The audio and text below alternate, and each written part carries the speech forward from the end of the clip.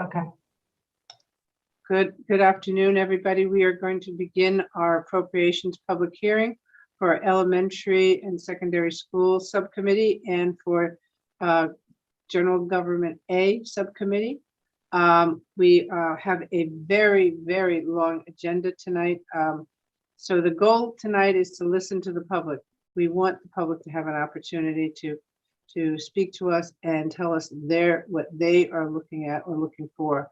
So I ask everybody to please save your time for your questions and either write them or put them down so that we can get the questions to the people that may be appropriate. We will also have a group of people who might need interpreters, so we will ask people to be patient. We may skip them and come back till once we get somebody to do the interpretation. So we're going to start with number 1. Catalina Toro. Catalina Toro. I see you. Are you here? Good afternoon, ma'am.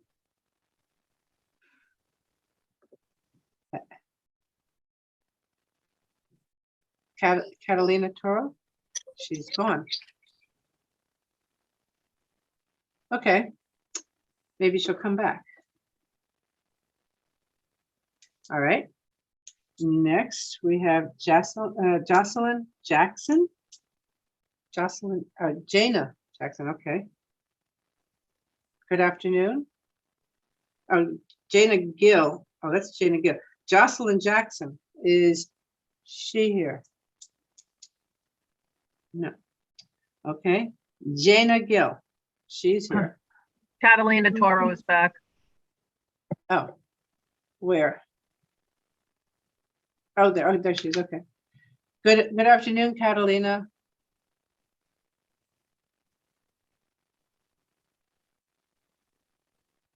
Hello? She's gone again. Okay. Jana Gill. Good afternoon. Hi. Hello? How are you? Yes. Buenas tardes. Buenas tardes. Wait, what did you say? Hello, how are you? I'm good. Okay. Do you have a testimony to read to us? Yes. Okay, go right ahead. Hi, I'm Jania Gill. I'm a student at Bridge Academy. Buenas tardes. Hola. Go ahead. Wait, okay. Hola. Buenas. Go The ahead. problem is Catalina Toro keeps coming in and out, Tony. That's what it I know. is. I got that one. Okay. Go ahead, Jana. Did I lose you again? Hi, yeah. Okay, there we go. All right. Go ahead, Jana. Okay, my name is Jania Gill. I'm a student at Bridge Academy. And I just feel like you don't have to agree, you know, what I'm about to say. But I feel like us, like, in schools, like, we should have better. Because, like, in the school we're in now, I feel like it should be upgraded. And the other schools should be upgraded, too. Because, like, our students don't like the school lunches we're eating. And, like, we need, like, more stuff, you know. And then, you don't have to agree, but I just feel like as like a student at Bridge Academy, I feel like we need better. I feel like we need like better lunch. I feel like we need like better like bathrooms. Like they could upgrade the bathrooms a little bit. And at the end of the day, I feel like Bridge Academy is a good school. We just need like some stuff to upgrade the school a little more, especially with other schools too, not just Bridge Academy, other schools too. And then yeah, that's my opinion.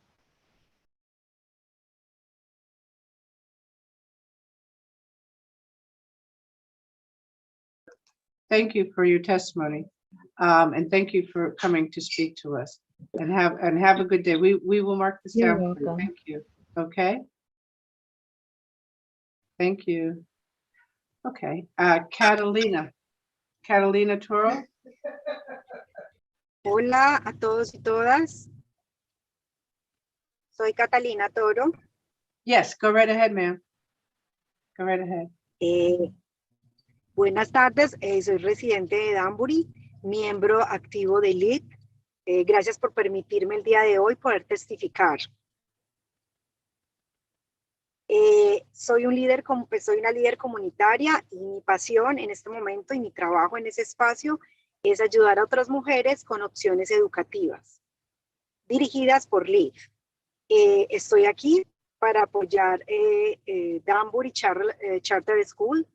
Me gustaría pedirles que financien nuestra escuela para que nuestra comunidad tenga una oportunidad de una escuela con calidad y que tanto niños como jóvenes puedan verse beneficiados igual que sus madres con una opción diferente de escuela. Creo firmemente que las madres tienen la oportunidad en este momento, si ustedes lo permiten, con la escuela, de tener una opción diferente y de que el futuro de estos niños sea mucho mejor.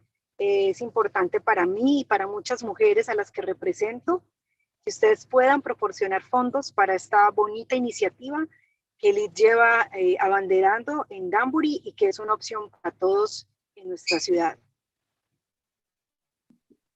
Thank you. Thank you, Jerry. Jerry? Madam Chair, the young lady is thanking you for the opportunity to speak before the Appropriations Committee, is in very strong support of Danbury Charter School. Thank you. Thank you, Representative Reyes. Thank you very much.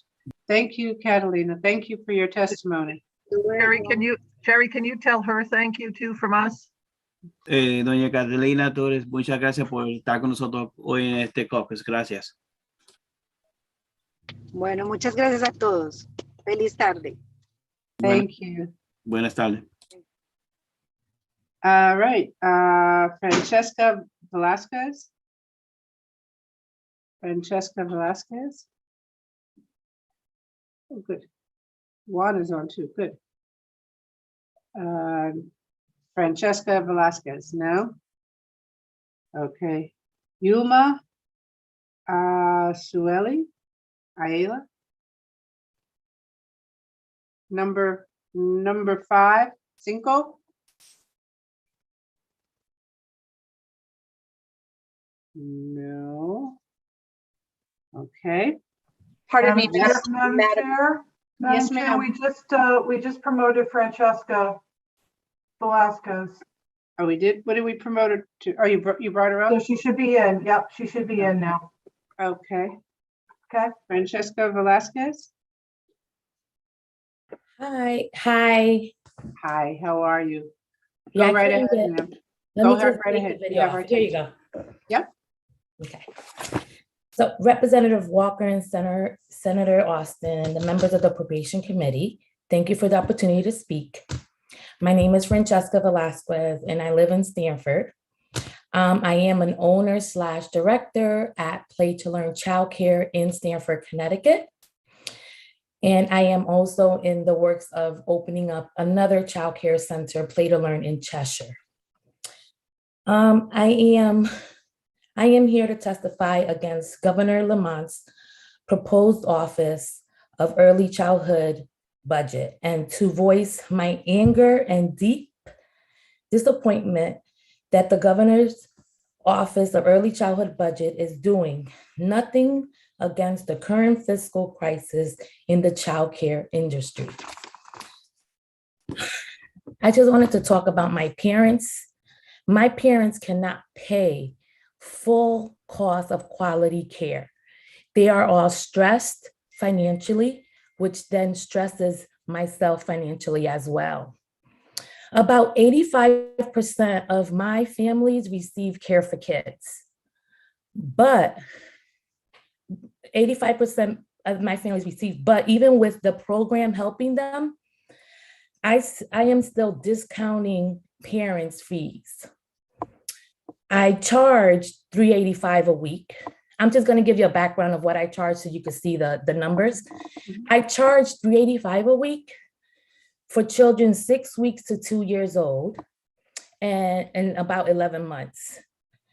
Older and older. I know that, so then I know that the max for Care for Kids is about $380.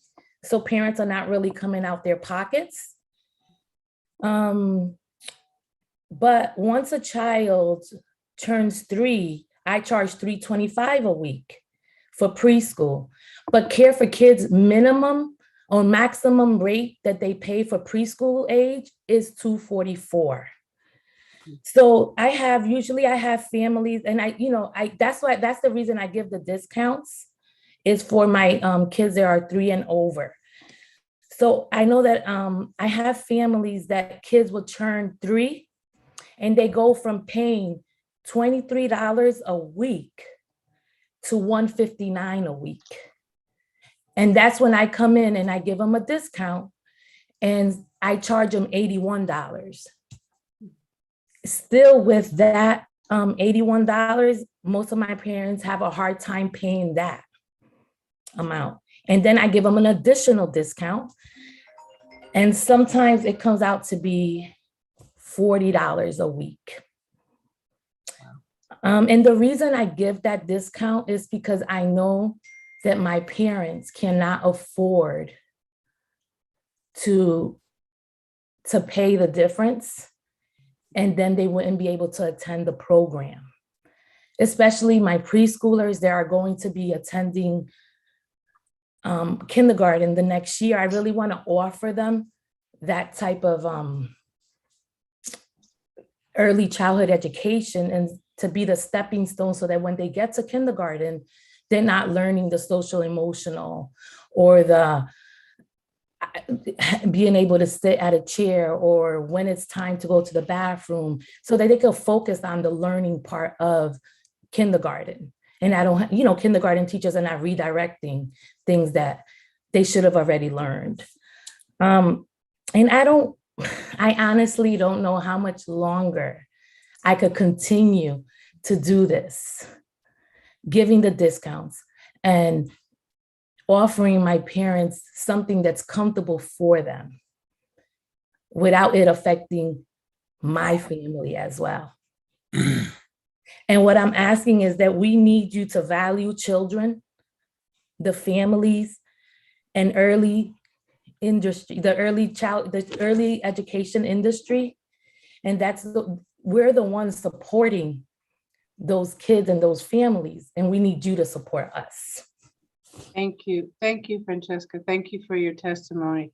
And we hear you. We hear you, and we are addressing it every today when we were with the commissioner. So have a good day, and thank you very much for your testimony. You did a great job. Thank you. Bye. Next we have Yuma Ayala. Yuma. Okay, we'll go right down. Wes Murphy. Wes Murphy. Okay. Giorgio Libanese. That's me. Did I put your last name, Lebanese? Yeah, Georgi Lebanese, actually. Yeah, so I'm Georgi Lebanese. I teach at Western Connecticut State University in Danbury. And I know, first of all, I would like to thank you for considering this project. And I think it sounds like a wonderful idea. And I was surprised to hear that actually there is no charter school in Danbury. And I know this group of educators, Lucas, Maria, Siegfriedo, they're wonderful people, a really great team, and I'm sure they'll do an exceptional job. They have my all maximum recommendations, and I think it sounds like a great project. And it's always a good idea to have alternative to standard public education. I myself actually have personal experience with this because my son was a charter school student during his middle school period, and he still has friends from that period, and it was a wonderful experience, very enriching educational experience for him. So I think it's a great idea, and I hope that you'll support it. Thank you, sir, and thank you very much. And I give LEAD a big applaud for how well they organize everybody. So thank you very much. Thank you. Okay. Next we have Amanda Brown. Amanda Brown. Dorinda Morales.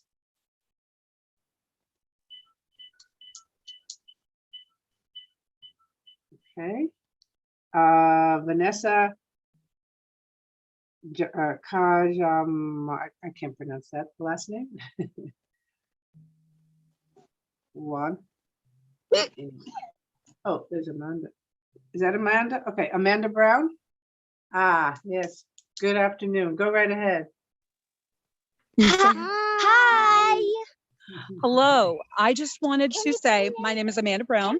I am from Vernon. Oh, go play. Go play. Thank you. And my boys go to the University of Hartford Magnet School. We live in Vernon, and University of Hartford Magnet School is about 30 minutes away from us. And we drive every day because they are not capable of taking a bus that long. So we drive them to school every day.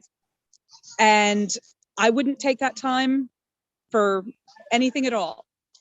But we love University of Hartford Magnet School.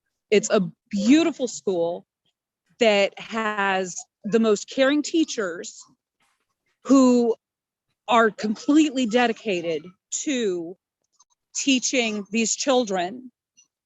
And I wanted you to see the face of these kids because they're so important. With everybody going to the stores today and everybody trying to make do, everything is getting more expensive. School is no different.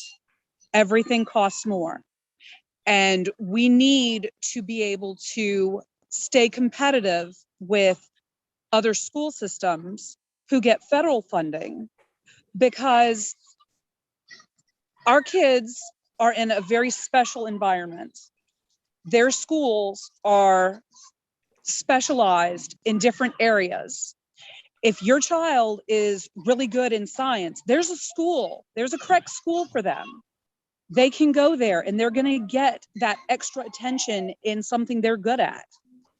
My boys were born premature. They had a rough start in life. And at this school, they are given the opportunity to learn in ways that help them that they would not receive in their regular neighborhood school. So it's super important that we invest more money in these kids because they're our future. And I hope that all the people can take into consideration that this is a worthwhile cause.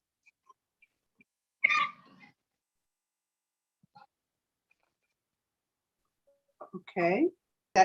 Thank you very much for your turn. And it is a very worthwhile cause. So thank you for coming and being an advocate for your sons. They're adorable. Thank you. Thank you. Have a great rest of the day. You too. Okay, Dorinda Morales, number 9. Dorinda Morales, number 9. No, okay. Vanessa. Vanessa, anybody want to try the last name for me? Vanessa?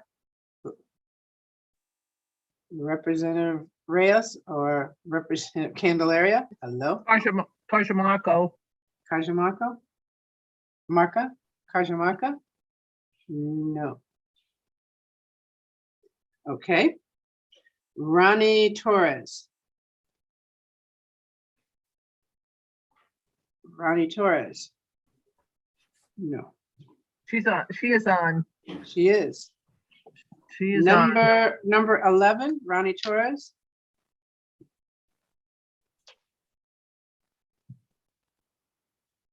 And where would they be? Yes. Ah, there we are. Hi, how are you? Go right Good. ahead. Go right ahead, sir. Hi. Yeah. Can you hear me? Yes, we can. Okay. Yeah. My name is Ronnie Torres. I'm a member of LEAD and resident of Danbury. And then what I want to say is I'm very grateful with LEAD what they've been doing with the community Latino, and they provide ESL, and then they've been fighting for this charter school. Danbury, as a father of 3 kids, I think it's great to have a charter school. Danbury, it's a very proud school, and then we have many other programs for our community, and then we want the best education for our kids. And then, yeah, that's all I want to say. I want to thank what are they doing for the community. Well, thank you, Ronnie. Thank you for your testimony. Thank you for coming to speak. You did great. And we are having hearings on the schools, and so pay attention and look forward to what goes on. Okay, have a good day. Thank you so much. You're welcome. Thank you. Good day. Corey Eunice, number 12. Corey Eunice. No. Okay. Cheryl Poindexter. Okay. Number 13, Cheryl Poindexter. No. Tashanta Robertson. Tashanta Robertson, number 14. Okay. Latoya Tyson, number 15. Leonard Lockhart, number 16. Hi, Leonard, go right ahead. You've been very patient. Go right ahead, sir. Good afternoon. Senator Alston, Representative Walker, Senator Minor, and Representative France. Good evening. My name is Leonard Lockhart, and I'm a member of the Windsor Board of Education and first vice president for CABE, the Connecticut Association of Boards of Education. Board members and educators continue to do all they can to keep their students in school, and we have worked very closely with the State Department of Education and Department of Public Health to provide great outcomes in a changing arena.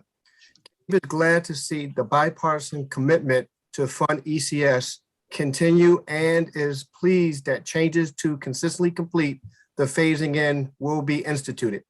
Creation of the Graduated Alliance District program recognizes the challenge in districts improving to then find themselves removed from the State Department of Education support and right into struggling to maintain that improvement. A graduated transition allows districts to successfully plan to improve. The Special Education Excess Cost Reimbursement Grant remains capped in the governor's budget, and we ask that you remove that cap so that districts can predictably plan their expenditures.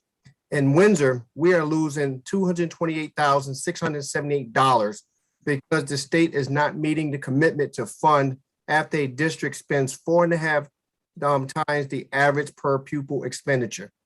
As you may ask, yes, we do lobby Congress to meet their commitments to fund IDEA. Loss of these funds impact the district's full budget, as mandated programs for students with special needs can force a district to remove funding for programs outside of the special education designation. CABE recognizes that there are many programs that assist districts with diversity, equity, and inclusion. As the state and each district work to attract, hire, and retain a more diverse educated workforce, we support the various partnerships districts are developing to grow teachers here in Connecticut. We have heard from districts that the need for additional mental health resources is tremendous. While different age students may need different support, all need to have mental health personnel and programming within the schools, and when situations warrant, parents need to have access to services in the community. Efforts to increase the pipeline for more mental health professionals can't stop at the schoolhouse door.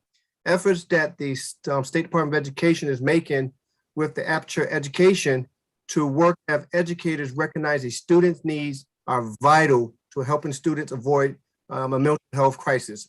CABE and its members will continue to work with you and create opportunities to see Connecticut students excel. We thank you for your support in advance. Thank you, sir, and thank you for your testimony. And yes, thank you very much for being a strong advocate also. Thank you. You're welcome, ma'am. Be Thank well. you. Now Carolyn Simmons, number 17. Carolyn, I saw you on here. There you are.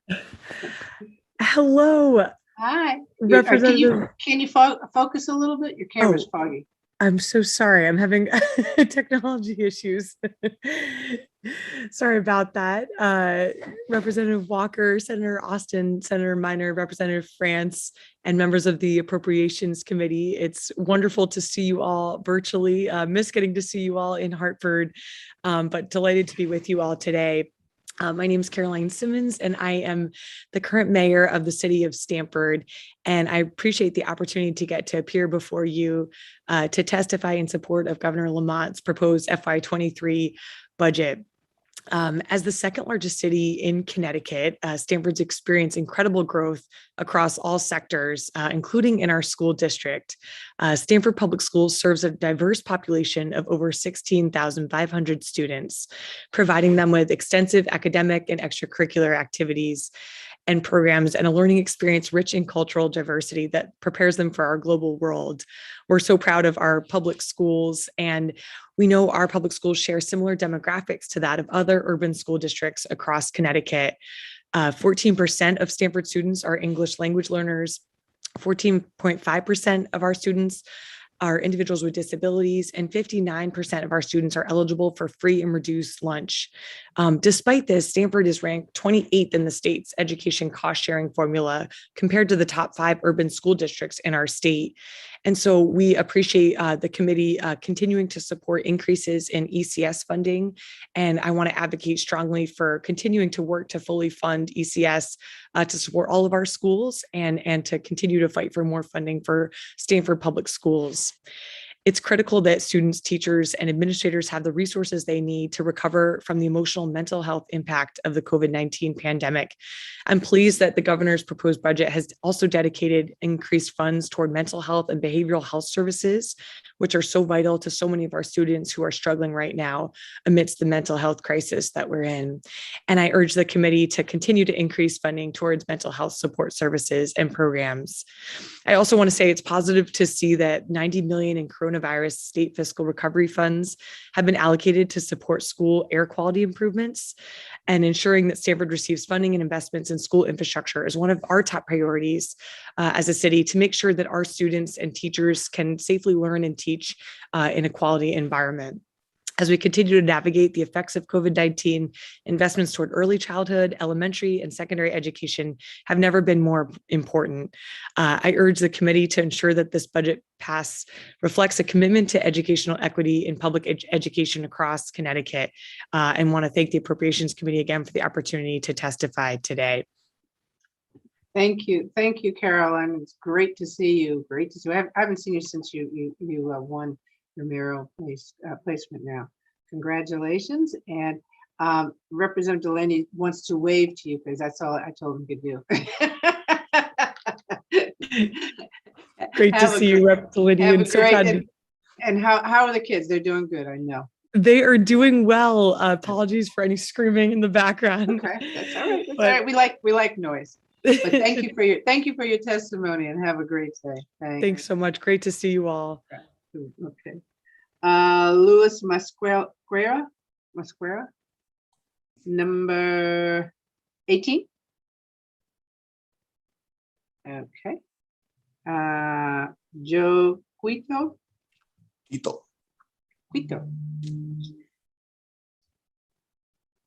Number 19, Joe. No. Okay. Ruben Felipe, number 20. I know he's here. I saw him. I'm here. Yes. There you go. Good afternoon, sir. Go right ahead. Good afternoon. Good afternoon, Representative Walker and Senator Austin and the distinguished members of the Appropriations Committee. My name is Ruben Felipe, and I'm the Executive Director of the Connecticut Charter Schools Association. Our association represents nearly 11,000 students who attend Connecticut's 21 public charter schools. Before I begin, I do want to recognize this committee and the leadership of Senator Austin and Representative Walker for your unwavering commitment to the children of the state of Connecticut. You have my sincerest gratitude and appreciation for that. And I really, really mean that. Today, you're going to hear, and you've already started to hear from students and parents and teachers and community leaders from many of our school communities, as well as our friends from Danbury, who we stand in solidarity with. I can't tell their stories better than they can, so I'm not going to try. Instead, I'll share with you my perspective. We're currently being told that our state is in incredible fiscal shape. We have a $3.1 billion rainy day fund. We have a $2.5 billion surplus in this year's budget and hundreds of millions of dollars in federal aid. Yet despite those staggering resources, we still have $713 million racial funding gap in Connecticut and the largest opportunity gap in the country. Families in Danbury are still being denied access to the school they fought for to open for 7 years, and charter students continue to be treated like second-class citizens. We ask you once again to act on behalf of our kids and their families to right these wrongs. We need to implement a student-centered education formula that funds kids based on their needs and not the size of their town's grand list or the type of public school they attend. We ask this for all kids, not just charter kids, because we don't subscribe to the racist, classist practice of dividing kids by the type of public school they attend. We need access for facilities funding for public charter schools. Public charter schools are the only public schools that receive $0 in facilities funding. Schools are being forced to use the limited dollars that they get that should be spent in the classroom to meet facilities needs during the global pandemic. The very modest but helpful grant program at the Department of Education has been suspended since 2018. The 6 schools who were awarded grants in 2018 have still not received those dollars. One of those schools requested those funds to install an elevator to meet the needs of their disabled students, and they're still waiting. As a disabled person who attended public schools before there was full compliance with ADA, I know how it can feel, how isolated you can feel when you can't participate or go to certain places with your classmates in the building because of accessibility issues. Of course, we need funding for the Danbury Charter School and the 132 additional seats approved by SDE that are not funded in this budget. To be clear, the families in Danbury who are predominantly Latino have been denied access to a State Department approved high quality public school by a small number of elites who have vested political interest in denying these kids the opportunity that their own kids get to enjoy. Please send the message to those Danbury families that we value their children's future more than the misinformed, misguided political viewpoints of those elites. And lastly, I ask you to consider that we are the message that we're sending our kids. For years, we've been told, and I've been testifying in front of this committee since when I had all brown hair, not gray hair. And for all those years, we've been told that we could not address the inequities in our communities, that we would if only we had the money and the resources to do so. Now we have enough money to level the playing field 10 times over, and the answer is still no. The message is clear. Our kids don't matter, even when every resource is available. Please change that message and the future trajectory of tens of thousands of children in Connecticut. Thank you.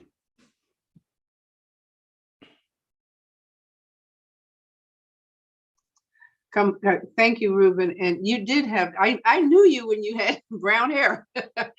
I remember that quite some time ago. But thank you for your testimony. Thank you very, very much. Next, Erica Yamarka. Cajamarca. Caramarca. Thank you, sir. But she's not here anyhow. I'm here.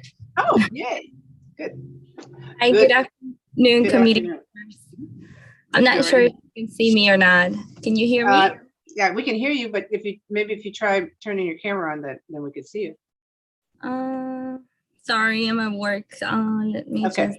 Don't violate. No, don't. Go ahead. Go right ahead, Erica. Yeah, I'm not sure why my camera is not on. I'm sorry. Good afternoon, committee members. My name is Erica Cajamarca, and I'm a member of Latinos for Educational Advocacy and Diversity. I'm here today to ask that you add the funding for the Danbury Charter School. We have been fighting for this school for the last 8 years, and I am a little frustrated that regardless of all of our advocacy efforts, we have not been heard. We ask this for our kids and they need to be taken seriously. And I feel that there's no better time to bring educational options for the city of Danbury. Our schools are overcrowded and we deserve another option. I know the strengths and weakness of the children in Danbury, so I urge you to please fund the school for Danbury Charter School. Thank you so much for listening to me today, and I hope this makes it happen. Thank you and have a good afternoon. Thank you, and thank you for your testimony. Ernest Bailey, I'm here. number 22. I'm here. Yes, go right ahead, sir. Excellent. Thank you so much. Dear members of the committee, thank you for the opportunity to speak in support of fully funding education by expediting the ECS phase-in to coincide with the federal dollars running out. My name is Ernest Bailey, and I'm an organizer with Educators for Excellence, Connecticut, a teacher-led organization with nearly 1,000 members statewide that seeks to elevate teacher voices and policy decisions.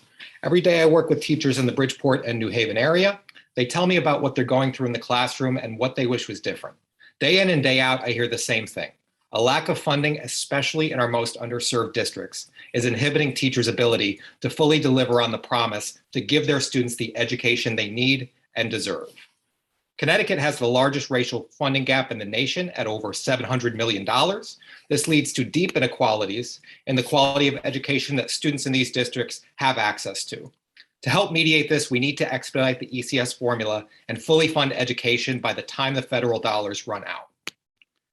As an organizer at E4E, I spend a lot of time with teachers, getting into the weeds of their classroom experiences, learning which specific factors are most inhibiting their ability to give their students the kind of education that they think they deserve. One thing I hear time and time again is that teachers are understaffed. It is important to understand that when schools are understaffed, it doesn't just impact one classroom. The effect reverberates throughout the entire school. Additional responsibilities fall onto other teachers, and the cycle continues. One way to improve upon this problem would be to expedite the ECS formula and ensure that teachers who are hired using federal dollars are able to remain on staff to alleviate the additional pressure that is leading to our current teachers feeling overworked and underappreciated. Additionally, these dollars can be used for programs that help support schools and students. Any program that are currently in effect will need to be supported by funds other than those coming from the federal government when they eventually run out. If we do not plan for a process in which funding for these programs can continue, we are complicit in their deletion. It goes without saying that all these issues have been exacerbated by COVID-19. Staffing shortages are at an all-time high and students are slipping through the cracks.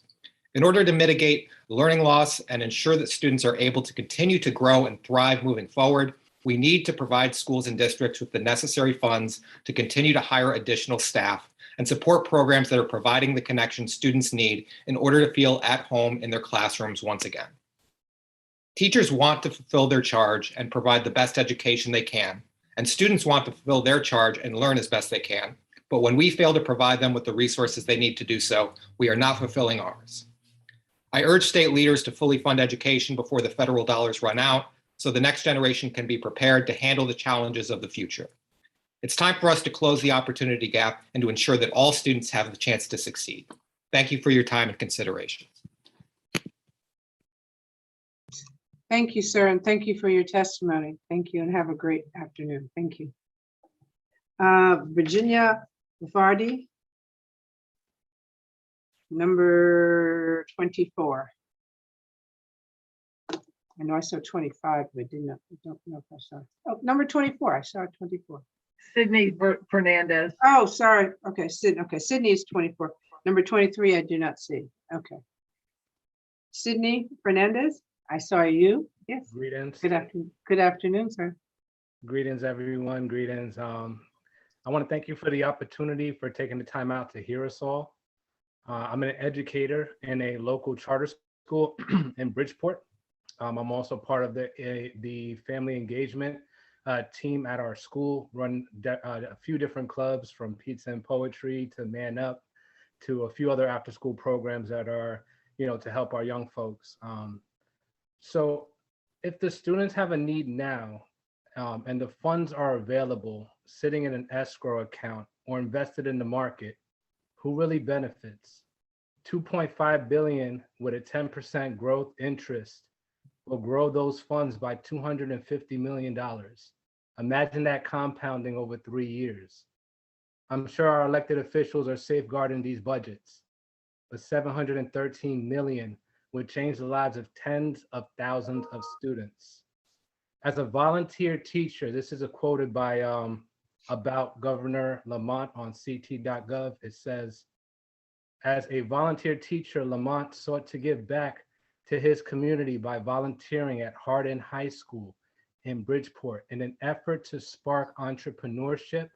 Lamont taught students about the inner workings of small businesses, bringing in local business people to share their own experiences and helping to place students in local internships. I've seen Hardin High School and the campus has been upgraded. It looks beautiful. But what about the other local public charter schools? Did he also mention ethics and morals in business? Did he discuss being a servant to the ones you are in a position to serve? Though he is only part of the machine, who is really directing the decision-making process? And how could elected public servants have no regards for communities they are supposed to serve? Working groups listed on the ct.gov website with Mr. Lamont listed are the Council of Women and Girls, the COVID-19 Vaccine Advisory Group, Governor's Workforce Council, Housing and Supports for Vulnerable Population Task Force, Transit-Oriented Development and County Task Force, and Transition Policy Working Group Fairfield, but nothing in regards to Connecticut education improvement.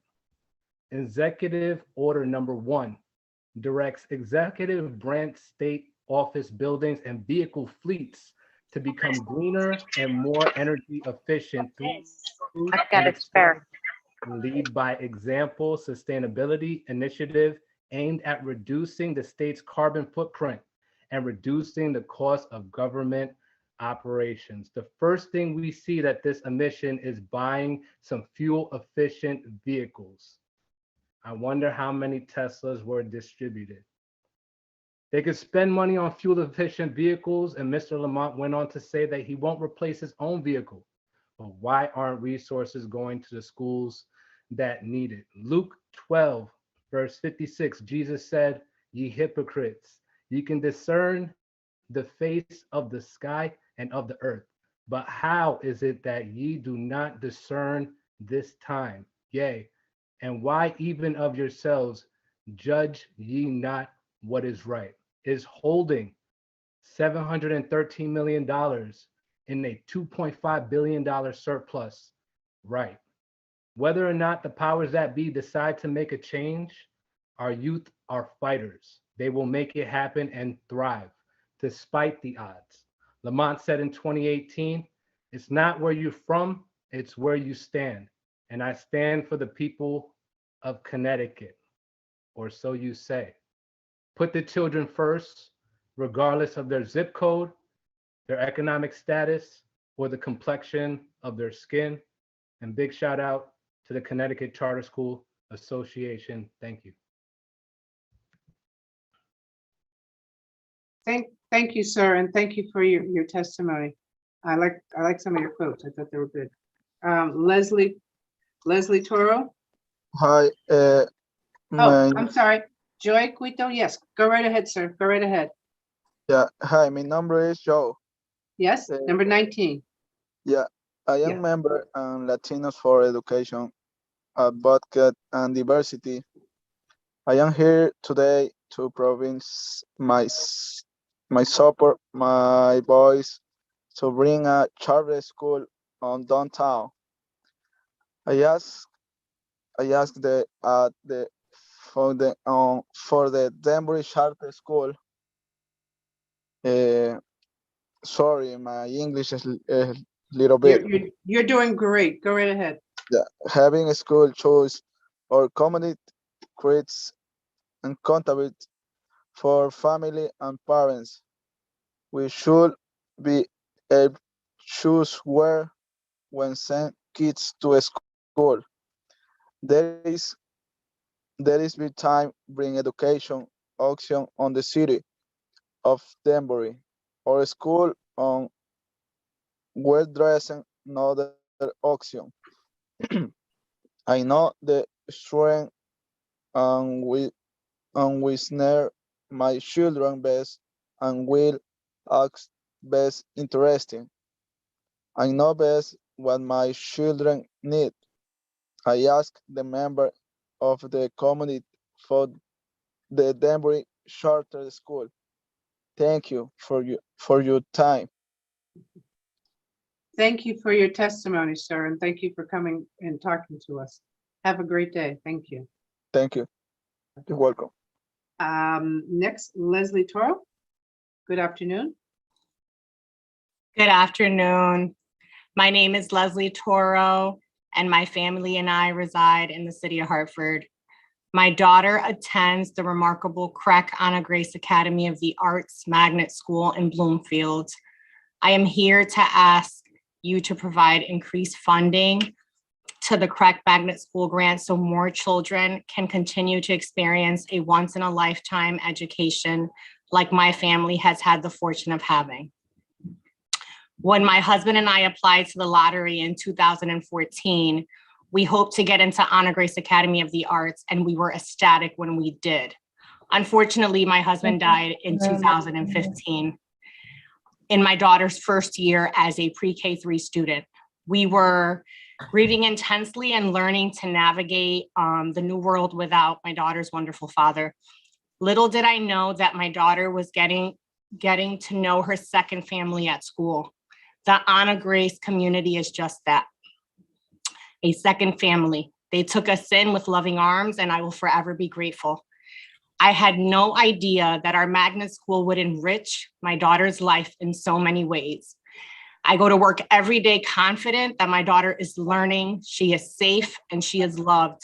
My daughter shares heartwarming adventures every day, whether it's learning the new Hairspray musical with her dance teacher, Mrs. Wisniewski. Excuse me, 1 second, please. Thank you. Go ahead. Go right ahead. Yes.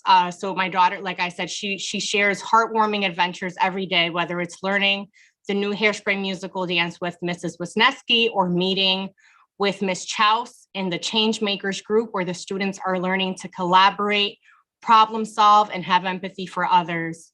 She also loves being part of the Drita Book Club with Mr. Banks, where she's learning about refugees and their struggles. Crack Anna Grace School has provided our family with opportunities and lessons that I alone could not achieve.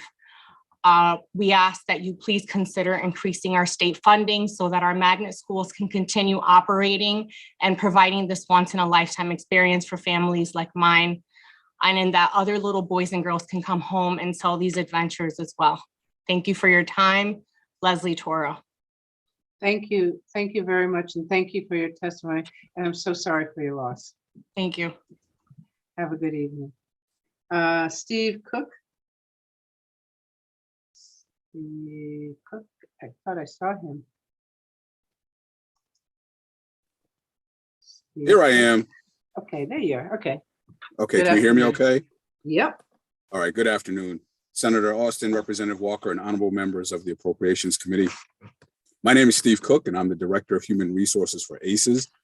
I've spent over 25 years recruiting teachers of color across the state of Connecticut as a way of giving back. I myself went through a program that was very similar that has given me opportunities to be a school counselor, assistant principal, and now director of HR in Connecticut. I've seen the number of viable candidates decline over the years to a frustrating level. I've explored numerous ways to try and attract, hire, and retain teachers of color with minimal success.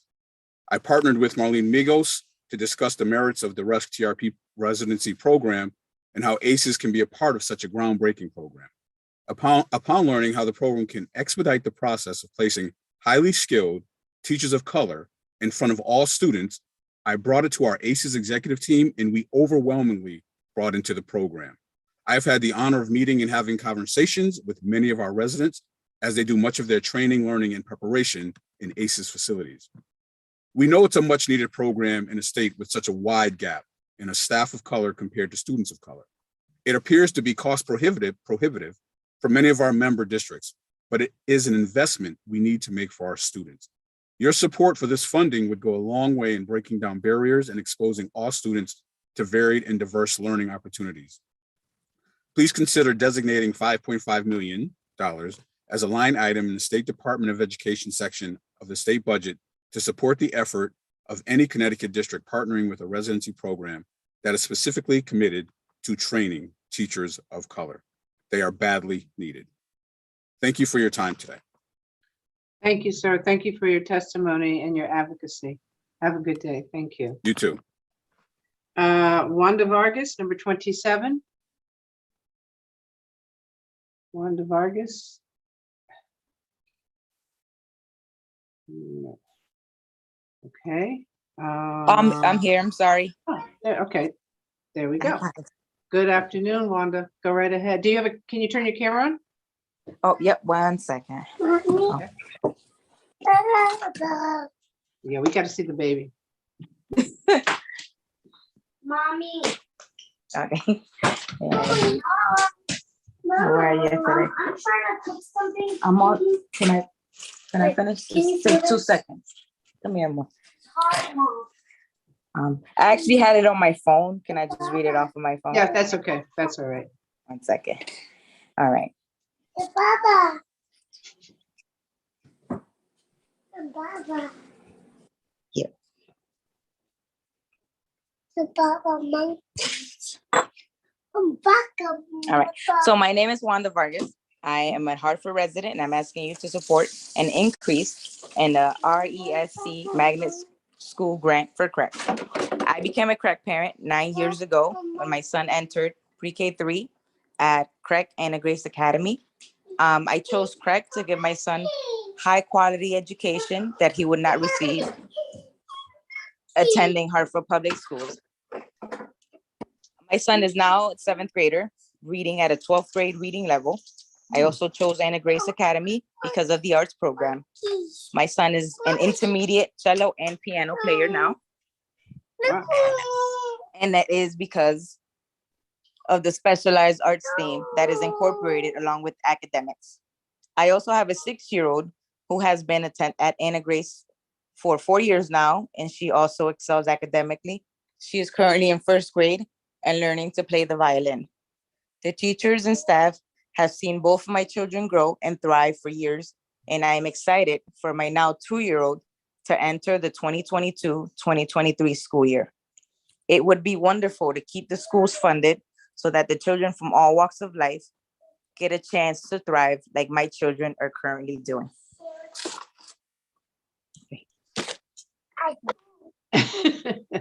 Sorry. That's okay. That is it. Thank you so much. Thank you so much, and have a good day. And get her a bottle. Thank you. Bye-bye. Next, Heidi Madeira.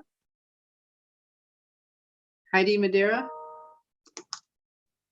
No.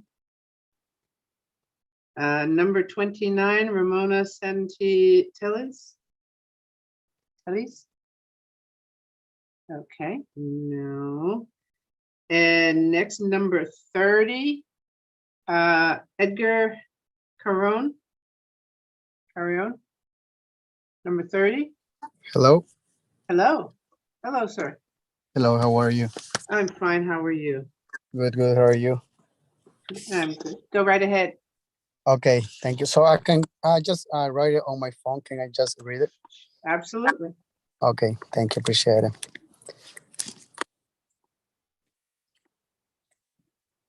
Okay, first of all, I just want to thank all of you for being here, and thank God for allowing me this opportunity, to express how I feel about this. My name is Edgar Carrion, and I am here to support the funding for the charter school in Denver. I also want to ask you to please change the laws for charter schools so that these schools don't have such a hard time opening their doors. I have been a member of LEAD since the beginning. I have participated in marches. I have gone to Hartford to meet the legislators, and I have sent emails and phone calls supporting the charter schools in Denver. I have seen For instance, how elected officials have ignored us and how even our own delegates have done everything to make sure that we do not open a school we have fought so hard for. Do you think it's fair to allow a few participants to ignore the will of an entire community? I helped get a petition of over 5,000 supporters and we were ignored. We sent thousands of emails and we have been ignored. We have marched, held rallies, went to the Capitol, and we have been ignored. And someone who has been fighting for this since the beginning, I just think it is horrible what has happened to our community. I sometimes wonder if the fact that most of the people that want the schools are immigrants is the problem. I just don't see anything like this happening to any other community. And I personally feel disrespected that our voices continue to be ignored. I am asking you to please include the money in this year's budget so we can begin to build our school. I am a young community organizer and I still have faith that our system works. Even when it's broken, it is never too late to fix it. Please also make a new law that allows charter schools to open without having to have political fights. The fight to bring another school to Denver began almost 8 years ago, and we are still fighting for this. Please, I ask you to make sure that this year we fix this and allow us to finally have our school. Thank you for allowing me the opportunity to testify today. I am sure you will do the right thing for the equal or community. Once again, I just want to say thank you to all of you for giving me this opportunity to hear me out and express myself. Thank you for the organizers, the people that open up this call and allow us young community like myself to express and just hear me out. And this community is I'm not just talking to me. I'm just talking to all my generations, to all the immigrants, because there's a lot of people that really gotta say something. And today is my time. Today is my turn. So I just want to say thank you one more time. And this is all for me. Thank you. Thank you so much. Thank you for your testimony and you did a great job. Thank you. Senator Austin. Representative Walker, I think it's time for you to go enjoy your birthday, and I wanted to take a couple minutes for now to have a bunch of us sing happy birthday to you. So if you wouldn't mind, everybody unmute yourself and just let's sing a rounding chorus of happy birthday, led by Representative Nolan. Come on, Anthony. Happy birthday to you. Happy birthday to you. Happy birthday. Happy birthday to you. Well, that was terrible. Have a great birthday on Zoom. That was the best present I've ever had. Have a good day. Thank you. Bye, guys. Enjoy. Bye-bye. Madam Chair. So, we're just going to continue. Timothy Howes is up next, number 31. Yes, thank you. My name is Timothy Howes. I'm from Berlin. I'm asking for your support in addressing an important fiscal priority and funding for non-chef magnet school tuition. And I also am an educator with a RESC with ACES. The state of Connecticut has made a commitment to magnet schools many years ago with the intention of investing in our communities and families. And the families bought into the magnet schools with great interest. All of these years later, magnet schools are a complete success. So I would definitely say the state got it right. According to Magnet Schools of America, the unique quality of magnet schools is that they usually have a special curricular focus. Each subject is organized by local, state, or national learning standards, but each subject is taught within the school's theme. So it has that theme. And of course, it meets Common Core. But the biggest part of magnet schools was way back when they became part of the fabric of America was diversity. So the three things that magnet schools certainly do quite well. One is diversity, which is part of what sets magnet schools from other focuses, that diversity gives students a global educational experience through recruitment and the lottery systems. Their innovative curriculum and professional development. So each magnet school has a particular theme and a particular curriculum relevant to that theme designed to prepare students for higher education and eventual career success. And then of course, academic excellence. Magnet schools are committed to multidimensional instructional themes that is focused on the needs of the students and the various assessment strategies that are used to monitor students' progress.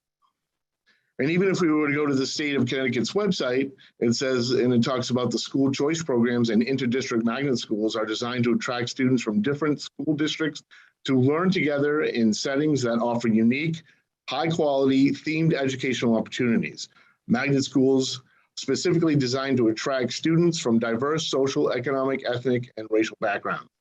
They focus on specific subjects such as science and/or the arts. They follow specific themes such as business, technology, or communications, humanities, law, and operate and coordinate certain models, such as career, academics, and schools within schools. We have established that magnet schools are tremendous and prosperous, and they've done very well in the state of Connecticut. And we certainly have our legislators to think of that. So thank you, certainly. Magnet schools do work. So we're probably asking, so what doesn't work? Well, it's not that it doesn't work, it's that the funding has not worked as it was intended. And hopefully we can adjust and realign the funding priorities for magnet schools. The funding has been a concern for quite some time. Let's see. We have magnet schools that have been around for decades, and the schools have advanced to 21st century modern education. However, we're relying upon funding from almost the previous century, if we look at it in the terms of that, which will not allow us to sustain the growth of Connecticut's proud and thriving magnet schools. When one reviews the budget of a magnet school, they see that the net per pupil spending is $5,000 to $7,000 less than the neighboring towns. It is a great story to tell. The magnet schools are an extremely successful, not only educating our students, but all advancing them to a new level, all while achieving this at nearly 60% of the net per pupil expenditure of towns around them. However, this trend cannot continue. If magnet schools are to succeed and survive in the future, additional funding will be needed to ensure they continue to do the good work that they do. Therefore, my plea today is that you consider additional funding for magnet schools for not only the upcoming year, but also for future years. And thank you for letting me testify to that. Thank you very much, Mr. House. We really appreciate it. Have a nice night. All right, thank you. You too. Up next is Edison Bueno.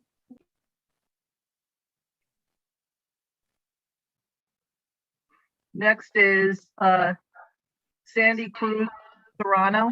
Senator Madam Austin, Chair? I think Madam you Chair, I missed, think you skipped you me. skipped number 32. Oh, thank you. I'm sorry. No problem. Mr. Sullivan, please go ahead. Thank you, Senator Austin and members of the committee. I appreciate the opportunity to speak to you tonight. My name is Tim Sullivan. I'm the superintendent of the CREC Magnet Schools, and I'm here tonight representing 8,500 families who hail from 77 different towns across Connecticut. Mr. Howes just gave a great explanation of why magnet schools are important. I know from working with you individually and collectively that you value magnet schools. What I want to do tonight is I want to use my few minutes to highlight what I think is a problem and a gap in terms of educational spending and the resolutions that are in front of you. So first is ECS. Getting ECS on track and fulfilling the formula for ECS is a really important thing. It has no bearing at all on magnet schools, other than the towns that send kids and have to pay tuition might have more money in their coffers to do it. We have the APR money that was generously passed along from the federal government by you, and that has been a good stopgap for 2 years. It's kept us from going bankrupt, quite honestly, but it's a temporary solution and it doesn't deal with the fundamentals. The chef agreement, which you'll be voting on sometime in the next 30 days, or you'll let it go through without a vote, does not address the fundamental problem of magnet schools, including the correct magnet schools. It provides money around the edges for some kind of programming. It also provides money for additional seats. But what I'm here to talk about today is not how to fund additional seats. It's how to keep the seats you have sustainable. I know that Representative Curry and others have gotten behind some conversations around a bill used to be known as SB 948, which is a fundamental change in how all schools are funded, including magnet schools. If you look at the end of the OFA report on 948, you'll see that it is not a sustainable solution for magnet schools. The problem with magnet schools in general and rest magnets is that our main source of income is from the line item called magnet schools in the budget. And for whatever reason, the SDE has not consistently upped that amount of money. And I feel like we've been a little bit forgotten and lost in this process. Last year, we gave more money to charter schools. We upped the ECS money. We got no additional money to magnet schools. Since 2011, we've had one increase in 2019 of 1.98%. And what's happening is we're shifting all the burden of that cost over to the towns that send our students to us. So towns like East Hartford and New Britain are carrying more than their fair share of the burden, while the state is relieved of their burden by leaving the funding flat. So what I'm here to do tonight is to say, please look at the line item for magnet schools, put money into that line item, and you'll have to have a conversation with the SDE why this is not part of the governor's budget for an increase there. But we need an increase, or we're going to be passing all the burden onto the towns. If we pass the burden onto the towns, we're slowly going to die in the vine because the towns cannot afford to pay us, and we're not going to have the funding we need to keep the programming going. So again, please look at the specific line item for magnet schools and make sure that you don't get distracted by the chef agreement, by the APR money, by the ECS grant, and that you don't get into a situation where you think that 948 as written, it becomes a long-term solution. 948 as written is a short-term solution, and it's a long-term solution for a lot of other components, but it's not a long-term solution for magnet schools and choice programs. So thank you for your time. Thank you, Mr. Sullivan. I apologize for skipping over you. I wasn't really intending to skip over you. No worries, no worries. Up next is number 33, Edison Bueno. Next is 34, Sandy Cruz Serrano. Here, thank you. Good evening, honorable chairs, ranking members, and distinguished members of the Appropriations Committee. My name is Sandy Cruz Serrano, and I am the Deputy Executive Director of the Capital Region Education Council, or CREC. For over 20 years, CREC has worked closely with the Connecticut State Department of Education and the Chef V. O'Neill plaintiffs in supporting integrated education through our 18 magnet schools and overseeing the Hartford Region Open Choice Program. I am here today to ask for your support in formalizing a mechanism for the state to provide for the capital improvement of chef magnet schools by utilizing the same or a similar mechanism as has been established for the technical education and career school system. To support the state obligations for Chef V. O'Neill, the state asked CREC to create a school system with 18 magnet schools. However, as a regional education service center, CREC does not have bonding authority for capital improvements as are available to a traditional school district. Currently, 5 of the 18 CREC-operated magnet schools are over 20 years old. In the past few years, we have had to make major capital improvements to sidewalks, HVAC systems, parking lots, carpeting, gymnasiums, and playgrounds, to name a few. Because we have no mechanism for raising capital funds, the funds used for this purpose come directly from the magnet school grant. That means dollars that are designated and much needed for the instruction and supportive services to students must be instead used for capital improvements. Using the same mechanism as the Connecticut Technical Education and Career System, we would provide a 5-year plan of capital improvement priorities and goals for the CREC-operated magnet schools, while maintaining a 3-year rolling capital improvement and equipment plan for alterations, renovations, and repairs. CREC would follow the same or similar planning and approval process as determined by the appropriate state entities in conjunction with the State Department of Education. Without such a mechanism to cover capital expenses, CREC would need to use dollars designated for instructional purpose and or increase tuition costs to school districts. The burden of chef magnet capital improvements should be the responsibility of the state and not that of local school districts. Please help us by creating this important mechanism to cover the magnet schools' capital improvement needs and not ask our districts to bear the state's burden and obligation. Thank you so much for your time. Thank you very much, Ms. Serrano. I appreciate you coming. Have a nice night. Up next is, we're going back to number 6, Wes Murphy. Is Wes Murphy on?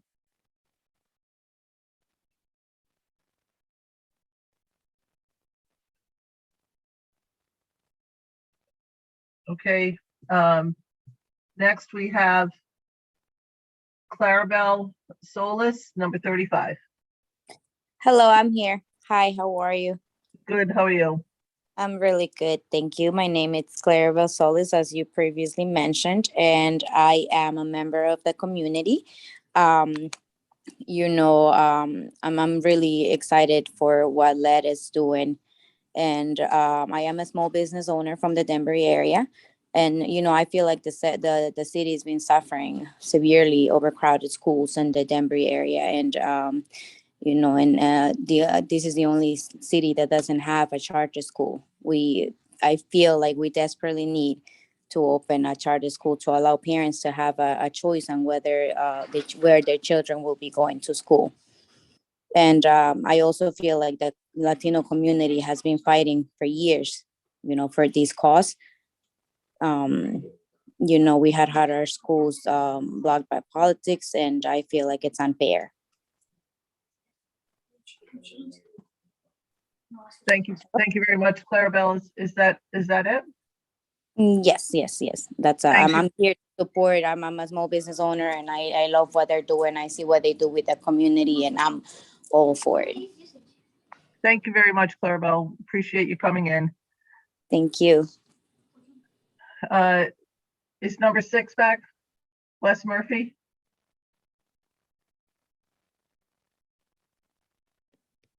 I'm confused. Yep. Hi, I'm here. Sorry. Okay, go ahead, sir. There's been technical difficulties that's been going on, so I apologize for that.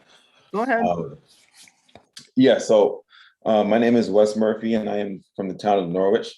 I am asking for your support in addressing minority teacher recruitment for all districts while supporting workforce development by designating $5.5 million as a line item in the State Department of Education section of the state budget to support the effort of any Connecticut district partnering with the residency program that is specifically committed to training teachers of color.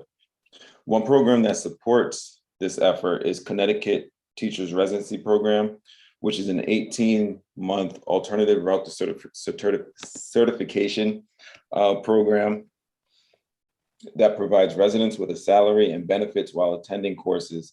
They also work side by side with a mentor teacher for the school year and are guaranteed a full-time teaching position upon completion of the program and certification requirements. Over 3 years, Connecticut Teacher Residency Program has already included 69 residents of color. With your support, this will increase by up to 120 new teachers of color in Connecticut in the next 2 years. In addition, this hands-on training is a pathway to a lifelong career and economic stability for those who are unemployed or underemployed. I decided to participate in this program because I know that I can make a difference. I was fortunate enough to be able to see one significant difference already in this short amount of time. I must say that I felt empowered and privileged when a young second grade Black student yelled down the hallway to me and he said, "I'll see you in 5th grade, Black man." I'm glad that he was able to acknowledge me and himself for who we are in such an environment.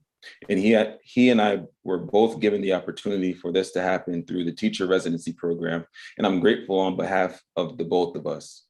I also decided to participate in this program because of the people I anticipated I would join this force with, as they are all well-equipped individuals and look to lead this next generation to the level of potential that we know they can reach. And your support for this funding would allow for more life-changing interactions sending a deeper message to our youth than the eye could view. Thank you very much, Mr. Murphy. Appreciate you coming on. Important for people to hear what's going on. Thank you so much. Thank you. Have a nice night. Up next is number 36, Catherine Lantigua. Hello, hi. Good evening, Senator Austin, Representative Walkers, and members of the committee. My name is Catherine Lantigua, owner of K Colorful Daycare, serving children and family of Bridgeport. I have been a child care educator for 4 years. Thank you for giving me this opportunity on testifying on the governor's proposed budget of early childhood. I am speaking on behalf of educators, mothers, and family. I am urging the committee to allow the $7 million relief to the Office of Early Childhood Industry. With this current child care system, families are struggling. Many parents cannot afford child care, even with Care for Kids. Parents need to work, but how are they supposed to work if they cannot afford child care? I have a single mother with 2 children working from 45 hours to 55 hours per week with transportation including. That makes 200 hours per month. Care for Kids is paying for that child $1,062. For the other child, the Care for Kids is paying $199, totaling $1,961 per month. When you calculate the time that the children are spending in the daycare and the amount that Care for Kids is paying, child care providers are getting paid $5 an hour. Let's say we charge $13 per hour, which is a minimum wage. It will be $2,600 per month, meaning that the parents will be paying $160 a week of co-payment, which they cannot afford. Let's keep in mind that we're working with low-income families. My mortgage is half of my paycheck. I still have to pay utilities and insurance.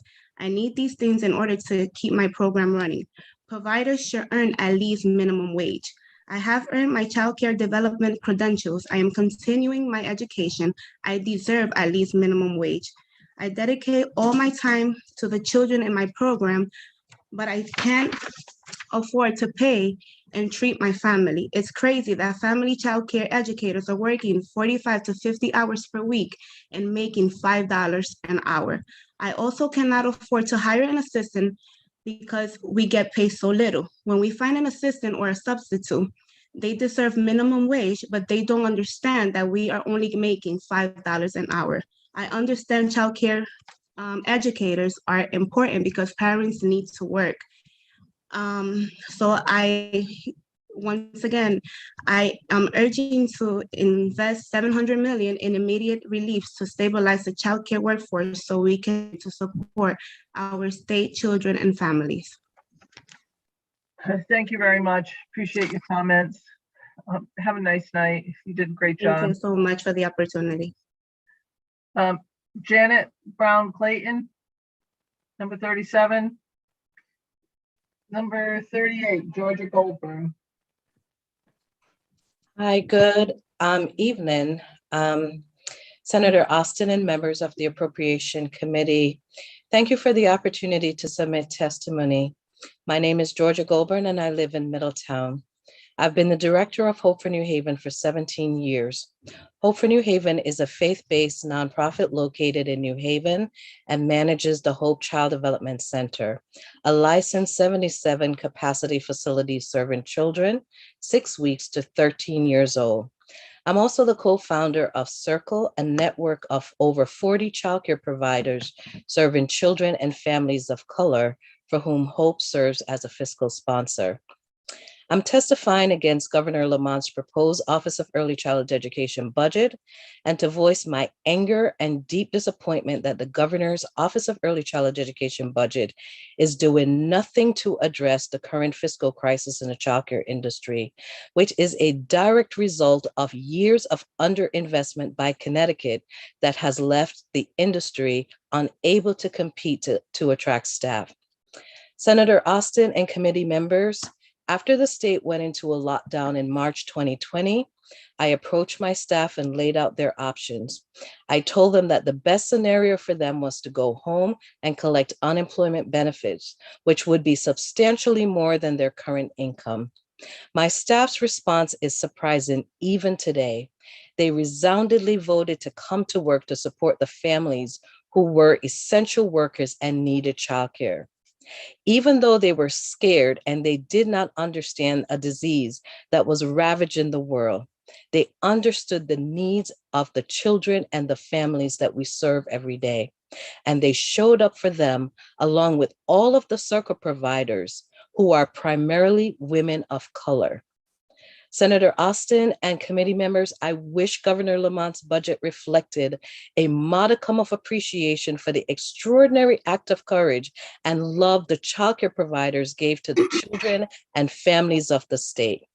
I wish the governor's message to childcare providers, many of whom do not have health insurance, was thank you for risking your lives for ours. I wish Governor Lamont's budget proposal did not send a resounding message that our work is not valued and our lives do not matter. But my wish will remain just that, a wish. And in light of this, I come to this committee with this urgent plea to not leave these providers who have given so much to die on the vine. And my wish is that you, unlike the governor, will show up for us now in our time of need, because before the pandemic, the childcare business model was not working. And without action by the state, my fear is that the childcare industry will not only be left in tattered, but we will displace the many women of color that has been the backbone of this industry. The childcare industry needs substantial state investments before it's too late. Thank you for considering these issues. Thank you, Ms. Goldberg. Appreciate your comments. And thank you very much for coming tonight. Up next is can I just send a birthday wish to Senator Representative Walker? Sure. She's Just not on publicly right now. state that I know she's not on, but I just want to extend that to her. Thank you. Thank you. Up next is Janet Brown Clayton, number 37. Good evening. My name is Janet Brown Clayton. I am the Executive Director of Highville Charter School. Thank you to the members of the Appropriation Committee for this opportunity to speak to you. I am speaking to voice my displeasure over the proposed cuts that will adversely affect charter schools. I was born and raised in New Haven. This represents my 40th year in education, and working for the children of the Elm City is a work of heart. However, it is extremely disheartening to hear of these proposed cuts and additional cuts. Charter schools were founded to give our parents a choice, yet it seems they're penalized for the choice. In a day and time when we speak about equity, two children can live in the same house, one go to a traditional public school, the other go to a charter, and there is inequity, not just in nexus and between districts, but within the household. We are adversely impacted already for funding. We have to spend gold from straw, and it is not encouraging to hear of continued cuts, particularly when it impacts our most vulnerable students. We continuously have cuts, but there is no waning of the standards of expectation that we must meet, nor am I insinuating that there should be. However, our fight should be for the recovery of the learning loss our children have suffered, and not for the redundant fight of having to gain appropriate funding. It is our hope and our desire at every charter school, and I can particularly speak for mine, that we can provide excellence in education for our children. But in order to do so, we have to have funding that is sustainable, that we can plan to utilize and plan to grow. It is extremely hard to plan for permanent change in a constant state of flux. I'm asking that you reconsider, that you realize that equity is more than just a buzzword, and that our governor is encouraged to equitably give access to funding to all of our students. Thank you very much. Thank you very much, Ms. Brown Clayton. Appreciate your comments. And we'll be talking about the school budget coming up. Thank you so much. Up next is number 15, Latoya Tyson. Good evening. Good evening, honorable folks. I appreciate the ability to be here. My name is Latoya Tyson. I am in Hartford, Connecticut. My daughter is in the school Impact Academy. So I'm here as a parent. I'm here because my children, I have 3. They have been here in the CREC system, in the CREC schools, ever since we moved here about 17 and a half years ago. And my petition is to continue to add funding to the CREC schools, because this school system has done so much for my family, very specifically for my daughter. She has had a lot of hard times in school. She's had a lot of trouble with learning. She's had teachers that just did not quite understand her. And it was very difficult for us going through the system. Although she started in CREC schools, it initially we realized was going to be challenging for her because she just learns differently. She doesn't have a learning disability per se, but she just learns differently and she absorbs differently. And what I have found is that the CREC school system has the teachers that work within the CREC system, they've come into this system because they have a real love and a real passion for the students, and they want to help these students learn the way that they learn. And through this process, my daughter coming into the Impact Academy, her previous school was really difficult for her because she couldn't grasp the concepts the way they were being taught. And being able to transfer her to Impact was a complete 360-degree turnaround from how she was before. Coming here, she has now been able to excel. Where she was making C's and D's before, she's now making A's and B's. She is now in a place that nurtures her as an individual, as a person, that gives her empowerment to feel that she can and that she will succeed. They nurture her mental health, her self-care, and they give her the strength that she needs each and every day. The teachers there are such awesome people that they love her and she loves them. And they help to encourage her on a daily basis. So as a parent, watching my child actually come from a place of, heartache and really challenging in school to now really blossoming and flourishing as a student, I really am, I would really like us to continue to fund the CREC schools, to add extra funding to the schools so that they have not only the materials that they need, but they also have the staff that will love the children as their own. That's very important to me. Thank you for having me. Thank you very much for coming tonight. Appreciate it. Taylor, do you need to bring a phone number in for us to identify? Yes, we are looking to identify number 203-690-7466. That is your phone number. Could you please let us know who you are? I'll say it one more time, 203-690-7466. Is there anybody with that phone number? They are unmuted, so feel free to talk if you can hear us. Can you hear us? ¿Habla español? Si habla español, puedes hablar. Can you see the phone number?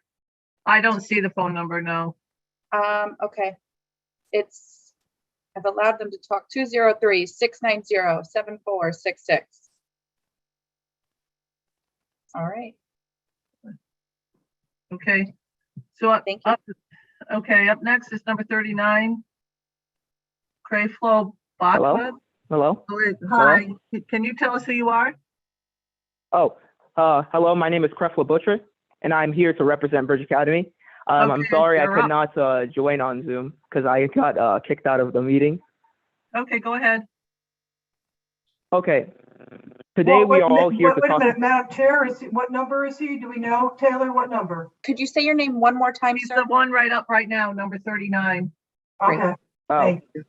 another number is calling me right now. No, just keep Says, talking. Don't go anywhere. Keep oh, okay. talking. Oh, okay. So my name is Creflo Butcher right now. Yep. keep going. Creflo. Okay. So today we are all here to talk about the funding situation with the government having $2.5 billion and with the schools needing that funding to improve engagement, students and kids. And today I'm here to share a personal story. Well, when I was a kid, or when I still am a kid, but when I was a very young kid, I hated school. I did not like school at all. I loathed it so much. It wasn't until later on I realized how important school was. And when I realized how important school was, I noticed that schools had a lot of problems with funding. They would get funding from different programs, but it wasn't enough funding that would be life-changing. Well, I used to go to this old school called Hall School.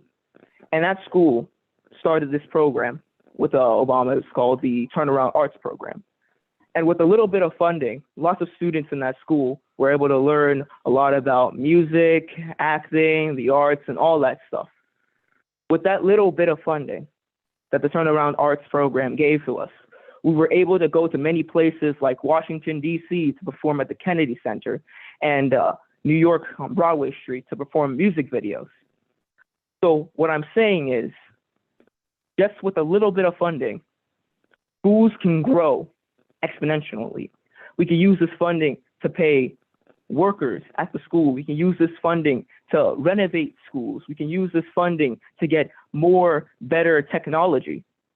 And with all of this, I ask the entire committee today, may we use some of this money to help fund our schools and better children's engagement in school.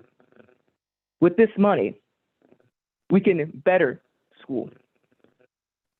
Thank you again for your time and have a good evening. Thank you very much. Have a nice night. Thank you. Up next is number 40, Jessica Ramos Mounting.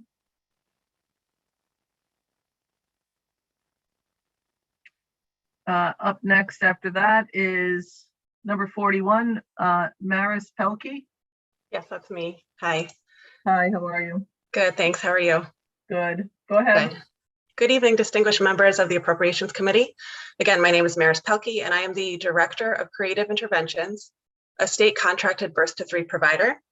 Thank you for the opportunity to offer testimony regarding House Bill 5037, an act adjusting the state budget for the biennium ending June 30th, 2023. Specifically, I am here today to testify about the negative impact 5 years of level funding and the COVID-19 pandemic has had on birth to 3 services in our state. Birth to 3 is a program that provides early intervention services to families across Connecticut. In 2020, the 19 birth to 3 programs collectively supported 9,425 infants and toddlers with health impairments, developmental delays, social emotional concerns, and autism spectrum disorders. As you will hear from some of my colleagues this evening, birth to 3 programs are struggling and we're in desperate need of additional funding.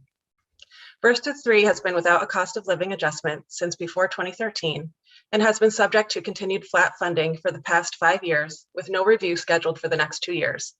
Additionally, no American Rescue Plan funds were provided to birth to 3 programs during the pandemic. In comparison, many of our neighboring states have provided rate increases to early intervention programs. For example, Massachusetts early intervention programs have received a 19.5% increase across the past 6 years, in addition to millions of dollars of COVID relief funds. Virginia's hourly reimbursement rate is 23% higher than Connecticut's. Pennsylvania has received an annual average rate increase of 1.5% for the past 4 years. And New Jersey programs received a 5% increase in 2021 and a 2.5% increase in 2022.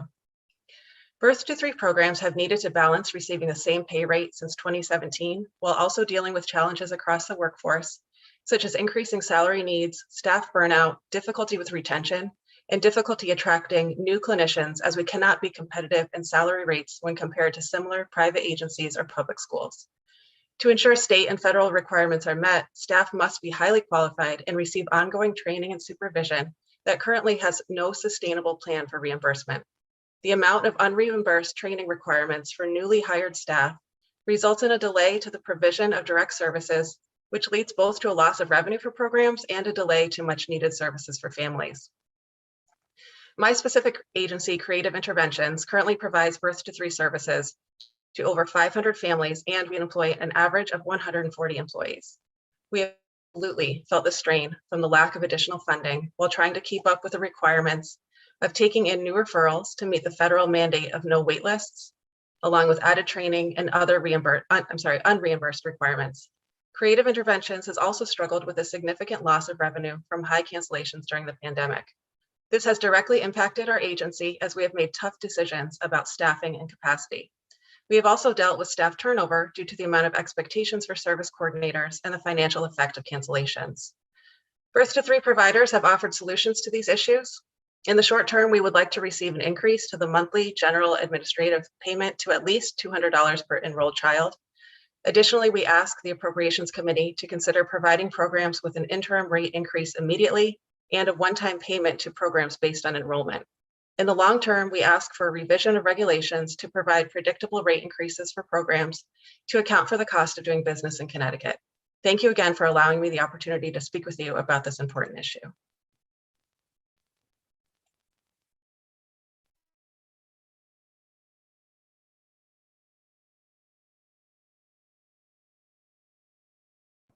I was talking, I had unmuted myself. Number 42, Elaine Bowlesley. Hi, thank you for having me. This is my first time testifying. Representative Reyes, shout out to you. I'm from Waterbury. Go Waterbury. I like hearing all of your updates, keeping us in the loop. So I am also a Birth to 3 director. Maris just said it very, very well. I am offering testimony regarding HB 5037, regarding the negative impact of 5 years of flat funding for Birth to 3. Reach Out Incorporated is a not-for-profit organization that provides Birth to 3 services. We have been doing so for 27 years. One of the significant challenge is the fact that we are a fee-for-service program.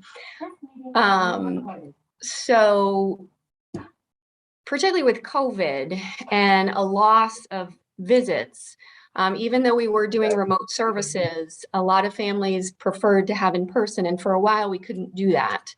And so when we don't complete a visit, we don't get reimbursed. I have to still have the same level of staff. And you know, if a staff person gets stuck in traffic and they can't make their visit, or a family cancels last minute and they can't make their visit, there is no reimbursement. There's no revenue that comes in. And but we still have to maintain that staff. Birth to 3 requires a high level of educated, certified, and licensed staff, occupational therapists, physical therapists, speech therapists, special educators. And costs are up, but our reimbursement and our revenue is not up. So it doesn't allow us to offer any sort of cost of living adjustments to these staff. I have not given a cost of living adjustment for 3 years. I stopped paying mileage reimbursement because all of the other costs are up. My health insurance costs this year went up 17%.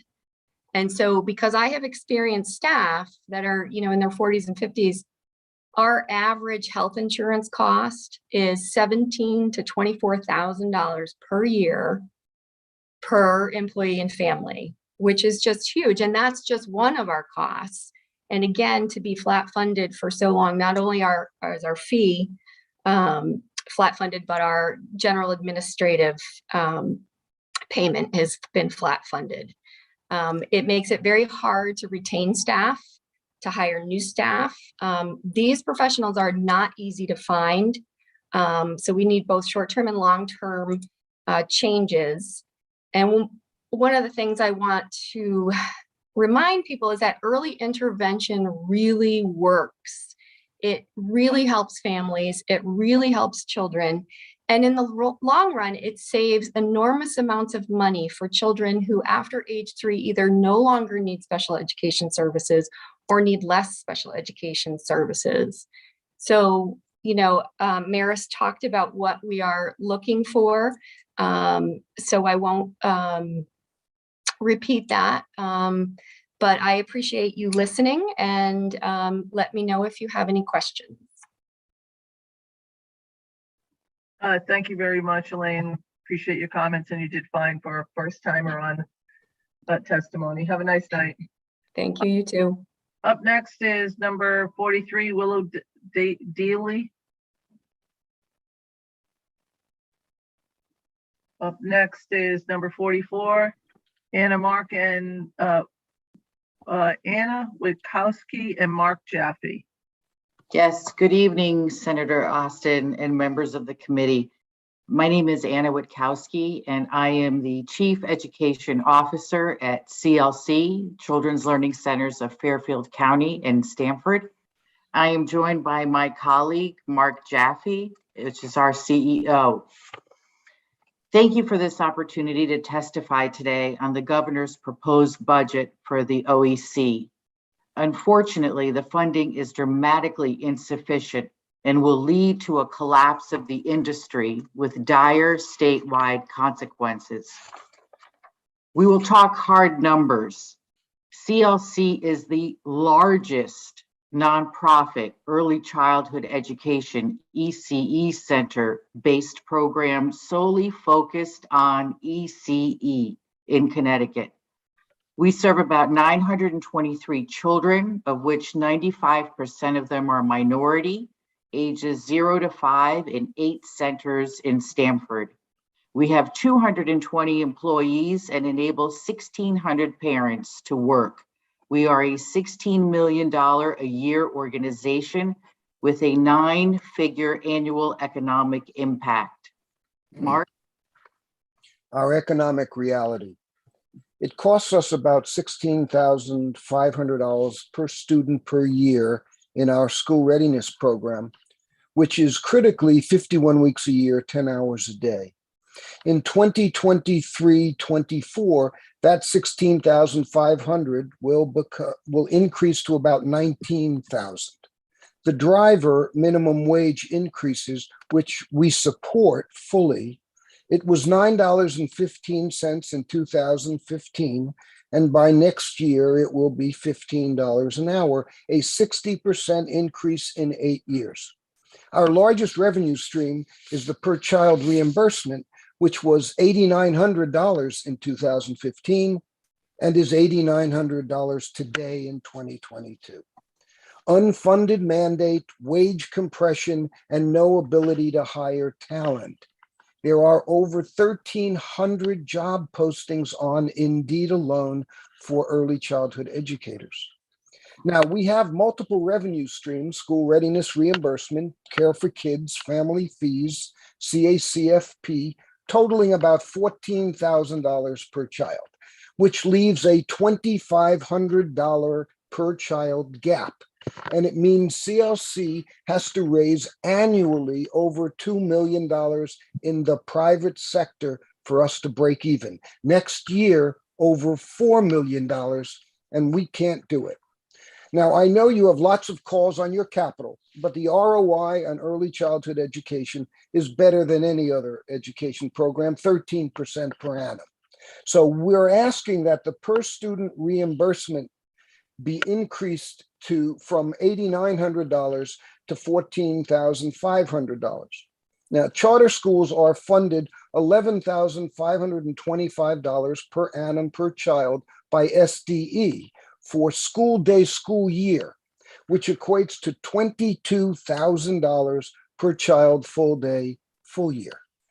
Lastly, the consequences of not responding to this industry crisis is its collapse. with tens of thousands of educators losing jobs, 100,000 plus parents withdrawing from the workforce, and we fear Connecticut plunged into a recession. We thank you and we appreciate your time and listening. Thank you very much, both of you, and we'll be looking at all the educational funding over the next couple of weeks. So thank you. Up next is Dominique Baez, number 45. Are you on? Next is number 46, Johanna Visciano.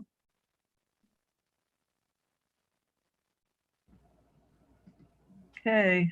Up next is number 47, Philip O'Reilly. Good evening, Appropriation Committee members, and thank you for your time and for allowing me to address you today on behalf of my school community.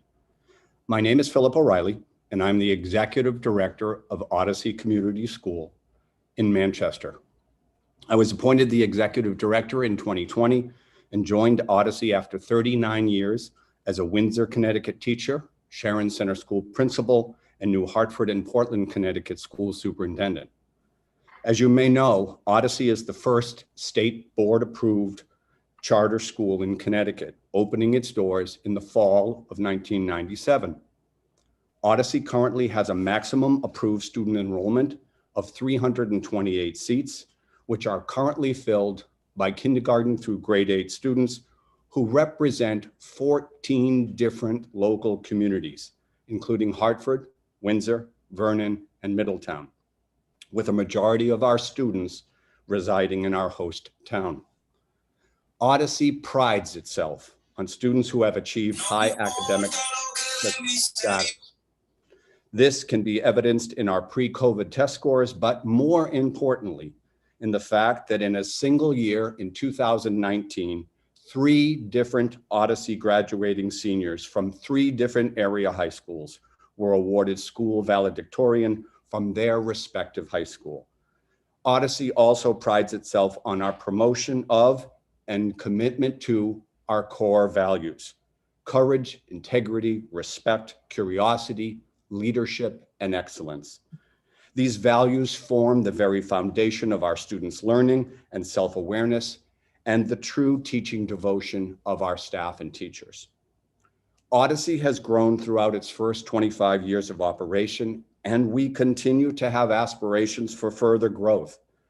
From the moment I began, I've heard from our community, from our parents and staff, of their strong desire for the addition of 2 preschool classrooms for 3- and 4-year-olds. We all know the vital importance of early childhood education, and the inclusion of these grades would address a growing local and statewide need for additional preschool seats. Healthy early childhood development, which includes physical, social, emotional, and linguistic cognitive development, all equally important, strongly impacts mental and physical health, literacy, numeracy skills, and future learning success. I am speaking with you today to directly advocate for your support for the full funding for the 45 additional student seats that Odyssey has requested, and the seats that were initially approved by the Connecticut State Department of Education this year.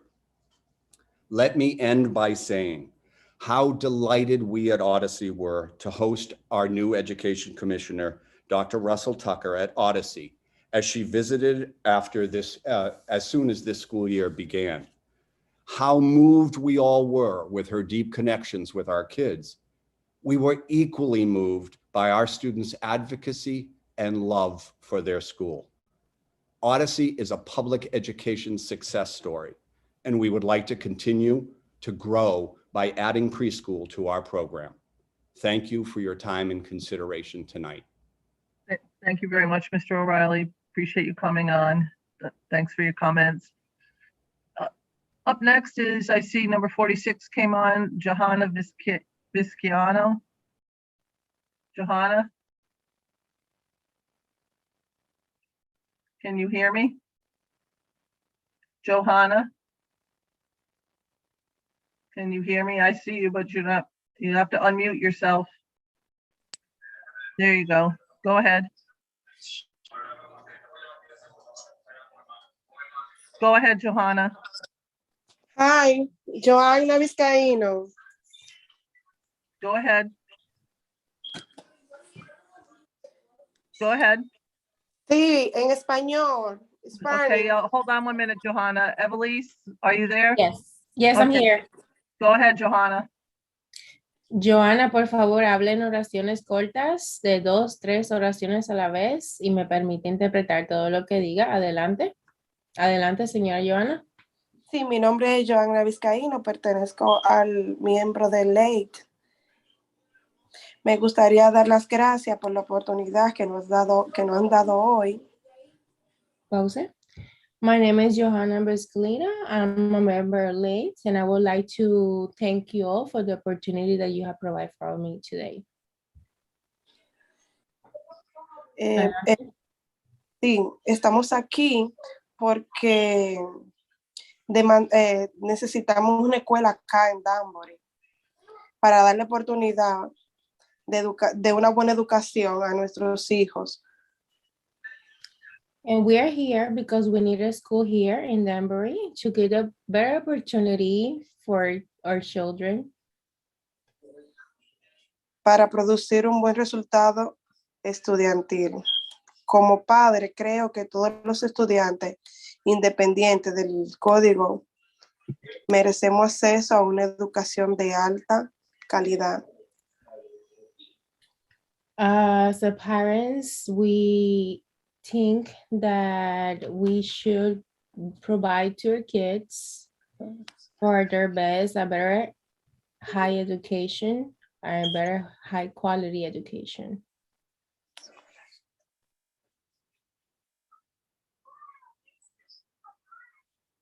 Las escuelas charter puede ser la diferencia entre las escuelas o búsqueda de educación superior. That will be helping with the difference to provide a better education, a superior education.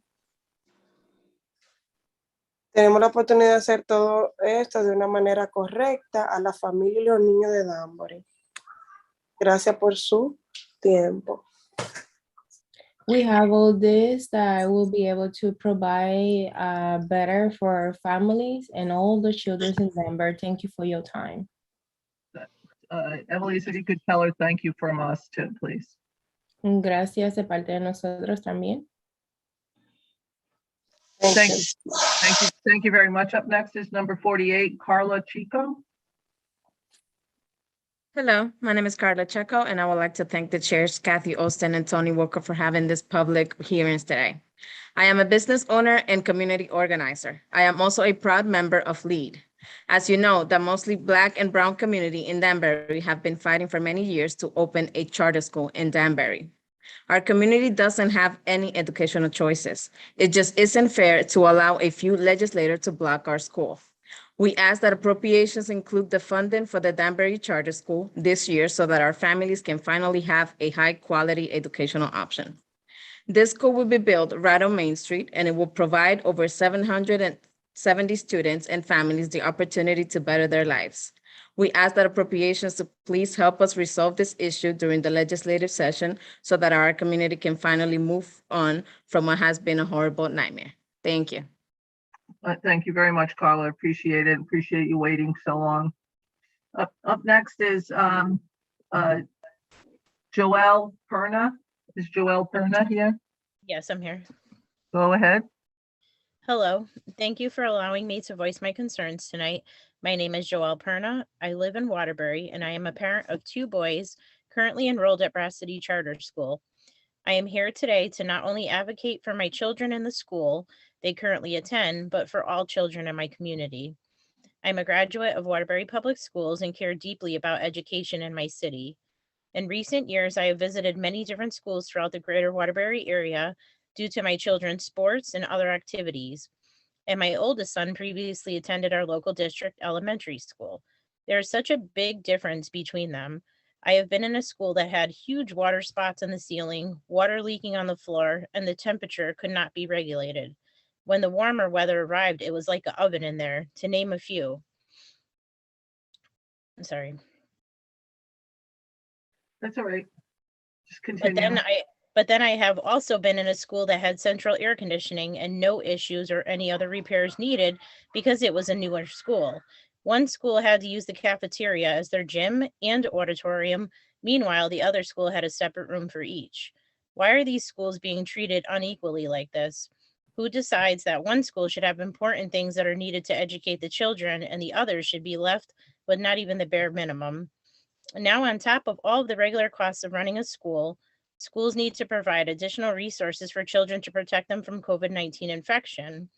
I, like most parents, have done everything possible to protect my children from the dangers surrounding COVID-19, and I know that their school wants to do the same for them.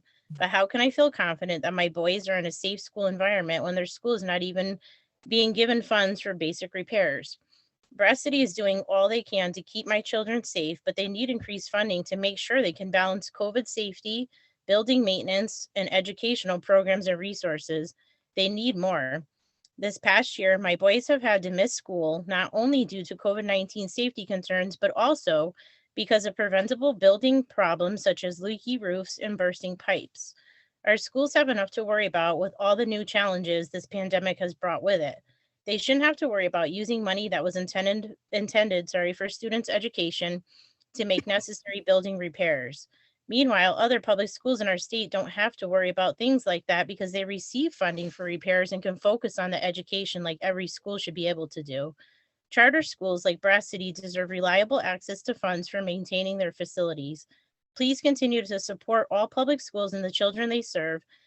Passed a new budget that makes sure all schools, including charters, have access to the money needed to keep their buildings safe. Additionally, please treat my sons and their classmates the way they deserve to be treated. Make sure their education is fully funded now. They shouldn't have to wait. Thank you for your time. Thank you very much, Ms. Perna. Appreciate your comments and have a nice night. You too. Thanks.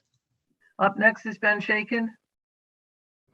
Hi, good evening, Senator Austin. It's good to see you, Ranking Members France and Minor, and members of the Appropriations Committee. It's good to see you all. My name is Ben Shaken. I'm the Director of Government Relations at the Connecticut Community Nonprofit Alliance. We are the statewide advocacy organization representing the nonprofit sector. And as you all know very well on this committee, Connecticut's nonprofits provide essential services to over 500,000 people and families in Connecticut every year. And they also employ 115,000 Connecticut workers, improving the quality of life in my community, your community, all the communities across the state. Thanks for the opportunity to be here tonight to talk a little bit about this section of the budget. You will hear from our members across many nights of the appropriations process, as you already have last night and tonight, and will again next week. First, I just want to voice my appreciation for Senator Austin, for other members of this committee, for their advocacy for the significant increase in funding for nonprofits that was in last year's budget. But also here to say, unfortunately, as all of you have read and are experiencing, that increase has quickly been absorbed by the rising cost of inflation, which was about 6% over the last year. And so we are coming before the Appropriations Committee this year to respectfully request that you continue to honor the long-term plan to restore $461 million in buying power lost to inflation to community nonprofits and include an 8% increase in the budget adjustment for fiscal year 23. But I don't want to talk too much about that this evening because I want to focus a little on what you've heard from nonprofits in the education space tonight. You'll hear plenty about that cost of living adjustment in other evenings. I do want to highlight some of the findings that we have found when we polled all Connecticut nonprofits a few months ago, and they really echo a lot of the comments you've heard from nonprofit educators here today, and that's that there's a workforce crisis in this state. We asked if how recruiting and retaining staff had been, and 91% of nonprofits told us it had been difficult or extremely difficult over the last year. Perhaps more shocking, we found an average vacancy rate across the nonprofit sector of 18%. That means that nearly 1 in 5 nonprofit jobs across Connecticut are unfilled. And for every one of those jobs that's not filled, whether that's in a mental health organization or an education organization. That's people who aren't being served. And that comes at the same time that almost 70% said that the demand for their services had increased over the last 2 years. And so what that is doing, those two factors together, is creating a situation where almost 60% of nonprofits in the state have said that they've established a waiting list for services. And so, again, I want to just briefly address the critical services tonight that are provided by nonprofits and funded by the State Department of Education and the Office of Early Childhood. First and foremost, it is important to note that most of these services were not covered by last year's cost of living adjustment. And you'll hear, I think, from some providers in the birth to 3 sector, especially tonight, about that disparity. This is despite those services being critical to the health and well-being of Connecticut's residents. And then I just in particular want to voice our support to and join our members in requesting support to certain things in front of the committee tonight, including our members at the American School for the Deaf, whose funding comes from the State Department of Education in part, and our members in the child care providing space, requesting an increase in the reimbursement rate for care for kids providers, for birth to 3 providers. And finally, to ask you to support the governor's proposal to continue to fund the neighborhood youth grant. So thank you very much for your consideration of all these important issues, for hearing me out this evening. And I wish you luck for the rest of your public hearing. Thank you. Thank you very much, Ben. Appreciate it. Senator McCrory.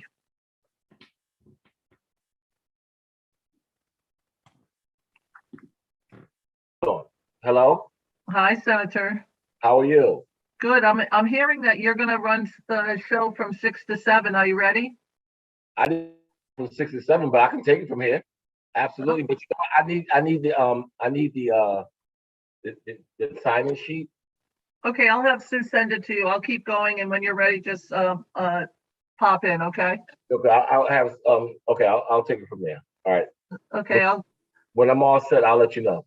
Okay, great. Thanks. Up next is number 51, Linda Lopez. Linda. Hello, my name is Linda Lopez. First of all, I would like to thank both of the committee chairs for giving us the opportunity to express ourselves. And I am here as a member of LEAD to ask for funding for the charter school in Danbury. Our community has been fighting for years to open the school, and it's been blocked by our senator and our other legislators. So I believe that this charter school is needed in our city. We have a high school with over 3,000 students. We don't have any real educational choice. This school is supported by the mostly Latino community who needs it the most. Our children are underserved, our schools are overcrowded, and the charter school will be a place of many of us to have more opportunities. To me, this is most important to ensure that we have a better future. As an immigrant, I want my community to be able to have the same opportunities as wealthy towns. To me, it isn't fair that we still have not been able to open our school. I ask you here today to intervene and put an end to this. I am asking for this committee to give the opportunity that the Danbury Charter School have the money to open next year. I also think that the laws that manage charter schools are broken and they need to be fixed as soon as possible. And thank you so much for allowing me this opportunity to speak this afternoon. Thank you very much, Ms. Lopez. Appreciate your comments. Have a nice night. Kathy? Yes. So I can take it from here. Okay, so you're up to number 52. Okay, no problem. Okay. Thank you.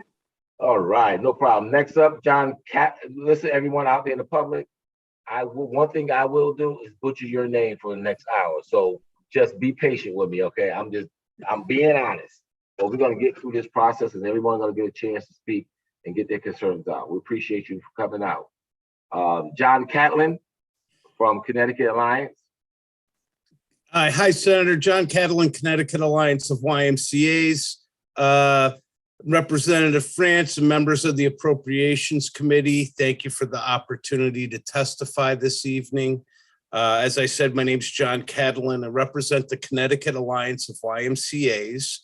The Alliance represents 21 Ys and 33 child care centers across the state of Connecticut. The Alliance would like to share some of its concerns regarding Governor Lamont's proposed budget. Before I share my concerns, I would like to thank Governor Lamont for proposing in his budget an allocation of $4.5 million to once again fund the summer enrichment program. Last summer, this program allowed over 1,800 children who typically wouldn't attend summer camp to attend one of our Y camps. However, we do have some concerns regarding the lack of investment in childcare programs with this budget. During the past 20 years, childcare centers have received one rate increase of 3% for care for kids and school readiness. And during that same time, our costs have risen by over 50%.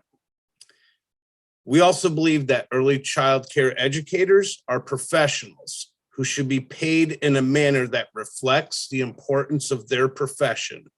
Our YMCAs have had to close classrooms across the state of Connecticut because of our inability to find qualified early childcare educators. It is imperative that our childcare centers receive a rate increase so that we can continue to provide safe and quality childcare to Connecticut's children. Thank you. Thank you, John, and thank you for your testimony. Next up, we'll have Claudia Phillips from CTCSA. Thank you very much. Dear members of the Appropriations Committee, thank you for the opportunity to speak before you today. My name is Claudia Phillips. I am a Bridgeport resident, mother of two recent college graduates, and my son, who is in his second year of college. All three graduated from public charter schools in our state. They, like many of our youth, are struggling to move forward after experiencing one of the most frightening and paralyzing moments of their lives due to the pandemic and its aftermath. I am here to ask you to help us create a sustainable path for youth and communities like mine, because they need to feel hope again. On Wednesday, February 9th, I watched with anticipation and joy as Governor Lamont spoke with vigor and excitement about our state and in particular about education. He said we were a shining example to follow in our country. I remember him saying how important it was to him to provide a foundation for our youth to become our state's future leaders.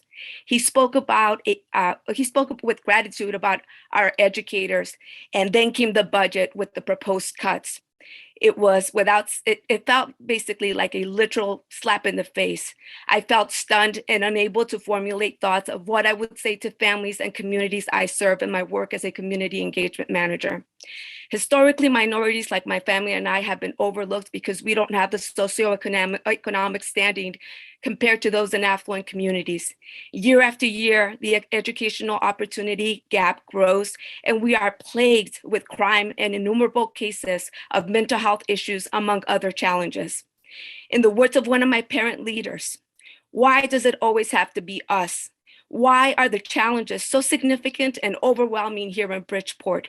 We are working so hard, and yet we seem to stay in the same place or fall back even further. Her son has special needs, and the resources are not available to help her little boy. He attends a public charter school here in Bridgeport. In this budget, we have the opportunity that we may never have the opportunity to have again, to change the course of history by becoming a true example of a state that invests in its most important and precious resource, its youth. Help us secure those funds to support the educational needs of every child, regardless of what school they attend or their zip code. This year, we can actually close the most staggering racial gap that continues to oppress our kids. We cannot allow this opportunity to pass us by. We have a duty to make it better for our kids. I will end with this.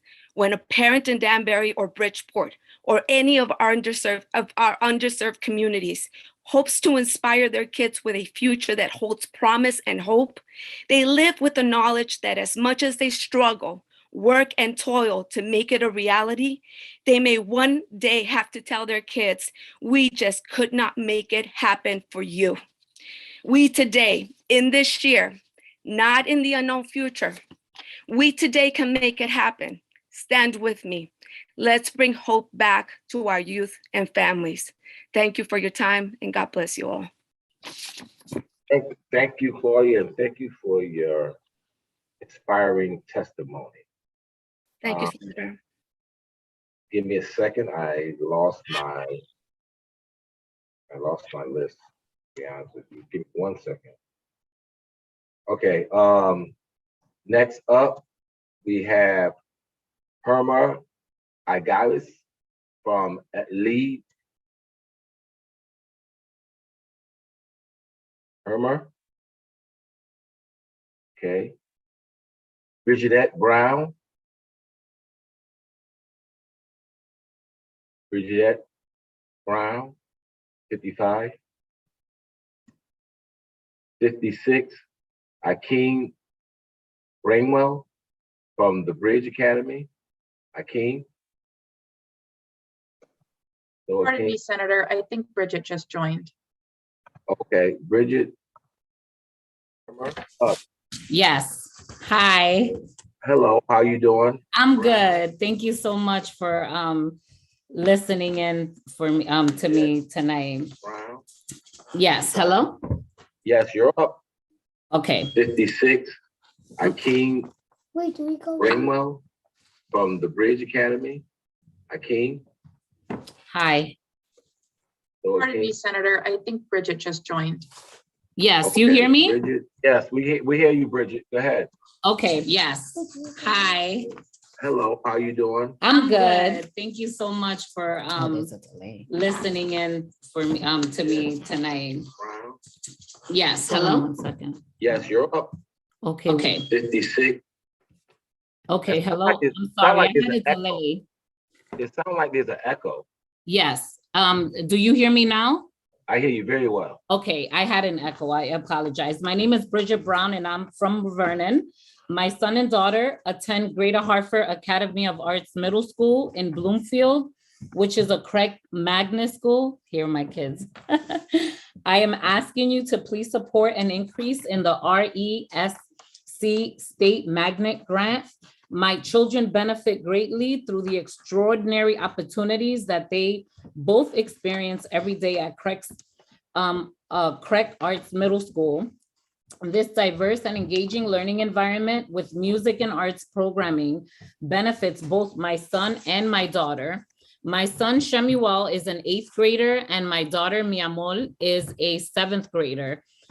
For my son especially, this experience has been very important to him since he has an intellectual disability and has been supported greatly by his individualized educational plan in this school.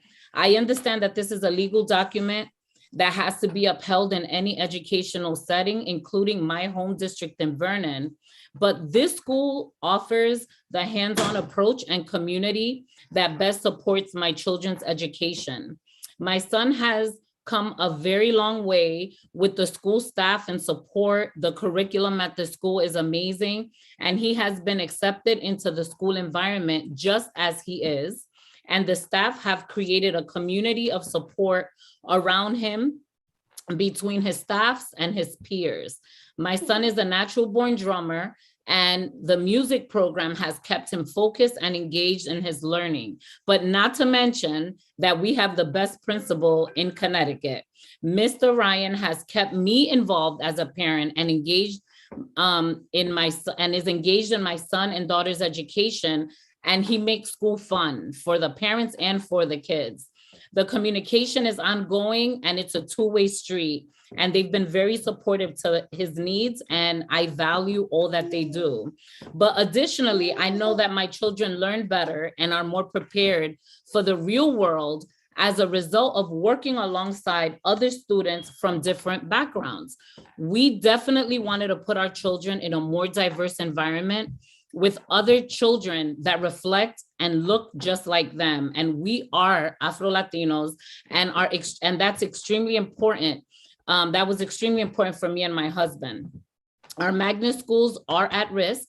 Without sustainable funding, CREC, which operates 18 innovative schools, will be forced to either cut programming or increase the tuition costs that they charge to local school districts. I am asking the legislature to follow through on its promise to invest in the future of our students. Magnet schools have a successful track record of providing their students a chance to thrive. And currently the sheriff stipulated agreement requires the expansion of schools and programming before they add any more schools. So please adequately fund those that have established and that are thriving. I urge you to continue funding the schools that are already operating and available and have demonstrated success before you consider funding new school choice options. Thank you so much for your time and opportunity to testify and provide my testimony to you all. Thank you so much. Thank you, Ms. Brown. Next up, Akeem Brainwell. Akeem? No, Akeem. Rosa Cruz? Rosa, I see your number 57 here. It's your turn to speak. You have to unmute yourself, Rosa. Rosa Cruz, 57, su tiempo de hablar.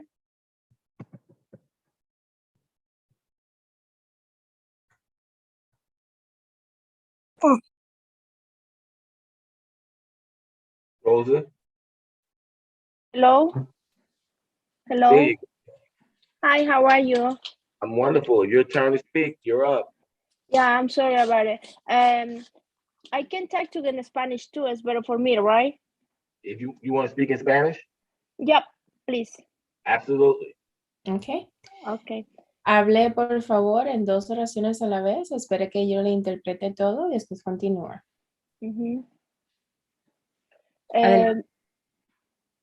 Primeramente, gracias. Mi nombre es Rosa Cruz. Realmente es esto una oportunidad para que se pueda crear una nueva escuela aquí en Denver para nuestros hijos y dar un soporte. I first of all wanted to thank you all. My name is Rosa Cruz, and this is an opportunity that it could be provide for our children to create a new school here in Denver. Continúa. Este es un aporte para la comunidad, tanto como para nuestros hijos. It will be a support for our community and for our children. Que ayudará al aprendimiento de muchos niños en la educación y darse nuevas oportunidades. That it will help our kids with the learning and a better opportunity for their education. Yo, como todo padre de familia, creo que estamos muy emocionados de que se pueda dar esta oportunidad aquí en Danbury con la apertura de esta nueva institución. And me, as every parent, we are very excited with this opportunity that it could be a new school that will be open here in Denver due to this situation. Para el progreso de la comunidad y sobre todo de todos los niños. For the community progress, but overall for all the kids. Thank you. Thank you, Rosa. Thank you for your testimony. Gracias, Rosa, You're por su welcome. testimonio. Okay, next up, we have Stacy McCann.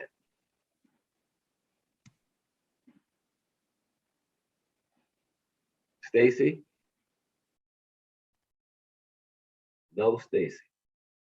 Next up, we have from the American School for the Deaf, we have Juan Pagan, Justin Brooks, Jeffrey Braven, and Heidi Catlin. 59, American School for the Deaf. Oh, right there.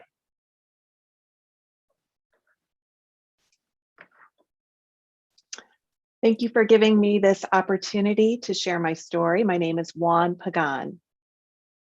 I started attending school at the age of 3 years old. That was back in 2005, and I enrolled at the American School for the Deaf. Through my time at ASD, I learned so much. I know I did cause some trouble. I was a bit mischievous, but over the years I have grown, I have matured, and now that I'm in high school, I really have so much that I'm aspiring to. I know initially I was lost. I wasn't sure what I wanted to do. But then once I reached my senior year, I did graduate, and staff had talked to me about a special transition program called the Bridges program. So they convinced me to stay for 1 additional year. After much thought, I decided to join that Bridges program and stay 1 more additional year at the American School for the Deaf. Now, just this past year, I've been in the Bridges program since September, and I'm working in the educational technology department. In that time, I have learned so much. I've learned many things. I've struggled to get through some of the technology, but I worked with highly qualified employees at the American School for the Deaf. They're helping me to learn how to fix technology, how to do video production. I am learning so many skills that I will use later on in the real world. And I've decided that next year, I would like to be an intern in the educational technology department at the American School for the Deaf, and they've accepted me. And then 2 years from now, my goal is to go to the Rochester Institute of Technology to go into the field of technology and become an IT specialist. I also want to take this opportunity to thank my parents. They never had the opportunity to go to school themselves. They brought us here from Puerto Rico, myself, my brother, and my sister, so that we could have a better life and a better education. So for that reason, they moved us here to Connecticut. And because I've been able to go to the American School for the Deaf, I've had an opportunity to travel, to get an education, and I've learned so much. And I am so grateful to my school, and I'm grateful to my parents. Thank you. Thank you. And thank you for your testimony. Was there someone else from 59 that was going to speak? Yes. Good afternoon, everybody. It's wonderful to see all of you here this evening. This is Jeff Braven. I wanted to start by thanking Juan. I have to say, I remember Juan when he was just a child coming through our doors, and just to see how much he's grown and that he has a plan and a very bright future ahead of him. We are so proud of this product of our school, and he will be going out into the workforce and helping other students as a strong role model. Justin Brooks was our other staff member who was supposed to testify this evening, and due to the delayed time, he was unable to join us. He actually is deaf and joined ASD at 8 years old. He is now a staff support coordinator for our students on campus. Tonight, he's actually refereeing a basketball game, so he was unable to attend the testimony, but he did submit written testimony. So now I'd like to take the opportunity. I submitted 2 different testimonies. One is about the school and the other is about our Birth to 3 program. We have 2 separate programs that we offer here. And I want to start by thanking the Appropriations Committee for your strong and valued support of our school, especially through this pandemic. Last year, you gave us $600,000 in deficiency funds to help us get through and navigate this COVID pandemic, and we are so grateful for that funding. However, I also want to share that that funding was a one-time opportunity for our school, and so what that means is this fiscal year, we don't have that $600,000 that we're able to carry forward. Additionally, I do want you to know that the ASD appropriations has gone through cuts over the years since 2012, including holdbacks. So our deficit for our K through 12 program is currently at $3.2 million. Our core program is a vital one. It is the only program of its kind in our state. We are the only program that's able to offer a bilingual education in both ASL and English for all deaf and hard of hearing students here. Our enrollment has grown exponentially throughout this pandemic from 90 students to now almost 115. And we are projecting by the end of the school year that we will have 125 students.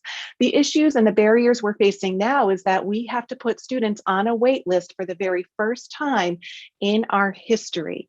That wait list is because of the staff shortages. We don't have enough educators. We don't have enough staff to be able to support the students and what they need. So our request this year is critical now more than ever. We have so many other programs that we put into place to help offset the cuts that we've experienced from the appropriations with our core program. At this point, we have done everything we can, including an early retirement program, downsizing our campus, continual RFPs to make sure that we are being cost aware, but we are now at an impasse and need to think about how we can move forward. We also serve over 200 students in our outreach program statewide. Will we be able to continue? And that is the big question that we're facing as we look towards the future and think about how we'll move forward. As some of you may know or may not know, we have another program on campus called the PACES program. That is the Positive Attitudes Concerning Education and Socialization. And that is, yes, I can hear you. Can you please wrap up? We're over our time allotment for I guess. So can you please sum up your testimony, please? Absolutely, I will do that. So the PACES program has created a tremendous amount of revenue for our state. That program is ultimately what has carried and supported our core program. With the $3.2 million deficit, we are grateful for the governor's decision to allocate $1.1 million for technology and workforce initiatives. However, that does not help to resolve the issues we're facing with the core program. Our core program is suffering. Our teachers have not received raises in several years, and it's time for the legislature and the state to step up and support ASD with $3.2 million by providing an $800,000 incremental increase each year over the next 4 years. I hope you will consider this, and thank you again for your continued support. Thank you, Heidi, and thank you for your testimony. Up next, number 60, Lourdes Delgado from Great Oak, Bridgeport. Yes, hello. My name is Lourdes Delgado, and I happen to find myself here elementary school in Bridgeport, and I'd like to take advantage, and since it just so happens that I'm here anyway, speaking to these parents that I present here. Members of the Appropriations Committee, I'm sure you have evidence that the pandemic further exacerbated students' needs as reflected in poor learning outcomes. This is largely due to the insufficient funds allocated to poor districts who are already below achievement levels prior to the pandemic. Put the money where our residents can benefit for generations that follow. I ask that you make the proud decisions of allocating funds for the improvement of Connecticut for all its students and residents. I am Lourdes Delgado, and I served students for 38.5 years as a paraprofessional teacher and administrator, retiring from the Bridgeport Public Schools. I really began to volunteer as a director of the Faith and Education Coalition of the National Hispanic Christian Leadership Conference of Connecticut, servicing communities statewide. We support advancing student achievement by advocating for high and comparable standards and local accountability to ensure all children have access to quality education or race. In addition, we provide training and resources for our parents toward today. Education is economic development. We continuously underinvest in poorer areas, knowing that the lack of investment in education ensures poverty. Meanwhile, we could be supporting and rigorously educating our students so they do not become dependent on society. We complain that the urban areas are not contributing to the tax base, yet we are not investing to prepare our young people to earn an education that is competitive and lead them into a higher tax bracket. When will the poor communities be able to catch up without adequate education funding? This vicious cycle has to end. We cannot continue to make our communities poorer. We all fall victims to the results. Last week, a former colleague of mine left teaching. She's one of the most dedicated and effective teachers one will ever meet. Any instructional leader would have wanted her on her staff. She is a woman who gave 100% during days and weekends to ensure her students were learning and reaching achievement goals. Like her, I know of several others who have left teaching within the past year prior to being fully vested in their retirement. The burden for those who genuinely care and have high expectations has been very heavy. With limited resources, it is almost impossible to achieve high outcomes with many students. Lack of enrollment in college teaching programs speaks volumes to the fact that people fear entering a profession where they will feel self-defeated for not accomplishing goals, even while working relentlessly. I have heard from other young people who simply will not consider it as a profession. As one who wanted to be an educator since the age of 5, it is disheartening to me that the most noble profession of all, the one that most all other professions, is not valued. Meanwhile, with the current surplus, we have the funds to close the staggering education gap that cripples our communities and meets students' learning needs. Appropriate the funds to close the gap. Hold educators accountable. Offer school choice options, invest in public charter schools, and allow the money to follow the direct support of student learning needs and outcomes. So can you please sum up? Right now, yes. There's no reason that in Connecticut in the year 2022, so many students serviced by our public schools should only qualify to earn a wage that is at or below the poverty level. Our prison system is filled with people who have been shut out of the economy and who had neither a quality education nor access to good jobs. Investing to ensure high quality education for all will remediate many facets of society's ills, many of which you may be faced with appropriating during this legislative session. Invest in education. It's a win-win for all. Thank you very much. Thank you, Claudia. Thank you for your passionate testimony. Next up, we have Linda Lopez from Lee.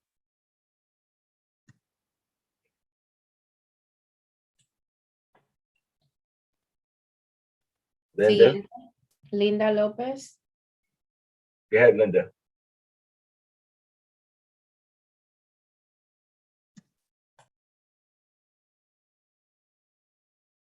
Linda, are you there?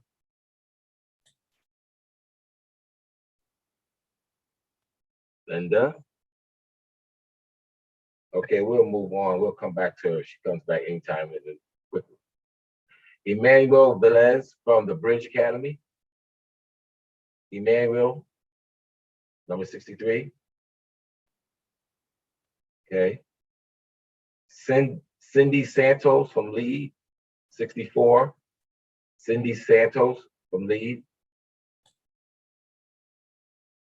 65. Marcus Hamilton from TRP. Yes. Marcus Hamilton. Good evening. There you are. Go ahead, Marcus. Good evening, Senator Osteen, Representative Walker, and honorable members of the Appropriations Committee. My name is Marcus Hamilton. I live in Norwalk, Connecticut, and I'm currently working as a resident of the Connecticut Teacher Residency Program, working in the Darien Public School District. I would like to take a moment to say thank you to the Superintendent of Darien Public Schools, Dr. Alan Adley, the Assistant Superintendent Christopher Transberg, Luke Forshaw, the principal at Oxford Elementary, Carrie Snowden, the principal at Henley Elementary, where I'm currently placed, and the 2 assistant principals, Jen D'Amico and Leslie Davis, for allowing me to showcase my skills as a resident. I am asking for your support in addressing minority teacher recruitment, MTR, for all districts by designating $5.5 million as a line item in the State Department of Education section of the state budget to support the effort of any Connecticut district partnering with a residency program that is specifically committed to training teachers of color. Connecticut Teacher Residency Program is an 18-month alternative route to certification program that provides residents with a salary and benefits while attending courses. We also work side by side with mentor teachers and guaranteed a full-time teaching position. A big thanks to my mentor, Jeannie Tersman, and the 5th grade team for their patience as I learned how to become a teacher in the 21st century. I decided to participate in the program to make a change. I wanted to change the number of minorities in schools. I felt that students of all races should know and understand Black and Latino teachers exist. A family member was shocked when I shared the news of becoming a teacher. My young cousin, who was in the 3rd grade, asked me, "You're gonna be a teacher? Really?" It was then I realized I'm doing the right thing. There aren't many teachers of color working in education, and that's a problem. I strongly believe the funding will help accumulate teachers who want to make a difference in education. We need your support for this funding so more Black and Latino kids can see themselves as educators as well. While well-intentioned, the funding mechanism enacted for the MTR for residency programs within the 2022 and 2023 biennial budget is inadequate to meet the needs of recruiting and retaining teachers of colors across all Connecticut public schools. I appreciate your consideration of this important request and look forward to the state financially supporting teacher residency. Thank you for understanding and allowing me to testify.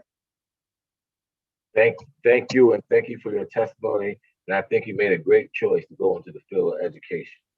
Thank Hello. you. Next up, we have Cindy. Hello, it's Cindy. Santo. Can you turn down? Go. That sounds better. Go ahead, Cindy. Okay, perfect. How are you today? Great. Hello, can you hear me? Yes. Okay, I'm glad to. Yes, perfect. So first of all, I just want to say hello. My name is Cindy, and I live in the center of Danbury, Connecticut. And I'm an active member of Live Community, and I'm here representing the young people in this community. I'm supporting the fund of a charter school in Danbury. As I said, I just want to say thank you for very much for allowing me to share my experience, my voice before you through this platform.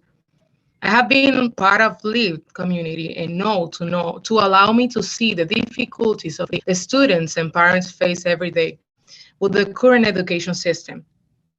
I just think this is a terrible when you see children fighting themselves due to the overcrowding consequences. Sometimes I wonder if the fact that most of the people that want this school are immigrants is the problem, and I hope it is not. We also know Danbury is one of our state's fastest growing city, and it is also one of the state's largest cities with no public charter school option. It is taking its role on city schools, mainly in this critical middle school years. So that I'm asking you to please include the charter school in this year's budget so we can begin to build our school. I'm a concerned young community, and I'm still have the faith that our system works and you can help us with it. Please make a few change with the law that allows charter school to open without having to have political fights in the future. I have a vision of how the education system should work, and I'm pretty sure letting our Danbury kids move to another city every day, it is not the right way to do it. This fight to bring our option, another school to Danbury began almost 8 years ago, and we are still fighting for this. Please, I ask you to make sure that this year we fix this and allow us to finally have our school. Thank you so much for taking the time to listen our testimony, and I'm sure you will do the right thing for equality for our community and our education. And also, I want to say happy birthday to Katie Austin. Thank you so much, and bye-bye. Thank you, and thank you for your testimony, Cindy. Next up, we have Jonathan Soto. Jonathan Soto. Good evening. Good evening, Connecticut State Department. Connecticut State Appropriation Committee. and to all present. My name is Jonathan Soto. Hold on. And I am here on behalf of the Dominican American Coalition of Connecticut and Latinos for Educational Advocacy and Diversity.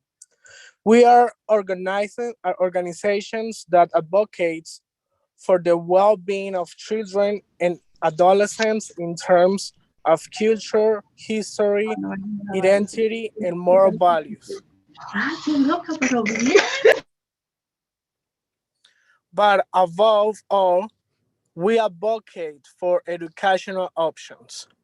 Did you know that 1 out of every 9 students enrolled in a public school does not graduate? This is an issue that concerns us as social leaders, and we know that you, as public officials and parents, are also concerned about it. It is true that there are many reasons why our children and young people decide to drop out of school, but today we will address only one of those reasons, which is not a minor one.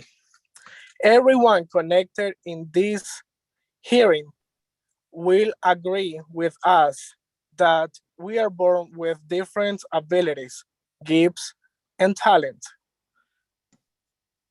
If it were not so, we would all be doctors, politicians, singers, or astronauts. It is precisely the difference that makes us more valuable. And that is why the lack of additional option makes our students lose the direction and their education in great model. Charter school like the one we hope to open here in Connecticut and Danbury are the vehicle that we will help bridge the educational gap, fostering the talents of the individuals and installing in them efforts and perseverance. It is exciting to see that those who graduate from those type of school can go on to top universities and are themselves the first to serve as tutors both in the charter school themselves in the universities, even supporting other students. Finally, I would like to say to all of you, members of the Appropriation Committee, that opening a charter school sends a clearly and strong message to Danbury and Connecticut. Education is still a priority. Thank you very much. Thank you, Jonathan, and you landed right on time. That was 3 minutes, right up, and I appreciate your testimony. Next up, we have Tanita McCall. And yes. Before that, I'm sorry, before you go, Tanita, the clerk wanted to address the committee very quick. Taylor, you want to go ahead and say something? Or you want to call out? Thank you, Senator. If the phone number of 860-459-7905 could just identify who they are so we can put you on the list accordingly. Hi, good evening. My name is Megan Adams. I'm speaking for Mark Jaffe. Well, I'm speaking in his place. Can you spell the last name, please? He was number, oh my gosh, I'm so sorry. He was number 56. And so I was awarded his spot. Yes. Taylor, go ahead. You could, if you were number 56, you can go on ahead now. Mr. Chair, Mr. Yes. Chair, Mark Jaffe already spoke. So then Mark Jaffe already spoke. So Mark Jaffe doesn't have the ability to assign his number to someone else. So we're going to move. It's not appropriate, Mr. Chair. This person isn't registered. Okay. Well, we're going to move right ahead to Tanita McCall up. Hi, good Follow, evening. and Tanita follow, and I should give you a heads up, followed by Hermel Aguas and Pastor Williams. So you guys be prepared, you're on deck. Go ahead. Thank you. Good evening. My name is Tanita McCaw, and I'm from Plantsville. My son, Andre, attends the Crack Discovery Academy in Weathersfield. I'm speaking in favor of increasing the magnet school budget and the magnet school grant. Crack has a special place in my heart. When I was a student in the Southington school system, I was able to attend several programs funded by Crack, including summer and weekend classes. I received my first college credits from a program I attended through Crack, and I learned about different cultures through immersive experiences, including plays, travel, and cuisine. I want my son to always have better than I did. If I had sent him to school where we live, he would have received a good education with very little diversity. He could go to school where his dad lives, which is a school system without the academic excellence he receives at Discovery Academy, and he would potentially drop out before his high school graduation. So instead, he goes to a Crack magnet school. He started in pre-K as a special education student, and it was a blessing as a single mother to have him attend a school all day where he was learning important foundational skills. My son is always one of the youngest in his class, but his teachers always tell me he's one of the leaders. He encourages his classmates by cheering them on and supporting them, even while running and racing. He knows that it takes teamwork, a lesson that everyone at Discovery Academy teaches every day. I love the activities the school offers, and so does he. There are theme nights where we can explore food from around the world, learn new dances from different cultures, and learn about other people's experiences that we may never have been exposed to otherwise. There are movie nights, art displays, and artists that visit the school. These activities allow my son to see people who look like him when he walks the halls, looks at door decorations, or visits the library. His teachers memorialize the class by having dresses made with their handprints, letting each individual know how important they are to the class. He explores his creativity by building and drawing. He has discussions, about race and equality, and holds compelling discussions about these topics with the peers and elders. He thinks outside the box, and he isn't censored for having a difference of opinion. So far, my son has experienced a richer education than the one he would have received by attending an in-district school. He doesn't encounter as much unconscious bias, and he isn't looked at as a problem child because of the color of his skin. He is shown daily what he can do with support, love, and faith. He wouldn't get that if he didn't attend a magnet school. Give kids the opportunity to find themselves and be better than we can even imagine. Thank you. Thank you. Thank you, Ms. McCall, for your testimony. Up next, we have Hermel Aguas, I believe that is, I know I butchered your last name, followed by Pastor William, and then Merle Gay.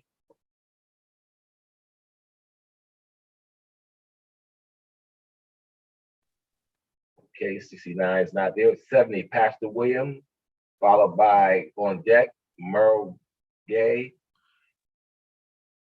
All right. Yes. Good evening, distinguished members of the Appropriations Committee.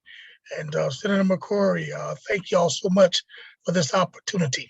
My name is Pastor William McCullough. I am the senior pastor of the Russell Temple CME Church here in Bridgeport, Connecticut, the president of the Interdenominational Ministerial Alliance of Bridgeport and vicinity, and the proud founder of Faith Acts for Education.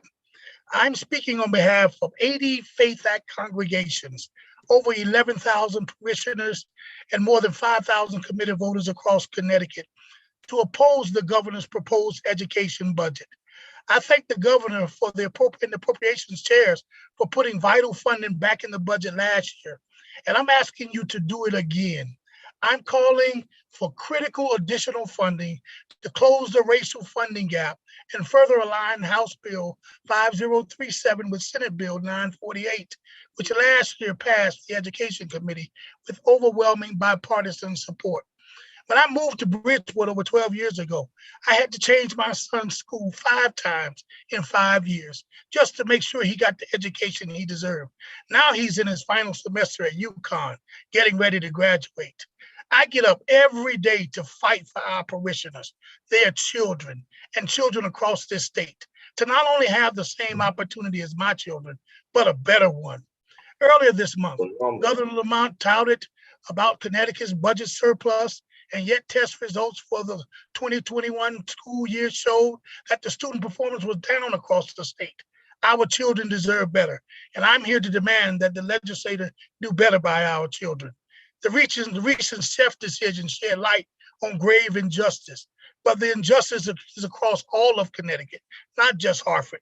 We can fix the racial funding gap for all kids with this surplus. We have a unique opportunity and a moral obligation to invest more money in our education system and to move toward a statewide solution to eliminate the racial funding gap. In Fairfield, schools receive $4,500 more than Bridgeport schools. So on one street, 2 kids who may very well play together are receiving vastly different funding for their education. As I close, I'm urging this administration and legislature to recognize this is a moral calling to end racial discrimination in education across the state. This is the opportunity to stand on the right side of history and decide who we want to be for the next generation of children in Connecticut. In Esther chapter 4, verse 14, it says, perhaps this is the moment for which you have been created for. So I ask you in front of God, this committee, those online, that you would do right by our children.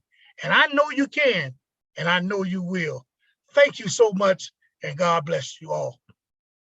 Thank you, Pastor William McCullum. You're welcome. The clerk has an announcement. Heidi? Thank you, Senator. I believe number 29, Ramona Santelices just popped back in. Yes, hi. Hi, a cordial and respectful greeting to all the members of the Connecticut State Appropriation Committee and all those present in this assembly. My name is Ramona Santelices. I am a Bridgeport resident, and I'm here on behalf of the Dominican American Coalition of Connecticut and Latinos for Educational Advocacy and Diversity League in Danbury. I'm here today in support of the more than 84,000 citizens of the beautiful city of Danbury and the minority students in our state. Our youth is the future of this great nation. Thus, they should be funded equitably and according to their educational needs. Families in Danbury cannot and should not be ignored yet another year regarding the opening of their charter school. They have been made to wait 8 long years for the opening of the school. This is unacceptable. The funds are available. We need to finally bring the fruition to the dreams and hope of those families and their children. In our coalition, we support opportunities that bring forth results. In today's time, we sadly see homeless youth living on the street, ravaged by drugs, with lacking motivation, lacking hope.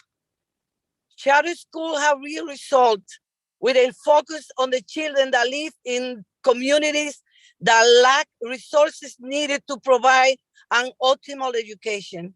That is why we come to advocate for those educational options as they encourage the individual to be analytic, resourceful, and persevering. The reality is that charter school educate the underserved children of our time by creating a space for debate where students can use analytical thinking, thus providing tools needed to take on challenges successfully in their professions. Alternative schools demonstrate that education can be that great tool for equity, proof of which are these schools that operate in economically deprived localities, and their graduates go on the top universities, drawing a successful future for generations to come. We know that you are committed to children and adolescents, and in the same way that we ensure that our children have a roof over their heads, food, and a place free of violence, we also know that you are committed to their education. Ramona, And therefore, ask that you support our community in their education needs. Thank you very much. Okay. Thank you very much, Ramona, for your testimony. Sorry. On time, perfect landing. Thank Next you. up, we have, I believe it's Merle Gay, followed by Paola Sarmito. And I know I butchered your name, Palomar. Go ahead, Merle.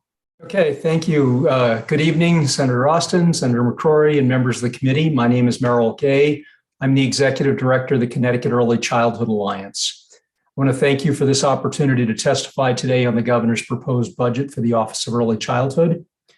We are deeply disappointed that this budget provides no additional support for a child care system that is in crisis.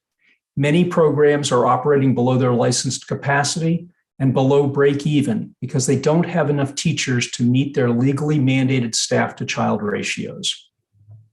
At the same time, they can't afford to raise wages to attract new workers. The situation is increasingly dire for programs as they burn through their cash reserves. One provider in Putnam recently described it as a death spiral.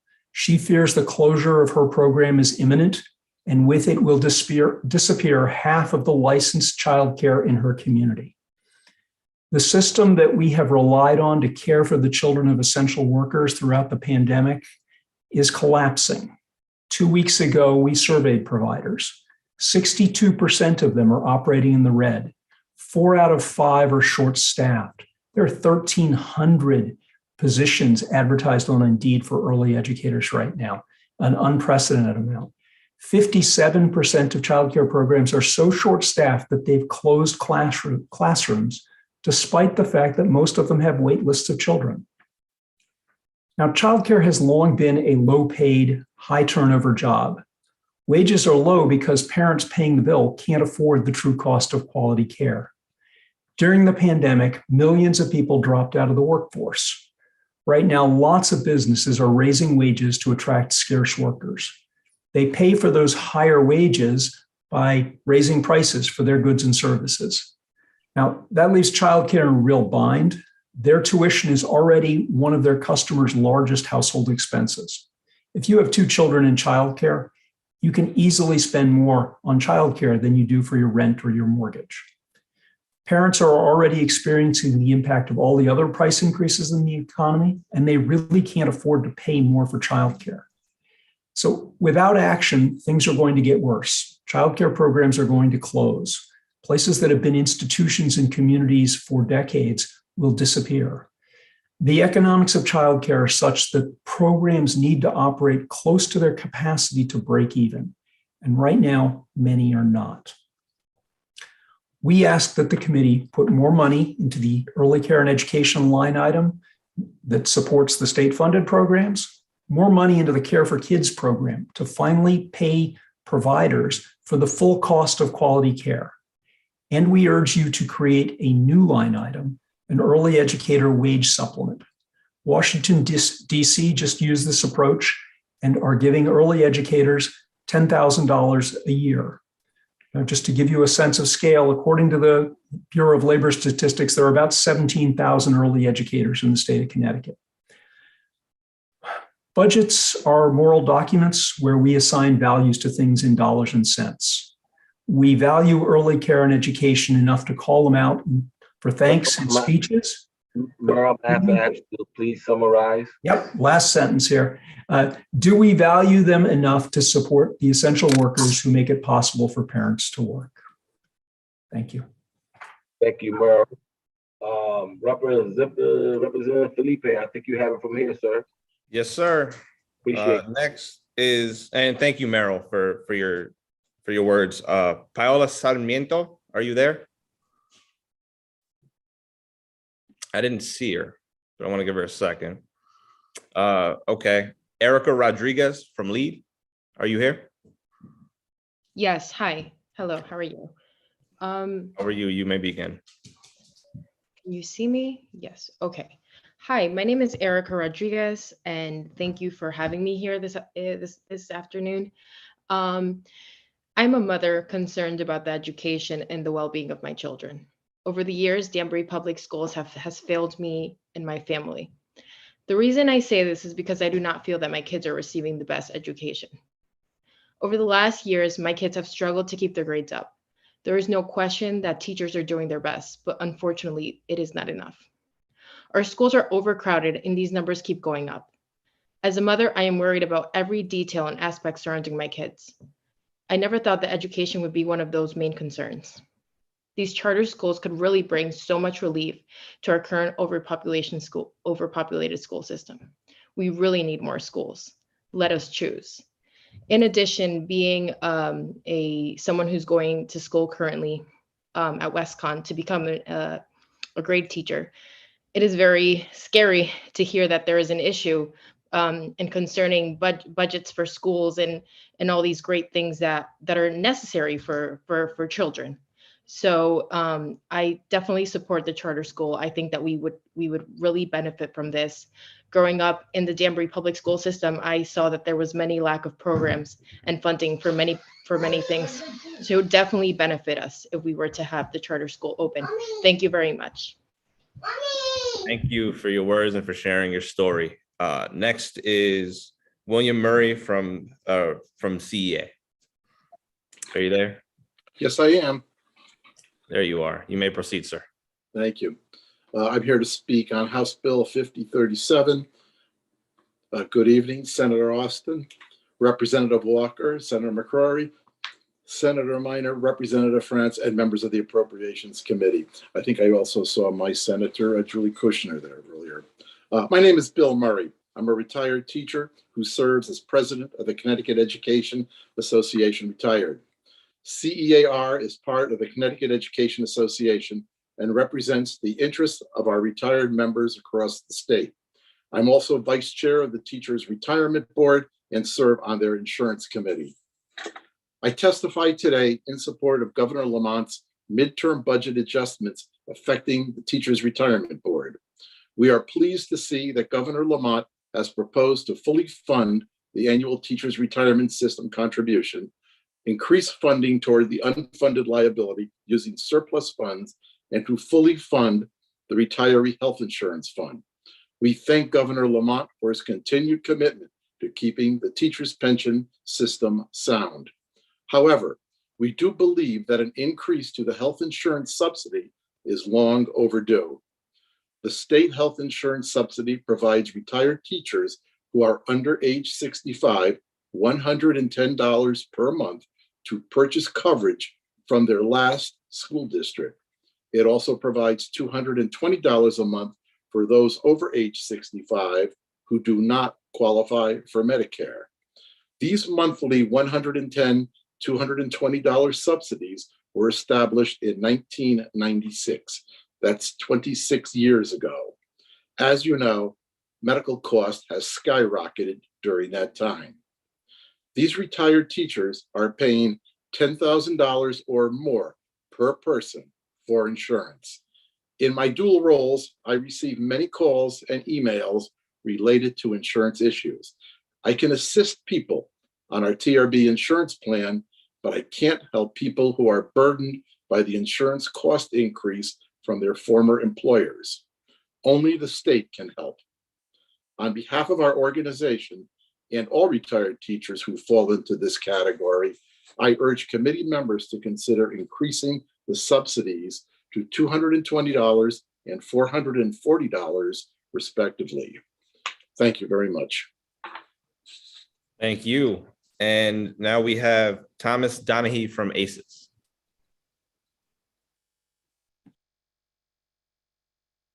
You're muted, sir. Sorry about that. How are we now? Good. Good evening, Senator Austin, Representative Walker, members of the Appropriations Committee, including Senator Hartley, Abrams, and McCrory, and Representatives Curry and Porter. My name is Thomas Danahy, and I'm an Executive Director at ACES, and I'm from West Hartford. I'm asking for your support in addressing two important priorities: non-chef magnet school tuition and minority teacher recruitment, MTR, for all districts through the Teacher in Residence program. Tuition for non-chef magnet schools in Connecticut has had one increase of 2% over the past 18 years. Imagine your household budget if your income went up by 2% over 18 years. That's incredible and hardly a good way to sustain choice for parents in the regions of the state outside of Hartford County. Costs for transportation, utilities, salaries, and insurances have only increased over the same nearly 20 years. It's high time that the state increased its tuition paid to non-chef magnet schools. In another matter, it is vitally important that the state of Connecticut do its part to improve the learning experience of students throughout the state.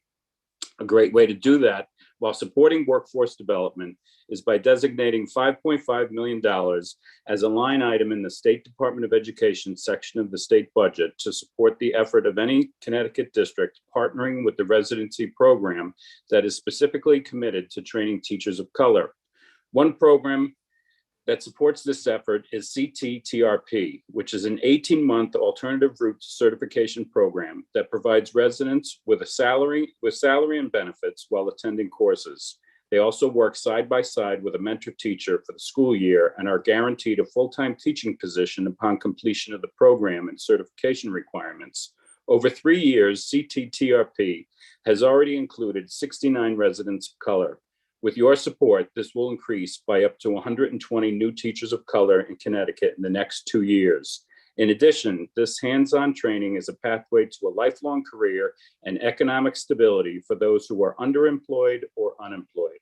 While well-intentioned, the funding mechanism enacted for MTR for residency programs within the 22-23 biennial budget is inadequate to meet the needs of recruiting and retaining teachers of color across all Connecticut public schools. I appreciate your consideration of these important requests and look forward to the state financially supporting both the non-chef magnet schools in Connecticut as well as the teacher residency program. Thank you. I didn't hear my name in your honorable mentions, but I won't hold it against you. I did right at the beginning. Representative Felipe. No, anyway, You thank were you for your straight up. testimony. We really appreciate it. Okay. Next is Thank you. Leonard Reyes from Lead. Are you here? Number 76. You want me to go again? No. Next we have Jocelyn Legensky from Bridge Academy. Are you here? All right, let's try Fanny Nieves from Lead.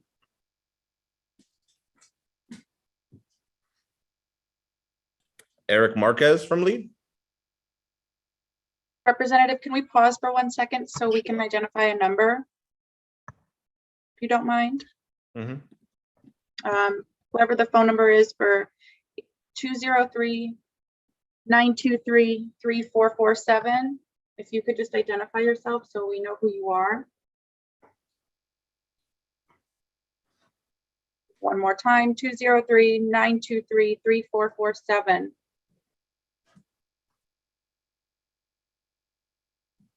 Can you hear us? Bear with me, my child's crying. Can you hear me? Yes, who are you? Janelle White. Come on. I believe you testify later on, so I'm going to move you back to an attendee. Thank you for letting us know. Oh, hi.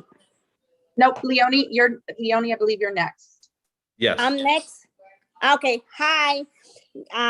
My name is Leonard Reyes, and I would like to say thank you everyone for the opportunity you have given us to fight for our children's education in Danbury, Connecticut. I don't have enough time because I have almost class, but I believe our kids deserve better education because I am a mom. I have 3 kids. My little one I hope she attended to the charter school, charter school next year. Please, I want to say thank you for helping us and be with us. So that's all. I have class. I'm late. Thank you, Bye-bye. Lena. Is Joseph Legensky on the call?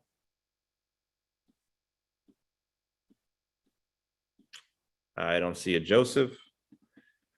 Fanny Nieves.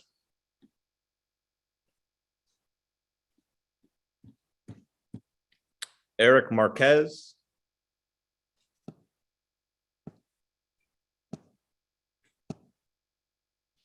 Jocelyn Calero.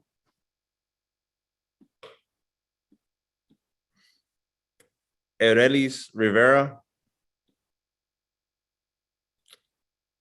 And I think I do see Stephen Tracy from Danbury Charter School Planning Team. Are you there? Yes, sir. Thanks for the invitation. And Floor is Senator yours. Austin, Representative Walker, and members of the committee, appreciate your time tonight. My name is Stephen Tracy. I am the chair of the Danbury Charter School Planning Team. I'm a lifelong public school educator, now living in Goshen, and I've had the opportunity to serve as superintendent of schools in the town of New Milford, the city of Derby, and New London over the years.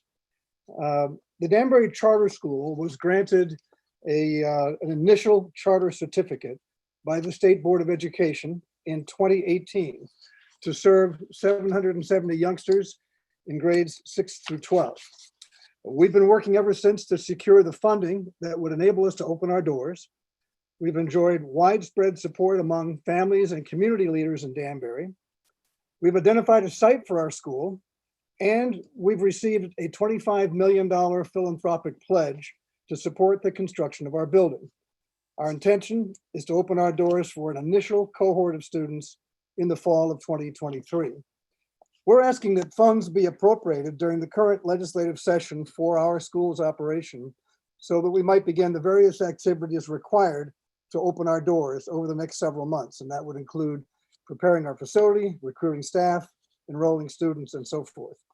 I'm also here to voice support for a proposal to revise the process by which charter schools are approved and funded in Connecticut. Under current arrangements, an approved charter school is required to open its doors in the same calendar year in which it is funded. With final decisions on the state budget typically not made until late spring, that means the school may have just 60 to 90 days to recruit staff and students and to prepare for its opening. This is not a recipe for the well-organized school openings to which our students and families are entitled. The change that we favor would empower the State Board of Ed to approve a state charter school, but then authorize a delay in its opening for a period of up to 1 year. It would also require that funding for such schools be included in the Department of Education's expenditure estimate and in the appropriations recommended to the General Assembly in the governor's budget. This would allow new charter schools the time that they need to open their doors in a responsible fashion. Strikes me as good public policy, and I urge you to support it. Thank you, sir. Thank you. Next is Carlos Cadena from LEAD. Are you there? I am. Can you hear me? I can hear you. Okay. Go ahead, sir. My name is Carlos Cadena, and I'm a Brookfield resident. I volunteer as an ESOL teacher's assistant at LEAD in Danbury. A couple of years ago, I became aware of overcrowding in Danbury schools through newspaper stories. Tentative plans were being discussed to transport students from Danbury to Brookfield. The plans became a reality at the beginning of this school year. Danbury Primary School opened at the facilities formerly used by the St. Joseph's School in Brookfield. Danbury's population and the number of school children is growing at an extremely fast pace. The high school already has over 3,000 students. I support funding for the Danbury Charter School because I believe it will help alleviate the overcrowded school system and provide better opportunities for all students. I hope the committee members feel the same and approve the funding needed for the new charter school. Thank you for allowing me to express my opinion. Thank you, Carlos. Next is Kim Piper from SEIU. Good evening, Senator Austin, Representative Walker, and members of the committee. My name is Kim Piper. I am a vice president with District 1199 New England. Can folks hear me? Hello? Yes, we can. Okay, great. I'm sorry about that. We're driving. Our union represents 26,000 healthcare workers across the state, public and private workers in Connecticut, including about 7,000 public sector mental health and human services workers. Our members have been doing some of the hardest work during the pandemic while being short-staffed by almost 1,800 positions. I'm here to ask you to support fully funding the State Contracting Standards Board. This would include funding 5 critical positions: Chief Procurement Officer, Staff Attorney, Accounts Examiner, Research Analyst, and Trainer, and protecting the board's critical enforcement authority, its ability to nullify bad contracts. This support will increase the board's effectiveness at protecting taxpayer dollars.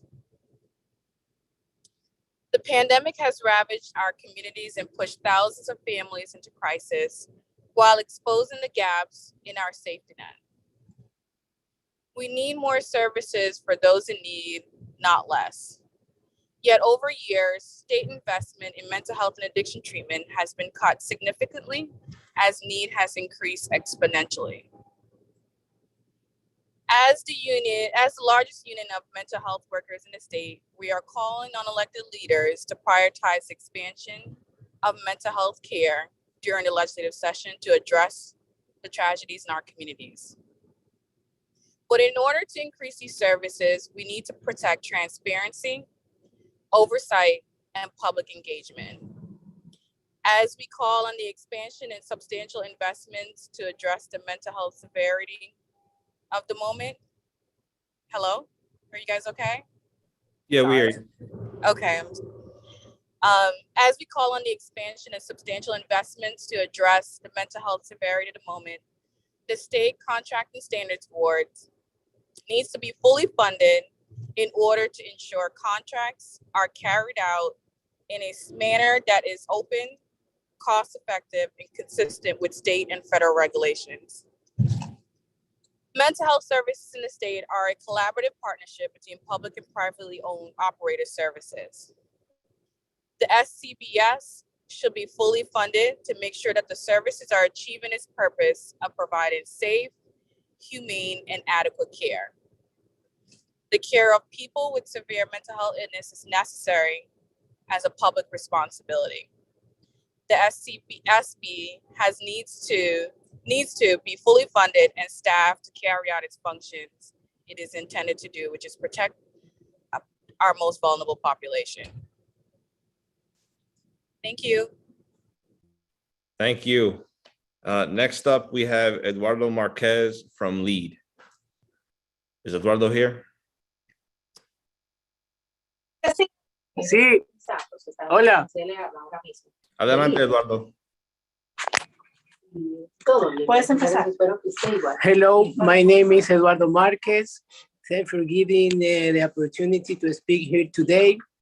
I'm an immigrant, but also a community organizer, member of LEAD.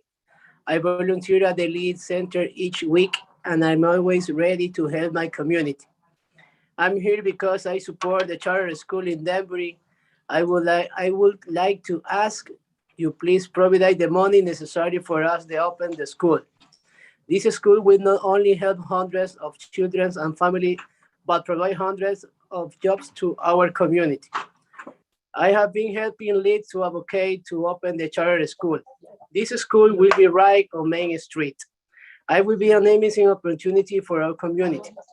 Please provide money necessary so that we can open the school the next year. It's not fair that we wait so many years to have our school.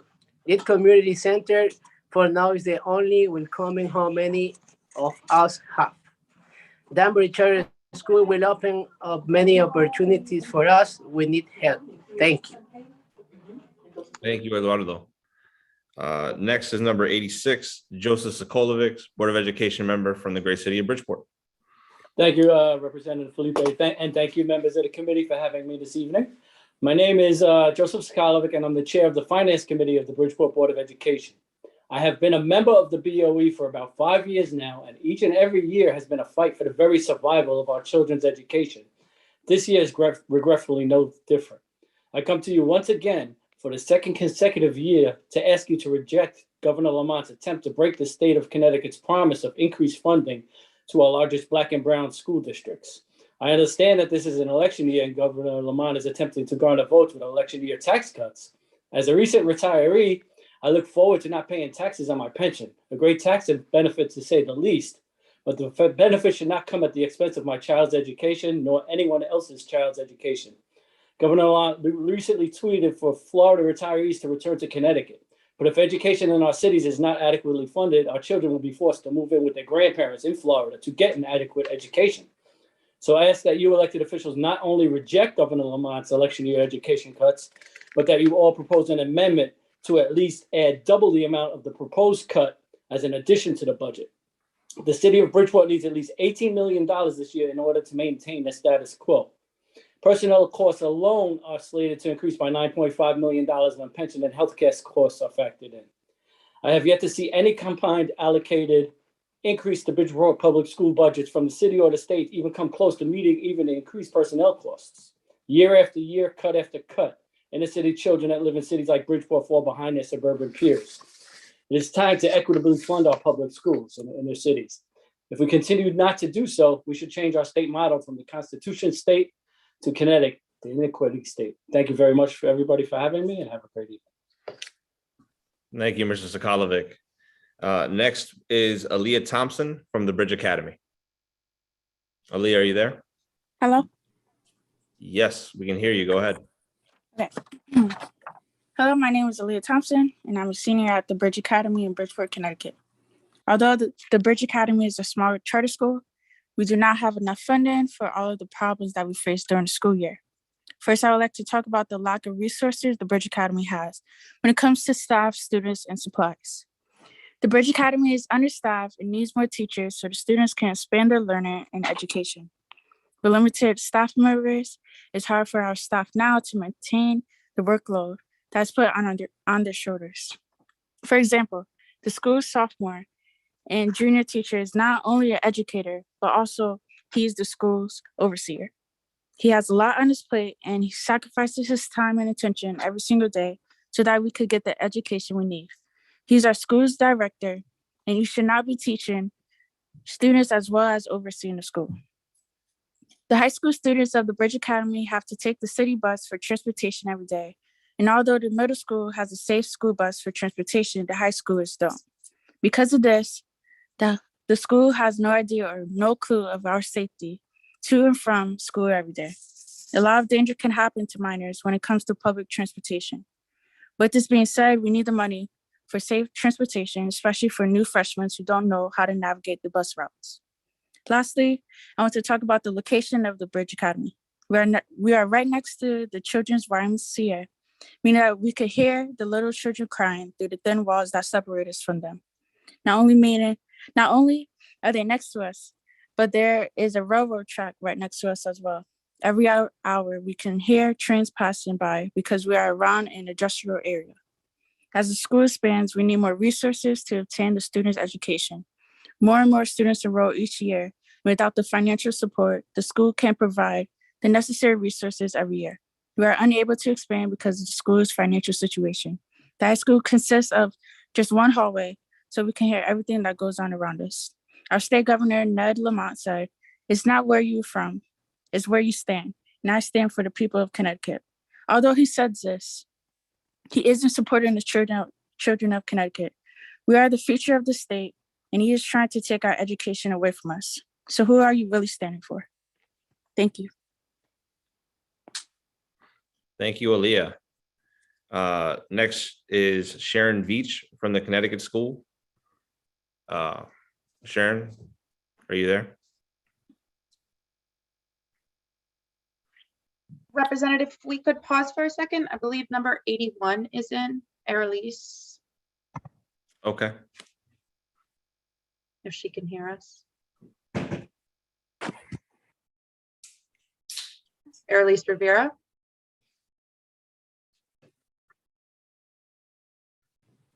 Can you hear me? Yes. Yes, we can hear you. Okay, I'm gonna be honest with you guys. This is kind of nerve-wracking. I'm very nervous. So I don't know as much as the government holding on the money for schools, but Bridge Academy has been going through financial problems, especially like with the bus, supplies, the Chromebooks. And I feel like that can really help us in a major way, better our education. It was at a point where our schools Bridge Academy itself was going to be shut down. So I love Bridge Academy, like that's the best school I've ever been to. And like I've learned more at that school than any school in general. And I feel like if we was to get that money that the government is holding, like we can really, like our school could really make a change to the students in general and especially the teachers' lives. So I really do hope that the government doesn't hold on that money so long so we can make charter schools in general a better and safe place for kids. Thank you. Thank you. And it's nerve-wracking, but for somebody who's learned on the fly on the other side of the table, just do it more and you'll get a lot better. Next should be Sharon Beach. Sharon, are you there?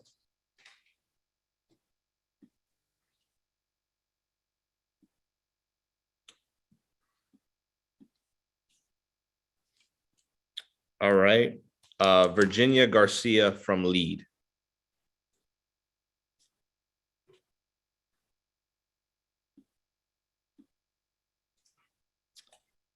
Ramon Garcia from Concan. Yes, sir. Could you hear me, Representative? Yep, I can hear you, sir. How are you? We're doing all right. Go ahead. Good. Thank you. Dear members of the committee, greetings to you, Representative Felipe. Thank you for allowing me this opportunity to express concerns with the current budget proposal. My name is Ramon Garcia, and I am a lifelong resident of New Britain, and I am also a parent of a child who attends New Britain schools. I work as a parent fellow with Concan, Connecticut CAN, advocating for a high-quality education for all kids, regardless of where they live. And I also work with the Peace Center of Connecticut, mentoring at-risk youth and teaching kids violence prevention skills so that they may be ambassadors of peace in their schools and their communities. These sessions are in several schools within Hartford County, including the Anna Grace School for the Arts in Bloomfield, a CREC school which has been spoken of with good by parents many times during this call tonight. This current budget proposal does little to nothing to improve our children's education and help students succeed. Connecticut has the worst opportunity gaps in the country. And yet again, this budget proposal does nothing to address these gaps. We owe it to our kids who have struggled mightily throughout this pandemic, and it starts with funding, teacher quality, school improvement, and innovation. I also asked the legislature to invest in building a diverse educator workforce. This includes scholarships, rental assistance, testing cost waivers, and signing bonuses for shortage areas. And none of these programs are funded at adequate levels. My hometown of New Britain, where my daughter is currently a student, still remains one of the most underfunded districts in the state and will remain so until we institute a student-centered funding formula. New Britain also has been impacted by the chef settlement.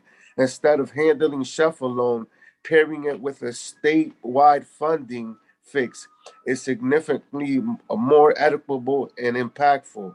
And by passing the student-centered funding plan as shown by last year's Senate Bill 948, New Britain would receive much needed resources to hire educators, interventionists, social workers, and instructional staff. Last but not least, I look forward to the public hearing process so that the governor and legislators can hear from Connecticut families, educators, and counselors about how underinvestment in our schools and the lack of urgency addressing teacher and staff shortages have damaged Connecticut's education system. Thank you so much, Representative Felipe, and the rest of your co-legislators, and thank you for the opportunity again, and have a great night. Thank you. Thank you, Ramon. You as well. Brittany Wilson, are you here from Integrated Day Charter School?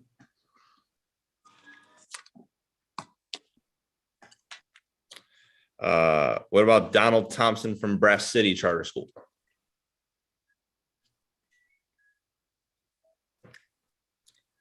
Esteban Lojano from Lead, are you here?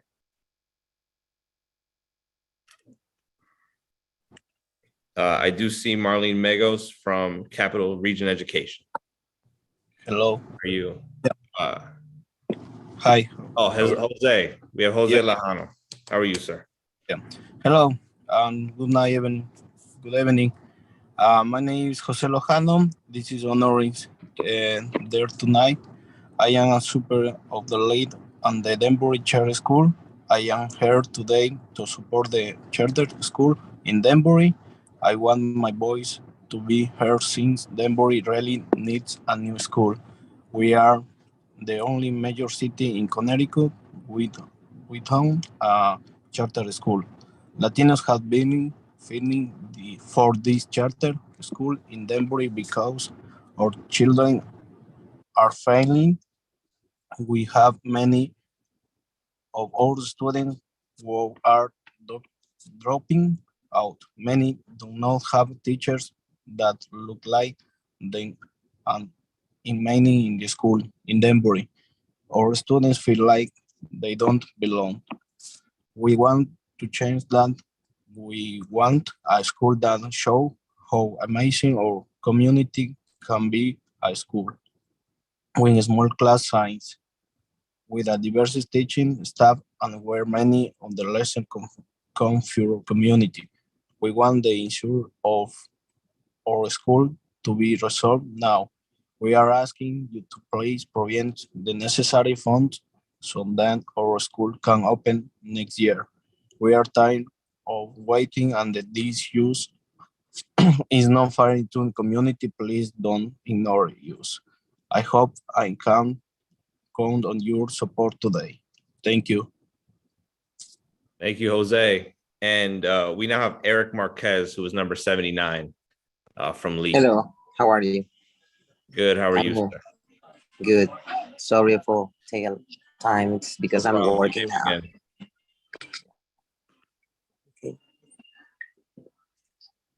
Like I said, I'm Eric Marquez. Hello. I am a resident of Danbury and a member of LEAD. I'm here today to support the Danbury Charter School. I would like to ask you to provide funds to the school so that we can open our school. I believe that parents should decide where their children go to school. This is about choice and a real freedom to choose what is the most important to our families. And that's a great education for our children. I'm a community leader who often volunteers at the Leeds Community Center, helping those that need it most. Again, please provide funds to the charter school in Danbury, and in the process change the charter school law. So that is the easier for charter schools to open their schools once they are approved by the state. Thank you. Thank you, Eric. Next is Marlene Megos. Good evening, Honorable Chair, Senator Austin, Representative Walker. Happy birthday, ranking members, distinguished members of the Appropriations Committee, and of course, Representative Felipe. My name is Marlene Megos. I live in Stratford, and I am the director of the Connecticut Teacher Residency Program. in partnership with CREC and the RESC Alliance. I am requesting your support in designated $5.5 million annually to support the efforts of districts in Connecticut partnering with residency programs committed to certifying teachers of color. In 2021, the state met their goal of having 10% educators of color. However, we still have to prioritize diversifying our teachers of color who are underrepresented relative to our 50% students of color in the state of Connecticut and well below the national average of 20% teachers of color. The Connecticut Teacher Residency Program attracts more diverse candidates with no out-of-pocket costs for tuition and materials, pay and benefits while serving in a classroom residency with a trained mentor teacher for a full year, and more support and cultural responsiveness. This program results in more diverse staff in our schools, increased student achievement, increased teacher retention rates, and increased hands-on preparation for teachers, as determined by some research recently. In the past 3 cohorts, the Connecticut Teacher Residency Program has placed 25 teachers in elementary classrooms and is in process of training 41 additional teachers, 98% of whom identify as persons of color, and you can see them in the picture behind me. We have partnered with over 23 school districts from Stamford to Stonington, Granby to Guilford, and many places in between. Last year, a funding mechanism was identified for MTR recruitment through residency programs in the biennial budget as a result of your diligent work. However, this mechanism with Alliance District funding for Alliance districts to partner with programs turns out to be inadequate to meet the needs of recruiting and retaining teachers of color across all Connecticut public schools. And many of our partners in those towns are wanting to participate. In short, this strategy sends a confusing message to our state that a diverse workforce is only important in our Alliance districts and further exacerbates the financial challenges they face. It also excludes districts who desperately need to have a diverse staff to disrupt current systems, offer varied perspectives, and lift the voices of marginalized populations. I propose that this year we adequately and equitably fund these programs across Connecticut as we designate $5.5 million annually as a line item in the State Department of Education section of the state budget to support the effort of any Connecticut district partnering with a residency program that is specifically committed to training teachers of color. Thank you for your time and consideration this evening. Thank you, Marlene. It's always great to see you. Nice to see you. Next would be Jake Jakowski from Concan. Thank you, Representative Felipe. Honorable committee members, good evening. My name is Jake Jakowski, and I am an elementary school teacher in Hartford. I'd like to start off by saying it's refreshing to see many initiatives come out of the newly proposed budget that are great. It's wonderful to have $90 million earmarked for improving school air quality, but the proposed initiatives would do little to combat some of the most pressing issues faced by educators in this state today. First among which would be staffing shortages. Currently, in my school, we have numerous open positions for reading interventionists, resource teachers, paraprofessional aides, behavior support technicians, a technology teacher, and other various positions. The staffing shortages have been so egregious that my students often miss specials as specialist teachers are pulled to cover classes. That's happened 3 times in the past week. Moreover, a paraprofessional has covered technology class since the beginning of the school year due to a vacancy. Connecticut as a whole has numerous areas where these staffing shortages are most critical. A 2019 study by the Rockefeller Institute of Government found that in Connecticut, there exists persistent teacher shortage areas of bilingual education, special education, math, science, technology, among other areas. These areas of persistent shortage are often compounded by general teacher retention issues. Within Connecticut, the same 2019 study identified that teacher retention is a major issue, particularly for high poverty districts. And that enrollment in teacher education programs also decreased by 66% between 2009 and 2016. What in this budget deals with increased incentives for high quality teachers to remain in schools? Where is the funding for programs to incentivize prospective teachers to specialize in persistent shortage areas? A November 2021 article in the Hartford Current noted that 1 in 4 teachers in Hartford leaves after their first year on the job. Make no mistake, The pandemic and its after effects will only serve to exacerbate this crisis and negatively impact our state's children. A 2014 article in the Connecticut Mirror put it best. When teachers leave, it's rarely about kids. Sometimes it's about money, but mostly it's about working conditions and leadership. Many colleagues have shared similar sentiments with me. Teacher induction programs for alternative route to certification teachers could use more funding.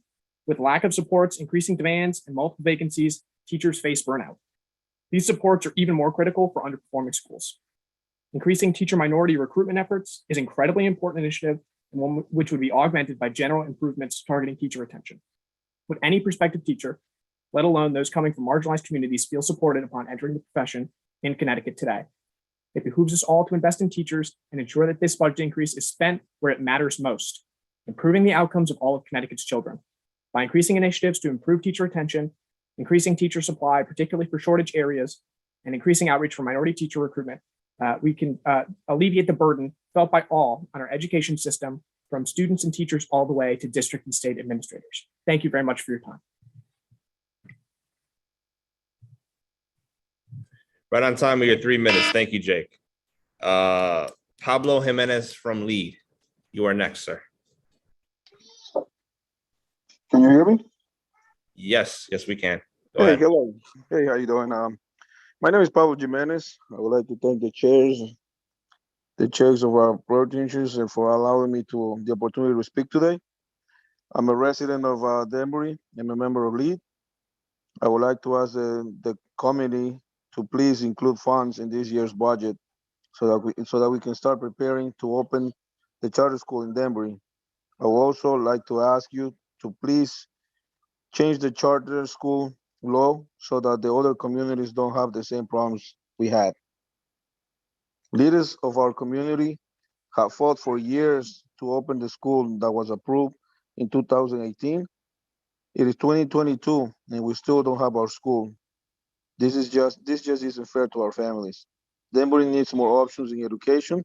Our schools have too many children in them, and parents should be allowed to decide what is the best for their children. Again, I want to ask you to please just help us solve this problem once and for all. The school will be built right on Main Street, and it will bring hundreds of jobs, as well as an amazing opportunity for over 770 students. We don't want to be asking this again next year. I think it's time to let us have our school. Thank you very much. Thank you, Pablo. LEAD came out here in force. Today, we have Gloria Castillo, also from LEAD. Are you there?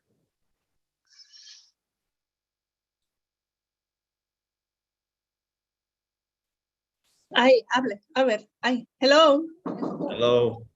Can you hear me? Yes, we can hear you. Go ahead.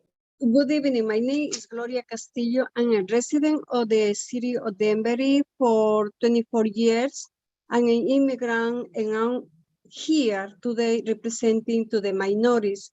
Funny thing, we are a majority population of the city of Danbury. I have two children. My daughter is 23 years old and she graduated already from Fairfield University. She got a lot of scholarships. She went to the private school, but I had not the same experience with my boy. He's 19 years old and he's in the local community college for 2 years. And the lack of support he received from our current public scholar system is poor. And I understand it's overpopulation and he didn't move forward for complete his transitions to the college. And this evening, I'm here to plead for your support to founding the Danbury Charter School because I am a mother and I hope all the children has a best education and the future generations too. Please found the Danbury Charter School now, and I'm going to say thank you for listening to me like a mother, and thank you for your consideration. Thank you, Gloria. Next should be Julio Encarnacion from LEAD. Are you there, Julio? Well, moving on, we now have Diana Martinez. I see you down there from LEAD. You ready, Diana? Hi, yeah, good afternoon.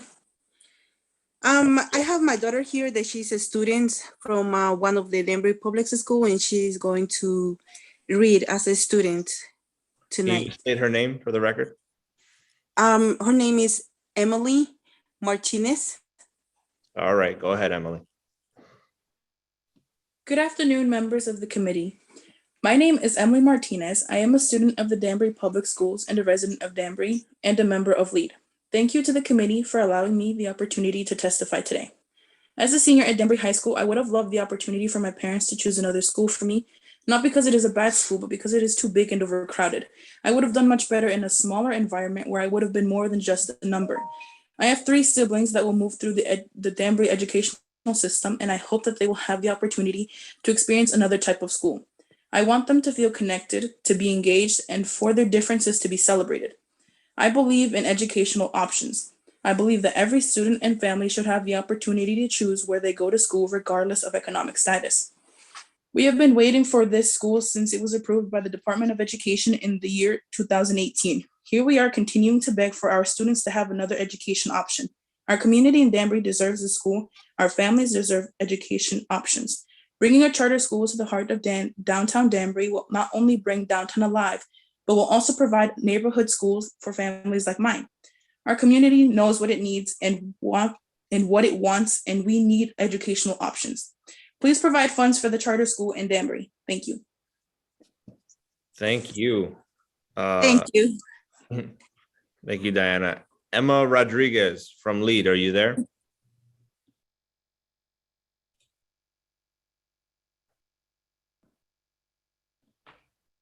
All right. What about Scott Nichols from CAPS?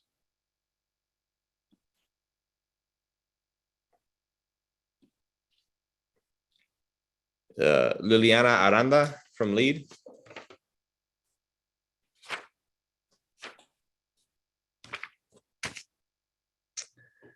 Anaida Espinal from LEAD.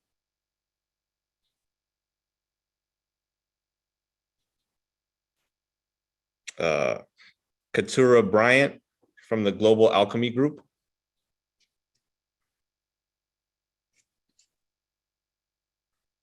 Madeline Santos from LEAD.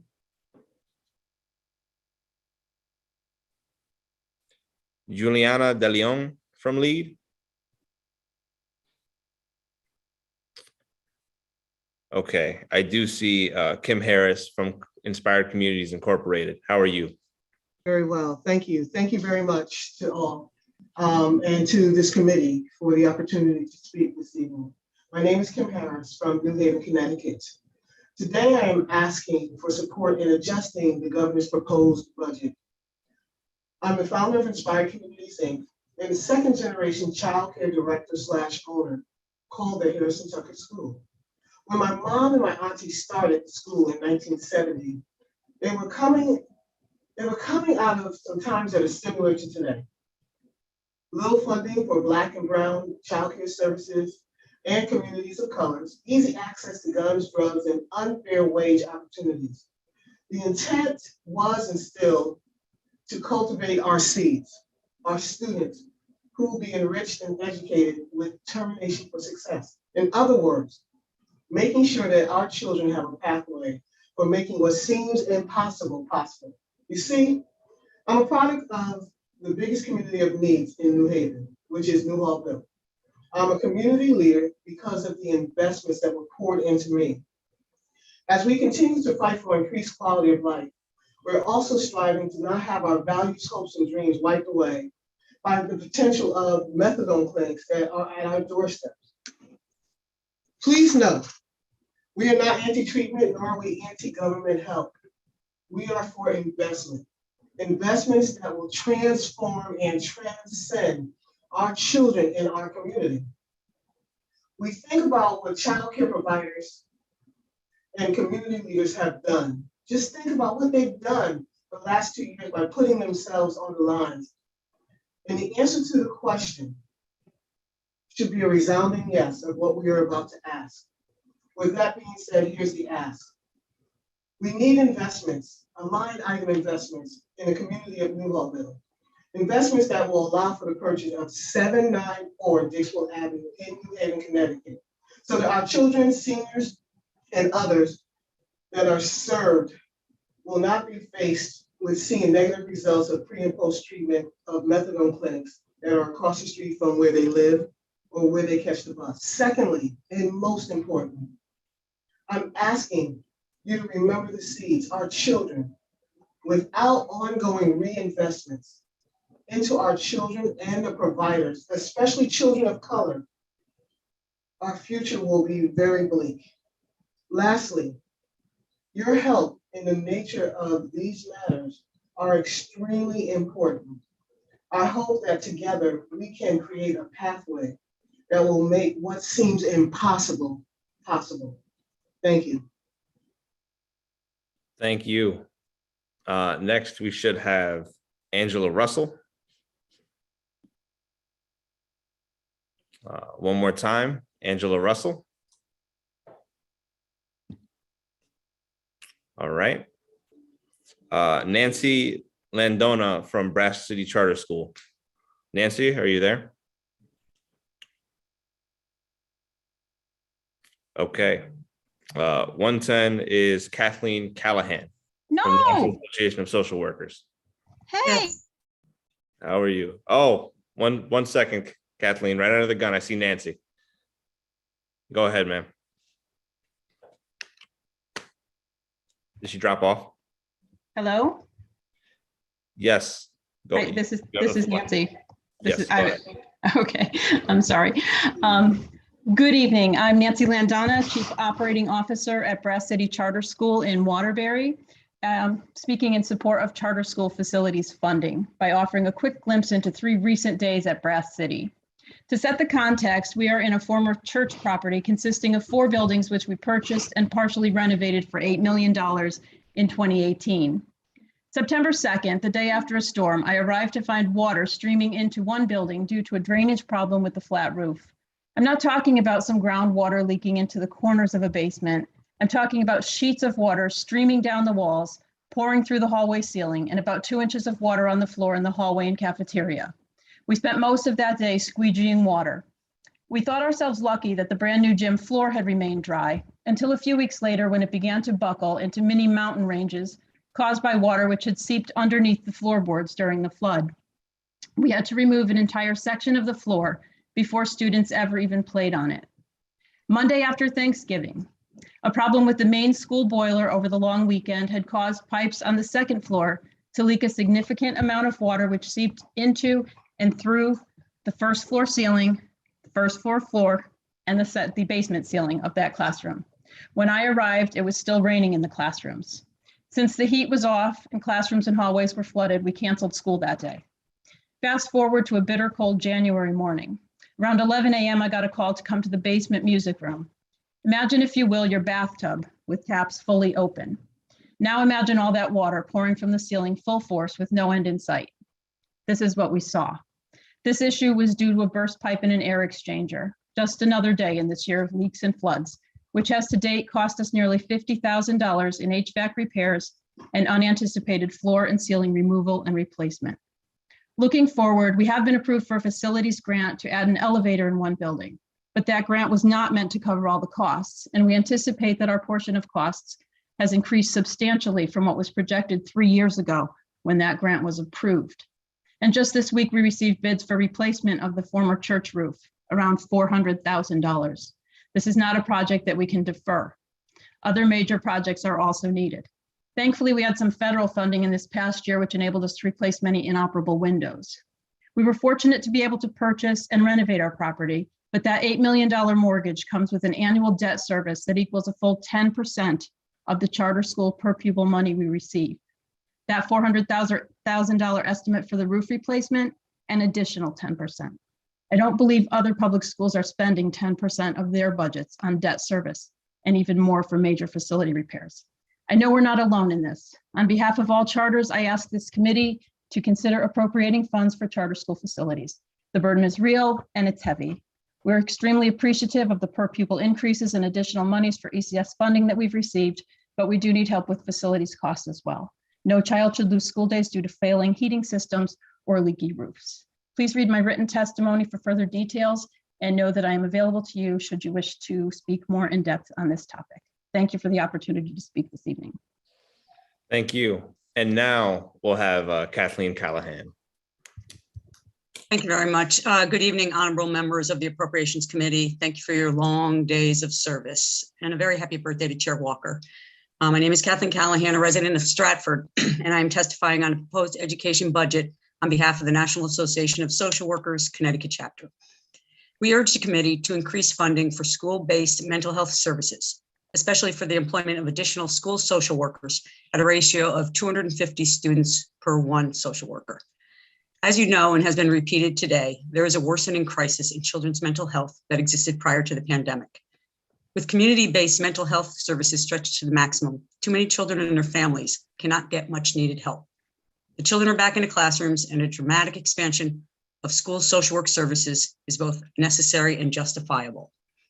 You've likely heard of the phrase, meet them where they're at. I like to add, and don't leave them there. Students bring their full lives into the classroom. Stresses of their family, impacts of trauma, fears of being bullied, effects of the pandemic, and more. All are obstacles to learning and all come into the classrooms.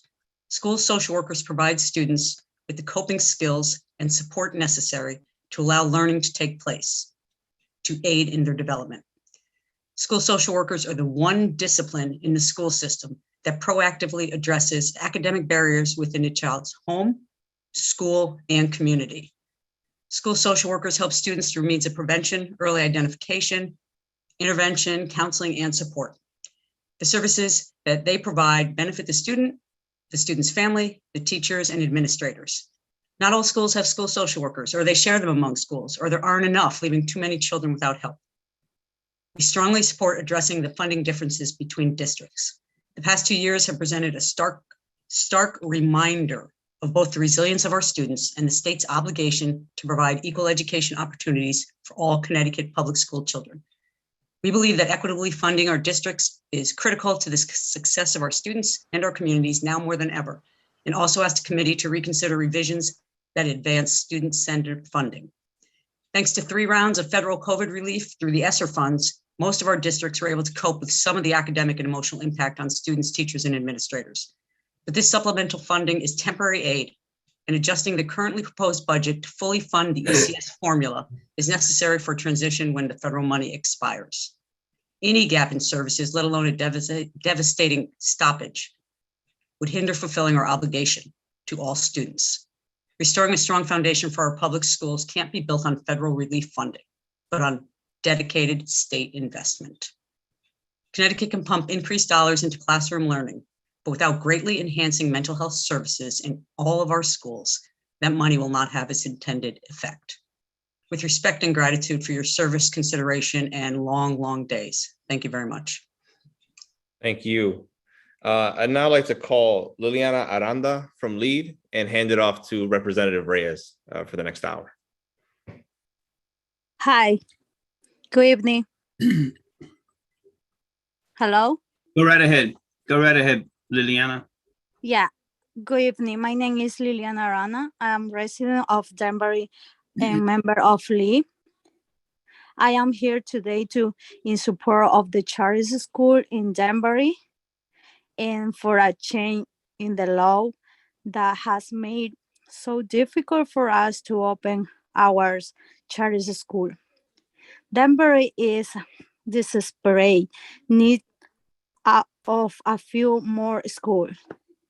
Danbury public school system is very overcrowded, and many do not have any education option.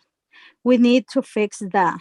Most of the children that are failing are Latinos and children of color. We can do better, and we must do better. We fight for this school because the immigration community continue to be underserved and ignored. We need a home for our own, a place where diversity is truly celebrated. I am confident that the charter school in Denver will be a tremendous success. I'm asking the committee to please provide the funds necessary for our school to open. Thank you for your consideration and have a great night. Thank you. Thank you, Ms. Liliana. Thank you very much for your testimony. I'm at 111. Can the clerk make sure I'm at 111? I'm at Michelle Cunningham. You're correct. Go ahead, Mrs. Cunningham. You have the floor, madam. Thank you. And thank you for all of you for your leadership as Connecticut has weathered the storm of COVID-19. As we begin planning for recovery from its effects of our students, I'm supposed to announce myself first. I realize it's for the record. My name is Michelle Doucette Cunningham, and I'm the Executive Director of the Connecticut After School Network. And I'm here tonight to talk to you about expanding funding for both childcare and after school and summer programs, which are essential parts of childcare, especially as we need to recover from COVID and accelerate student success, and also to allow parents to get back to work. There are multiple different avenues for this investment, and I'd like to speak to 4 of them. Number 1, to continue the state investment in the State Department of Education's budget line item for after-school grants. This is $5.5 million. It supports 67 sites and 4,200 children. It's had 18 years of success in supporting students and families and has a great track record. In addition to that, however, I'd urge you to expand support for Care to Kids. Care for Kids currently has co-pays for families earning up to 75% of the state median income. I think we should remove those co-pays, but also expand eligibility so that families who are up to the state median income could participate. This funding offsets the cost of childcare for children under 13 and includes after-school care and summer care, as well as care for younger children. A third avenue would be to provide health insurance and wage supplements, and you've heard others tonight speak on this issue. While many after-school providers work only part-time and would not be eligible for health benefits, an increase in wages would allow programs to offer competitive wages and compete with retail employers. You've heard tonight from many childcare providers who are in crisis, and the majority of them are having a horrible time hiring staff. After school and summer programs are no different. The majority of them are funded entirely by parent fees. They don't get state grants, such as the after school grants. There's not enough funding to go around to provide grants to everyone, and parent fees are the mainstay of all of these programs, but they're struggling to stay afloat and they're unable to hire staff, especially if they're hiring staff at minimum wage and the retail sector is paying $5 more an hour than that. Fourth, I'd like to encourage the State Department of Education to spend all of the ARP and ESSER after school and summer set-aside funding immediately to get started further to support the COVID recovery efforts.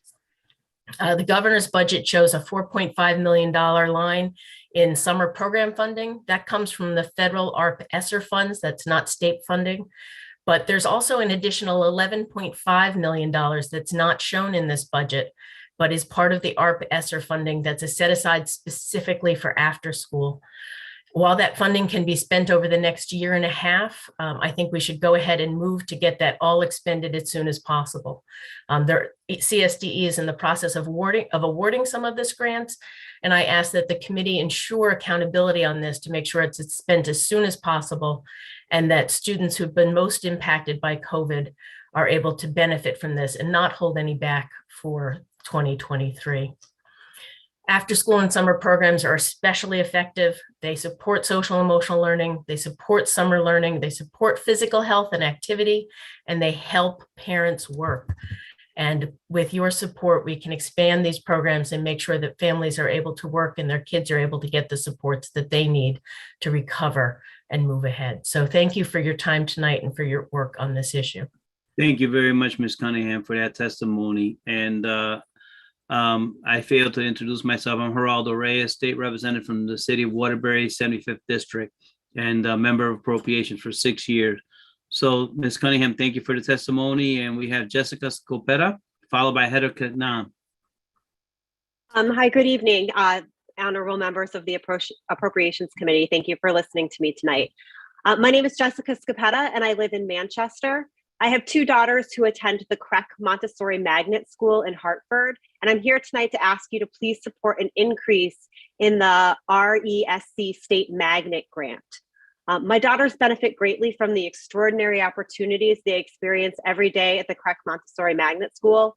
After researching early childhood education programs, I knew I wanted my daughters to attend a Montessori school, which prioritizes experiential learning, freedom and independence, an individualized curriculum for the whole child, and mixed-aged classrooms. However, most accredited Montessori schools are private, and tuition can cost upwards of $25,000 a year per child, making a Montessori education only available to a privileged few.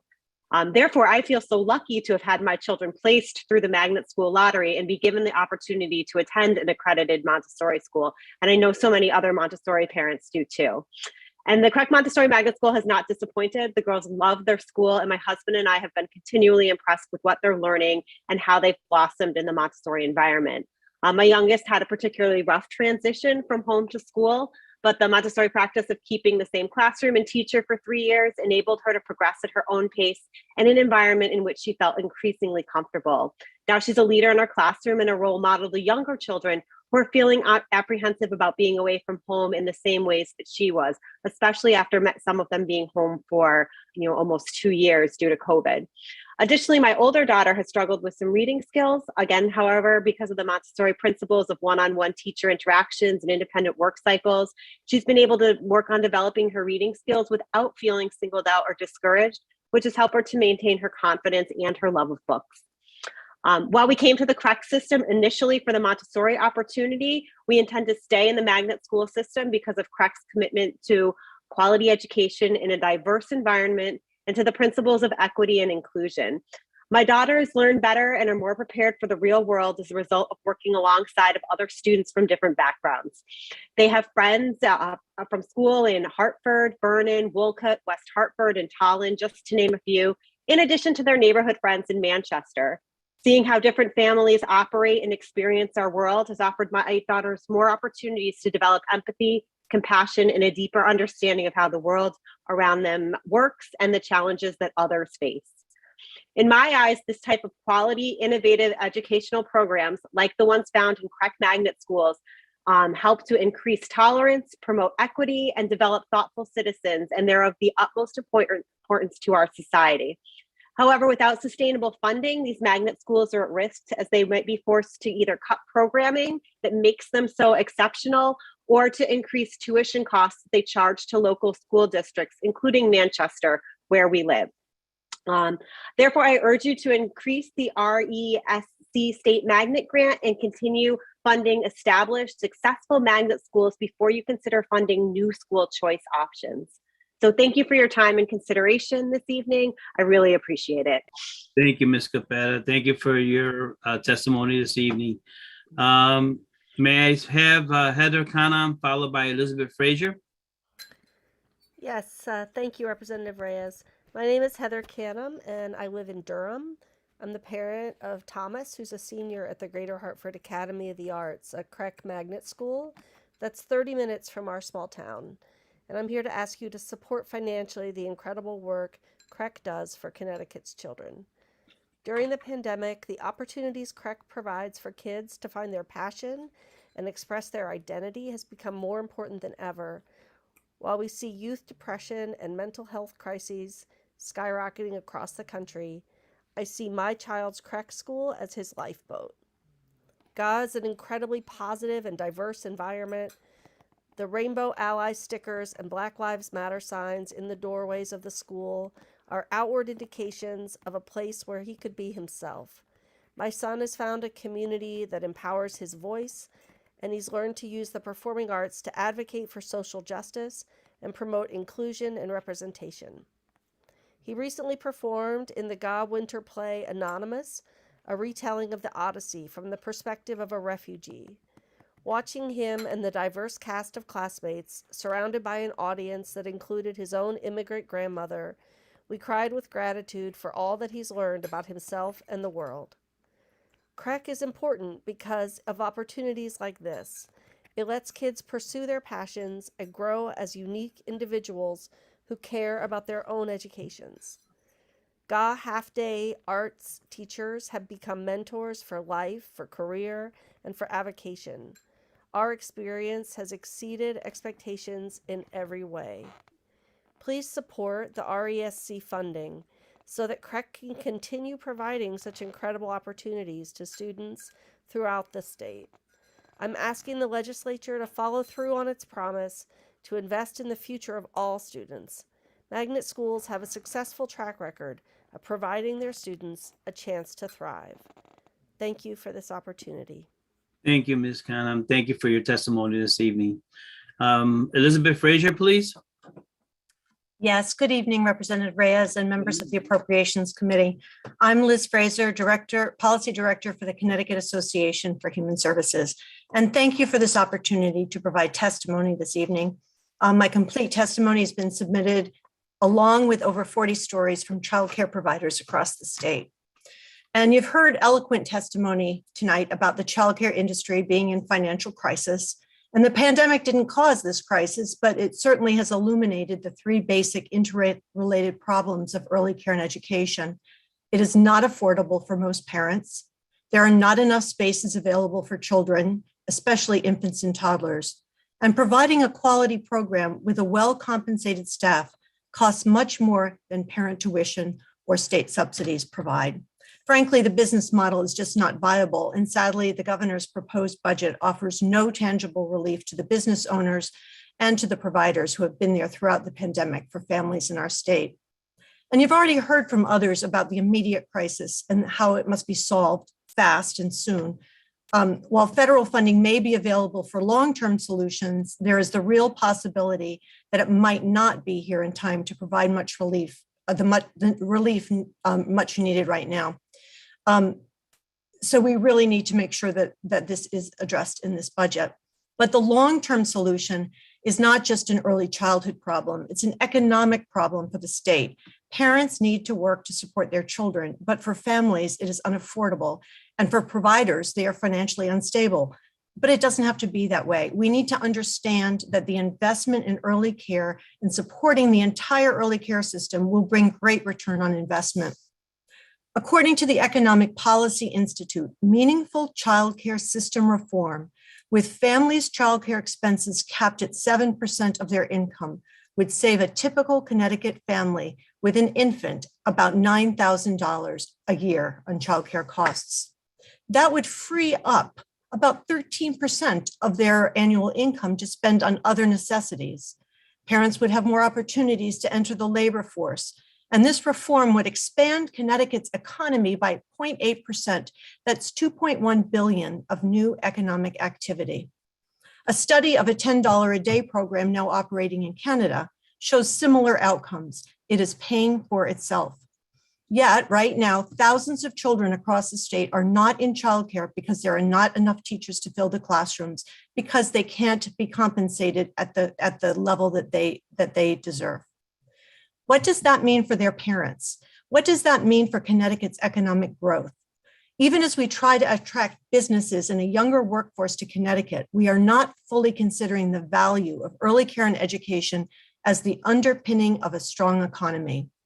If we want to keep our young adults in the state and attract a young and vibrant workforce to Connecticut, then we need to value and fund the business of early care and education as a public good and give parents the opportunity to be financially secure in our state.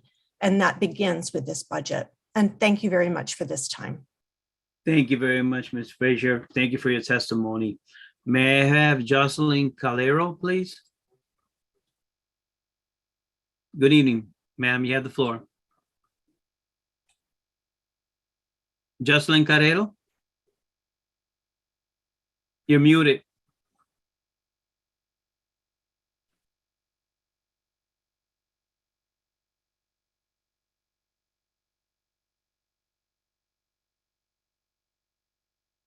Okay, hang on.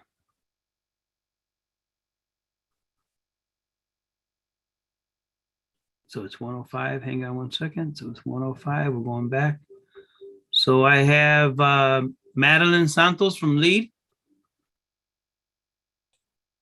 Madeline Santos.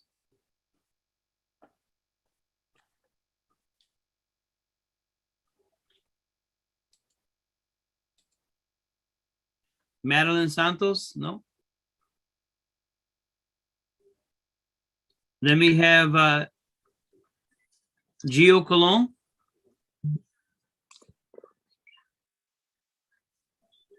Mr. Gio Colon from the Bridge Academy. Yes, my name is Gio Colon and I'm a sophomore at the Bridge Academy. If our school had more money, we could fund more stuff like security, busing, and more staff to help our students. More students are coming into our school and our funding is not going up. Why is there a $2.6 billion surplus of money that is not being used and is sitting when we could use it for our staff, resources, and to help our school environment? Being a minority coming from Bridgeport makes it even worse. We have to take the public bus and risk our health and safety every day to get to school because our school can't afford our funding for busing. An article coming from ctschoolfinance.org states that Connecticut students from all types of schools are not funded by a formula that accounts for their learning needs. These students, mostly students of color, are funded through flat dollar grants. It is a very unfair and needs to change for the students in schools. We are the future and deserve the fundings to have the more resources in this technology dominant time. Because of COVID-19, the majority of our work are done through laptops or Chromebooks. Our school can't afford to get new ones, and our Chromebooks we have right now are very slow and old. This is another reason why we need more funding. A statement from Ned Lamont says, "It is not about where you're from, it is where you stand." And I stand for the people of Connecticut. If we truly does, we should have funding for our young generation and for students to strive. Thank you, Mr. Colon. Where is your Bridge Academy? Where is your school at, sir? The Bridge Academy is in Bridgeport. Bridgeport. Thank you for your testimony this evening, sir. May I have Yolani De Leon? Madeline Santos or Yolani De Leon from Lead? Okay. Primero me gustaría agradecer al comité. Por favor, diga su nombre primero. ¿Con quién hablo? Juliana de León. Yolanda De Leon. Thank you. Sigue, por favor. Gracias. I first of all wanted to thank all the committee. Okay. Continúe. Sí. Okay.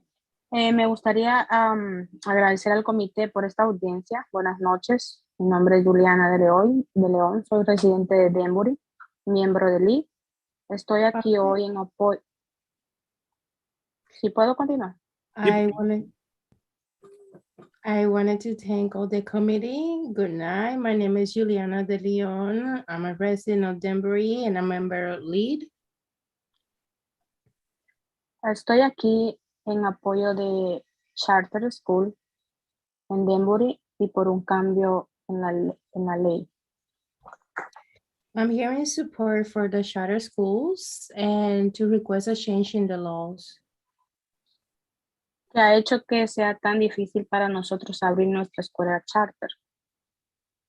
That has been making so difficult for us to open our charter school.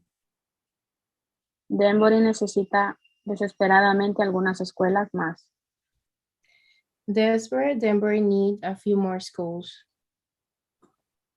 El sistema de las escuelas públicas de Danbury está sobrepoblado y muchos no tienen opciones educativas. The school system in Danbury is overcrowded and many don't have the support. Necesitamos arreglar eso. We need to fix that. La mayoría de los niños que están fallando son los latinos y los niños de color. Esto lo podemos mejorar y debemos hacer. The majority of the kids that they're failing is the Latin kids and colored kids, and we can fix this. We can get this better. Le pido a este comité que proporcione fondos necesarios para que nuestra escuela abra. I request this committee to support the necessary funds that our school could open. Gracias por su consideración. Thank you for the consideration. Thank you very much. Muchas gracias. Thank you, Juliana. And Evelise, thank you for translating. Yes. We're up to Gary Gates. Mr. Gates. Angelica Salazar.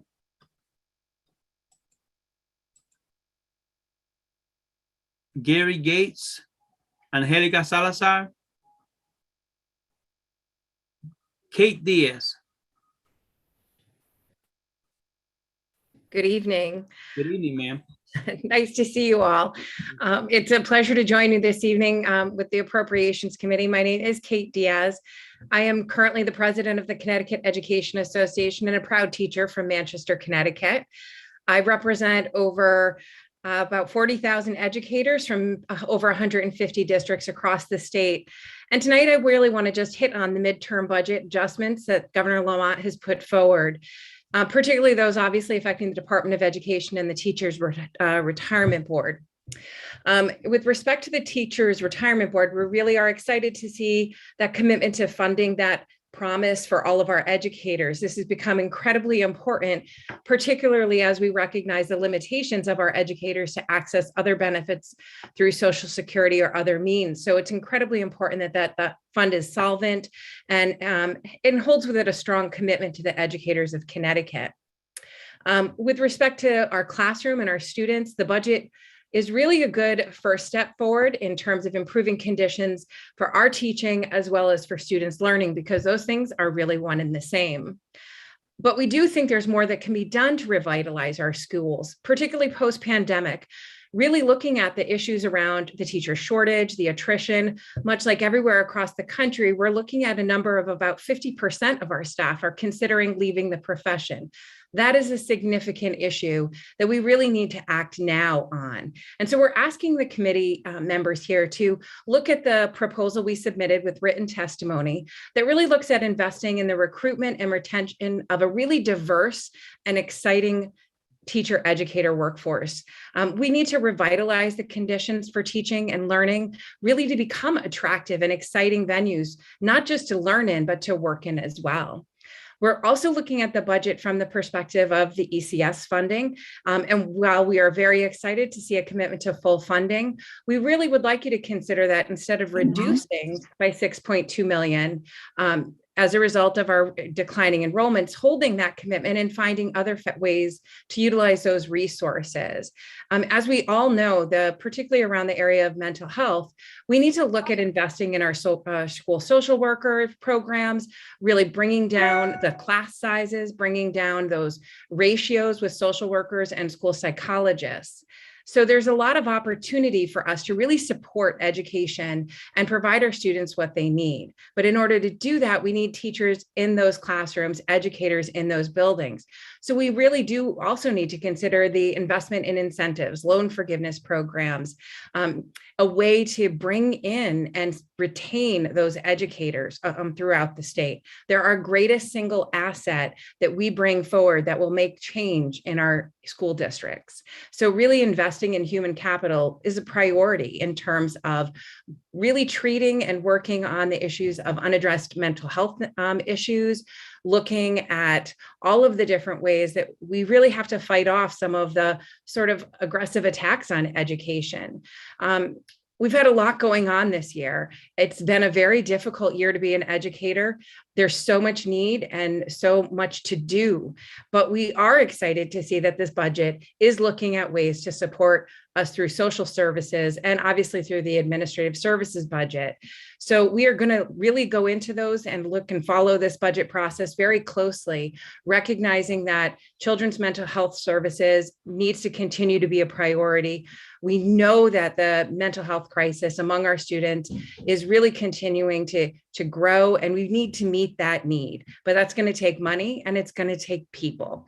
We are really committed to that. And when we look at what it takes to build successful schools, we've included some suggestions, things we really believe that can make a difference and move the needle.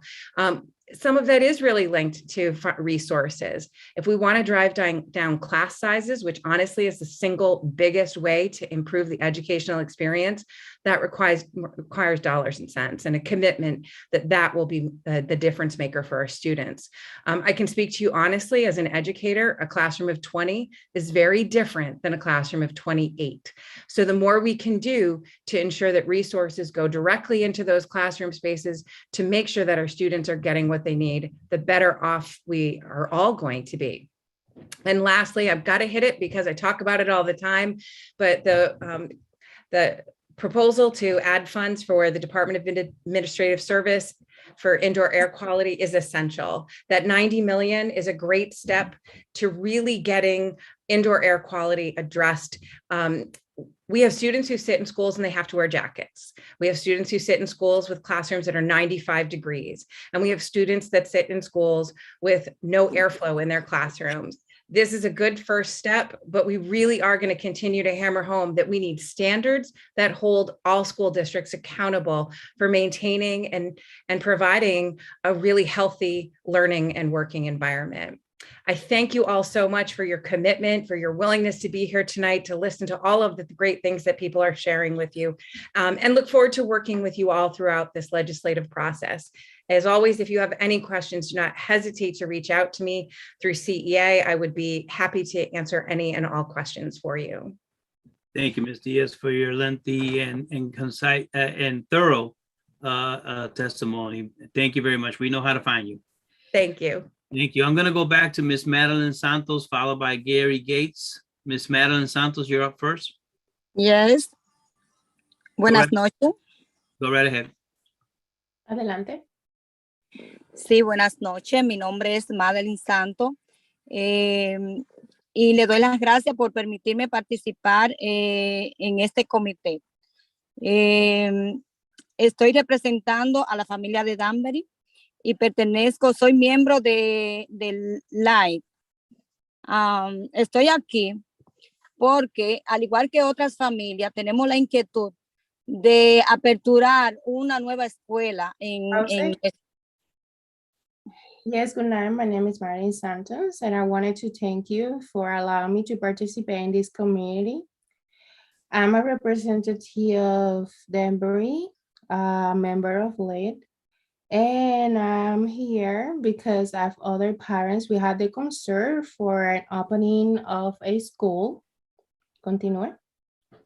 Sí, y les pedimos encarecidamente pues que nos den la facilidad de hacer ese sueño realidad, ya que eso va a beneficiar a toda nuestra comunidad latina que vive aquí en esta ciudad. And I humbly request to provide the support that we need because that will benefit us all here in this Latin community. Entiendo que es muy importante la apertura de esta nueva escuela, ya que tenemos muchos niños, o sea, ya el pueblo está saturado de tantas personas y no tenemos lugar suficiente para darle una educación adecuada a nuestros niños.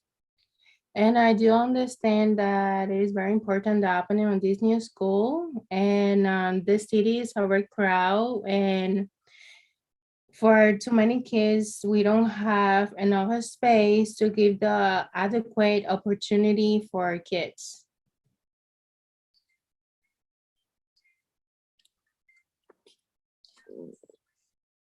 Yeah, Madeline? Sí, eso es cuanto. Muchas gracias. Thank you very much, Madeline Santos Ivelis. Thank you very much for translating. Mr. Gary Gates, you're up, sir. Hey, how you doing? Good evening, everyone. Good evening. My name is Gary Gates. I live on the New Hallville section of town in New Haven. I'm a business owner. I'm from that community. I grew up there. And I run a nonprofit organization called New Hallville Neighborhood Corporation. We do a basketball tournament for the youth, as well as free food and all kinds of gifts and backpacks and things for kids going back to school. So Our work has been done over a 20-year period in New Orleans, and our work is mainly based on curbing violence in our community. I think we've done a successful job in what we're doing, as well as all the other community leaders in my community as well, trying to change the environment. With that being said, we are aware of a purchaser of a building that's across the street from our barbershop, which is at 783 Dixwell Avenue. And the building was once a school, Elm City. And we were looking to see if within your budget, is there any way that we could turn that into some kind of community center where it would be beneficial to our neighborhood to further push our community to the success rate that it's becoming because of the way society is changing. And what we're looking to do, or what would be feasible for our community, would be something such as, things of reentry for people that need that kind of assistance, as well as mental health, things of that nature. So we're just looking for other ideas outside of what the purchaser of the building is looking to do. So if that being something that we could have you guys take into consideration for our community in New Orleans, it would be something greatly considered, because I truly think that it would be instrumental that we use that building for something of a better purpose. And that's kind of all we want to say at this moment. And if I have any other questions, I know who to get in contact with. Thank you. Mr. Gates, where is the building in Newhallville, in Hampton or New Haven? I believe it's 795, if I'm correct. I know it's the old Elm City building, right before the town line of Hamden. And it's a great building. It's a dense community that is an elderly community. It's a community that's thriving with new businesses up and down the strip on Dixwell Avenue. And the kind of element that will be coming in that area will not be conducive to where we're bringing this community. So with that being said, we're just looking for other ideas and things that will fit in that area that would better suit that building. So that's my piece there. Thank you for the testimony, Mr. Gates. Thank you very much. You're welcome. Jesse Mejia.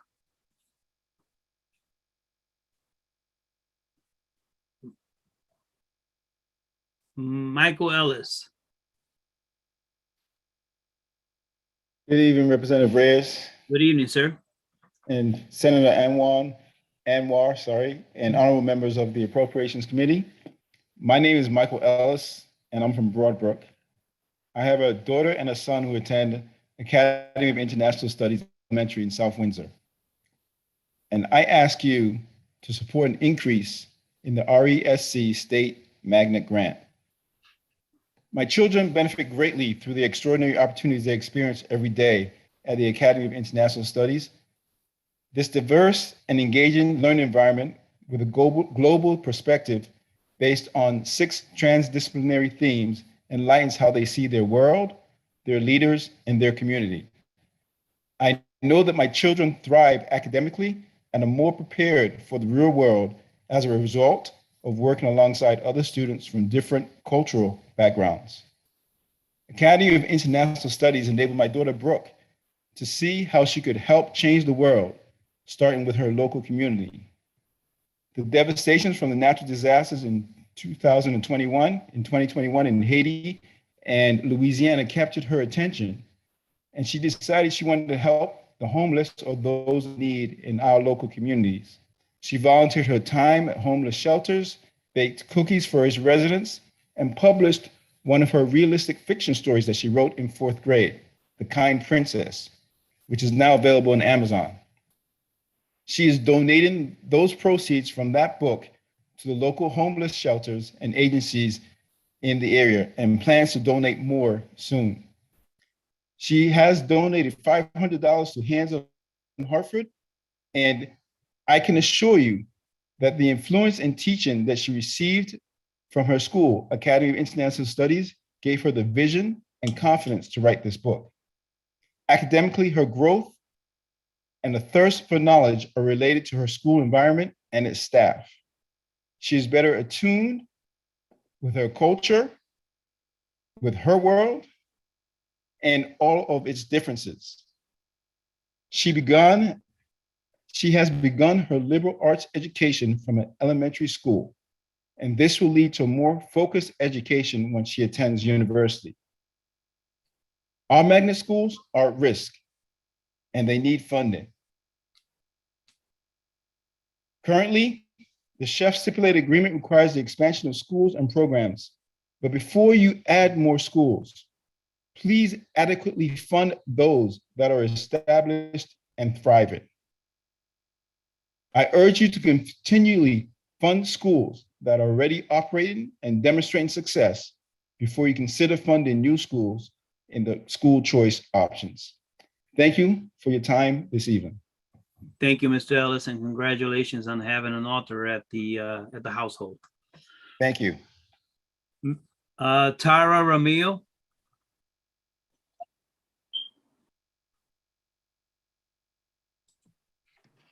Hi, everyone. Good evening, members of the Appropriations Committee. Can everyone hear me? Yes, ma'am. Go right ahead. Okay.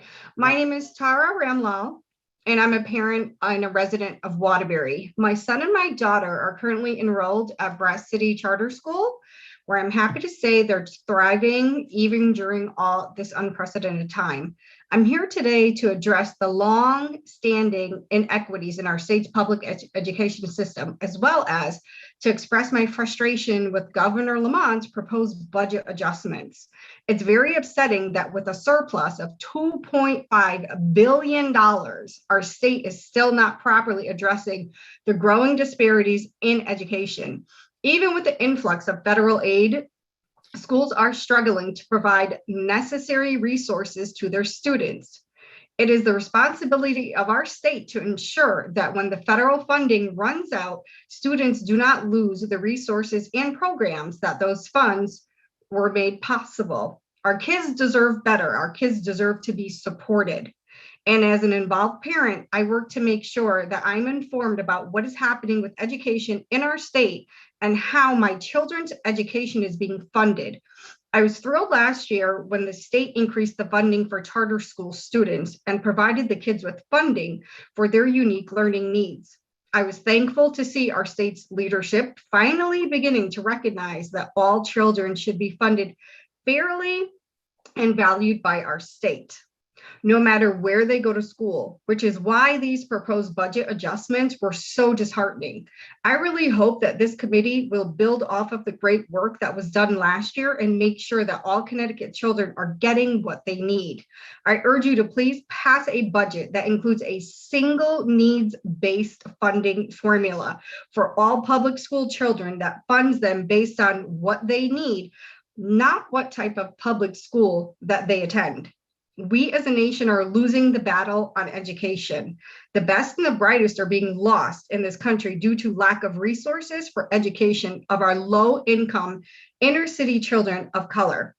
We know how important it is to keep our students in school and that learning alongside their peer is hugely beneficial, which is why our state needs to make sure all schools have access to funding for maintaining their buildings. I have an example for my children's school. They have continuous flooding whenever there's a lot of rain, or I don't know if it was broken pipes and it was in the music room. That really shouldn't be happening, where the school has to shut down for the day or 2 days or 3 days because we have flooding in the music room. The children can't use it. That could then end up being hazardous, where mold can grow. And I think that if we have funding where, you know, if a new roof needs to be done, if the plumbing needs to be fixed, if we need, you know, a new heating system, new ventilation system, whatever the school needs are should be on a school base by base needs. And all schools should have some type of a tally sheet where they're like, okay, this is what our school needs and this is what we're going to spend it on. And I think we should just have the basic necessary needs for our children when it comes to learning. Besides that, my children have missed enough school as a result of this pandemic. They should never have to miss school. You need to start summarizing. You need to start summarizing, please. I'm sorry, I'm almost done. So pretty much in closing, I just want to thank the committee for your work and all the work that you guys have done to support all the Connecticut charter school students. And I just ask you guys to please continue to stand by our children by passing a budget that includes student-centered funding and increased access to facilities to fund our charter schools, support all of our kids regardless of what public school they attend. Thank you, Ms. Romeo. Thank you. And give Dr. Ruggiero our best. Thank you. Okay, thank you. Joanne Kennedy? Miss Kennedy, Joanne? Yes. Good evening. How are you? Go ahead, ma'am. You got the floor. Thank you so much. Good evening to everyone. I'm Joanne Kennedy from Bridgeport, Connecticut. I am coming tonight to speak about the students in the city of Bridgeport. We are already grossly underfunded every single year for decades. And during this pandemic, our students have suffered even more. Prior to the pandemic, we already had a lot of issues, a lot of trauma, different things like that. This has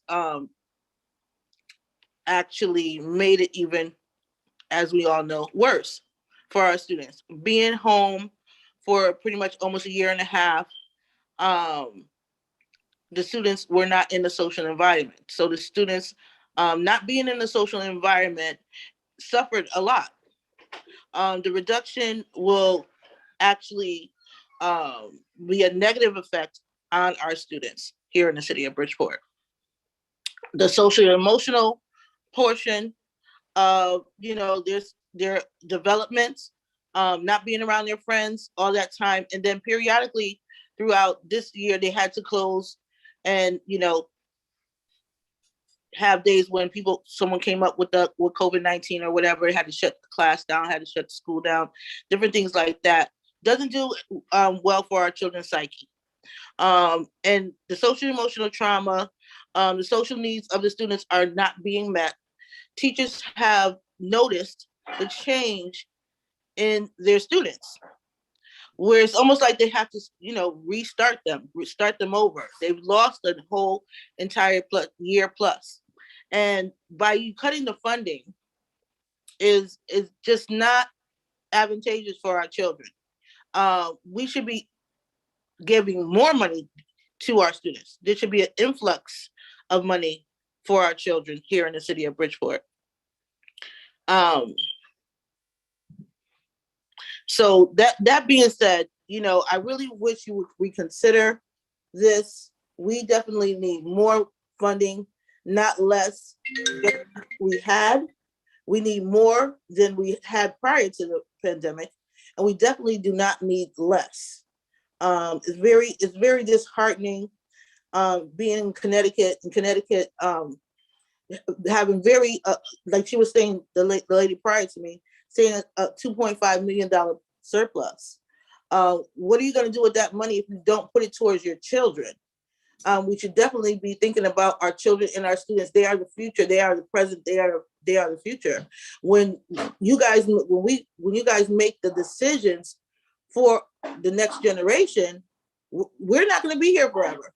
I'm a person of a certain age. I'm 62 years old. I'm not going to be here forever. You guys making the decision not going to be here forever. How are we going to affect our children in the next generation? The ones that are graduating from high school this coming year. They have a lot of social and emotional needs. That is one of the major things that we have. We need more social workers. We need more resources for our children here in the city of Bridgeport. I want to make sure we're the largest city. We should definitely be taking care of our children. That's how you judge a country, you judge a state. When you take care of your children first. It should always be children first, students first. I thank you for your time. Please reconsider. And please don't do a bait and switch. Don't say, okay, we're gonna give them a little bit more. Give us what we need plus. That's what our children need. We should always go above and beyond for our children. Thank you so much. I appreciate your time. Thank you, Ms. Kennedy. Thank you very much. Matt Sapala? Matt Sapala? Eddie Perez Jr.?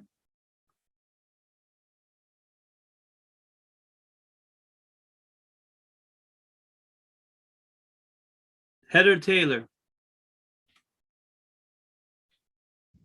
Hi. Hi, good evening. Hi, good Announce evening. yourself. Rep Reyes, how are you doing today? Good to see you.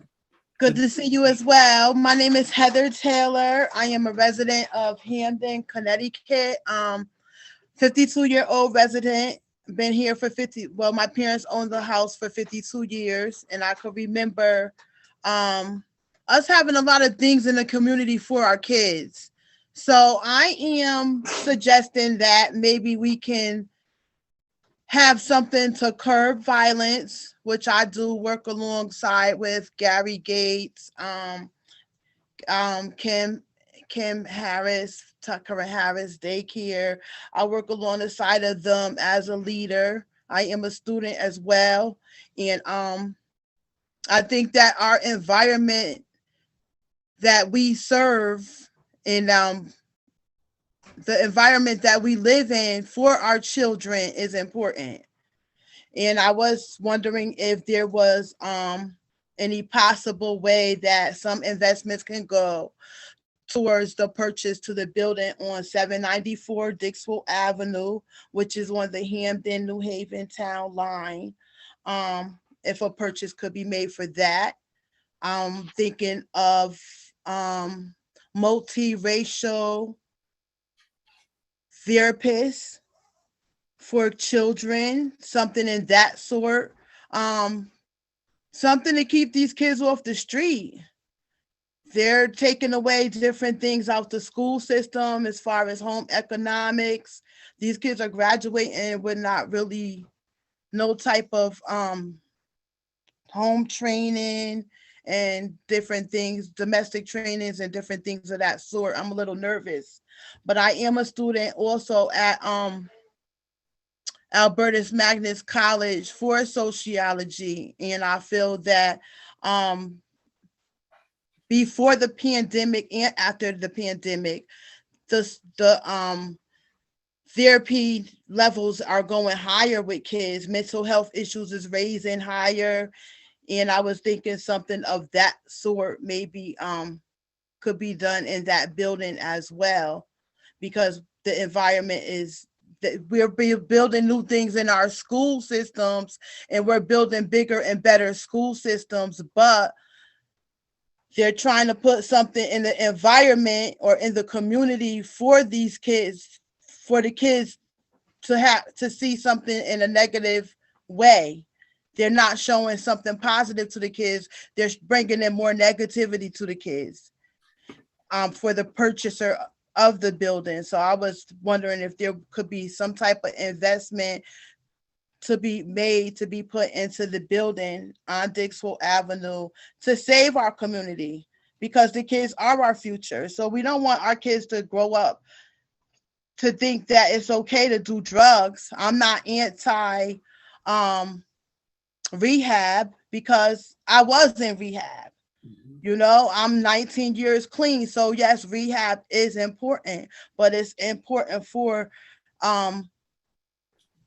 it's important with the people that's in that community. If the people in community don't need that type of rehab, why bring that type of rehab to the community? And that's both Hamden and New Haven side I'm speaking for. So I was just thinking something to stop the sale of that building, to bring something more positive to our community for our kids growing up. My son is 18. He doesn't walk down the street anymore because of the violence, but something like that is going to boost up the violence in the community. So I'm just looking for safer activities in the community. As well as the education. I'm here for education for the kids, all the kids all over. Thank you, Ms. Taylor. And you're right on the button, and good luck with your education at Albertus Magnus. Thank you for your testimony this evening. Thank you. Have a good night, everybody. Thank you for listening. Thank you, Ms. Taylor. Olivia Scully, please. Olivia Scully, good evening, ma'am. Hi, good evening, honorable members of the Appropriations Committee, and thank you very much for the opportunity to speak with you this evening. My name is Olivia Scully. I'm the Help Desk Coordinator at Bibliomation Inc. in Waterbury, and the co-chair of the Connecticut Library Association's Legislative Committee. I'm also very happy to say that I'm a new resident of Middletown, and I'm pleased to join you tonight to voice my support for Governor Lamont's proposed budget allocation for the state library.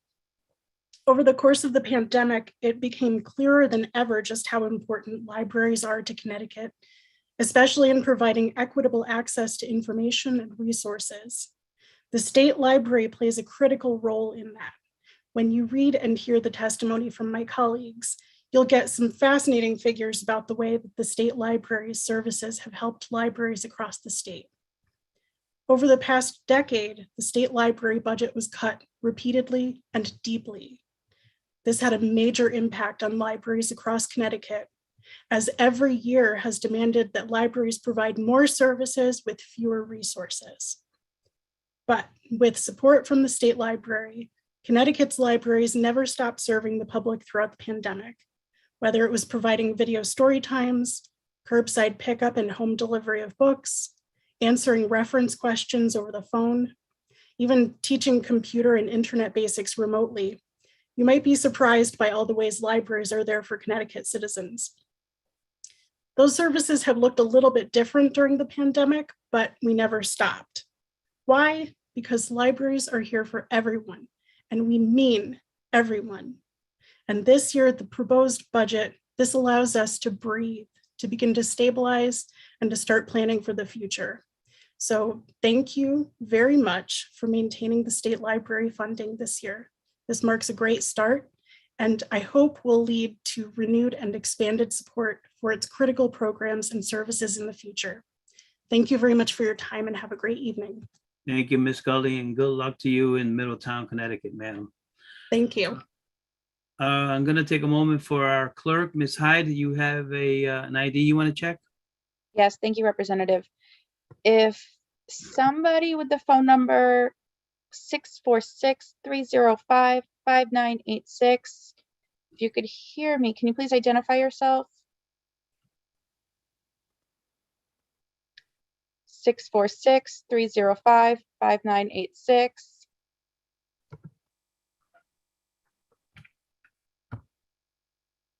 One more time, 646-305-5986.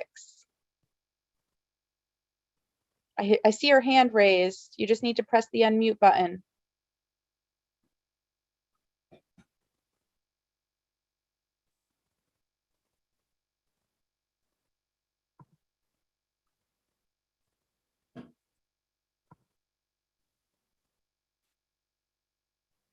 No. I guess not. Thank you, Representative. Thank you. Channel White, please.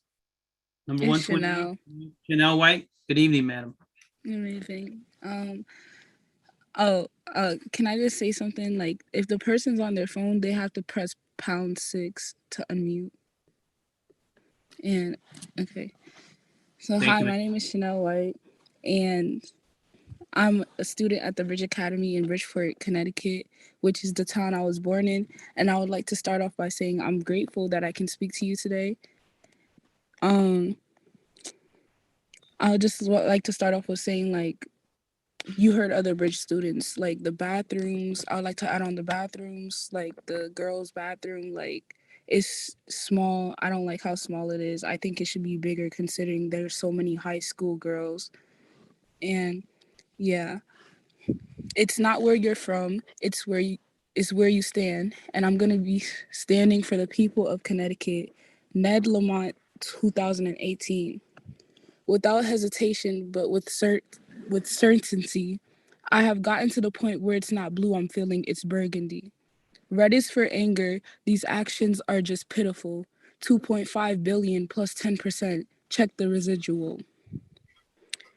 It's crazy how y'all politicians gives us these hypocritical claims, promise us the future, but tell us to fix up our twang. Talk about the noises on the street. We can't even fund the bus drivers. Please allow me to speak. Talk about all the money taken out of pay to keep the building sane.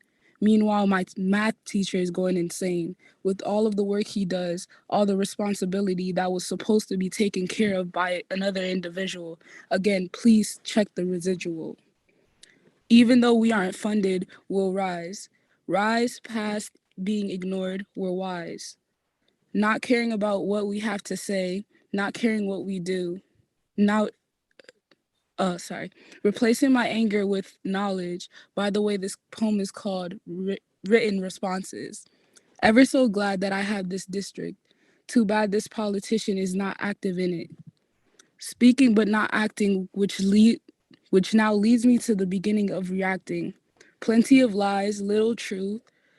Talk a lot about helping us. Please, that's old news. Over and over we hear, I will help you. But the time is getting near, that's what many people fear. Ned Lamont to me doesn't really care. Trust me, I am not disrespectful, but this anger is getting hard to bear. So finally, getting heard feels pretty good. Ned needs to help us as he said he would.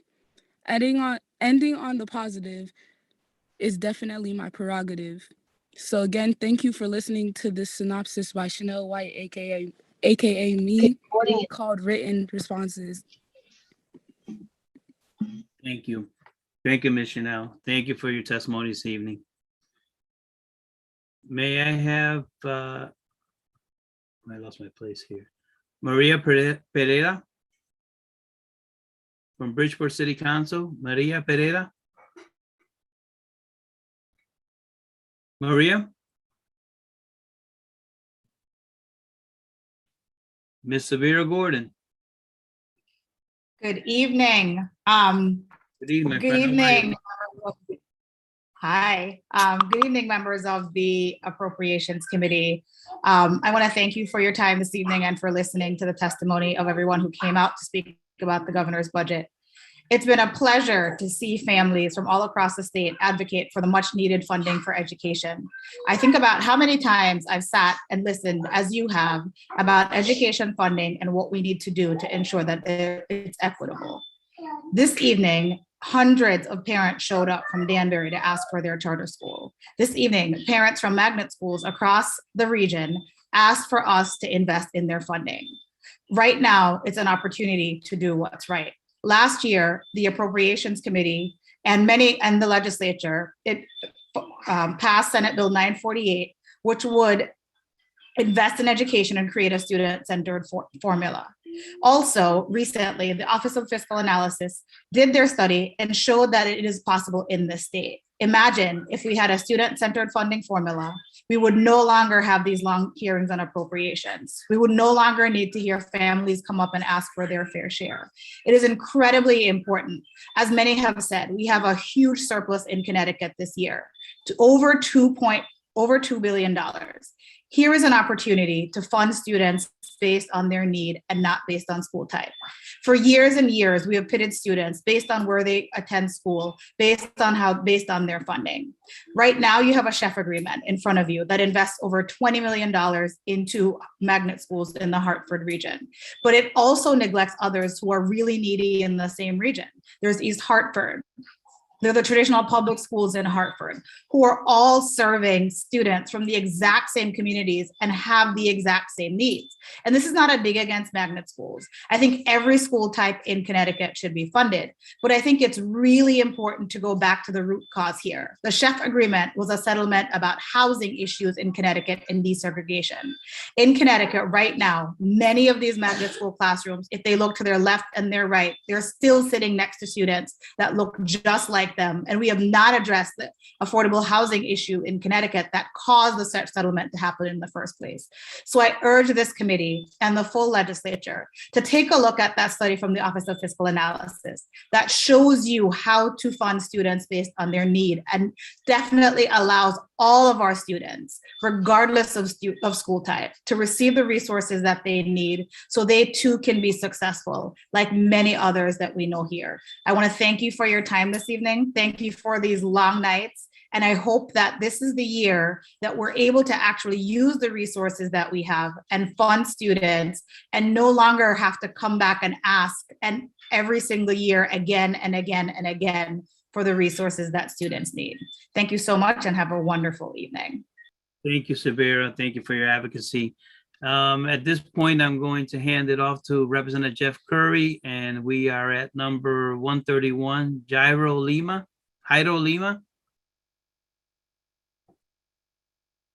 Representative Curry? Yep, I am here. Thank you, Rep. Reyes. Good evening, everyone. Representative Jeff Curry here. Pleasure to continue this hearing. Jairo Lima, number 131. No. Moving on, number 132, Evelyn Merchant.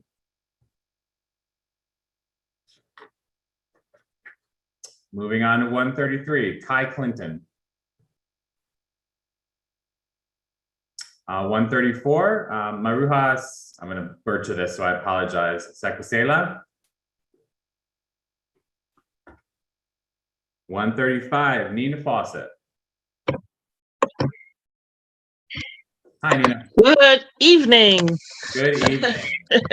And thank you for letting me testify. I am a resident of New Hallville, and that is part of New Haven. It's been a part that's been neglected for a very long time. It is a area that has quite a lot of needs and needy people. And I am specifically talking about 794 Dixwell Avenue. It's been purchased by a firm that would not does not add anything to the community, which is mostly residential, and it would take things away and stunt the growth that we're just having coming out of COVID. We've had some businesses that have survived COVID and continue. We have children that have to walk by that area to go to school. I only wish we had a music room in our school, but we don't. And we're asking the Appropriations Committee to put a line item to buy 794 Dixwell Avenue. And in that, we could have youth programming. We could have mental health clinics there, because we've suffered just as badly as the next group. And also we could have adult programming there. We could have kids sports. We need a safer place for our children, because New Hallville has crime and gun violence and gangs. It is one of those areas that just needs a lot of help, and we're requesting help to help us continue to bring this area up and the community up. And we're on an upward trend. However, this particular organization would make the community less safe. And we have a lot of children, a lot of elderly, a lot of homeowners in that area. And we find that buying it and putting something in that would be productive and help. We definitely need after-school programs there for our youth. They have nothing to do, and a lot of them get in trouble, and they shouldn't. Just 2 hours ago, I heard gunshots down the street. That's what happens when people don't have enough schooling, enough of anything, or not a lot of hope. And we don't have a ton of hope yet. We need it. And I'm hoping that this committee can see the way to help New Hallville. We haven't had a lot in a lot of years. So thank you very much. Thank you, Nina. Appreciate that. We're going to circle back to number 124, Matt Sapala. Matt, just need you to unmute.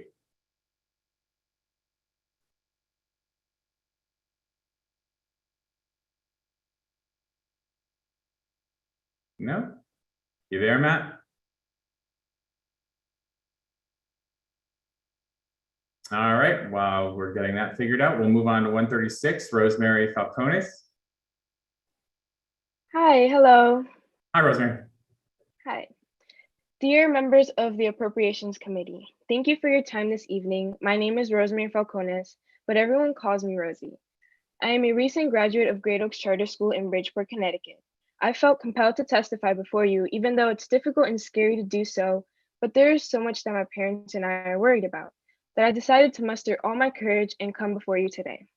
When I heard that we had extra money as a state this year, I was excited. I thought for sure now, kids like me and my little sister who need support in our education would undoubtedly be given help. I was saddened to know that if this budget passes as it is, the youth in my city and in other committees like mine will again be overlooked. I'm here today because we are not using the surplus money we have to make sure all children receive funding based on their educational needs. Regardless of which public school they attend, we just can't allow this to happen.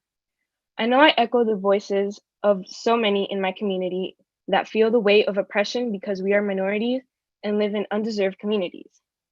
Many promises are made to us that imply change and opportunities.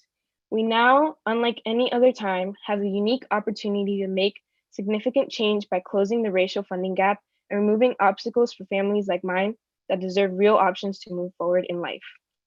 The time is now, not next year, not years from now. Generations have heard over and over again about the deficits in the budget. This is clearly the time to do right by my peers and I. A little bit about myself. I come from a wonderful family. We are from Guayaquil, Ecuador. I came to the US when I was about a year old. My dad is a delivery man, but my mom is currently unemployed. I am the oldest in the family, and many times I feel so much weight on me. I am getting ready to go to college as a first-generation student, but there are what feels like unsurmountable challenges.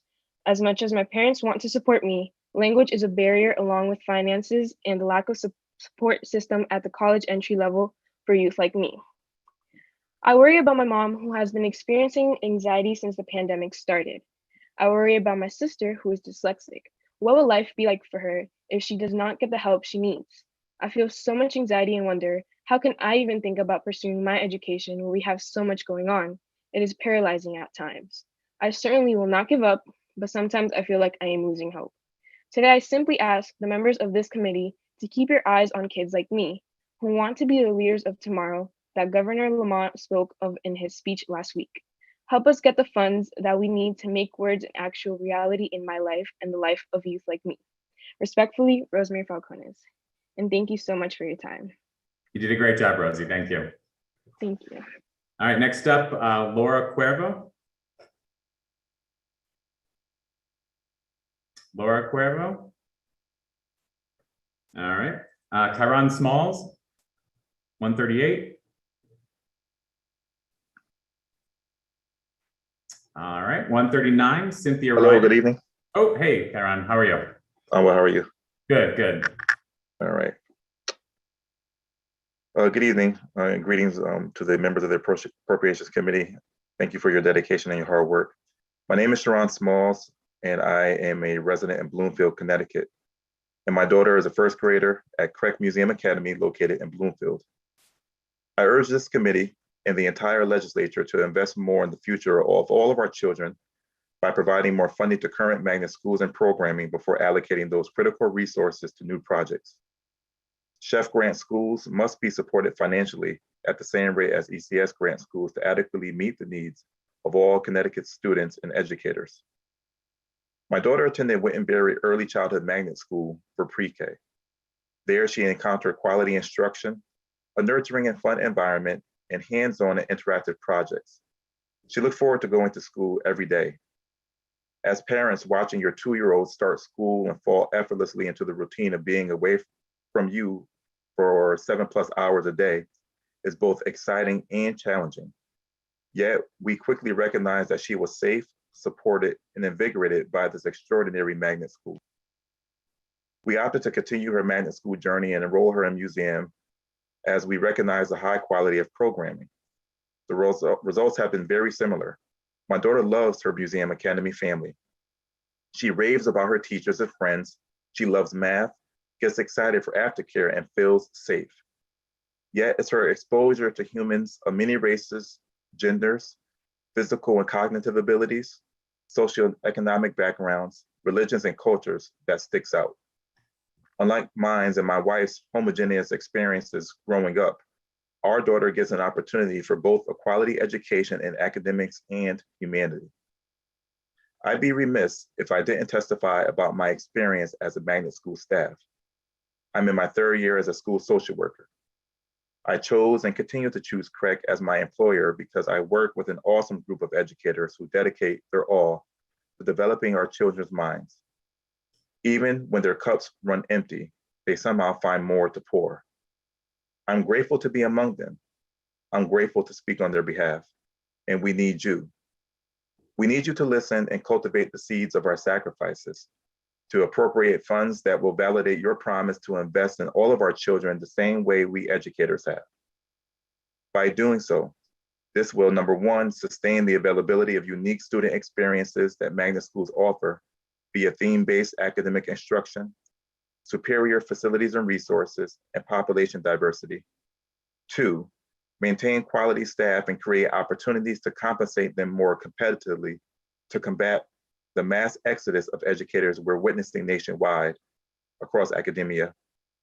3, prevent the decrease in quality of programming and performance in our schools.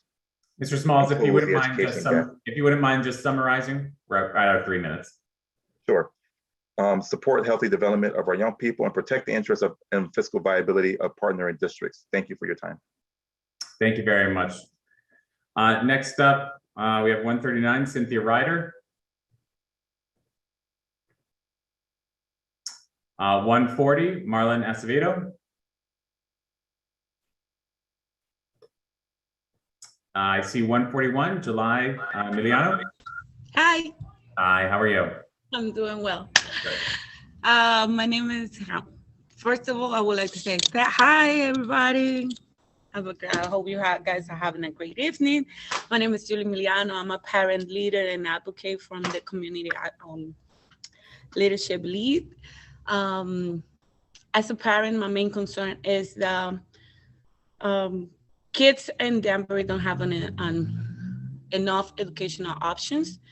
That's not my case as a parent. My kids rely on an excellent education on Westside Academy, but it's not the same for many parents in Danbury area.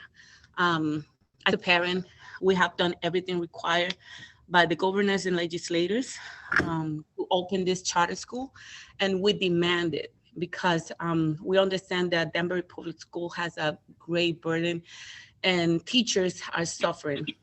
Opening this charter school will not only allow for a greater educational options, but it will also help the burden, lower the burden to the teachers, to the community, and the school system.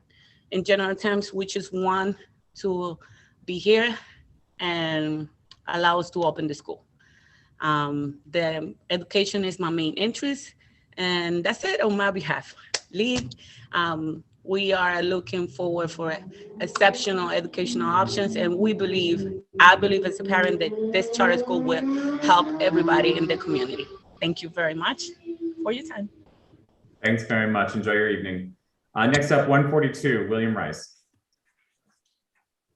Good afternoon, honorable members of the Appropriations Committee. My name is William Rice. I am from Derby, Connecticut.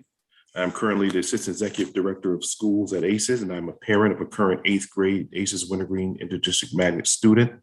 And my other 2 children attended Wintergreen Interdistrict Magnet School through grade 8. I'm asking for your support in addressing an important fiscal priority of increasing the state funding for non-chef magnet schools, magnet school transportation, and magnet school transportation. In addition, I am seeking your support in considering an update in Connecticut General Statute 10-264L, 2018 3C, so that legislation can be applied to Edison's new name, ACES at Chase, and to its new location in Waterbury, Connecticut. The state of Connecticut made a commitment to magnet schools as a way to provide families of the state of Connecticut quality school choice options that seek to reduce racial, social, and economic isolation for students. As a parent, I am thankful that the state invested and continues to invest in magnet schools. As a leader of magnet schools at ACES, I know our families thank you. It is our quality programming and our diversity that draws families to us, but both are continually threatened by funding challenges. Up until a few years ago, magnet schools have not received an increase in state funding, but for that 1.98% a few years ago. but costs continue to increase. Also, as you may know, there's a significant discrepancy in state funding between chef and non-chef magnet schools. Chef magnet schools receive funding at $10,652 per student, while non-chef magnet schools receive between $8,058 and $83.34 per student. Non-chef magnet schools are striving to meet the same goals of diversity, innovative curriculum, professional development, and academic excellence that chef magnet schools are committed to, but we are left to do this important work with less resources. More than any one factor we know is that geographical location is the biggest impediment to address racial, social, and economic isolation. Yet, year after year, ACES magnet school programs lose families that would help to reduce that isolation because transportation limitations that can be attributed to funding get in the way. Our current answer for families who want to send their children to attend our schools, but are not eligible for transportation, is to offer them $5 a day to transport their children to and from school. And in many cases, that distance is over 20 miles. And at our current gas prices, that will be a significant challenge. Non-chef magnet schools receive between $1,300 and $1,400 per student, which does not allow us to cover or offer additional transportation without incurring significant costs that are not covered by the grant. Finally, when the Edison Interdistrict Magnet School was formed in Meriden, special legislation was approved to support the city's participation in that magnet school. Last year, the city of Meriden— if you wouldn't mind just summarizing, right, our 3 minutes. Yep. Last year, that city of Meriden took that building back from us and we were forced to relocate it to Waterbury. So we are looking to have that special legislation restored to the Waterbury area. We are doing great work. We work well with our families, and we hope to have a plan for funding equalization, magnet school transportation, and that special legislation address. Thank you. Thanks. And wishful thinking in the beginning with that good afternoon. Next up, 143, Jade Trailer. Hi. Hi, Jade. My name is Jade Trailer. I am a freshman at the Bridge Academy. My school is in a low-income community on the east side of Bridgeport, Connecticut, right near Washington Park. This is a quote from Ned Lamont. "It's not where you're from, it's where you stand, and I stand for the people of Connecticut." And my question is, why would you not want to help the charter schools all around Connecticut if you stand for the people of Connecticut? Charter schools all around, especially my charter school, struggle with funding, resources for students, Chromebooks, and etc., busing for high schoolers, which only the middle schoolers at my school have, repairs in school. We are understaffed. Like in the cafeteria, we're supposed to have like 4, but we only have 2 people in the cafeteria. And obviously we don't have enough funds. If people who are in the same field or work with Lamont know that we are struggling as a whole, why can't they just help us out? At my school, we have Chromebooks that are mostly broken. So if somebody, even if their Chromebook breaks, they can't barely get it back up. Lack of teachers and lack of educational resources, period.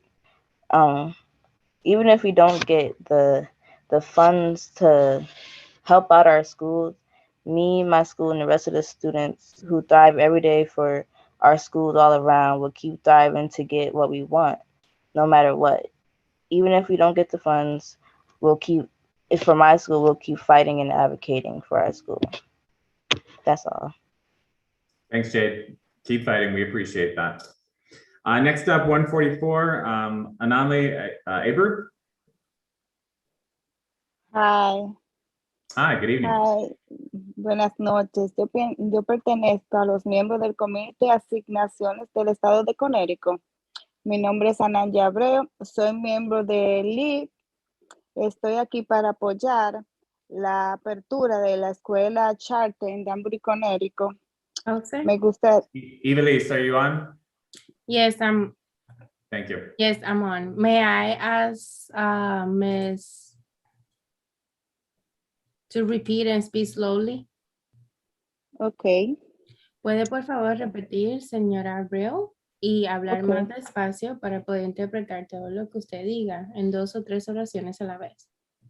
Ok, buenas noches. Soy miembro del Community Asignaciones del Estado de Connecticut. Mi nombre es Ananya Abreu. Pertenezco al LIC y estoy aquí para apoyar la apertura de la escuela charter en Danbury, Connecticut. Good night. I am a member of the committee. I belong to LEAD, and I'm here in support of the opening in the new school in Danbury. Me gustaría expresar mi decepción. Nuestra comunidad merece tener oportunidades educativas para nuestros hijos aquí en Danbury. I would like to express my concern, and I believe that our kids deserve the opportunity to have better educations here in Danbury.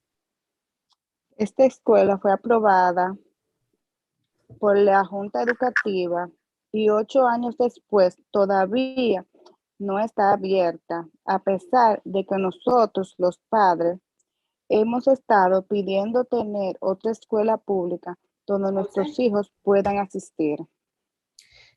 This school was approved by the board 8 years ago, and even though we, the parents, have been requesting and the opening of this school for kids to be able to have an opportunity to be better educated. Las escuelas de Danbury están abarrotadas y muchos niños están luchando con la falta de apoyo de asistencia. The schools in Danbury are overcrowded, and many kids are fighting right now with the lack of assistance. La apertura de la escuela nos dará a todos la oportunidad de avanzar académicamente y socialmente. Por favor, denos los fondos necesarios para abrir nuestra escuela Danbury Charter en Danbury. Please. Gracias. Que tengan buenas noches. The opening of this school will be able to give us the opportunity for us to be able to our kids to have a better opportunity in academics. Please give us the funds that we need for the opening of a school in Charter Danbury. Please and thank you. Thank you very much for your testimony. Muchísimas gracias por su testimonio. Gracias. All right, next up, I see 145, Elizabeth Lane. Good evening. Good evening, honorable members of the Appropriations Committee. I am thankful for your work and attention to these important matters. My name is Elizabeth Lane, and I live in Bloomfield, Connecticut. I have the privilege of serving the wonderful community of Bloomfield as the director of Bloomfield Public Library. I am here today in support of the Connecticut State Library and for increased magnet school funding for CREC. First, the Connecticut State Library. Their work has impacted residents and communities across the state in countless ways, both before the pandemic and during the pandemic. I'm going to share just one specific example about how the State Library helped Bloomfield Public Library address the digital divide in the early days of the pandemic. As many of you know, many Connecticut residents do not have easy access to computers or Wi-Fi. At the same time, many items of import happen online.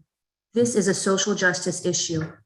Through the CARES Act, the State Library helped us address this social justice issue by getting laptops and Wi-Fi into the hands of the library. We quickly turned that around into what is now our popular Chrome Kit service. Each Chrome Kit contains a Chromebook laptop, mobile Wi-Fi hotspot, mouse, and HDMI cable. Each Chrome Kit can be borrowed for 2 weeks free from the library. The equipment comes in a laptop bag and can easily be transported from place to place so that wherever you go, you will have internet access.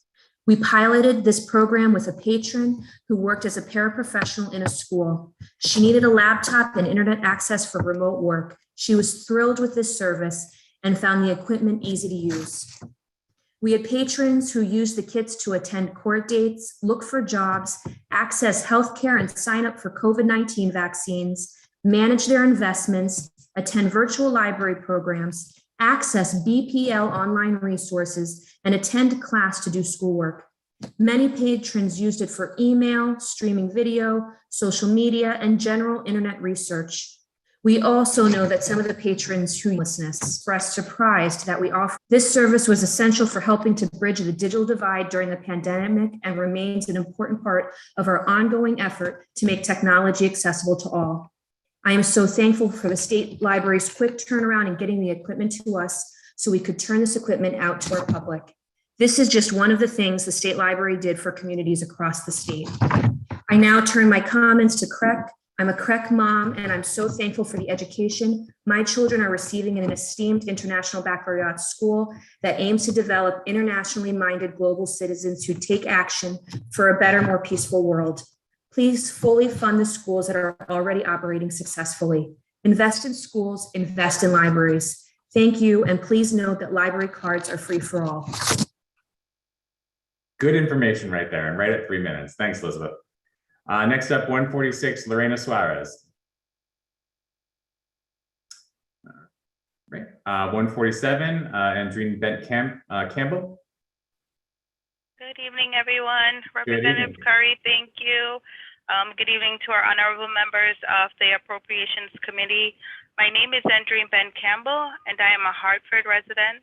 I am a proud mom of 5 children, 4 daughters, 3 of which are currently enrolled at Civic Leadership High School in Enfield, and grades 9, 11, and 12, and 1 daughter attending our International Magnet School in South Windsor in 5th grade, and I've just enrolled my little 2-year-old into school for the next school year. I'm really grateful for the opportunities that my children have at both schools. They're doing extremely well.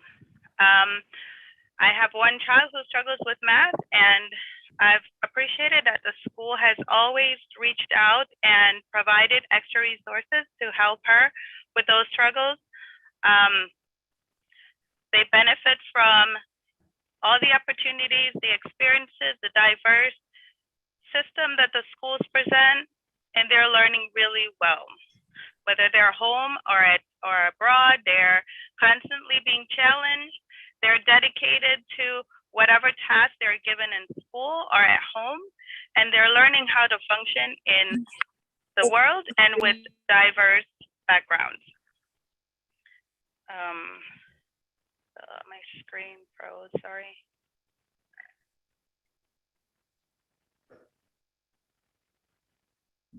I'm very appreciative of the teachers, of the staff, of the principals, of all the dedication they have provided to our schools, to our students, and to always engage with parents and let us know what we can do to better help our children.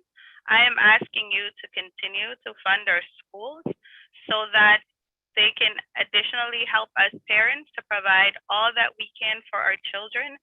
And as we're all dedicated to nurture and provide for them and educate them and bring out the best in their futures.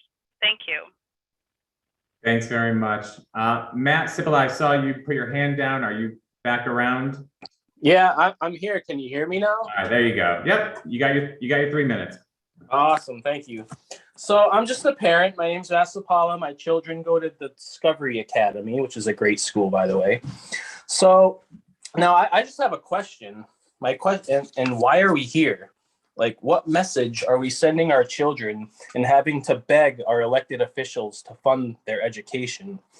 When our kids don't achieve at school, forget their homework, miss an assignment, or fall behind, or test below the national or state standards, they're what? They're held accountable. So let's be honest here. When our elected officials fail us, our kids, are they held accountable? The answer is no, hardly ever. When we need money for, let's say, I don't know, a $2.7 million bike path, it's a no-brainer. Now, I have nothing against bike paths. I happen to love nature. We should all get more in touch with nature. My point is, Connecticut spends more money on frivolous, feel-good projects and corporate giveaways without blinking an eye. And then in the same breath, we don't have the money for education. Connecticut is the 6th ranked wealthiest state in the country, in the richest country in the history of the world, by the way. We take what we want. I don't always agree with what we take, but that's what we do. So when you say we don't have the money, that's just a lie. It's all lip service and talking points, and we're all tired of hearing it. The Capital Region Educational Council has been doing great things in the best interest of our children for over 50 years. And I quote, "To work with families to ensure success for all students, that is CREC's primary role." And I'd say this mission statement has been a success. The burden should not fall on the backs of our CREC's teachers, helpers, principals, superintendents, and especially not our children. The burden should fall on the backs of our elected officials for failing us, them and our children. The CREC program should not be underfunded for any reason. Honestly, we should be overfunding all of our educational systems. Now, in telling you to please properly fund our CREC program, I am also asking our elected officials to do their jobs. Be human. Politics aside, put yourself in CREC's position. How would you feel having your future placed in someone else's hands? Do we, after all this, after tonight, if your answer is still no, we can't afford it, then you should be ashamed of yourself. Growing up misfortuned, my mom would frequently say to me, if there's a will, there's a way. So let's be honest, and I'll close with this. We all know there's a way, but do our elected officials have the will? I thank you for your time. Thanks, Matt. Enjoy your night. Next up, 148, Travis Woodward. Like, he's like, this asshole should have stayed unmuted. Little chatter there. Good evening, everybody. Senator Austin, Representative Walker, Senator Minor, Representative France, Representative Curry, members of the Appropriations Committee. My name is Travis Woodward. I'm a resident of Hamden and an engineer in the Connecticut Department of Transportation. I'm also the president of CSEA SEIU Local 2001, a labor union representing over 23,000 state, municipal, Board of Education, active and retired, public and private sector workers, as well as thousands of family child care providers. I offer the following testimony on the budgets for State Contracting Standards Board and the Office of Early Childhood. The State Contracting Standards Board was established in 2007 after 15 years of advocacy to bring real oversight and transparency to state contracting. The board's formation came on the heels of the I-84 storm drain fiasco. Private consulting inspection forces failed to notice that the construction company did not complete drainage runs during the construction of I-84 headed west into Waterbury. A DOT engineer from CSEA SEIU Local 2001 discovered this $24 million error that would have eventually led to the highway washing out, causing catastrophic damage and possibly loss of life. With billions of dollars already coming into Connecticut through federal legislation passed in response to the ongoing pandemic and billions more coming as part of the bipartisan infrastructure deal, now is the time to give the board the tools and resources it needs to continue providing crucial oversight for which it was created. The State Contracting Standards Board received an appropriation in the budget adopted last session that would have allowed it to fill 5 positions, finally. 5 positions: Chief Procurement Officer, Staff Attorney, Accounts Examiner, Research Analyst, and Trainer, will allow the board to truly live up to its mission, to require that state contracting and procurement requirements are understood and carried out in a manner that is open, cost-effective, efficient, and consistent with state and federal statutes, rules, and regulations. The Chief Procurement Officer is a statutory position that remained vacant after the current Chief Procurement Officer left state service and the position was defunded. The other positions are new on the board. Currently, the board has 1 employee, its Executive Director, David Gay. Unfortunately, this funding was ultimately cut from the budget. The funding should be restored and the positions on the board need to be filled while its critical enforcement authority, such as the ability to nullify bad contracts, is protected and maintained. With a limited budget and staff, the board has always done important work. In 2018, the board issued recommendations showing the potential for annual savings of up to $264 million if the state engaged in competitive bidding for POS, PSA, and procurement contracts. And more recently, after the board's approval of the Department of Transportation's plan to return the work of bridge inspectors to state employees to save over $2 million in fiscal year 2019, the board's privatization contract committee created the necessary process for reviewing privatization efforts by agencies. Currently, the board is auditing 13 agencies. On behalf of the thousands of family child care providers represented by CSEA, I also want to add that Governor Lamont's proposed budget fails to provide adequate support for child care providers and parents. Travis, if you could just wrap up, we're at 3 minutes. Yep. CSEA's family child care providers call on the General Assembly to provide funding needed to properly support all of the elements of our state child care infrastructure. I'd like to thank you for hearing my testimony. Thanks very much. Before we move on to Jen, I know, Taylor, we have somebody, a phone number we need to identify. Yeah, I've tried it once, but their hand is raised. So it is number 646-305-5986. If you press *6, you will be able to unmute yourself. Hi, my name is Tatiana O'Connor. Bear with me number one moment. 177. One more time, what was your name? Tatiana O'Connor, 177. Okay, I will put you in line for 177. We have a couple more folks before you. Thank you so much. Okay, thank you. Thanks, Taylor. Next up, Jen Rankwitz, 149. Nice to see you. Good evening. My name is Jennifer Rankwitz, and I'm a 4th grade teacher at Odyssey Community School in Manchester. Thank you to the Appropriations Committee for your time and for your support of my testimony. This week, Governor Lamont released his proposed budget for 2023. I'm disheartened to see that despite a $2.5 billion surplus, a $674,840 cut has been made to the public charter school funding. This is my 10th year teaching at Odyssey Community School. Throughout the past decade, I've experienced so much growth at our school. I've been privileged to see the physical What expansion. is Governor Lamoy said about money for daycare? Thank you. Sorry about that. No, you're good. I've been privileged to see the physical expansion of our building, the addition of kindergarten through 3rd grade, and investment in curriculum and professional development for staff, all of which have contributed to increased student achievement and successful 5-year charter renewals. Our school is a special school, built on our core circle values, courage, integrity, respect, curiosity, leadership, excellence, that are strong and important and woven deeply into all aspects of our instruction, our community, and our climate. We are a reflective community and always persevering to grow and be better.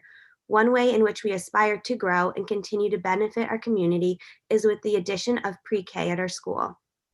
Adding pre-K would provide such a tremendous opportunity for the youngest members of our community to gain access to a rigorous learning environment that will pave the way for a path of success and a seamless transition into kindergarten and the elementary years thereafter. The foundation of a strong education where students receive the critical emergent literacy and number sense skills, as well as the introduction to a safe, structured social environment from a young age, has proven to have such an advantage, one that sticks with students throughout their entire educational journey. The difference between students who have this opportunity and students who don't is apparent even from the very start of kindergarten. As a mother of a 3-year-old boy, I understand how vital it is to provide this opportunity for my own child, but find it frustrating how challenging it can be to access a program that provides everything he needs for success. The proposed budget adjustments do not include funding for the 45 additional new pre-K class seats for Odyssey Community School that were approved by the Connecticut State Department of Education in the last year and do not support the general growth of our school community. Odyssey Community School matters because in our small corner of the world, we are preparing students to be future world changers. Our students are growing up with a strong foundation and a skill set necessary to be courageous, respectful, curious leaders of tomorrow, with a strong sense of integrity and a mindset where excellence is the norm. I'm asking that you support the growth of our school and the addition of the approved 45 pre-K seats for next year. Additionally, I hope that you'll pass a budget that includes a single funding formula that equitably supports all students, no matter which public school they attend. Thank you again for your time. Thanks, Jen. I always enjoy walking the halls over at Odyssey. Next up, we have Matt Conway. I don't think I saw Matt on here. Number 151, Maureen Brummett. 152, Giovanni Espinoza. I did see you on here. I'm here. Oh, Maureen, you are here. Sorry about that. I am, yes, I didn't unmute myself. All good. How are you?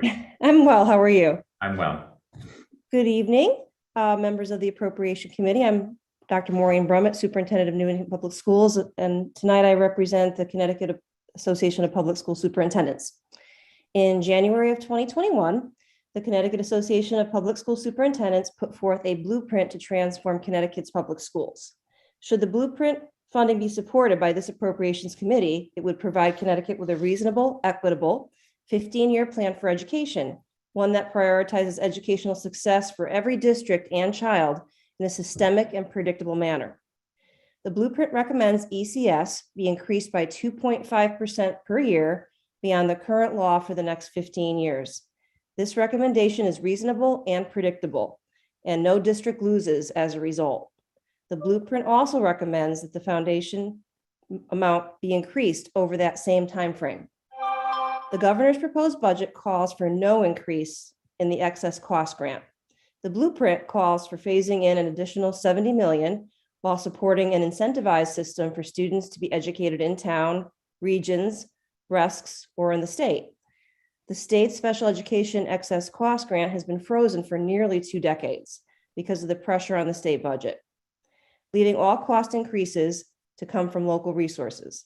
Please know that we are also advocating for this at the federal government level, which promised a 40% reimbursement and has only provided a 14% reimbursement. CAPS also calls for Connecticut to examine its 15,000 increase in special education students over the last decade. While the governor's proposed budget has no additional funding for English language learners, the blueprint calls for an additional $6 million to support English language students. Their numbers have increased by 7,000 in the last 10 years, while the funding has decreased. Additionally, the $90 million proposed by the governor for air quality is certainly a good beginning for improving conditions in schools across Connecticut, but we must keep in mind that over 600 schools currently do not have air conditioning. We're pleased overall that the governor's proposed budget has funds for mental health services and behavioral health services. We hope these funds will directly benefit our students in school. The blueprint acknowledges the dramatic impact of COVID-19 on students' learning loss and mental health and recommends adding $10 million per year in new state grants to expand school-level mental health and behavioral support programs.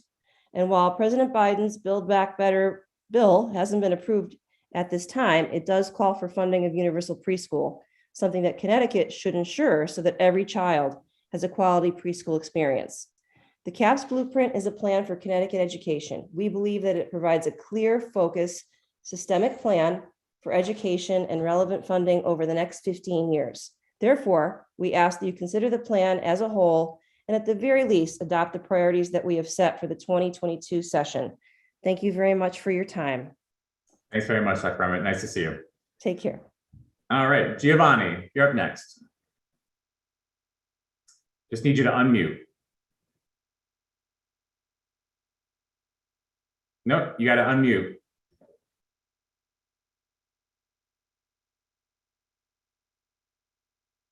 Can you hear me?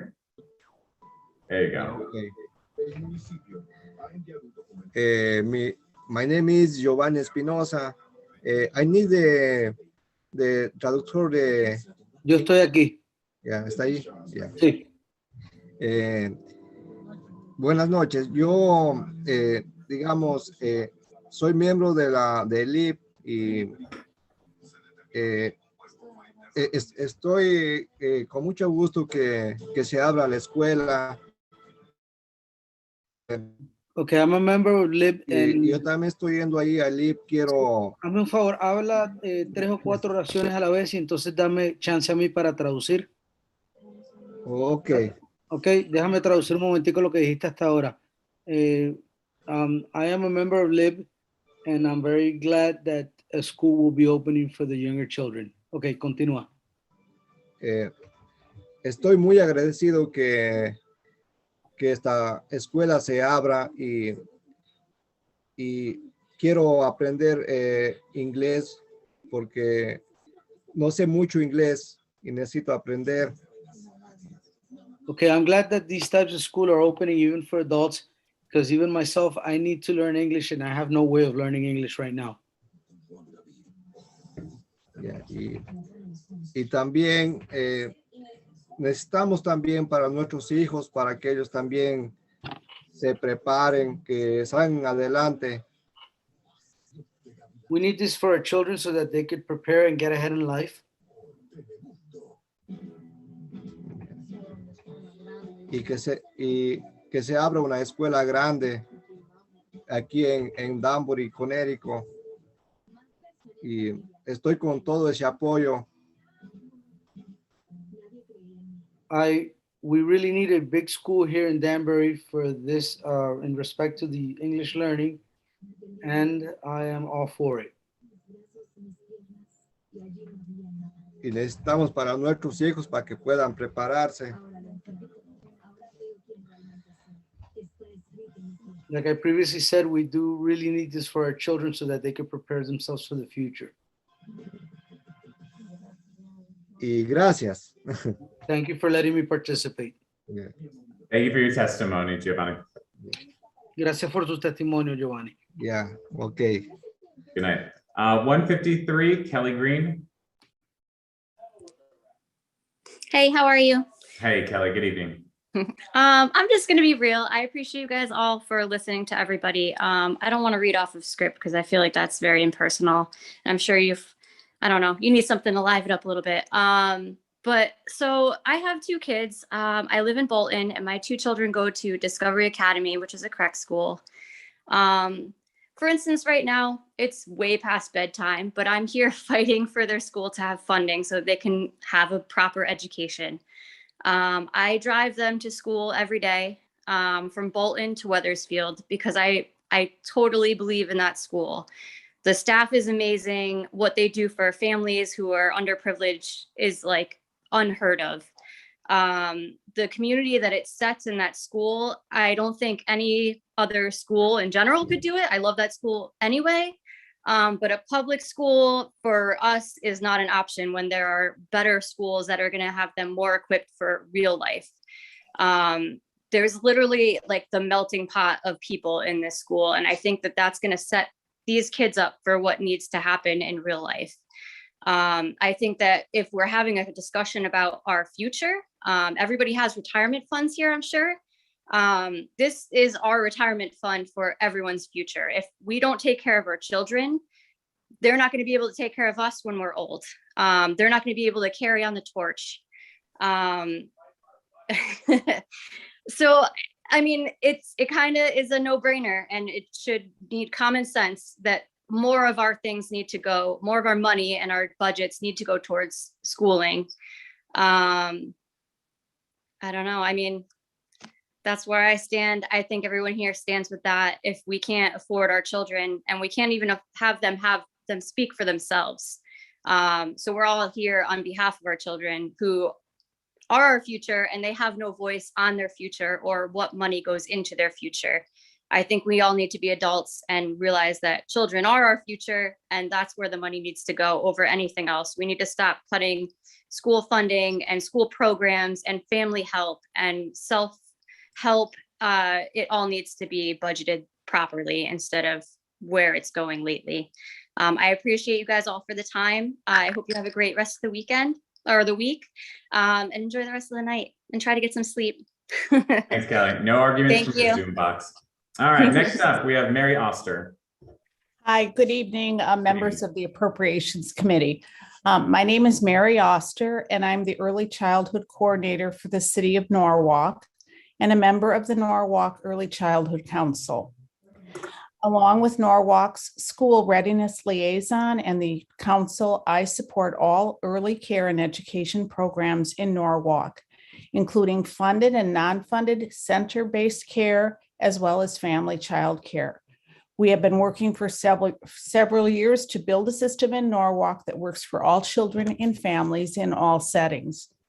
I am testifying on the governor's proposed budget for the Office of Early Childhood. There needs to be an increase in the early care and education line item. We are in an early childhood crisis. And I see Representative Sims nodding his head. He's from Norwalk. Thank you, Representative Sims. The early childhood system is an essential part of Connecticut's infrastructure, and many of our programs are in danger of closing. If parents can't find childcare, they cannot go to work. It isn't good for our state's economy when parents, many of whom are women, cannot go to work because they can't find safe, reliable childcare.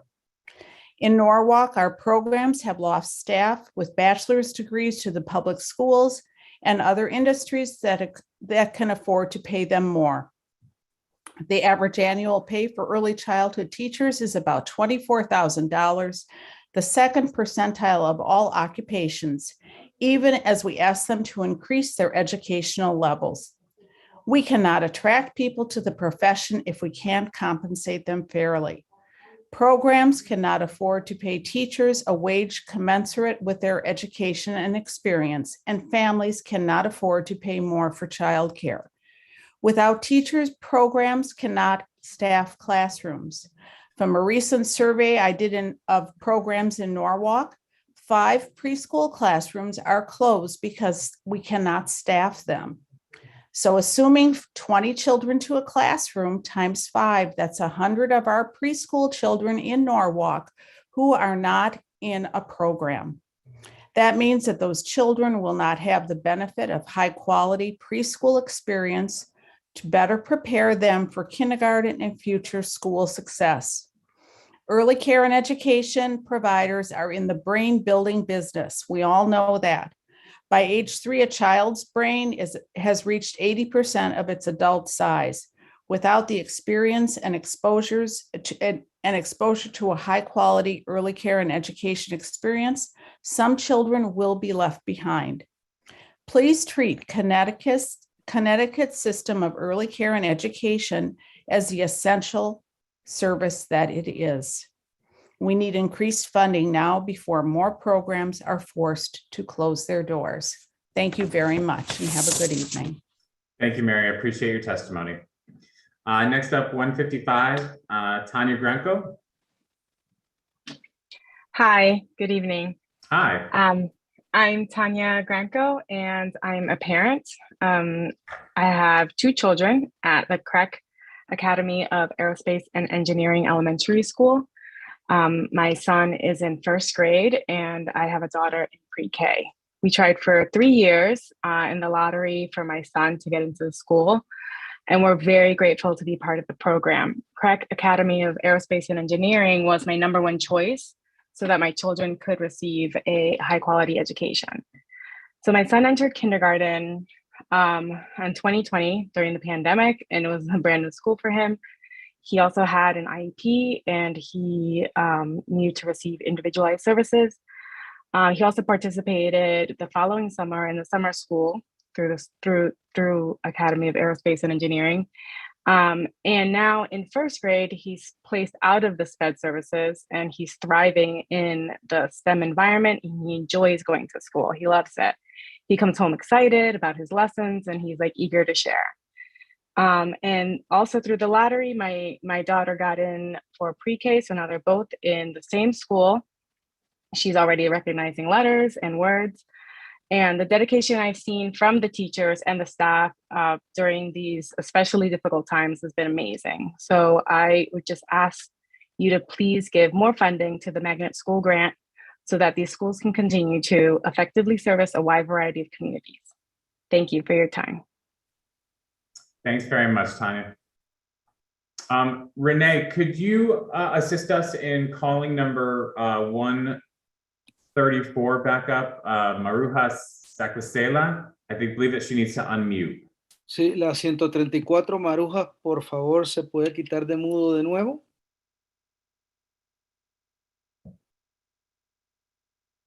Maruja, si me está escuchando, por favor, necesitamos que se quite de mudo, que habilite el micrófono. 134 es su número. All right, we'll come back to that. Appreciate the assist. All right. 156, Nelson Moncion. 157, Melissa Baez. 158, Susan Flanagan. Sorry. Good evening. Good evening, Susan. Thanks for staying up to listen to my testimony. I appreciate it. Absolutely. My name is Susan Flanagan. I'm the director for CREC's Birth to 3 and CREC Soundbridge Birth to 3. CREC's Birth to 3 is a general program, and CREC Soundbridge treats children who are deaf and hard of hearing. CREC Birth to 3 and CREC Soundbridge provide quality services through experienced, educated, licensed, and certified clinicians. Together, we pride ourselves in providing a full array of services to families throughout the state of Connecticut. In order for Birth to 3 to maintain our quality of care, we need funding. We're asking for an increase to our monthly general administrative payment program, an interim rate increase to the current rate over the last to provide increase for the last 5 years of no increases, and a one-time payment to programs based on enrollment.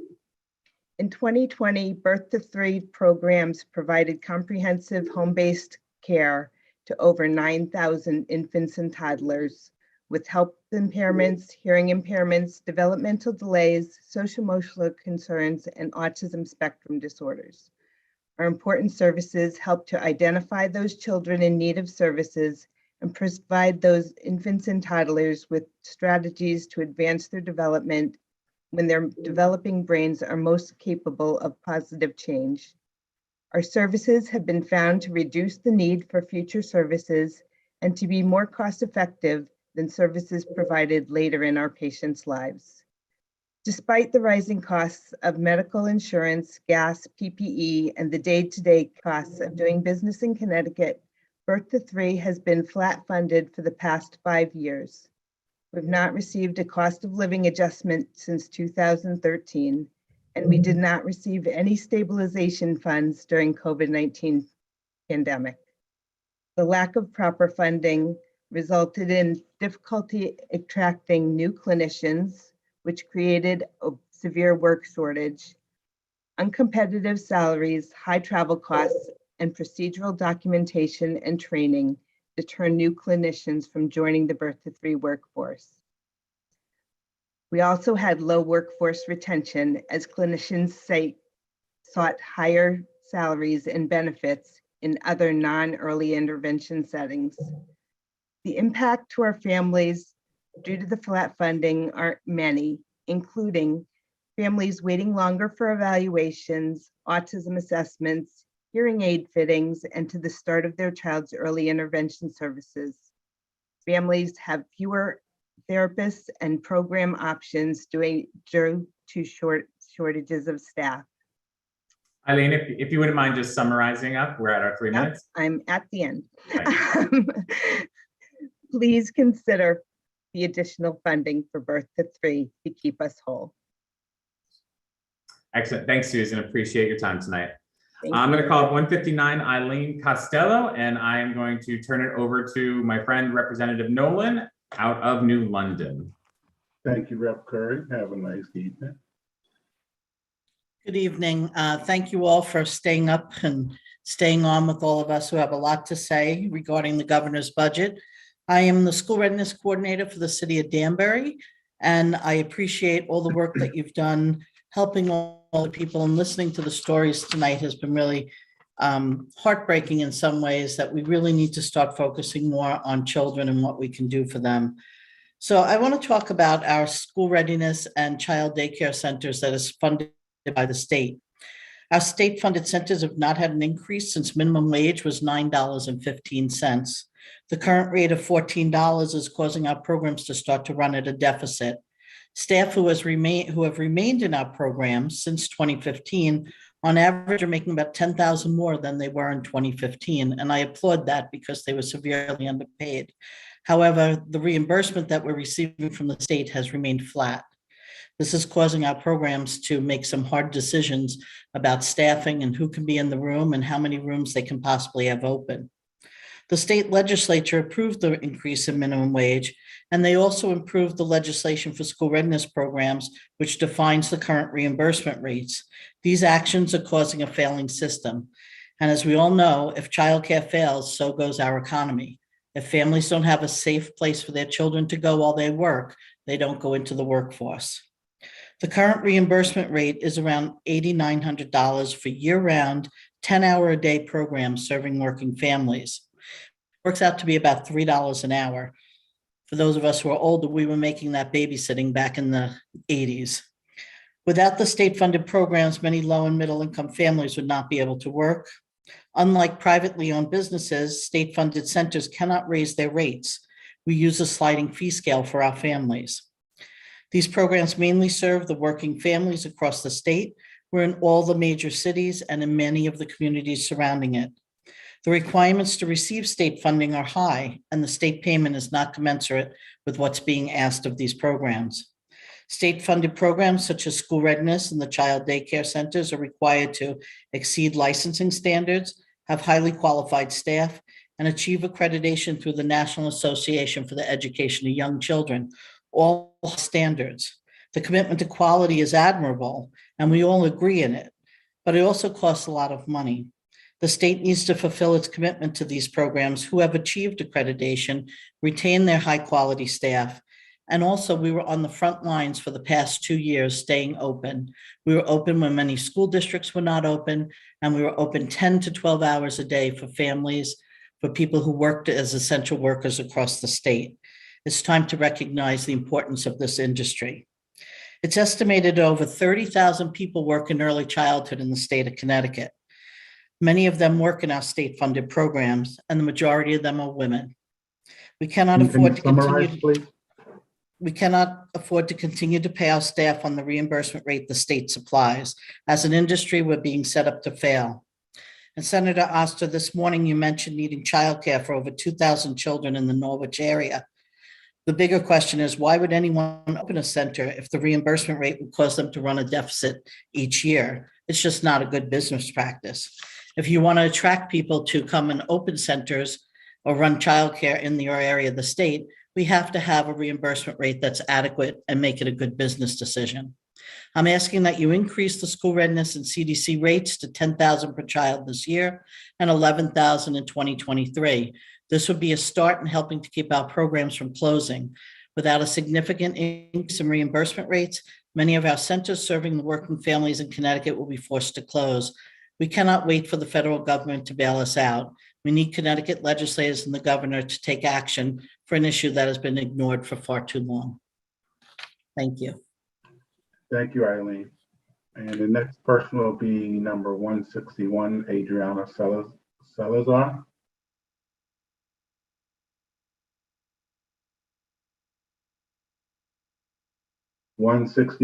Adriana Salazar. 162, Diani Dela Cruz Valerio. Hello? Hello, can you hear me? Yes, we can hear you. I'm doing good. Good evening. My name is Diony De La Cruz. I'm a senior and I attend the Bridges Academy Charter School, which is located in Bridgeport District here in Connecticut. I thank you officials for allowing me to speak here today. I'm here to address the financial decision of Governor Leonard Lockhart, who has chosen to not close the $713 million funding gap that would go to funding charter schools here in CT. This matter pertains to me because as a student here in the Bridge Academy, I bear firsthand witness to the lack of resources and funding schools have received. Our charter school was founded in 1997, and over the course of years, our building has worn down quite an amount along with the amount of resources our school has received. My school is currently asking for donations so that we can buy headphones so that our students can learn and pay attention online without being distracted. This isn't acceptable. We shouldn't need to ask the public to help fund the school for necessary resources which amount to the same price of a minimum wage paycheck, like these headphones. We need to ask those in power that hold on to this money to assist us. Our school has faced many obstacles, such as being understaffed and not having enough resources for students to learn in class. Our school director has begun to teach in classes due to the fact that there are no other teachers in our school that can take that position because we don't have enough funding. The Bridge Academy also sits right next to a daycare. Every day, students are not given the chance to fully focus in class due to the thin walls and noises that come across.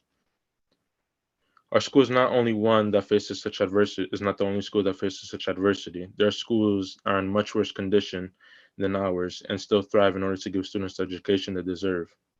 I'm here to ask the committee and the Lamont administration to look over and rethink these changes. I remember before Lamont's election, he had an interview and he stated that it's not where you come from, it's where you stand, and I stand for the people of Connecticut. We're in need of reconstruction budgets, new programs to hire teachers and grants for resources that are needed. If he really stands for us, please provide and use those funds to implement changes that our community needs. Thank you. And good night. Thank you for that. 163, Sarah Shucks. Good evening. Thank you for this opportunity to speak and testify on the governor's proposed budget for the Office of Early Childhood. I'm the director of the Niantic Community Church Children's Center. We're a nonprofit, nationally accredited early care and education program.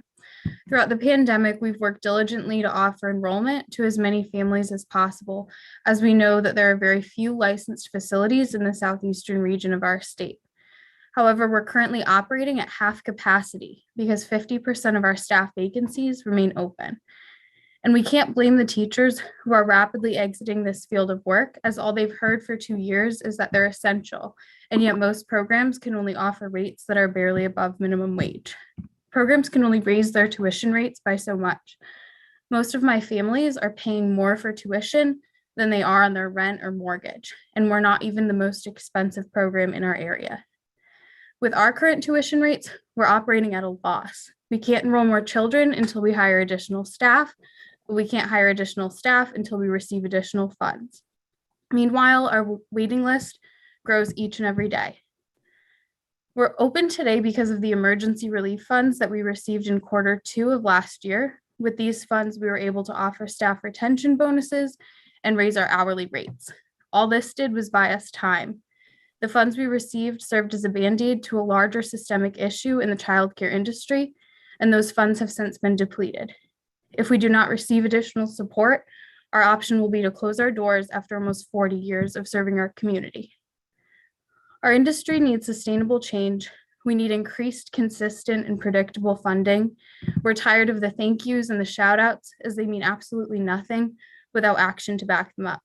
I'm asking today for the state to demonstrate evidence of their claims that they care about our youngest population by implementing an increase in the OEC budget now and every year going forward, so that we can maintain high quality programming, make care and education accessible, and have our staff salaries reflect the incredibly valuable work that they do each and every day. Thank you.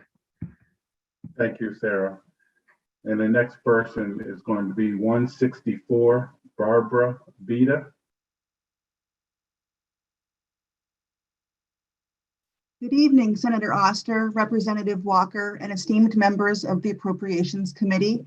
Thank you for this opportunity to testify against the governor's proposed budget for the Office of Early Childhood.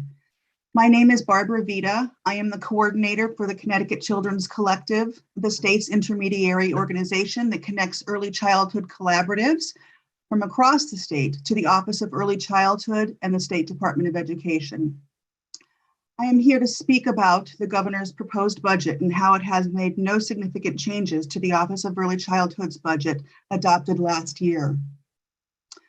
The governor has made it known throughout the pandemic that he understands the dire straits that the childcare industry is in. He showed an understanding of the significance and importance that a good early childhood education can have for a child. He made me believe that he sincerely took the charge of lifting up our struggling childcare system by recommitting to its children, parents, and staff money to help relieve the child care center that had remained open throughout the 2-year pandemic to care for our children. He deemed our child care workers just as essential as doctors and nurses and other frontline workers. The governor led the child care sector to believe that he would, in essence, put his money where his mouth was in order to stabilize, grow, and sustain our fragile child care system. But he did not. The child care industry as it is won't negatively impact affluent folks who have enough money to pay for high quality child care. When the child care centers continue to close, and they will, it won't impact the wealthy. They will simply hire an individual to care for their children. No, the wealthy will be okay. It's the middle class and poor folks in Connecticut who are going to suffer because they rely on the money that has not been included in the governor's budget to send their children to high quality early education programs so they can work and provide for their families. What a horrible decision for parents to face. Don't work to provide for your family or send your child, your greatest love, into a situation that has the strong potential to do harm. And when these hard and horrible decisions are made, it will not be a moral failing of the parents.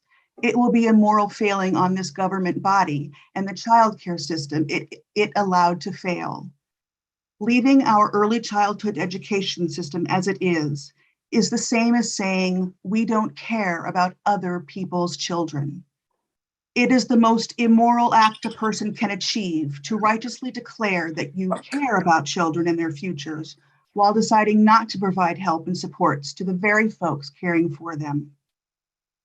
Early childhood professionals, childcare owners, and teachers will have to choose to continue to work for demeaning salaries or leave the industry altogether, which again will leave fewer high-quality professionals to care for our most vulnerable and innocent citizens. If I didn't know better, I'm almost done. If I didn't know better, allowing this to happen, creating a system with no other outcome but failure, a system comprised of largely women and people of color, serving largely poor and middle-class children of color, well, we all know how it looks because that is our reality. It is our shameful reality.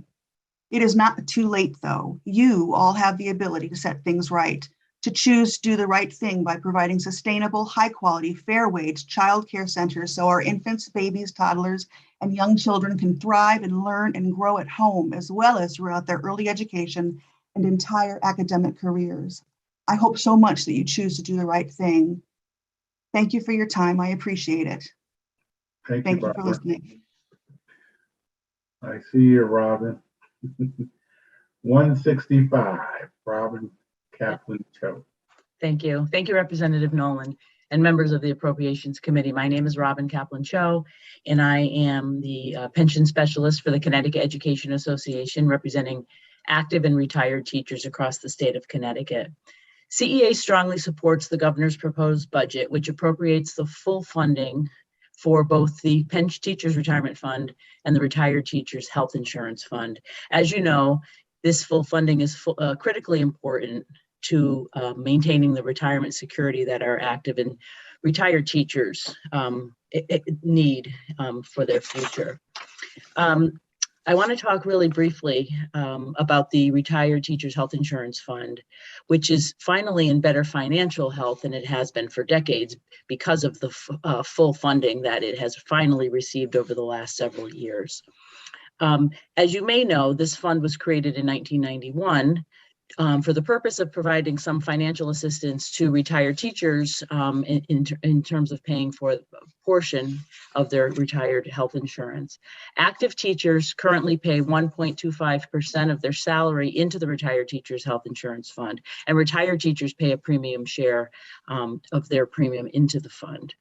Despite the state's consistent underfunding over the years, the Teachers Retirement Board has done an excellent job in continuing to offer quality plans, but affordability is consistently a challenge.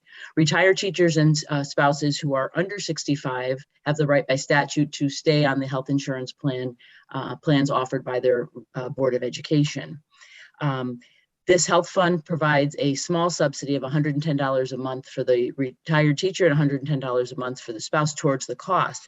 However, the cost of these plans has consistently risen over the years, even though that subsidy has not increased since 1996. The cost for single coverage for a retired teacher can be somewhere between $600 and $1,000 a month. And for two people, the cost can be well over $2,400 a month. That, again, that $110 amount is statutory and has not changed in over 26 years.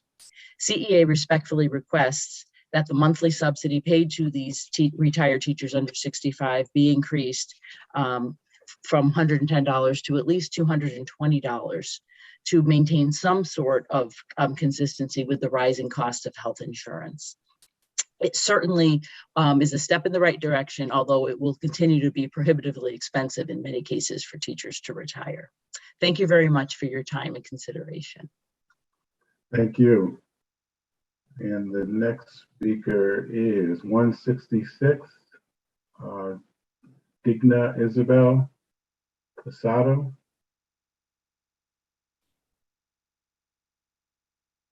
(166). Digna? No. 167, Yocasta Morel. 167, Yocasta. 168, Ruben Diaz de Leon. Hello. Yeah. How you doing? Good. Thank you. I hope everybody's having a good night. My name is Ruben Diaz de Leon, and I'm a member of Latinos for Educational Advocacy and Diversity. And I'm raising my voice tonight in regards the high school in Danbury. Our community feels that we're not being heard. And for the last 8 years, we have been asking for our families to have educational options in our city. Danbury's district school cannot keep up with the ever-increasing student population. Some district schools are even adding temporary classrooms to try and ease the burden on their already overcrowded schools. All we're asking for is for more opportunity for our teenager students and opportunity of having education of quality, and not only to cover schedules. For your attention and for your time, thank you so much. Thank you, Ruben. And the next person is 169, and I see right there, Joanna. Hi, good evening. Hi. Good evening, Representative Nolan. I see Senator Kushner and other honorable members of the Appropriation Committee. My name is Joanna Ishmael, and I am from Hartford, Connecticut. I am a student teacher in Region 15 at Gainfield Elementary School through the Connecticut Residency program. Tonight, I'm asking for your support in addressing minority teacher recruitment for all districts in the state of Connecticut while supporting workforce development by designating $5.5 million as a line item in the State Department of Education section of the state budget to support the training of teachers of color. Last time I was here before many of you was when I sat alongside my father who testified for paid family medical leave after my family experienced extreme financial hardship after his quadruple bypass surgery. Just like the story my father shared about my family's struggle with financial hardship, many teachers of color face economic disadvantages. If it were not for the teachers residency program, I would not have the ability to afford the teacher certification requirements necessary to be an educator in the state. Just last week, residents, including myself, received a $300 voucher funded by the Connecticut Residency Program just to register for the EdTPA, one of many requirements to obtain in getting a teacher certification. Having teachers of color in a classroom directly addresses the issue of systemic racial bias by providing role models for Black and Brown children. Our presence in front of the classroom also eliminates negative stereotypes by non-minorities as they see the level of rigor teachers of color are capable of bringing into the classroom. Growing up, I was also a student of color in a suburban district. I very rarely saw teachers of color However, I had a science teacher who was of Indian descent and looked like me. Guess what my favorite subject is? Science. I am living proof of the impact that teachers of color have on students and students of color. I am the third person in my family to go to college, and I cannot be more honored to be in the field of education. I'd like to thank my principal, Mr. Romeo, who introduced me to the Connecticut Teachers Residency Program when I was a substitute teacher, which was one of the many jobs I had to make ends meet. I also like to thank Vice Principal Dr. Chiappetta, Dr. Burden, who is our teacher in residence for diversity and cultural competency, and everyone and the staff who helped me feel welcome as one of the only staff members of color in a predominantly white district. I'd like to end my testimony by thanking you for your time, and I appreciate your consideration. And I hope that to look forward to the state financially supporting the teacher residency that helps put teachers of color like me in front of our Connecticut classrooms. Thank you very much, Joanna. That was great. And Representative Harris? Thank you. I'd just like to say thank you for testifying and thank you for teaching in our school district. Thank you. And the next person is 170, Blanca Castillo. 170, Blanca Castillo. We'll move to 171, Sam Galloway. 171, Sam Galloway. 172, Carmen I'm sorry, I don't want to hurt your name. Carmen, 172, Carmen.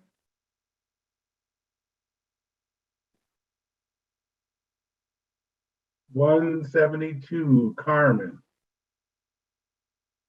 All right, 173, Daniel Pearson. Oh, looks like Carmen just raised her hand. There you go. Carmen, I see you. Thank you, Daniel. Hi. Hi. Good evening. My name is Carmen Yeguin. How you doing? My name is Carmen Yeguin. I am member of Latin for Education, Advocation, and Diversity and Community Organizer. And most important, I am parent. I am here to ask the honorable members of the appropriate community to please hold the Temporary Public Charter School.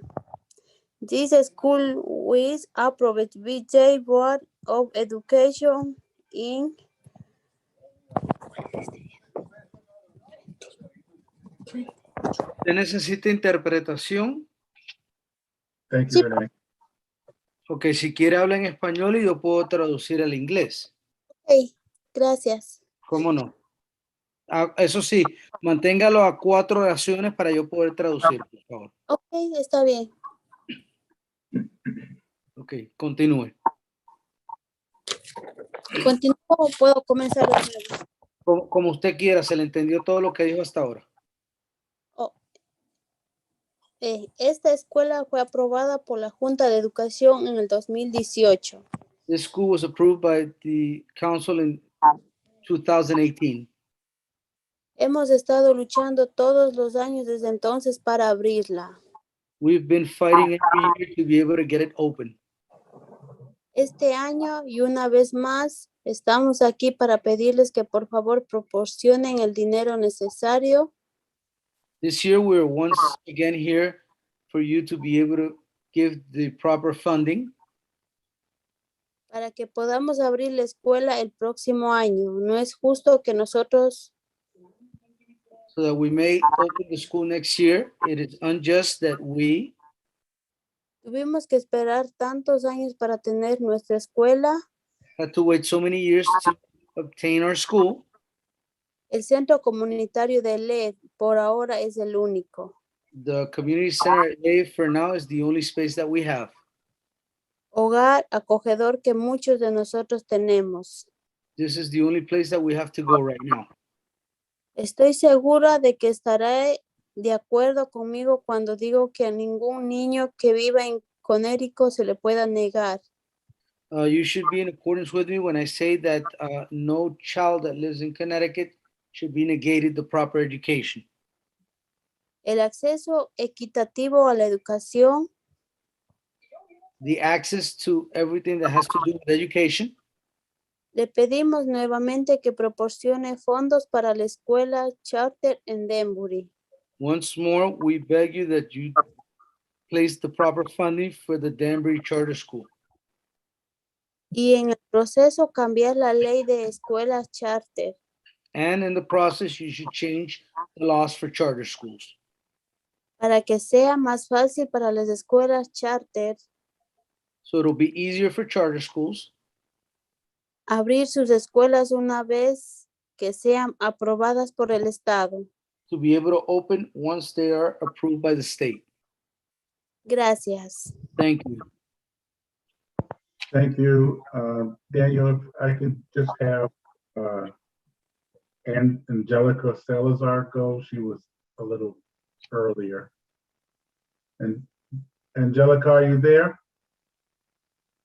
Angélica Salazar, ¿estás ahí?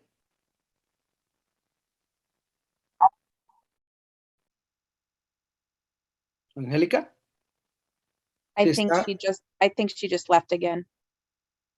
All right. Okay, Daniel, 173. Yeah, thank you, Rep. Nolan, and other distinguished members of the Appropriations Committee. My name is Daniel Pearson. I'm the State Director for Educators for Excellence, a teacher-led nonprofit with nearly 1,000 members statewide that seeks to promote student equity and elevate teachers' voices in policy decisions. Today, I submit testimony on behalf of our members who are current classroom teachers and educators. We are deeply disappointed in Governor Lamont's proposed budget alterations. We have a massive surplus and an influx of federal funding, yet we are not addressing the structural inequities in our schools. Connecticut has a massive racial funding gap that's well over $700 million, and we need to help address this by expediting the ECS phase-in and fully funding education by the time the federal dollars run out. Districts are currently using ESSER funds to implement new programming that help mitigate learning loss exacerbated by the pandemic. If we do not fully fund these schools, how will these programs continue?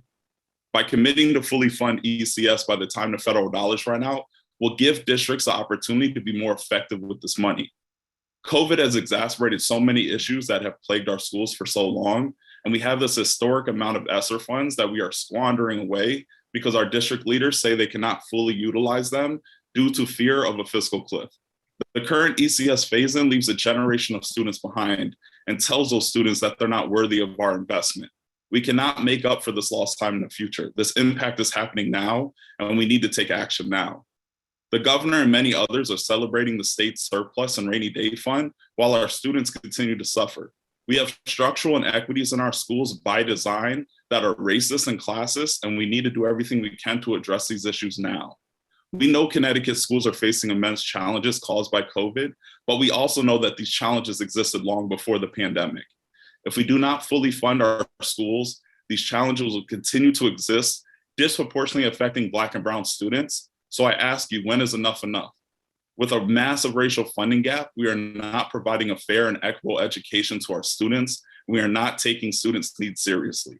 If we do not close this gap, we will continue to tell our Black and Brown students that they do not matter.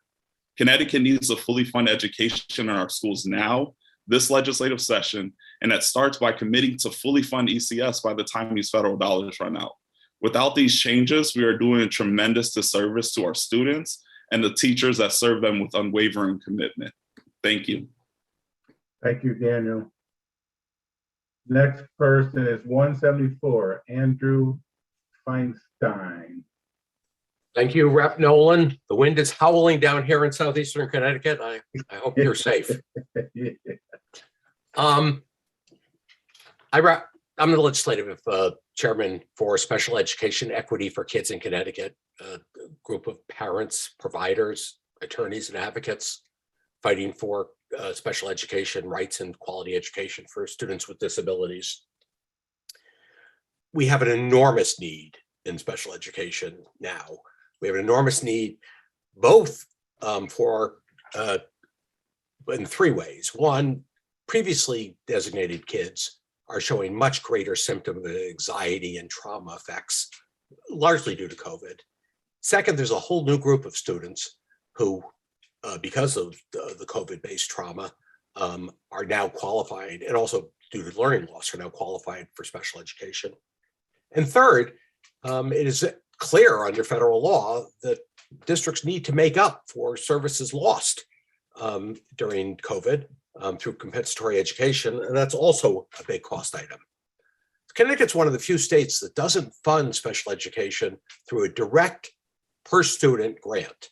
We should do that. We should do a per capita allocation, weighted of course by the wealth of a district, but a per capita distribution based on number of special ed students. That's first. Second, obviously the student-centered ECS approach that Dan was just talking about is something that, that money does go, some money does go to special education, but it's not directly for that purpose. Finally, let me just talk briefly about the excess cost grant. The excess cost grant is a catastrophic insurance program for the really high cost placements that districts make. Now, I have no objection to providing excess cost money, but that's money that's not going to kids who are in the district, in the program, to the vast majority of students who are eligible for special education. And so I don't, Senator Looney has talked about the need for more special education funding. I would far prefer that funding go on a per capita weighted basis to districts. But if the only way to get further money to districts is to fully fund excess cost, we'd be in support of that as well. So I thank you for your time, and I thank you for staying up and listening. And I only regret that the chairwoman's not here so I could wish her a happy birthday. We will send that blessing to her. Thank you. Sir. And the next person is, let's see, Maria Beltry. Maria, 175. Number 175, Maria. No. 176. You are listening, question mark. Raina. 176. Raina. How about 177, Phyllis? Good evening. Hi. Hi. Pardon me, there are two 177s listed. If the phone number could tell us their name. Well, I'm Tashina O'Connor in place of Phyllis, who couldn't make it tonight. Phyllis is here. Phyllis is there. Okay, so I represent I go as myself because Tashina O'Connor. Did you sign up to testify tonight? Yes, I did. I'm also a member of the CSEA, SEIU 201, a delegate. But I'm a child care provider. One moment. Could you spell your last name for me? O''CONNOR. All right. I'm going to put you back on pause because it is Phyllis's turn right now. Okay. Thank you. Thank you, Taylor. Phyllis? Yes, good evening. Thank you for this opportunity to testify. My name is Phyllis DeFrancia, and I am the School Readiness Director at Children's Learning Centers of Fairfield County in Stamford. Early childhood centers have been underfunded for a very long time. It's a huge crisis in Connecticut, and early childhood centers are an essential part of Connecticut's infrastructure. This became crystal clear during the pandemic when many centers closed due to the lack of funding or the inability to hire qualified staff. There needs to be an increase in funding for early childhood education.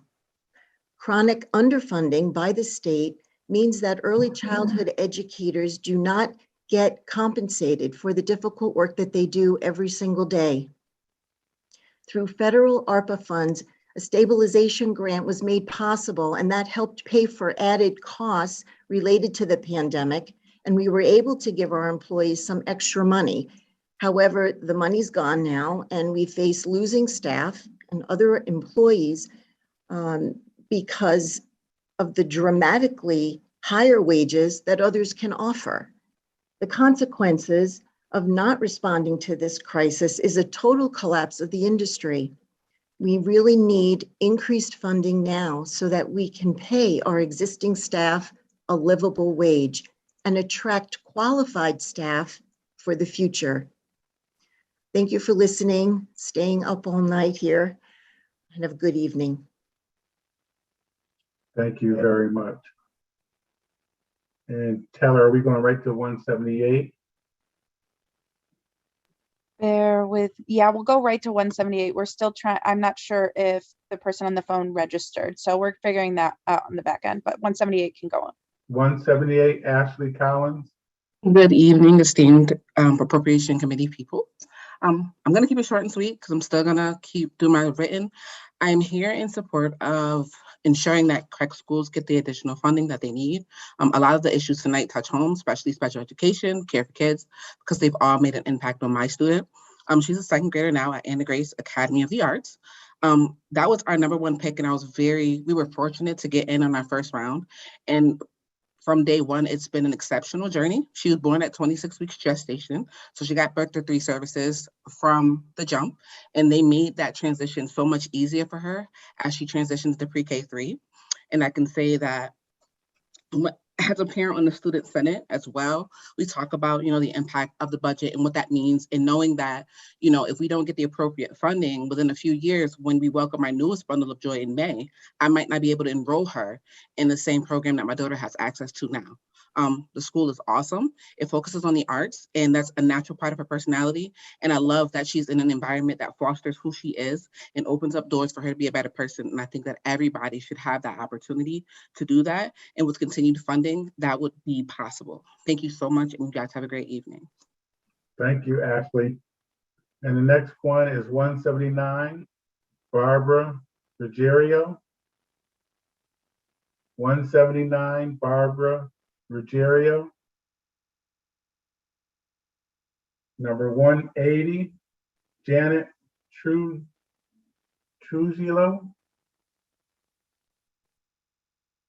180, Janet Trujillo. No. 181, Ed, I see you.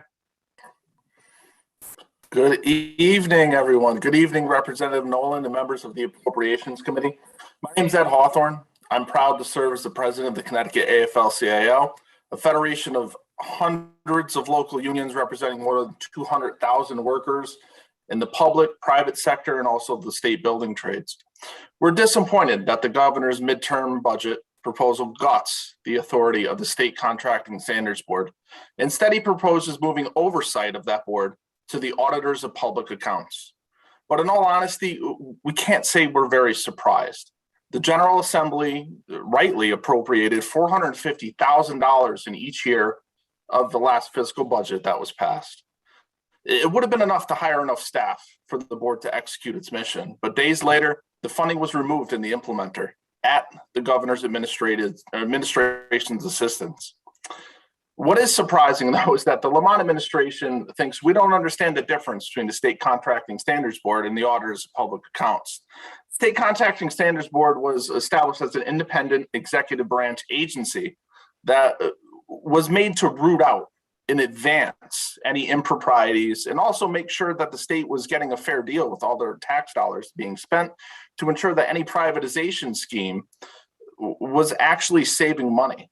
In contrast, the auditors of public accounts look back after the fact and say whether or not this was proper. It's an essential function of the government, but their role really is to look back, and I really believe we should be looking to be proactive. It doesn't perform a cost-benefit analysis. The auditors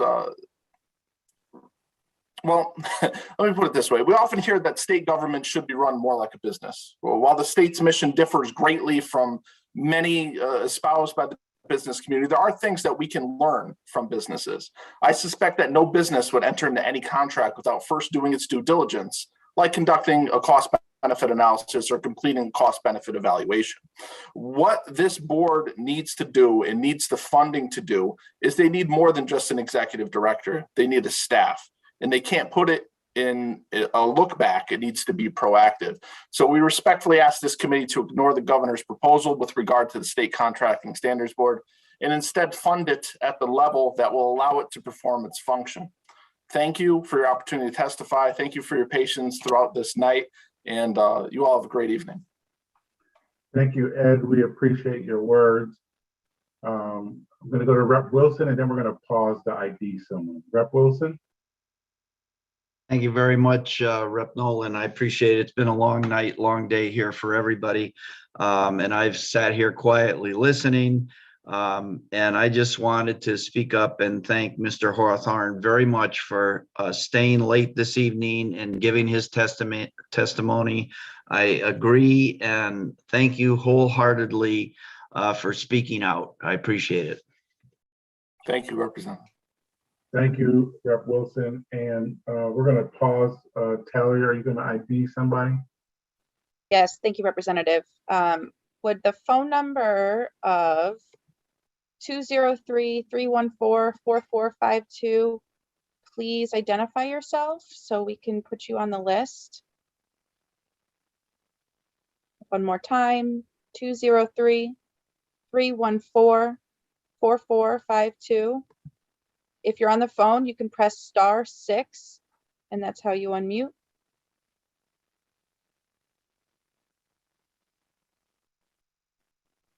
Maybe the translator, or I can, 203. Can you hear me? Yes. Hello? Yes, who are you? This is Queen Freelove. Bear with me 1 second. Did you register this evening? Yes. First name was Queen, as in the Queen of England? Absolutely. Mr. Chair? Mr. Chair? Yes, Queen ma'am. Freelove attempted to register this evening, which is well past the registration deadline, which is why she was not sent her own registration link. I'm sorry, ma'am. Administrator, can you repeat that? Yes, Ms. Freelove attempted to register this evening, which is well beyond 24 hours past the registration deadline, which was why she was not approved for speaking this evening. Okay.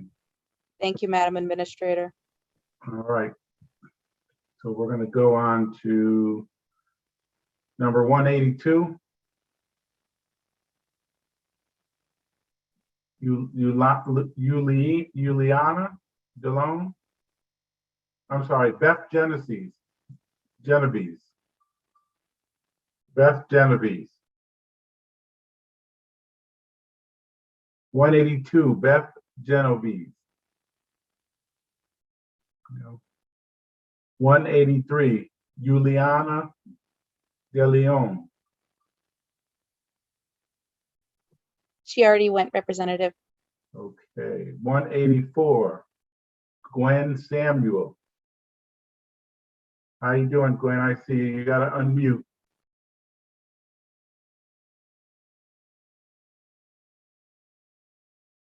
No, gotta unmute still.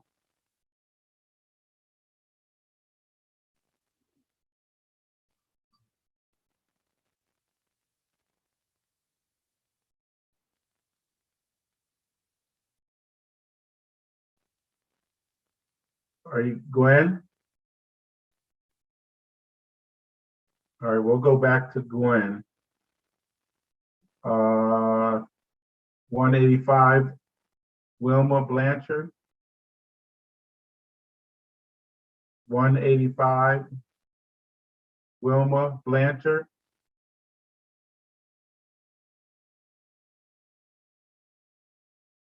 Can you unmute, Gwen? On the left side of your screen, all the way to the bottom on the left. You got to use your mouse to hover over it.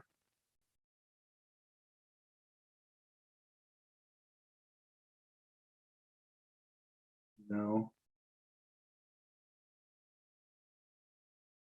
Taylor, are we able to unmute her? I can only request. Oh, there she goes. Okay. Don't even. Welcome to. We're not even going to talk about modern technology. So I don't even want to think. Just go right on. Okay. Then. Good evening, everyone. My name is Gwen Samuel, and first and foremost, I am a married and resident. I am also the president and the founder of the Connecticut Parents Union, and I want to begin by, first thank you all for your. For staying this late. Welcome to politics. But I am really encouraging you to please not make pre-pandemic business as usual decisions in a 2-year pandemic climate where children have been in constant influx. I mean, first, number one, we have to center children. And I mean every Connecticut child, regardless of the school model, because the whole country shut down. The whole state shut down. So it is very unjust, and to me, probably immoral at this point, to keep treating Connecticut's children different based on their schooling choice. Danbury has a very specific need.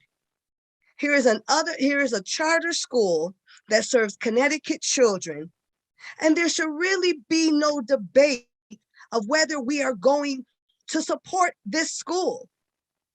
So even if you are an individual out here that does not like charter school models or magnet school models or innovative models, it's not about liking the school model, it's about protecting the educational rights of children.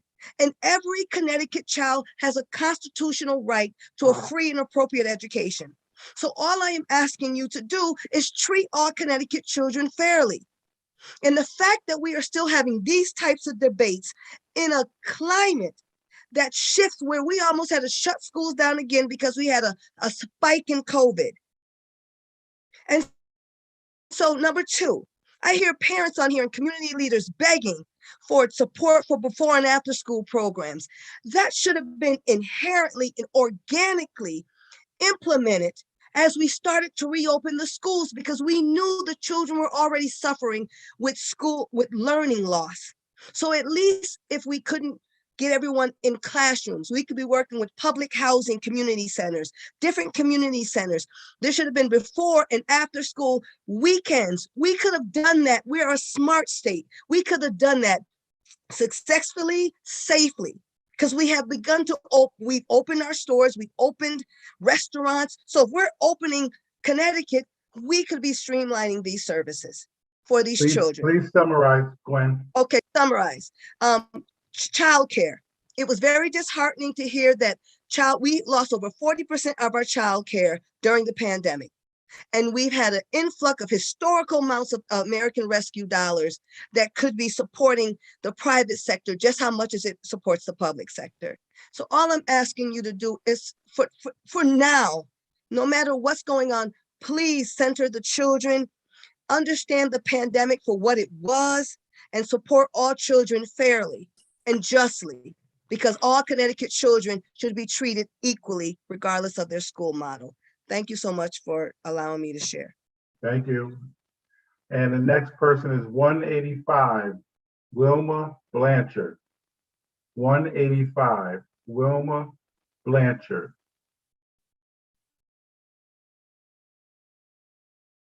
And I don't see her.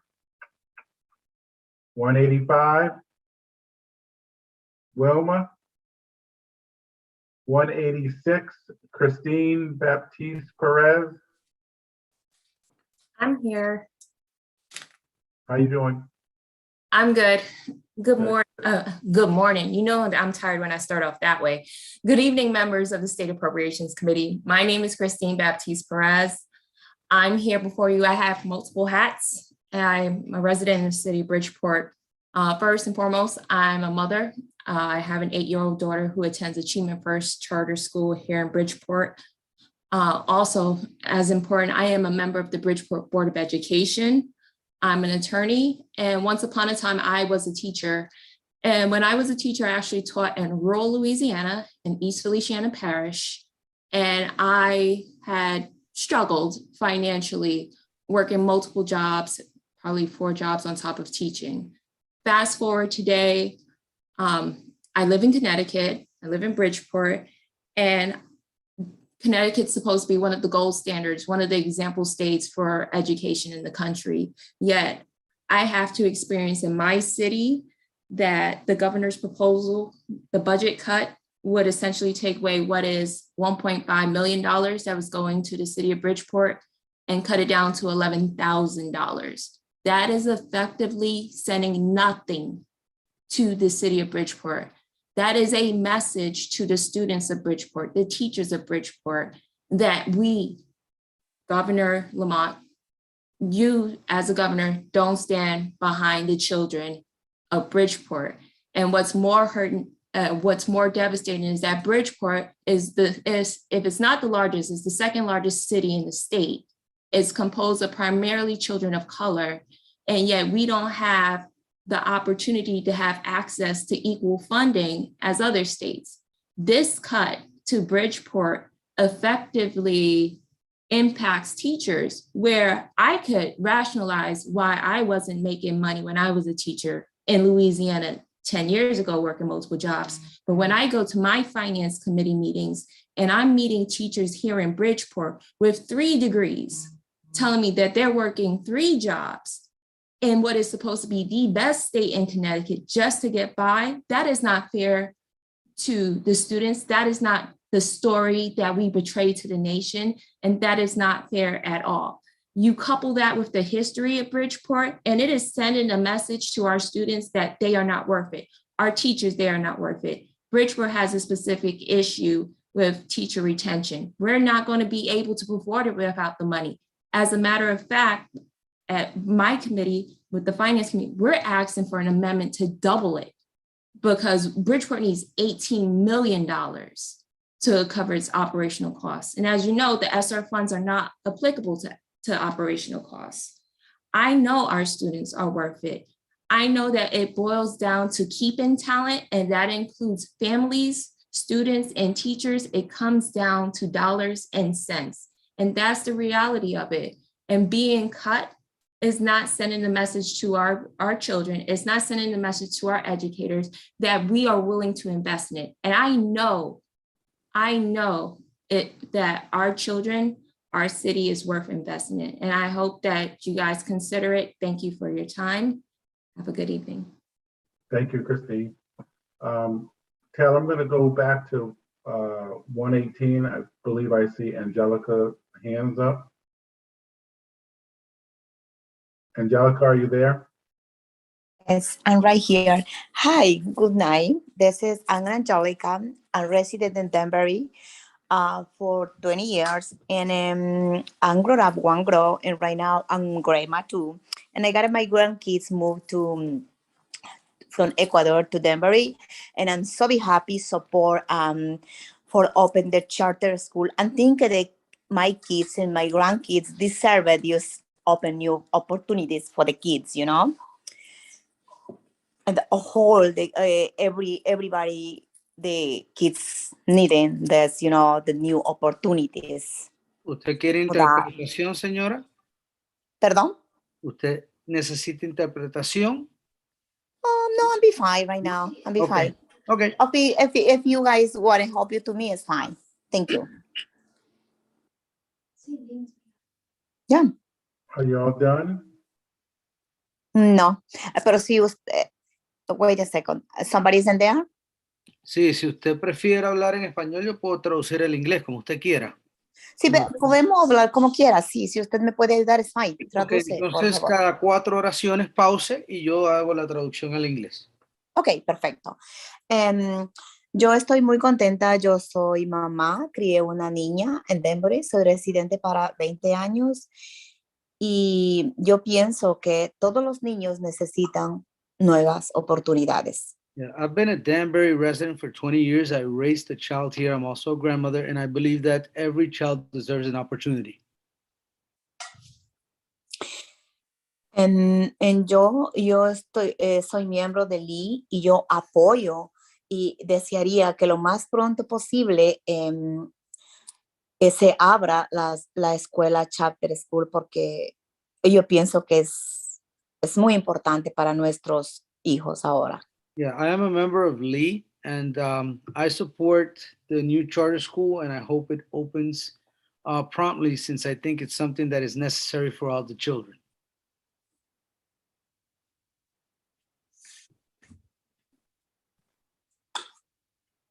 Continúe. Okay. I think que la comunidad de Lee pues está haciendo un excelente trabajo en bienestar de nuestra comunidad, y yo pienso por qué no apoyar a este gran pedido que estamos esperando por un largo tiempo. I think that the Lee community is doing an excellent job with the residents. So I'm wondering why it is taking so long to make this happen, since we've been asking for quite a while. Okay. So, ahora mismo mis nietos se mudaron from Ecuador a vivir aquí. Entonces yo estoy muy ansiosa de que esto pueda pasar para que los chicos que están, 2 en el high school y 1 en la escuela, puedan tener esta gran oportunidad. Yeah, my grandchildren recently moved here from Ecuador. So I am very anxious for this to happen, since I have some that are in elementary and I have one that is in high school. Okay. Can you explain to wrap it up? Sí, por please? favor, puede sumarizar. Nos quedan 2 minutos. Muchísimas gracias. Agradezco la oportunidad que nos den en este gran pedido que estamos pidiendo como comunidad de Danbury, y pues que tengan una buena noche y muchas gracias. I want to thank you for letting me participate on this big project that we're asking for Danbury. Have a good night. Thank you, Renee, and thank you, Angelica. Gracias, señora Angélica. Está bien. And I am going to call on Emmy Gonzalez next, is 187. Hola, hello, hi. Is that you, Emmy? Yes, it's me. Hi. Okay, I'm gonna Before, okay. I'm gonna hand it off to our great representative from Berlin, and I have to look. No, Meriden and Berlin. Representative Abercrombie will take over. So thank you very much, everyone, and go ahead, Emmy. Just before that, just I wanna say thank God for your life. Thank God for this time that you are sharing with us. I know you are tired. I am tired too. I have 3 kids.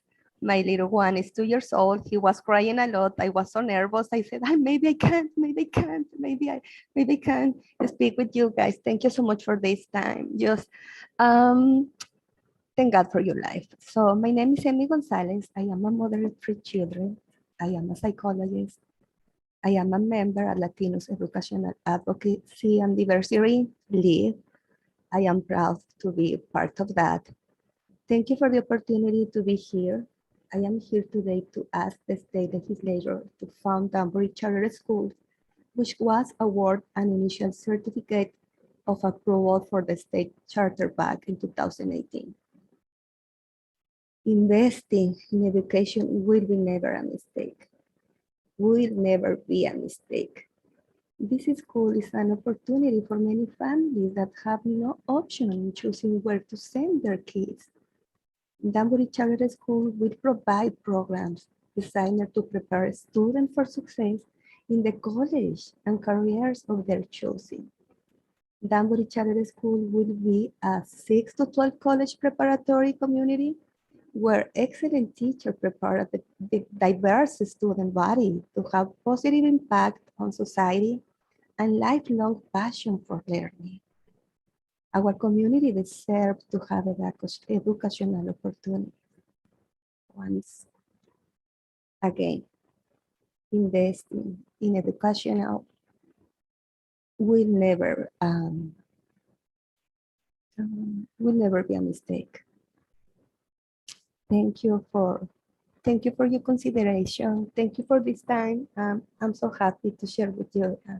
Please, investing in education will never be a mistake. Thank you for this time. Thank you, Abby. Thank you for coming out and testifying. Up next is 188. I have Cindy Fuentes on my list, but if you look on the screen, it says Cindy Jackson. Madam Administrator, and can you help me out with that?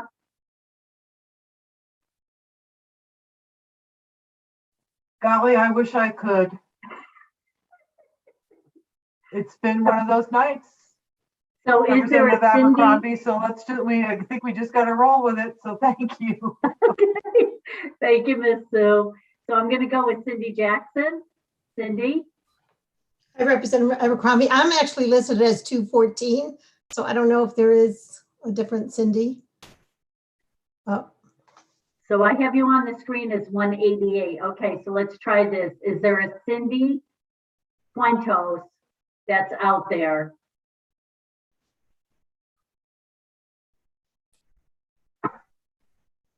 Okay, seeing none, then what we're going to do is we're going to go to 189. Cindy Jackson, we'll come back to you when your number comes up, okay? Sarah Lee, number 189. Hi, good evening, honorable members of the Appropriations Committee. My name is Sarah Lee and I'm a parent.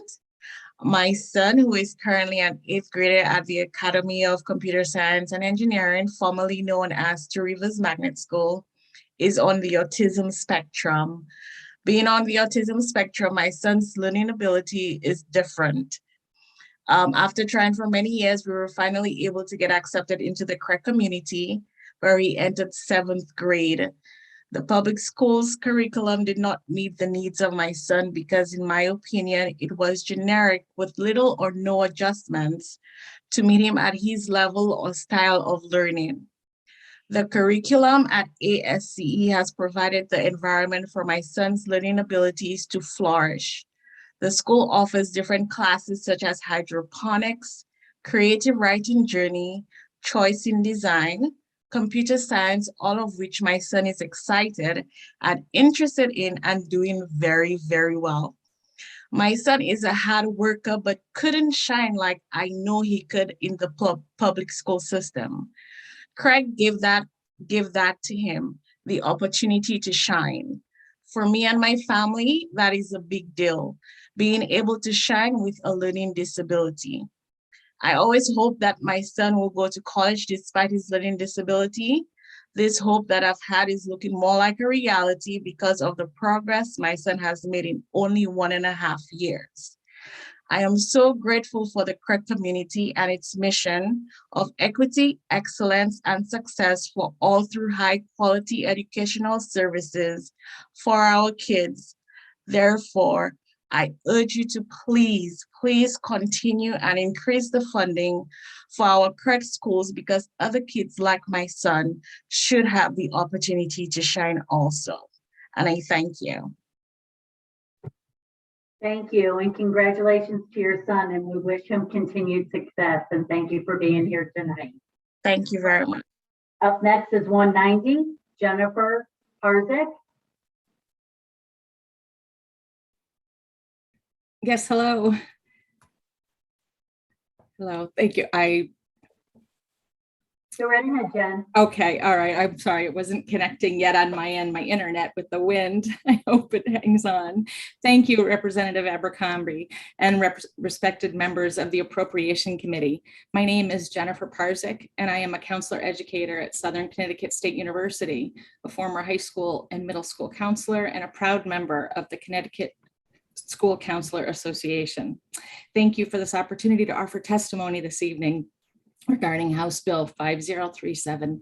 Specifically, I'm here today to testify about the importance of school counselors and the need to fund additional school counselors so that every student has access to one.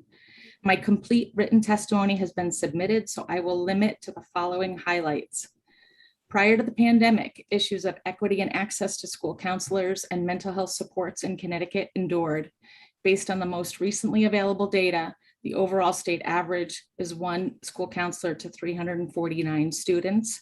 However, simply reporting this state average ratio does not accurately reflect what access to school counselors and their program means from one school to the next, nor from one district to the next.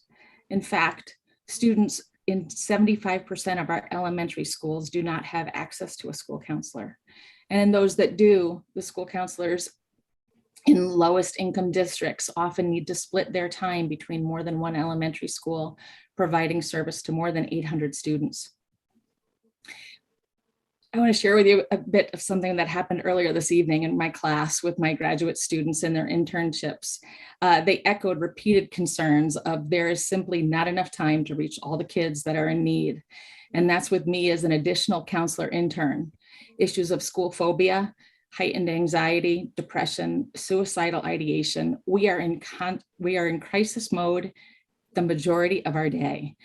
With these elevated needs and students having such limited access to school counselors and other mental health supports, how are we supposed to provide the essential proactive and prevention-based part of a comprehensive program that all students deserve?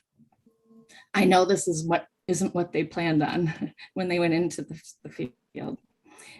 School counselors undergo extensive pre-service training in such areas as counseling children and adolescents, consultation with families, educators, and mental health professionals, identifying risk factors associated with behavioral concerns, and accessing community-based resources for students in crisis. In addition, school counselors are essential to supporting the workforce development needs of the state. They are uniquely trained in career development, specifically to promote post-secondary readiness from creating early career awareness in elementary schools through middle and to high schools, where they create access to career and college pathways. Working within the comprehensive program, they seek to ensure that students reach grade appropriate benchmarks, use data to inform their practice. They work systemically through collaborations with teachers, families, and community to support career and college readiness. This is especially necessary to reach traditionally underserved populations. Jen, I'll wrap it up. Summarize, please. You bet. Thank you. Yeah. So for Connecticut to effectively prioritize meeting workforce development needs, it's also critical that we invest earlier in the pipeline simply than starting in high school level. So for these reasons and more, I urge you to please allocate significant educational funding to support local districts by increasing student access to critical student services, including school counselors at all grade levels. Thank you for your time. Thank you. Thank you for taking the time to come and testify, and have a great night. We're going to switch it up a little bit. We have number 146, Lorena is here. Lorena, can you get on?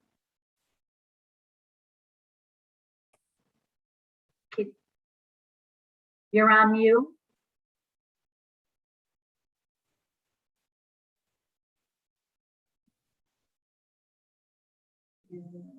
Lorena, si escuchas, estás en mudo, habilita el micrófono, por favor.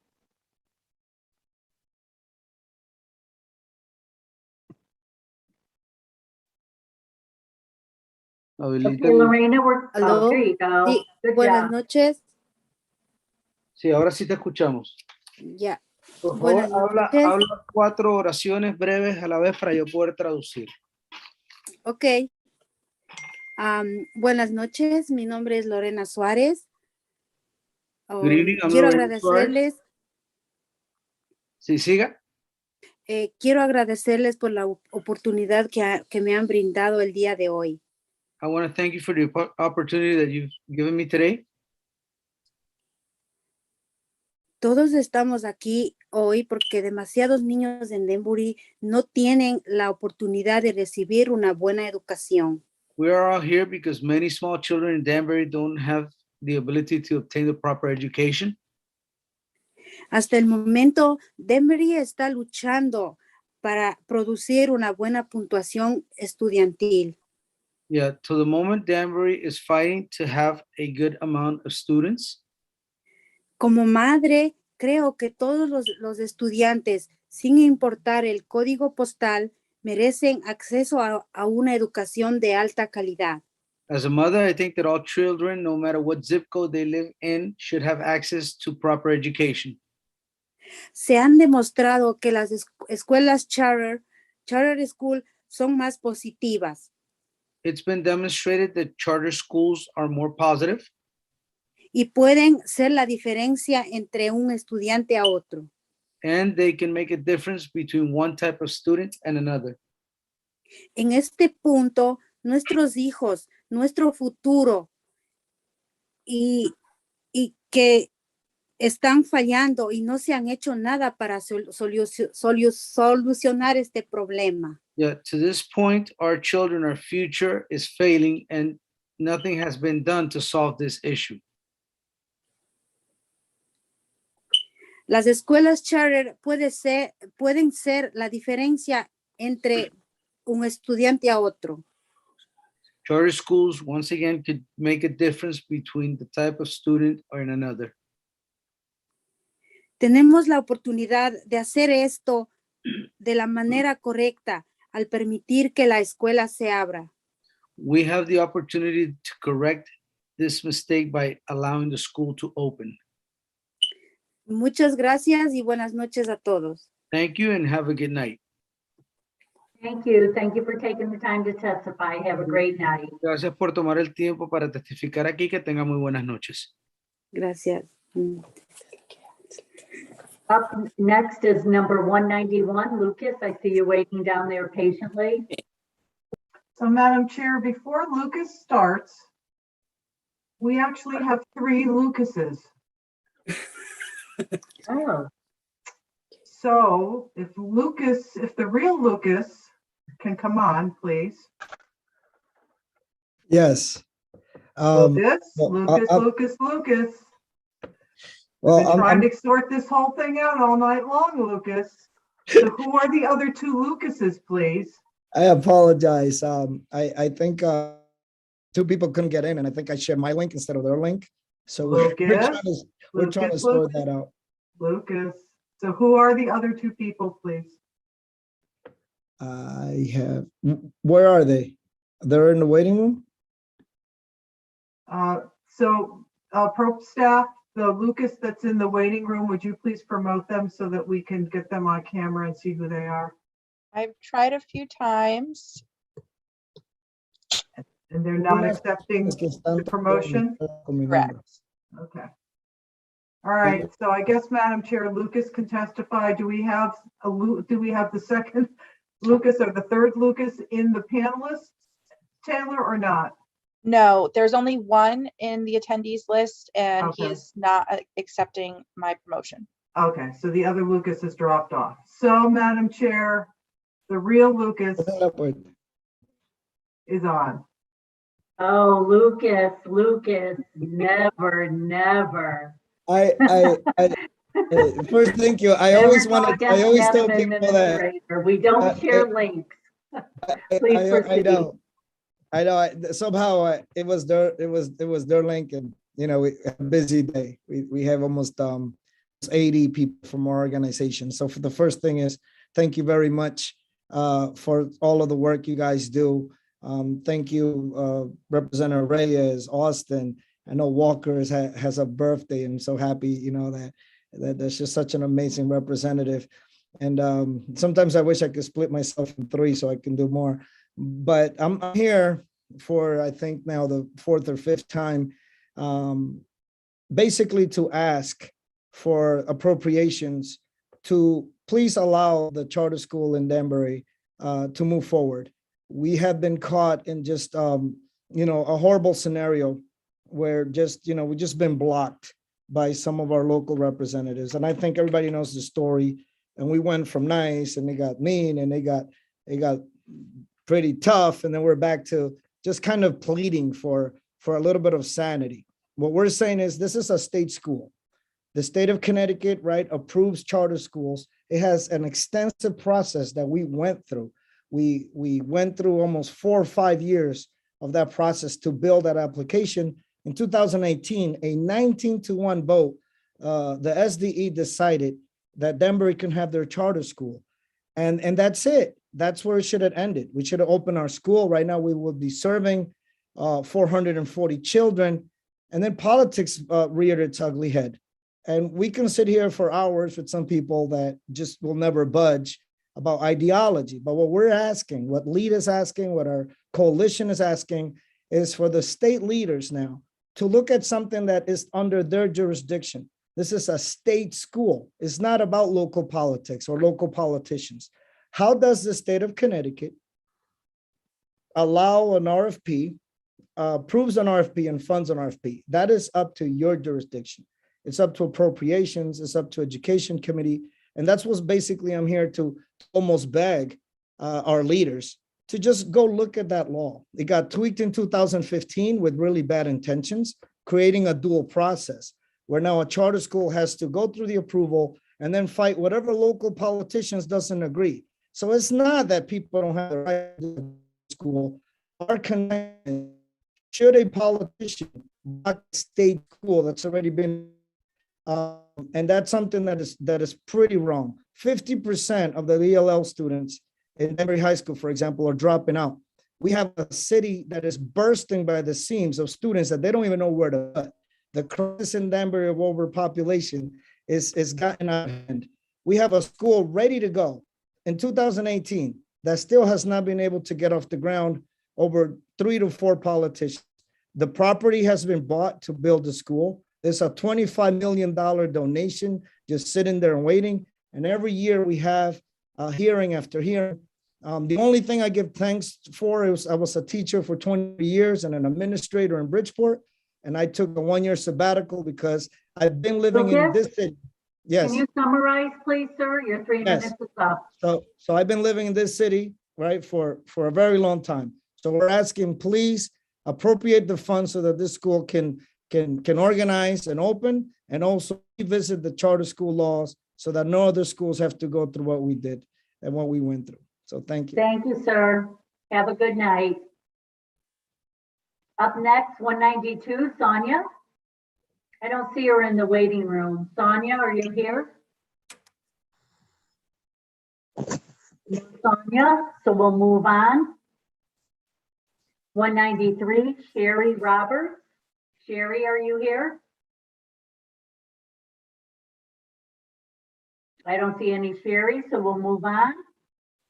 194, Sean Reeves. Sean, there you are. Good evening, sir. Good evening, everyone. Thank you for allowing us the time. My name is Sean Reeves. I'm a New Haven resident, 48 years in New Hallville. Tonight, I'm here to somewhat oppose the governor's budget plan. Also to support and talk about these App Foundation trying to move from 1 Long Wharf to 794 Dixville Avenue, which is a densely populated residential area. We're not anti-treatment. I'm not anti-treatment. We support treatment for any and all persons who need it.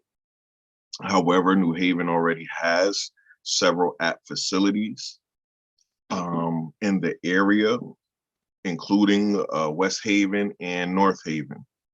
We don't see the need to put another facility inside of a densely populated residential area when there are several other facilities within a 5-mile radius of one another. Also, we're asking that you guys take a look at the possibilities of purchasing this building or appropriating funds, finding the funds through whichever local state agencies to allow the communities to secure that building for other purposes and allow App to find other places to reside their practice. There's several schools around the area. There's children that actually catch their buses right in front of that particular building early in the morning. There are thriving businesses that have sustained through COVID in almost impossible odds and are doing very well there. This is an added blight to our community. The App Foundation has not proven to be good neighbors in any of the other areas that they have been participating in over the years. If you take a look in our Hill neighborhood, over the 26 years or so that they've been there, they have done nothing to improve the neighborhood. It's just been destroyed little by little over the years. Every property owner over there, their home value is probably hundreds of thousands of dollars below level due to the increase in crime, traffic, drug paraphernalia, and other vagrancies that take place in that neighborhood constantly. You have children that's catching school buses, getting off school buses, being confronted by persons with issues, walking around naked, things of that nature. And we just don't think that that's going to be a perfect fit for something in our community when we're actually trying to recreate and actually begin a new economic development process for local residents. So Can you summarize, please, sir? In summary, we're asking for you guys to please find the means to support our cause, help us buy that building back, and look for other means to become sustainable in our communities. We don't think that the App Foundation is a great place, is a good fit for the New Hallville residents. Thank you very much. Have a good evening. Thank you, sir. Have a great night. Thank you for staying to testify. Up next is number 195, Jessica Pasme.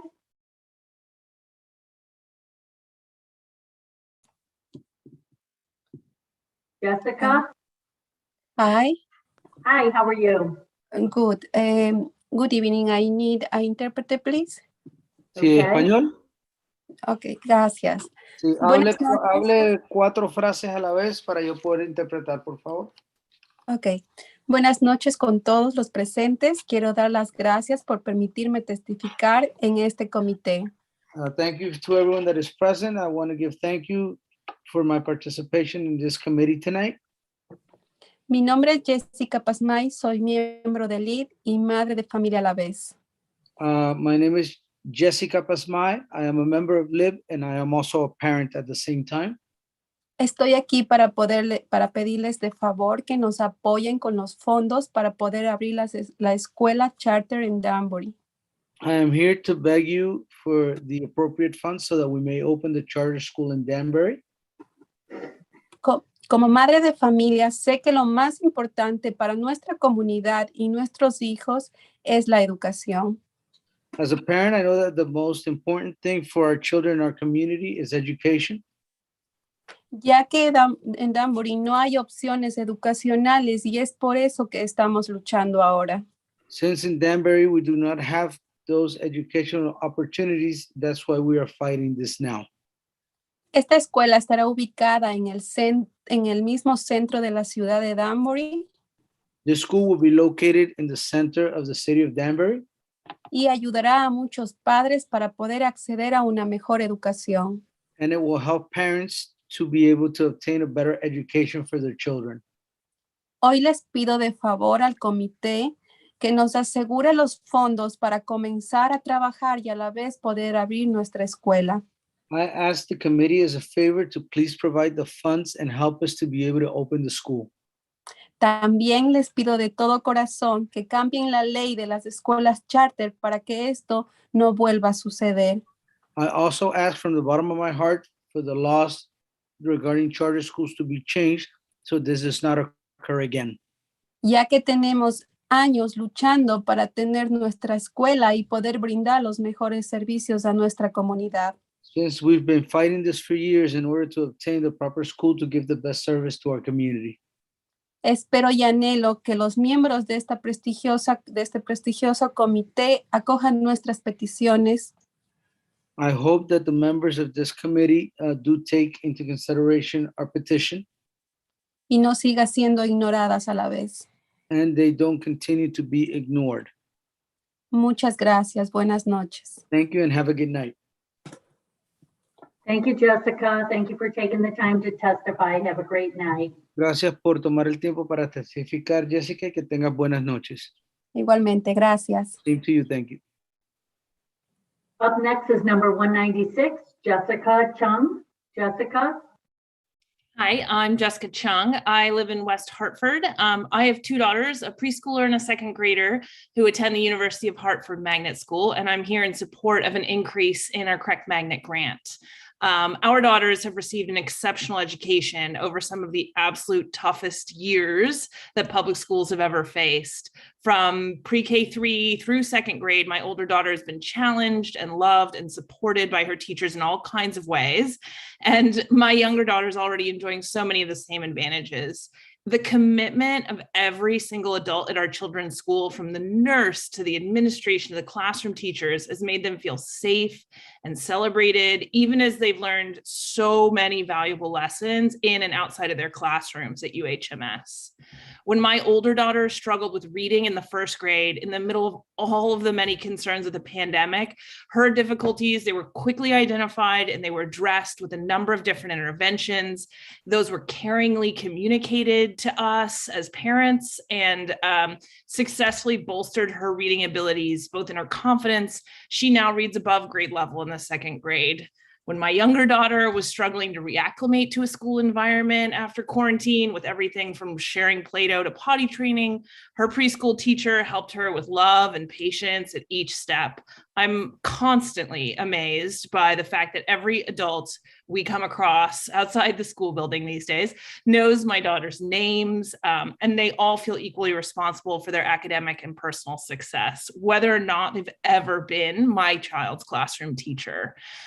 Add to that the many demonstrated advantages of a racially and economically diverse community, and I truly believe that my children are as lucky as they come to be Correct students. So please support the increased funding for the Correct Magnet Schools grant. More students deserve the exceptional experience that my children have had at Correct schools. Thank you. Thank you, Jessica, for taking the time to testify, and continued success to your daughters. Thank you. Up next is 197, Angel Orna. Angel, are you here? No, moving on. Number 198, Constance Vickers. Constance, hi.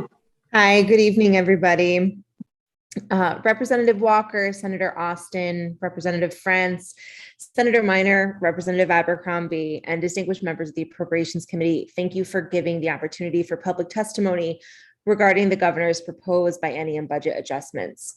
My name is Constance Vickers, and I'm the Director of Legislative Affairs for the City of Bridgeport. And I'm providing testimony this evening regarding adjustments to our most precious resource, the education of our children. I respectfully ask this committee to reject these proposed decreases based on enrollment and make the bold decision to expedite the ECS phase-in to coincide with the sunset of our federal funding. While our enrollment has decreased by a mere 281 students over the last year, and that's roughly 1% of our enrollment, our special education and English language learners have increased by 18% and 23% respectively. Unfortunately, the governor's budget adjustments fail to consider that when enrollment declines, the class structure and challenges remain. Our classrooms are overcrowded, our teachers lack important resources, our children lack targeted support, especially when compared to the neighbors of suburban districts. Our schools, our teachers, our students cannot afford any level of reduction or stagnation in funding. Our Board of Education has had to make extremely difficult decisions to cut essential services and support, totaling millions and millions of dollars over the last decade. You heard from two of them earlier this evening. This has resulted in a structural deficit in the operating budget, and compounded with the anticipated exhaustion of the ESSER funds will result in a serious financial cliff come fiscal year 25. We were already in crisis before the COVID-19 pandemic. Now, our children require even more supports and resources. The future success of our state depends on properly educating and supporting our youth. Substantial investments in our public schools must begin immediately. So I would implore the legislature to take this proposed budget and ensure that our most burdened and underserved districts are funded equitably. I encourage you to seize the opportunity of our state's current surplus and overflowing rainy day fund and ensure that the financial health of our state works for all communities. Children who grow up in Bridgeport and attend public schools should have the same opportunities as a student anywhere else in the state, regardless of their skin color, their family income level, or zip code. So please make the bold decision to equitably fund our schools now. Thank you. Thank you very much for taking the time to testify. Have a great night. Up next, number 199, Leonly Reyes. Leonly. Moving on to number 200, Sandra Friera. Sandra, hi Sandra. Hello, good evening, everyone. Oh, I apologize for that. My name is Sandra Ferreira Molina. I am the Deputy CEO for Latinos for Educational Advocacy and Diversity. I am here for the second year in a row asking for your support of the Danbury Charter School. For me, it has been 2 years in the efforts to somehow convince the leaders of the state that educational options are important. And that's exactly what our community is asking for and pleading. No one seems to think it is important to listen to over 4,000 families that have been advocating for educational choices for their children. I'm asking of you as the officials that have been voted into office to listen and to genuinely care about your constituents and what they want for their cities and support the funding for the Danbury Charter School. As we know, many systems and laws that are in place not only continue to marginalize our community, but also act as roadblocks to allow to get things done. I ask that you take a close look at the two-step certification process, which is one law that is responsible for the delay in opening Danbury Charter School. The current statute requires a two-step certification for all new charter schools in Connecticut. This process was set in place in 2015 and has impacted thousands of families over the last 7 years. The current statute creates a convoluted process, removing the state's board's authority to grant charter schools to be approved and effectively leaving schools in a state of waiting. This change has caused Danbury to not receive funding and affected the opportunity for educational choices that many families hoped and fought for. I know, as well as most of you in this call, that Danbury's districts cannot keep up with the ever-increasing student population. Some district schools are even adding temporary classrooms to try to ease the burden on their already overcrowded schools. This strain means kids' needs aren't being fully met. There are many families in our community that are afraid that their kids will be shipped to other districts because of the overcrowdedness. They are afraid that their children are not going to receive the services that they need because of the overload. I ask that the state legislature fund Danbury Public Schools, which was awarded an initial certificate of approval for a state charter. It is the right thing to do, and this is what the community wants and will continue to fight for. Thank you so much for your time. Thank you, Sandra. Thank you for taking the time to testify. Have a great night. You're welcome. Thank you. Up next is number 201, Catherine Cruz. Yes, hi. Hi, how are you? I'm good, thank you. I feel so tired. Everybody at teachers are tired, right? So, all right, my name is Catherine Cruz. So just want to say congratulations for that activity because they really express the bodies about the happens right now in the community, So I am a member from the LEAF. I have supported the charter school. I am mom for one son. So I really feel worried for the future, for the, not just for my sons, for the leader, the future leaders, the kids, because we really don't have any option, in Danbury school here. So I think so.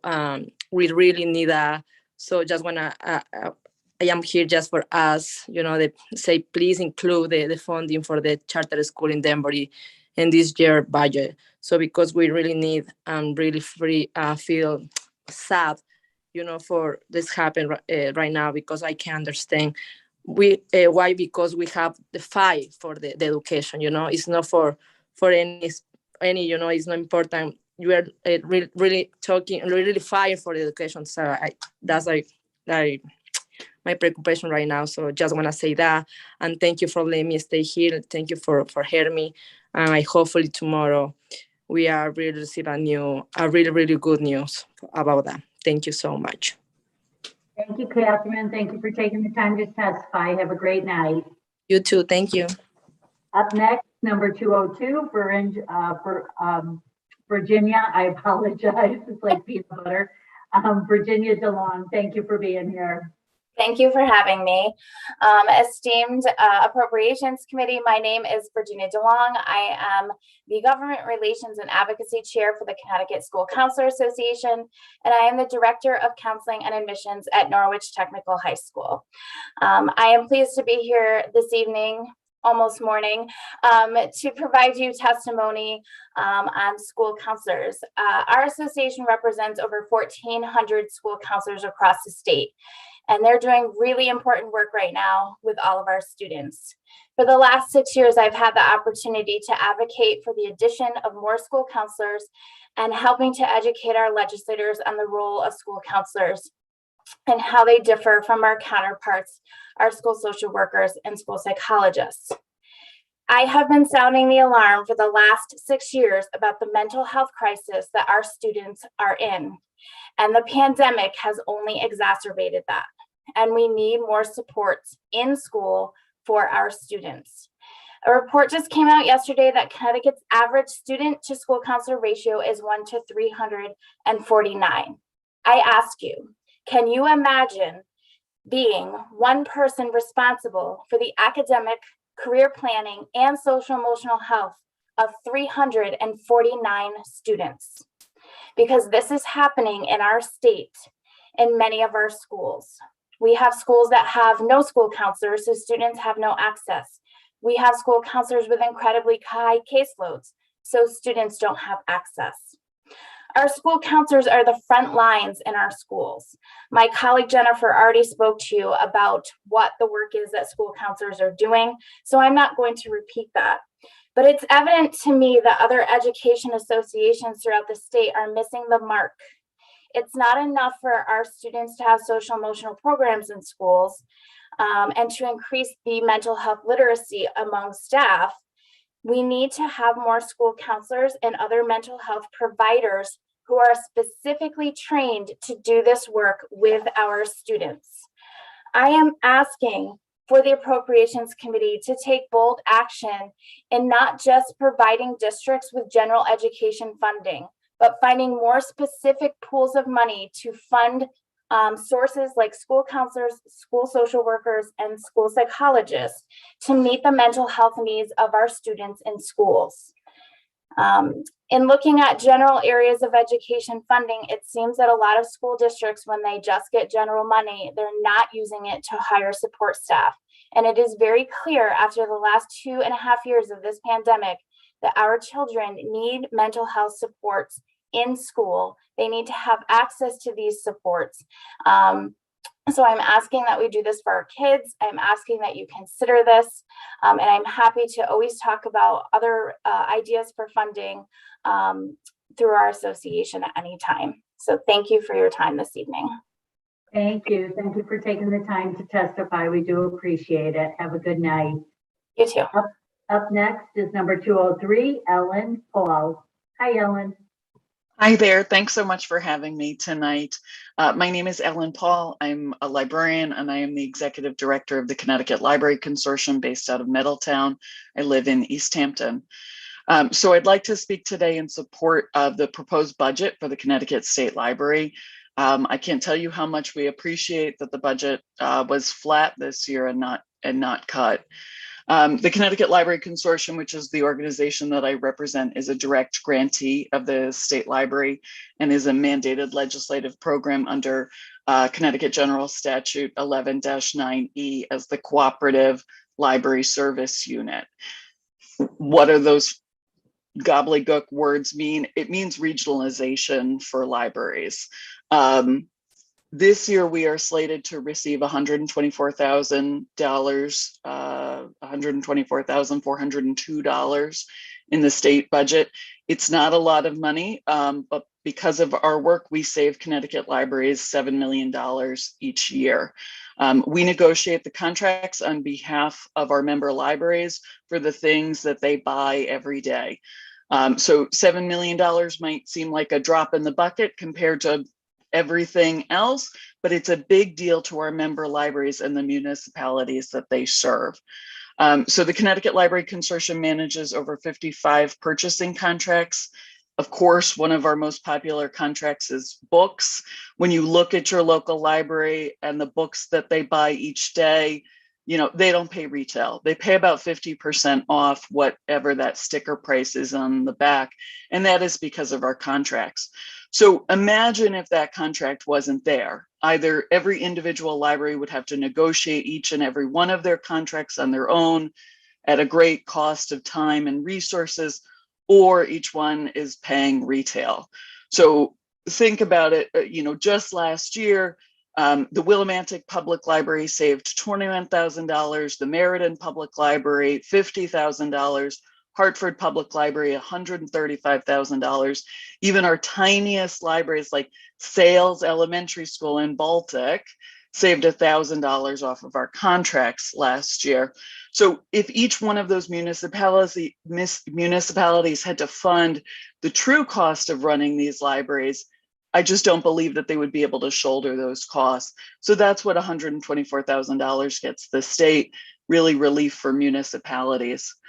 We have 800 member libraries, public, academic, school, special libraries, everyone from University of Connecticut and Western to, you know, the New Haven public schools, Norwalk public schools. We serve libraries in every town in the state. And since most libraries are publicly funded, it's really our job to save taxpayer dollars. So despite that important role, the state allocation to the Connecticut Library Consortium, again, under that line item of cooperative library service units. Can you summarize, please? Your 3 minutes. Sure. Has been cut over the years. I know that we will never get back to that 600,000 that we were at one point, but I would encourage the Appropriations Committee to consider increasing our funding. The more discount contracts that we can negotiate, the more that we can discount the cost of libraries across the state while still maintaining a high standard of service. I appreciate your time so much. Thank you. Thank you for taking the time to testify. Have a good night. Up next is 204, Jade Thomas. Hi, Jade. Hi. Good evening, distinguished members of the Appropriations Committee. My name is Jade Thomas, and I'm the Connecticut Early Care and Education Policy Fellow at All Our Kin. We're a Connecticut-based, nationally recognized nonprofit organization that serves nearly 700 family childcare educators who in turn care for over 3,400 children. I'm submitting testimony regarding HB 5307. All Our Kin and the educators we work with are asking for immediate relief funds to stabilize Connecticut's childcare industry. The need for high-quality care in Connecticut continues to grow. Before the coronavirus pandemic, the Office of Early Childhood identified a shortage of 51,000 childcare slots for infants and toddlers. The governor's proposed budget does not include the investment needed to bolster Connecticut's supply of high-quality early childcare, to support our workforce, and to ensure that all children build the foundation they need to succeed later in life.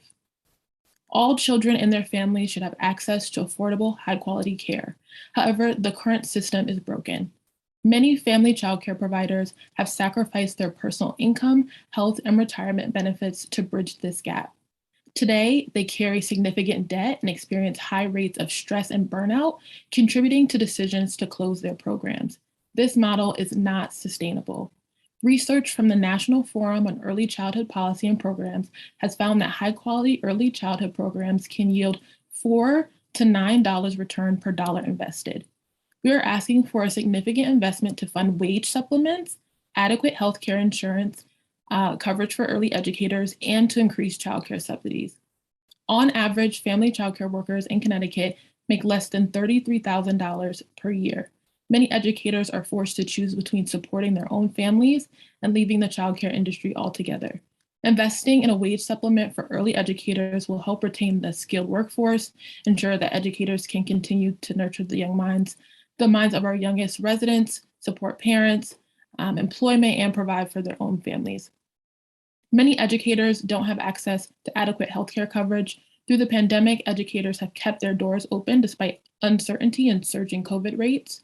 Offering health coverage to early educators ensures that they can support their own mental health and well-being. We also ask that the committee allot funds in order to raise the income eligibility limit of Care for Kids to the state median income. This will help to ensure low and middle income families can access high quality care while also ensuring programs receive the reimbursement needed to fully cover their costs. We believe that investing in our youngest children is a moral, financial, and developmental imperative. Thank you for your time today. Thank you, Jay. Thank you for taking the time to testify. Have a great night. Thank you, you too. Up next is number 205, Ellen Rittel. Ellen, are you here?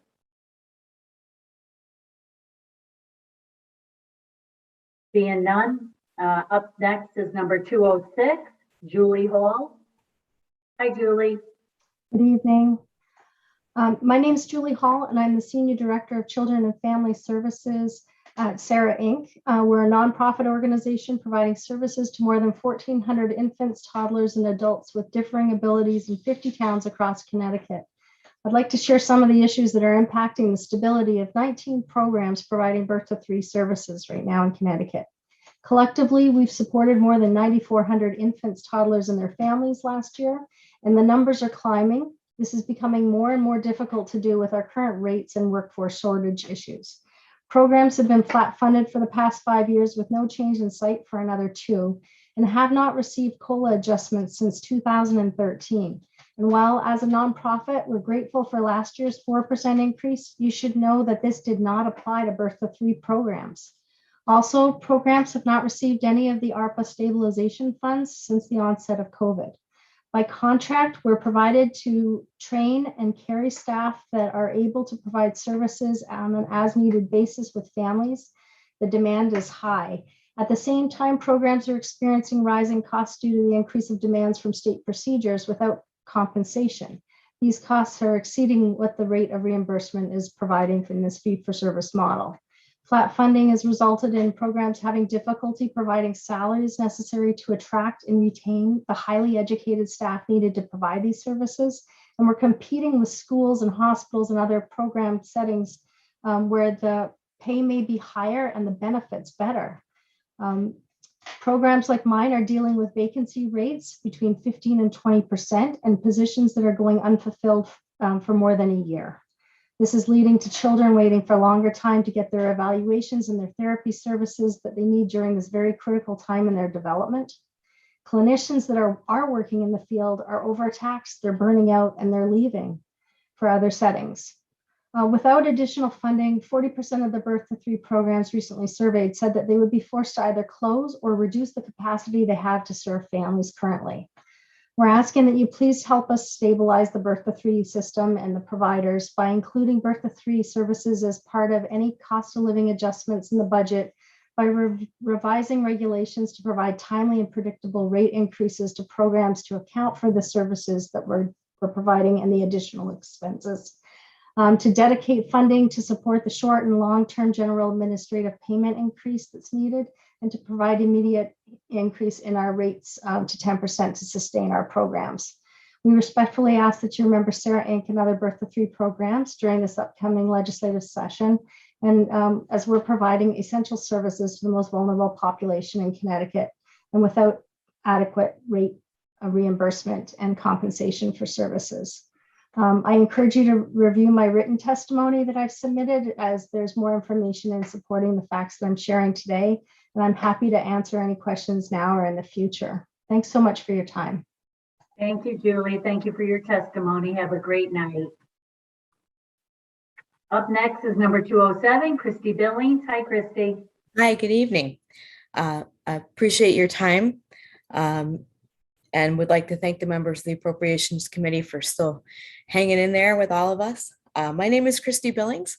I live in Wallingford, Connecticut, and I am the program coordinator for the Public Library in Middletown. I am speaking for the funding of the Connecticut State Library, and I have submitted my testimony, so I'll be very brief. I want to express my appreciation that the governor's budget essentially had no cuts to the state library. Moving into 2022, I would like to highlight the community outreach that libraries have been able to accomplish due to the support from the state library. Russell Library in Middletown, Connecticut has a strong history of helping prepare people to get work. We have a weekly job group that has helped over 150 people find work over the last 2 years during the pandemic. We have workshops, networking sessions, resume and LinkedIn reviews, and they're all free to our job seekers. The state library resources assist in helping people return to work and to receiving a paycheck and becoming a contributing member of society by paying taxes. So thank you for funding the state library to continue these resources for job seekers. Russell Library also holds a veterans writing group. This community outreach is a way for veterans to connect with each other, and we did it over Zoom, of course, during the pandemic, and to share their experiences through the written word.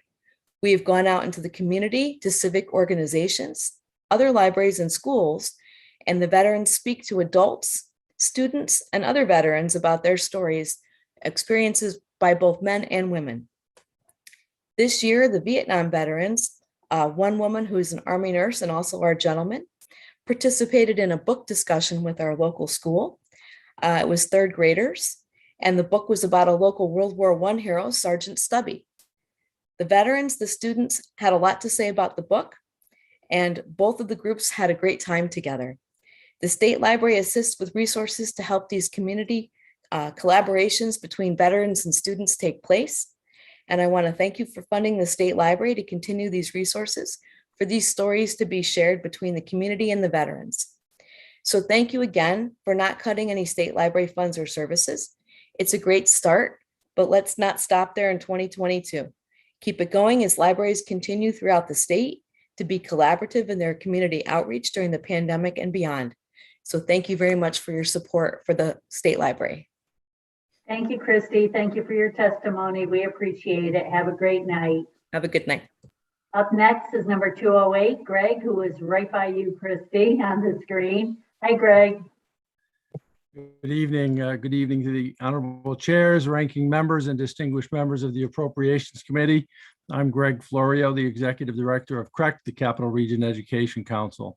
Thank you for the opportunity to share our legislative agenda with you. My ask tonight is very simple. It's support for the magnet schools that CREC operates on behalf of the state of Connecticut, the chef magnet schools that we operate. Just to put it into perspective, since 2010, ECS funding across the state has increased by 13 or 14%. The cost to educate a child has increased by over 50%. And the magnet school grants per student have only increased by 2%. That's not sustainable. In the CREC region, the difference in the cost to educate a child and the cost of the grant is passed on to the sending districts. 80% of the students in our magnet schools come from alliance districts, districts that are struggling with resources, and that's an untenable situation. We are asking the state to increase that magnet school grant by 8%. I would also add that over the past 2 years, CREC has worked really hard not to pass on costs during the pandemic to our sending districts. We have used one-time revenues, as many of us have gotten from the federal government, but you also know when you use one-time revenues, you create a fiscal cliff. And we are hoping that we can avoid that this year by having the state increase its share of funding for our magnet programs. The other thing I just wanted to also add is that our schools, while they are incredible facilities, will need upgrades at some point as they age, and there is no mechanism to do that. So we are also asking that a mechanism for capital improvements to support the facilities, similar to the way the state supports upgrades to the VOTEC schools, be put in place for the chef magnet schools. I ran through my notes very quickly because what I really wanted to say is, and I think most of you heard this, we had a lot of CREC parents talk to you tonight, and their stories were heartwarming, and I think it's something that we can all be very proud of. The choice programs that we have in Connecticut are unique, they're special, they're public options that provide families an opportunity to place their child where they feel that child will be most successful. That's a unique partnership. It requires a RESC like CREC. It requires our sending districts throughout the region and the state of Connecticut. It's an incredible partnership. What we need this year is that state piece of the partnership to increase its share of the funding so that those stories that you heard tonight can continue for families throughout the greater Hartford area. I thank you for your time. I know it's been a long day, and we appreciate your support. Thank you, Greg. Thank you for taking the time to testify. We appreciate it.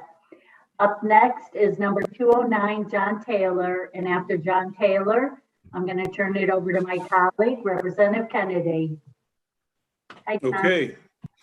Good evening. I can still say that for the next couple minutes. My name is John Taylor, and I'm the Executive Director of Elevate Charter Schools, the proposed operator of the Danbury Charter School once fully approved to open. I would like to take this opportunity to thank everybody on the Appropriations Committee. It's amazing that you guys are still around this late into the evening and into the morning, and especially the Appropriations Committee co-chairs, Senator Kathy Alston, Representative Tony Walker, and the Appropriations Committee Education Subcommittee co-chairs, Representative Antonio Felipe and Senator Doug McCrory, for giving me the opportunity to provide testimony on this very important issue. I would like to echo the requests of so many who are asking the state legislature to fund the Danbury Charter School, which was awarded an initial certificate of approval for the state charter by the Connecticut State Board of Education in 2018. As the founding principal and executive director of a charter school in New Haven, I have a profound understanding, due to lived experience, of how difficult it is to open a high-performing charter school. I was charged with getting that school open in less than a month. And although we were successful in doing so, it had a significant impact on our ability to effectively recruit and retain a highly qualified and diverse staff, and then to provide them with everything that they needed to be ready to teach students on day one. And as a result of opening the school on such a short timeline, it also made it impossible to secure the quality of facility that our children deserve and have come to expect as learners in the state of Connecticut. The current two-step certification process makes it exponentially more difficult to open a school in a manner that is both organized and responsible, while creating the likelihood of a sustainable, high-quality education and substantial student achievement.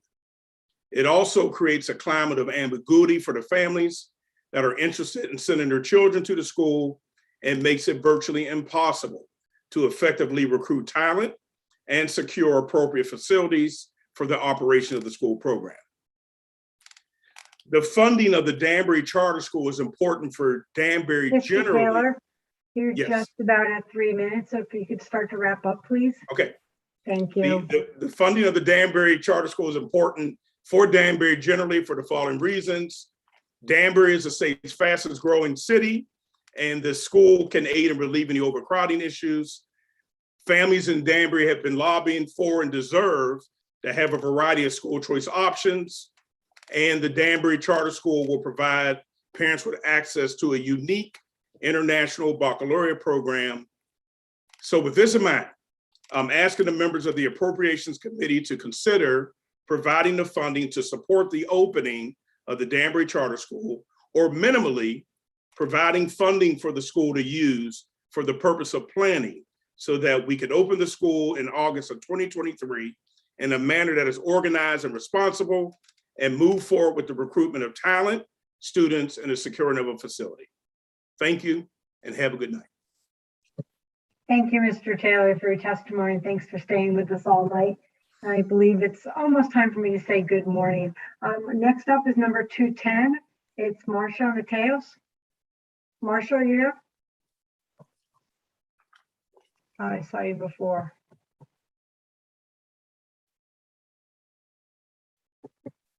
number 210, Marcia. Oh, there you are.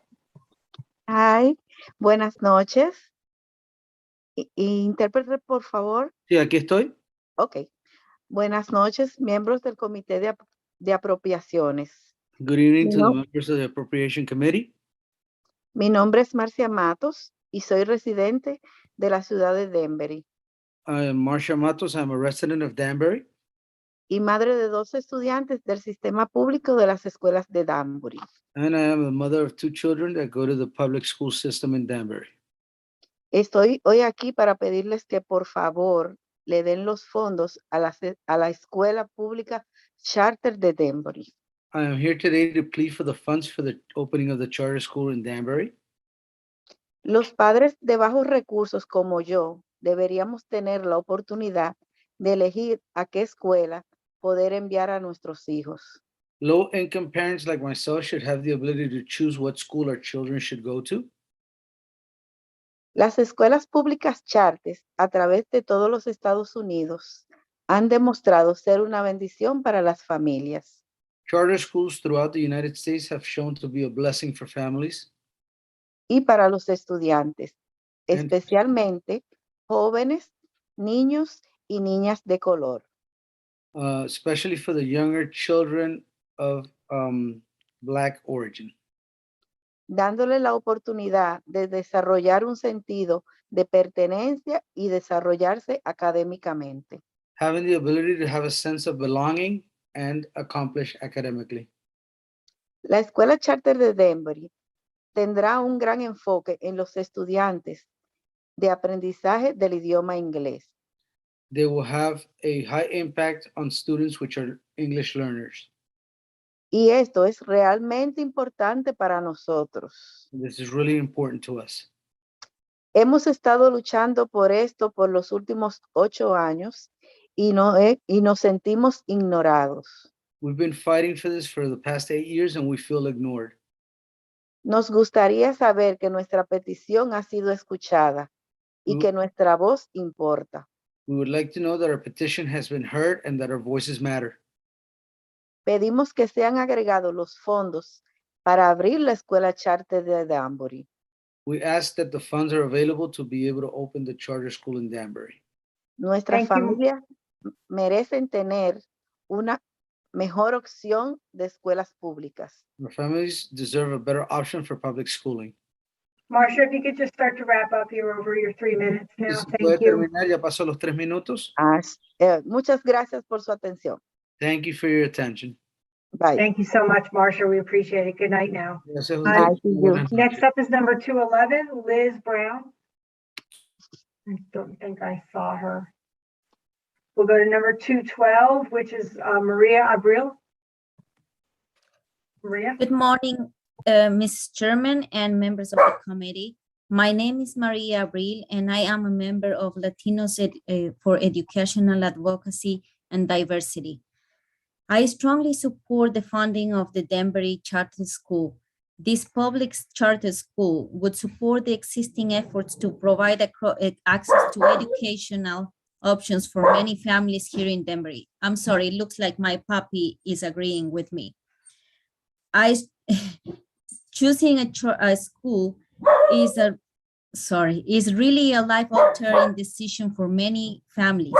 It's an investment in time today and much more for the future. By having the charter school option, parents in our city are being empowered to select the environment that works best for each child, because no single school, no matter how good or convenient, can meet the distinct needs of each and every young student in Denver. I'm here today to ask you that you add the funding for the Danbury Charter School. We have been fighting for this school for the last 8 years. And I want to be taken seriously. My voice and my needs should be taken into account when it comes to choosing what is best for my children. There is no better time to bring in educational options to the city of Danbury. Our schools are overcrowded, and we deserve another option. I have seen mothers having to run around from one school to Brookfield because Denbury does not have space to have both of her kids in the same school. That's a great problem because these people have to drop off one kid in school and run like crazy to another town, making it also dangerous for everybody who's on the roads. Thank you very much for your time and for hearing me. Thank you so much, Maria, for your testimony, and have a good night. Next, we have number 213, Bobby Brown. Bobby, when you're ready, please. Good morning, everyone, and to all the different leaders that are present here today. My name is Bobby Brown. That's Bobby with an I, not a Y. I don't sing, nor do I do makeup, but I'm a leader in my own right. So I just want to get started. Another budget year, and parents, community leaders, and woke elected officials are back begging the state and Governor Lamont to rethink a decision that would affect many students across Connecticut, especially in Bridgeport. The governor's proposed budget revisions desperately impacts communities of color, which yet again pushes families further back from getting the educational support they need. As elected officials, community leaders, parents, and students, we should hold them all accountable to not only reject the governor's proposed budget, but we should propose that they create their own amendment to increase the funding by the very same amount that Governor Lamont is looking to eliminate. If not that, double it.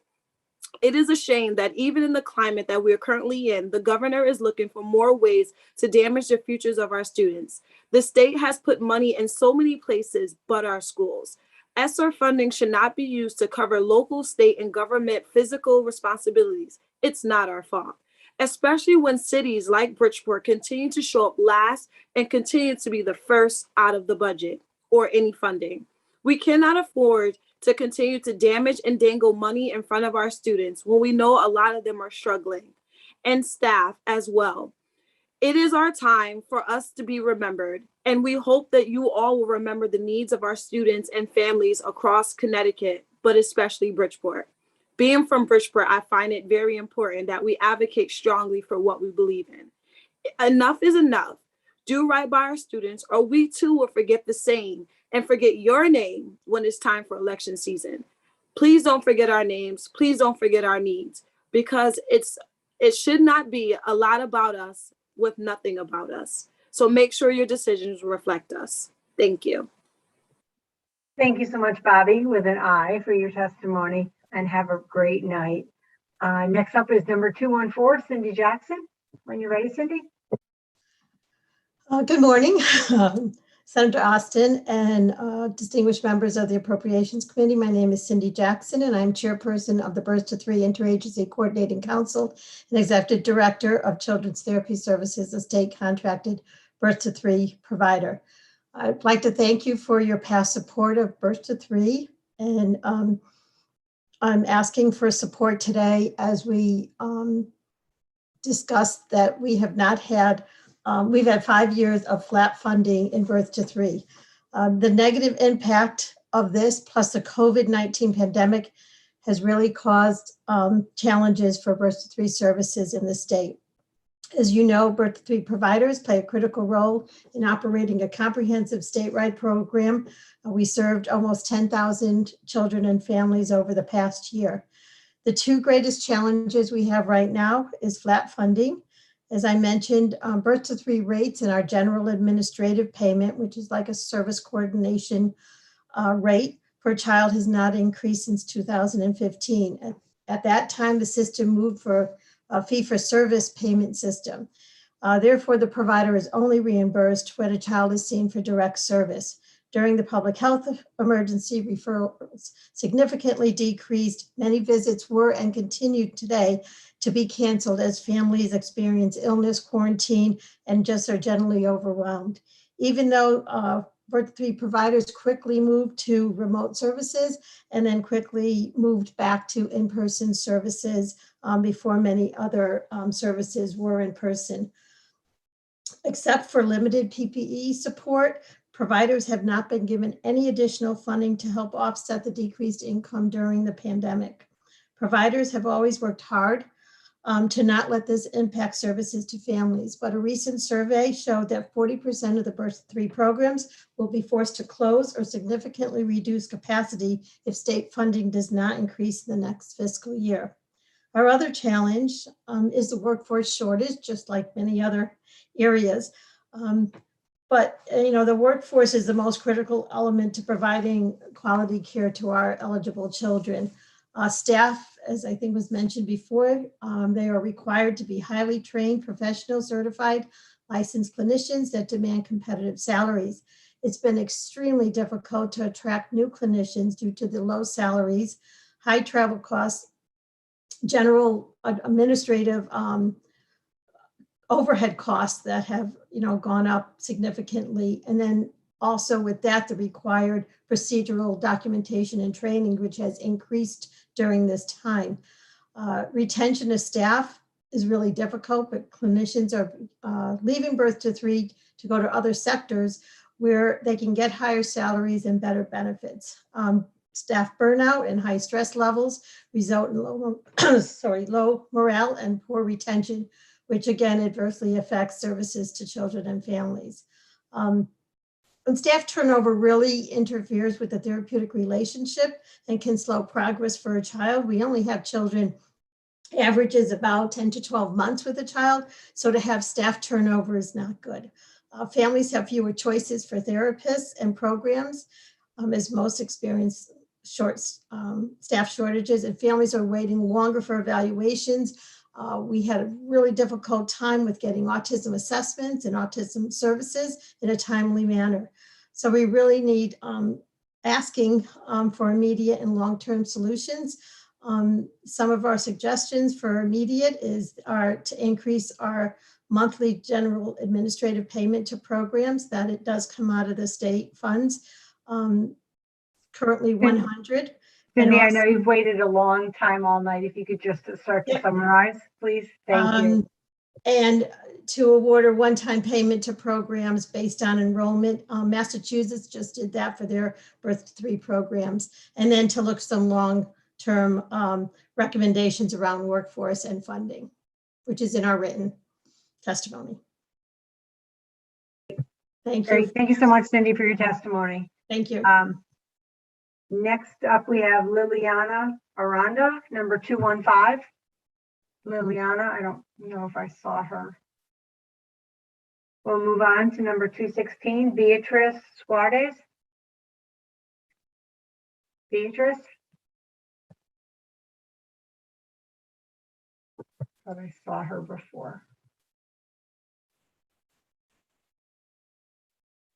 I don't see her, so we will move on to number 217, Gloria Morales.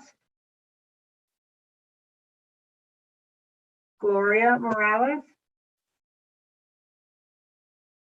Okay, moving on to 217. Hola. Oh. Hola. Oh, how about Gloria? How are you? Gloria, hi. Would you like an interpreter, Gloria? Yes, please. Aquí estoy. Okay. Thank you, Renee. Hable. Buenas noches, queridos miembros del Comité de Asignaciones. Mi nombre es Gloria Morales. Soy un miembro de LID. My name is Gloria Morales. I'm a member of LIF. I want to thank everyone for being here tonight. Soy miembro de LID y soy parte de los estudiantes de las clases de inglés gratuitas que se ofrecen en el centro. I am also part of the students that receive free English classes at the center. Además, permanezco al grupo de empoderamiento femenino. Todos estos programas han hecho un gran cambio en mi vida.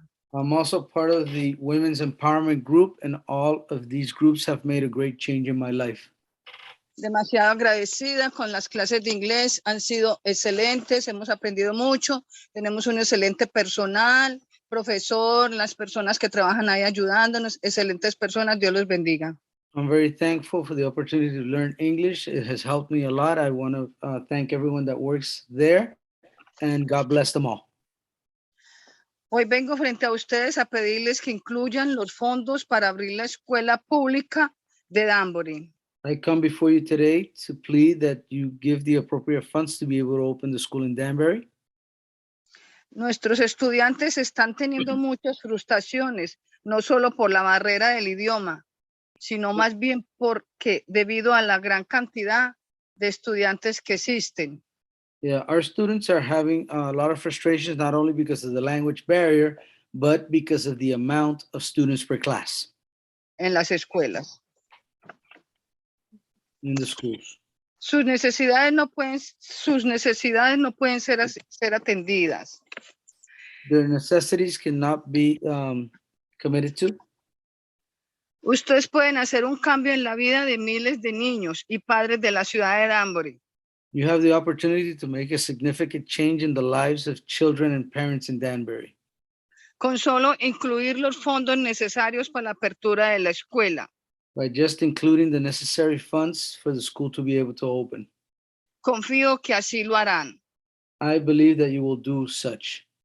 Muchas gracias. Dios los bendiga por el apoyo. Thank you and God bless you for your support.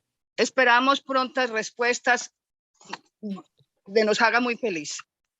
Hopefully we will get an answer promptly that will make us very happy. Thank you so much. Buenas noches. Have a good night. Buenas noches, Gloria, and thank you so much for your testimony and spending the evening and early morning with us. Next up, we have number 218, Jimmy Pakor. I thought I saw you, Jimmy. When you're ready, please. Jimmy, if you could just unmute.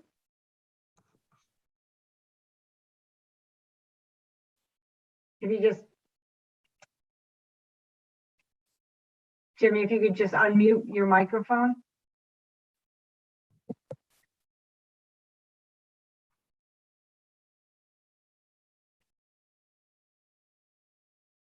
Si hablas español, necesitas habilitar el micrófono. Thank you, Renee. Jimmy, si hablas español, por favor, habilita el micrófono que no te escuchamos. Bueno, chao. Okay, bye. All right, we can go back to Jimmy afterwards. Batista?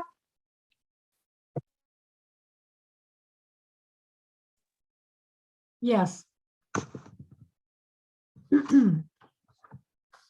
Distinguished members of the Appropriations Committee, my name is Catherine Batista, and I live in Meriden. I'm the president of the Connecticut Family Resource Center Alliance, which is comprised of 57 sites located statewide. First, thank you for your ongoing support. The complex issues brought by the pandemic are not new to you, and I'm sure you've heard everything under the sun. But they have made it clear, it has made it clear that the success of schools, families, and communities are interdependent upon each other. So investing in these mutually beneficial partnerships will strengthen families and, yes, stabilize the economy, as someone earlier said.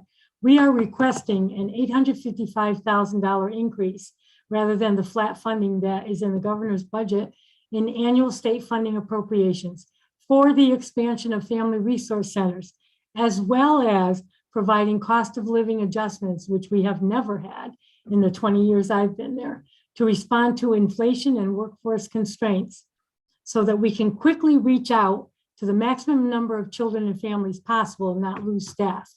The rapid expansion of our service array and the impact of inflation and workforce retention that you're all familiar with are the primary drivers, especially today, necessitating a cost of living increase. We're looking at $10,000 per program. Here's why we're asking, and now I'm going to run through this very quickly. We're asking because this is what we've been up to. We've gone beyond our borders as family resource centers. We've partnered with the Office of Early Childhood in very key initiatives during the pandemic and even before. We're members of the National Family Support Network. What's new with them is that that's a family resource center nationwide organization. And the Family Resource Center Alliance in Connecticut is the only, has just been determined to be the preferred vendor to provide certification to family programs in the state of Connecticut. We've begun that. That's huge. That has never existed in Connecticut. The Office of Early Childhood, and this is huge, you've heard this all night, I know you're familiar. The Staffed Family Child Care Network, the OEC asked for 5 family resource centers to be part of this network. It is huge. And what's good is we're across the state. If we don't get funded to continue now with these projects, we will leave more than children behind. We'll be leaving families behind, jobs behind, because we're in this process right now. And trust me, I appreciate all that you've done. Okay, we also, and our grant is SDE, but we're working with the Office of Early Childhood, and Dr. Cardona, before he left, wrote a joint memo with Commissioner Bai and himself, in which he sent to the superintendents to say, you've got to have these two departments work together, because FRCs, we do birth to grade 5. OEC is early childhood. I'm going to go faster. We were also recently asked to be the organization kickoff for Little Wonders. Our state still doesn't get it, maybe, that prevention is the name of the game. And lastly, there's a distinguished pediatrician, Dr. Gerald Collin, co-chair of Policy Committee, Connecticut Association for Infant Mental Health, and other organizations like the IDA, the Connecticut Infant Mental Health Association, and all these organizations want to get together to work with pediatricians who do not have neither the time nor the energy to screen little kids. FRCs can go in there. So anyway, we have a pilot program in Enfield. I'm sorry, this is lastly. So why are the FRCs being asked to collaborate? You know why? Because number one, due to the pandemic, even before, we can scale up quickly, real fast, and that's what impressed the Commissioner Bai, and efficiently. We're reliable, easily accessible, because we're all over the state. I know I'm using my hands. We have 57 locations statewide, which gives us the ability to quickly reach the maximum number of families in the shortest amount of time.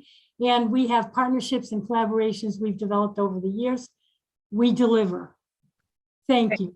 Thank you so much, Kathy. You can breathe now. Yeah, I wanted to get it in. Appreciate your testimony and appreciate you spending the evening with us. We're going to go back to Jimmy, number 218. Jimmy, I see you're unmuted. You can start when you're ready, please.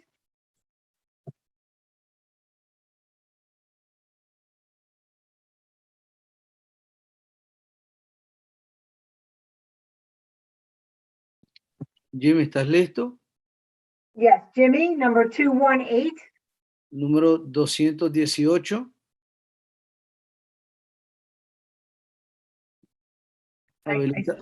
He had his hand raised and was ready. Are you ready, Jimmy? Can you start? Jimmy, ¿estás listo? Puedes comenzar. Habilita el micrófono, por favor. You know what? It looks like he dropped off the call right now. So we'll go to the next is number 220, Rena Chacon. Number 220. Reina Chacón, la 220. Okay, we'll move on. Number 221, Giovanni Vizicano. Giovanni Dificano, 221. 221. Okay, we'll move on to number 222, Christy Balca. Christy Balca, number 222. Christy Balca, 222.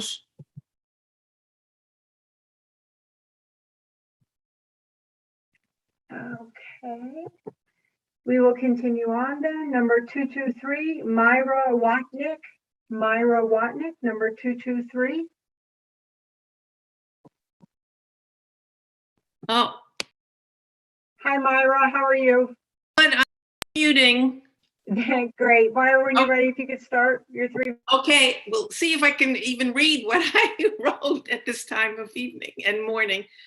Good evening and good morning, Senator Austin, Representative Abercrombie, Representative Kennedy, and distinguished members of the Appropriations Committee. My name is Myra Watnick, and I am the Director of Rehabilitation Associates of Connecticut, Inc., a state contracted birth to 3 provider.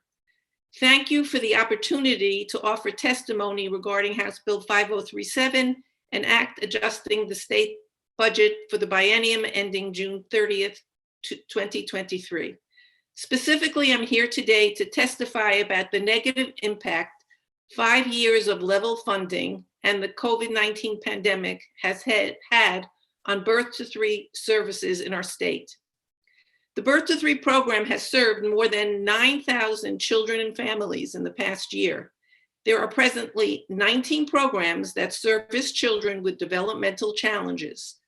In addition, most of the programs also provide resources for children on the autism spectrum. The staff working with these families are highly educated, tremendously dedicated, and quite overworked at this point.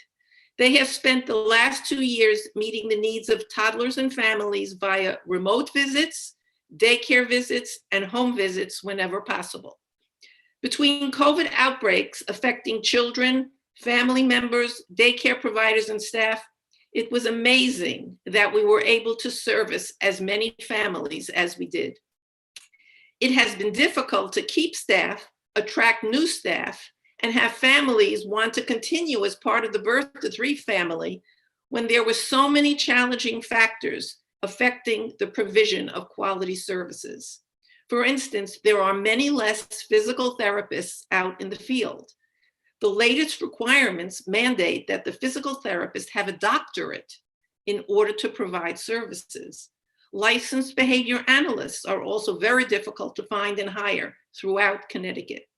The speech pathologists at this point will often go to work in the schools rather than Birth to 3, especially during the pandemic, because there are more environmental and safety controls in the schools and less variable situations, which puts everyone at greater risk for contracting COVID-19.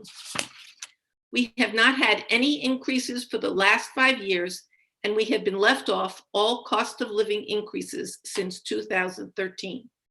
While we were doing most remote visits, we were able to sustain some of the fiscal overload because we did not have to reimburse staff for travel.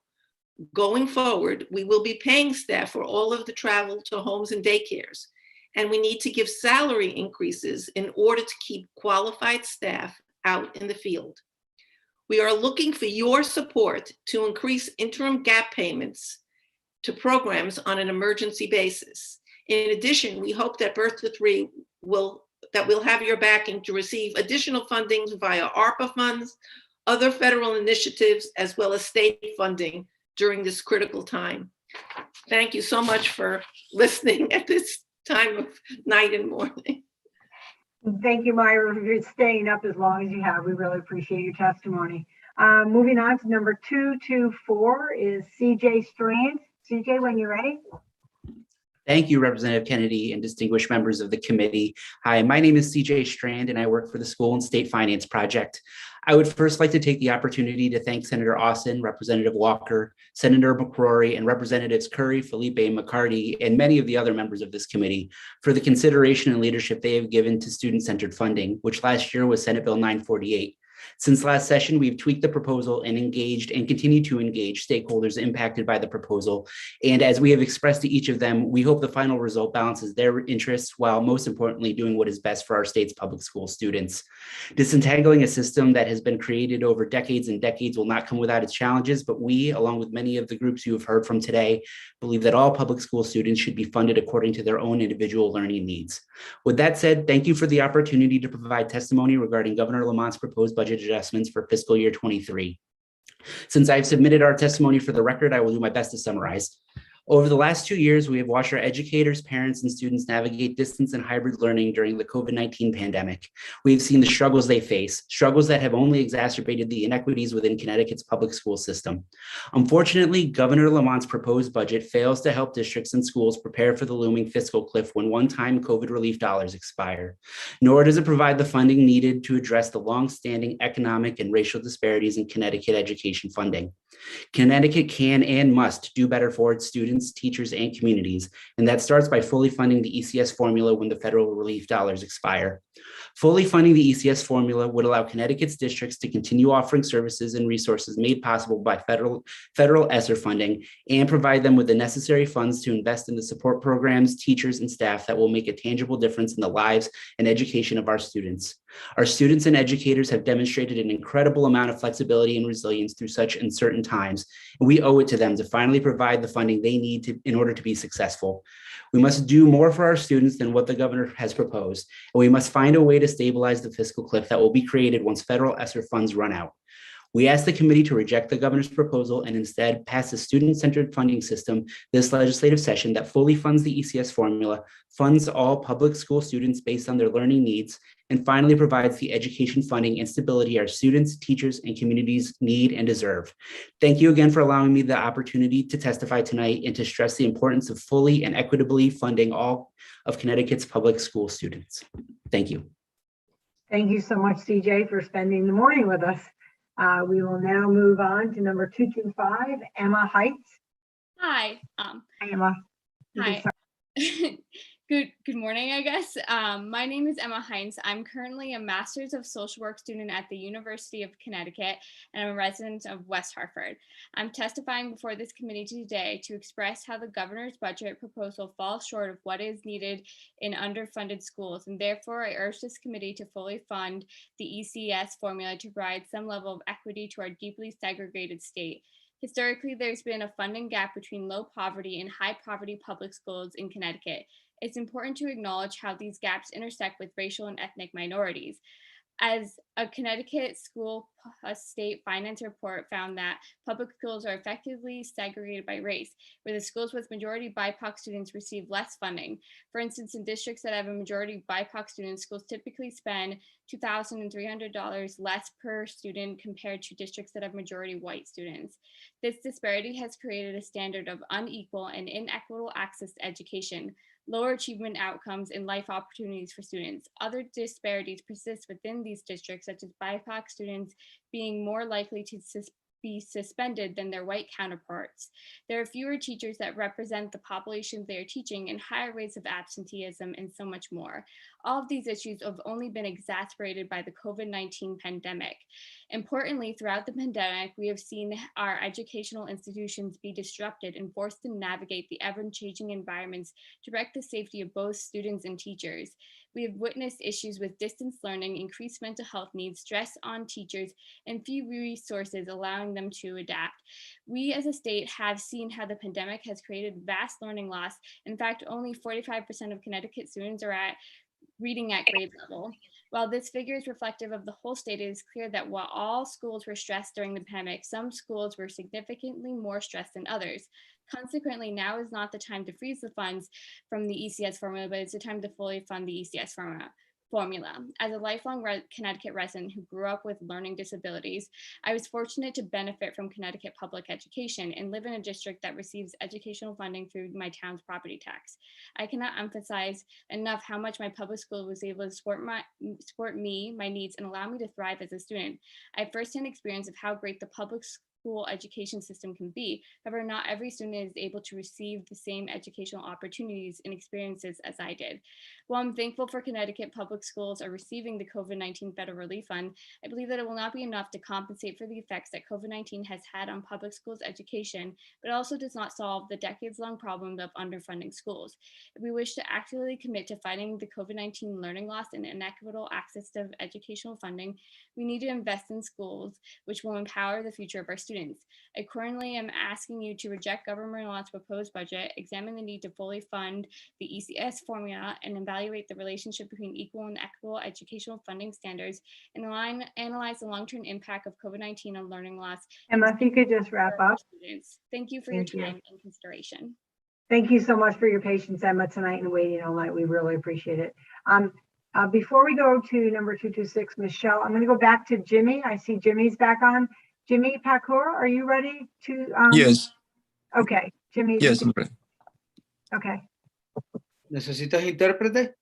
Sí, por favor. Ok, entonces háblame en 4 frases a la vez si es posible para poder hacer la interpretación. Seguro. Mi nombre es Jimmy Paucar, soy miembro de Elite.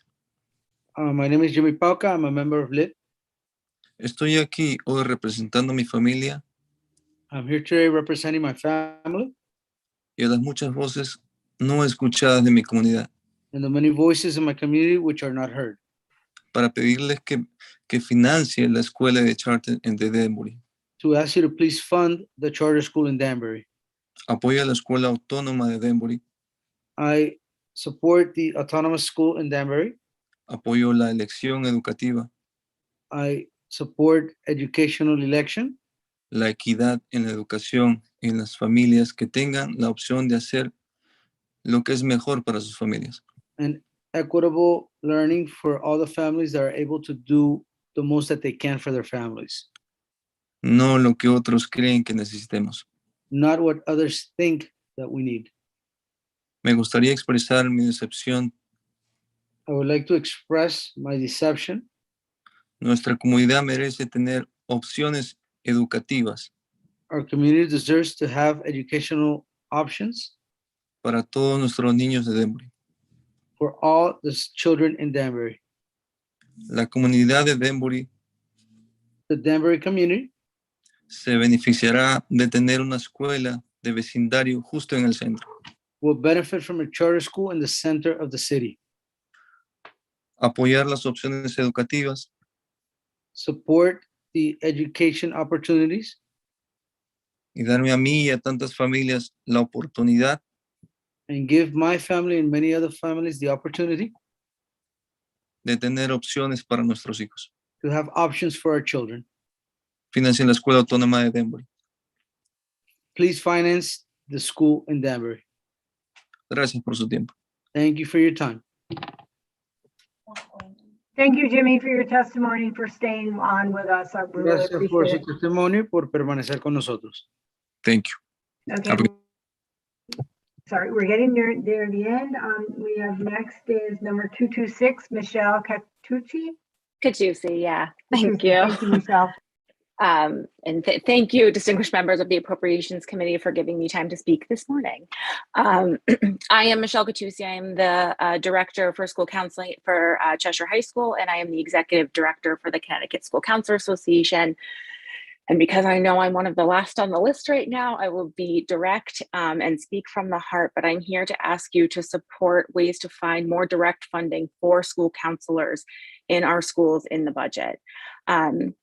My colleagues have, I've submitted my written testimony, and my colleagues have already spoke very articulately about why school counseling is important.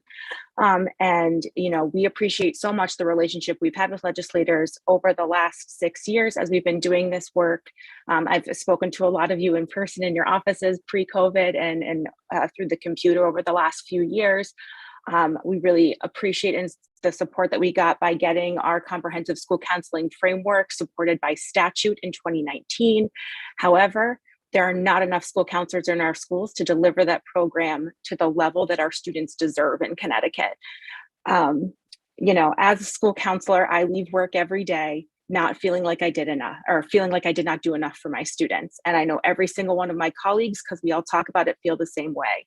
As Virginia already talked about, our ratios in Connecticut are much higher than they should be by our ASCA recommended ratio.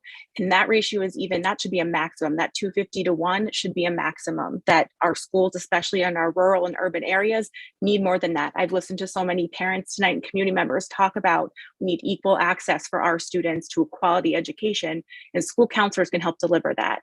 And in addition to providing the social emotional support that we all know students need in this time, especially after the pandemic, we are ready to help with workforce needs in Connecticut and providing career development opportunities and making sure our students are doing rigorous academics, regardless of where they live and what school system that they're in. I really hope that you can find ways and work with SISCA so that we can find money in the budget to support more school counselors directly and sustain that money over time to keep us in schools. We truly love the work we do. We know that you guys are learning more about the role of the school counselor and how that's different from school social workers and psychologists. All three are important, especially right now in this time when our kids are falling apart. And quite frankly, so are many of our staff. We need more support. There are not enough of us to do this work, and we would really appreciate the conversation to figure out how we can get money behind being able to make that happen. So thank you all so much for hanging out for so long tonight. I look forward to future conversations on how we can work together to make this a reality for our students. Thank you so much, Michelle. I'm sure you're going to be getting up in a few hours to come back. The 5 a.m. wake up, yeah. Spending the early morning with us. I don't see number 227, Sarah Kovac. So we'll move to number 228, Maria Matos. I apologize if I said that wrong. Hello, I'm here. Good evening. ¿Necesitas traducción? No, I'm good. I'm No? good. Okay. Thanks. All right. Thank you very much. Good evening, distinguished members of the Appropriation Committee. My name is Maria Matos. I'm the Programs Manager for Latinos for Educational Advocacy and Diversity Lead. I'm an immigrant from the Dominican Republic, so I have lived firsthand what it's like not to be able to decide where I want my child to be educated. It is my belief that choice should not be only given to those with resources, but it should be an equal opportunity for all. Public education and parental choice are fundamental rights, and all children deserve a quality education despite their parents' income level or geographical location. Charter schools were created to provide families with an opportunity to decide where they want their children to be educated. The Emory Charter School was approved 6 years ago by the Connecticut State Board of Education. And despite of the thousands of parents that have raised their voices to have this educational option, some of our authorities have used all the political power to block its opening, demonstrating that for them, it is most important what their personal belief is than the needs of the less fortunate people of the community they represent. We have families coming to the Lead Center every day, asking when they can begin to register their children in the Denver Public School. If you don't include some funding this year so we can start the recruiting process, you are not only killing these families' hopes to finally have another educational option, but also the confidence they now possess of having a support system that is going to help them get the quality of education. And with that, they will be improving their economical and social status. We are asking the committee to please give us the fund we need to begin recruiting teachers that reflect the diversity of our students in Denver. It is important that the staff and leadership be a reflection of what our student population is. This is not a bipartisan issue. This is an all kids partisan issue. It is convenient for some to point fingers at the charter school and for special interest groups to spread misinformation. As Denver residents, parents and supporters of diversity, equity, and inclusion, we stand for all public school children of Connecticut, whether they attend a magnet, a charter, or a district school. The overcrowding of our public schools calls for an increase of quality educational options rather than a fight for power. Our legislators, we're talking about having the career. Maria, if you could start to sum up in just a few minutes. I'm almost done. Our legislator, we're talking about having the Career Academy opening as a part of a solution to ease the need for more educational options. But now this is not even an option anymore. This is no longer an option. We're ready to open next year, but we need the commitment this year to recruit in anticipation for the 2023 opening. Equity is a deserving for all. Thank you for your consideration. Thank you so much, Maria, for your testimony. We really appreciate it and for you being here tonight. Thank you very much. Good night.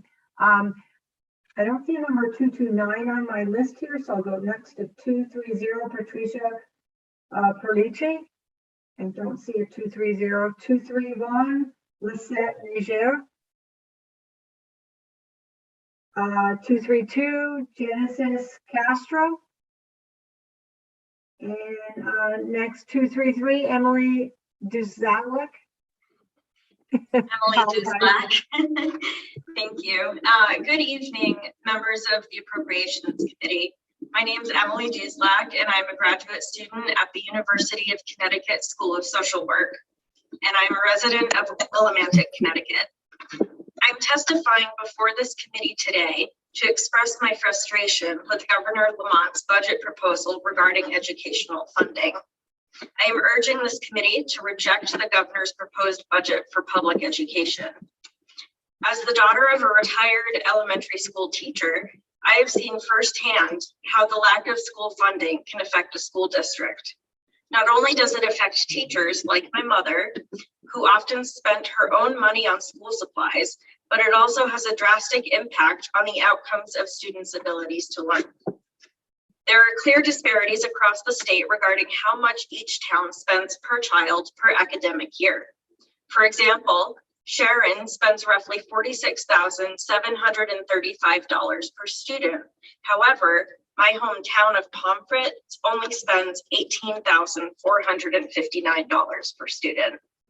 That is less than half of what Sharon spends for each student. This is just one example of many across the state, and within this disparity, the intersections of race and lower rates of educational success are clear. Connecticut has a high rate of segregation in its public school districts.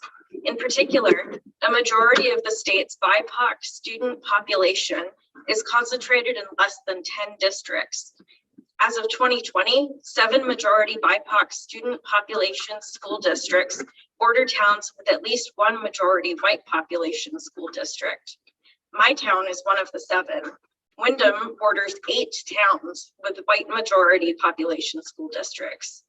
Furthermore, school districts with higher BIPOC student populations generally serve students with greater learning needs, but spend less money per student.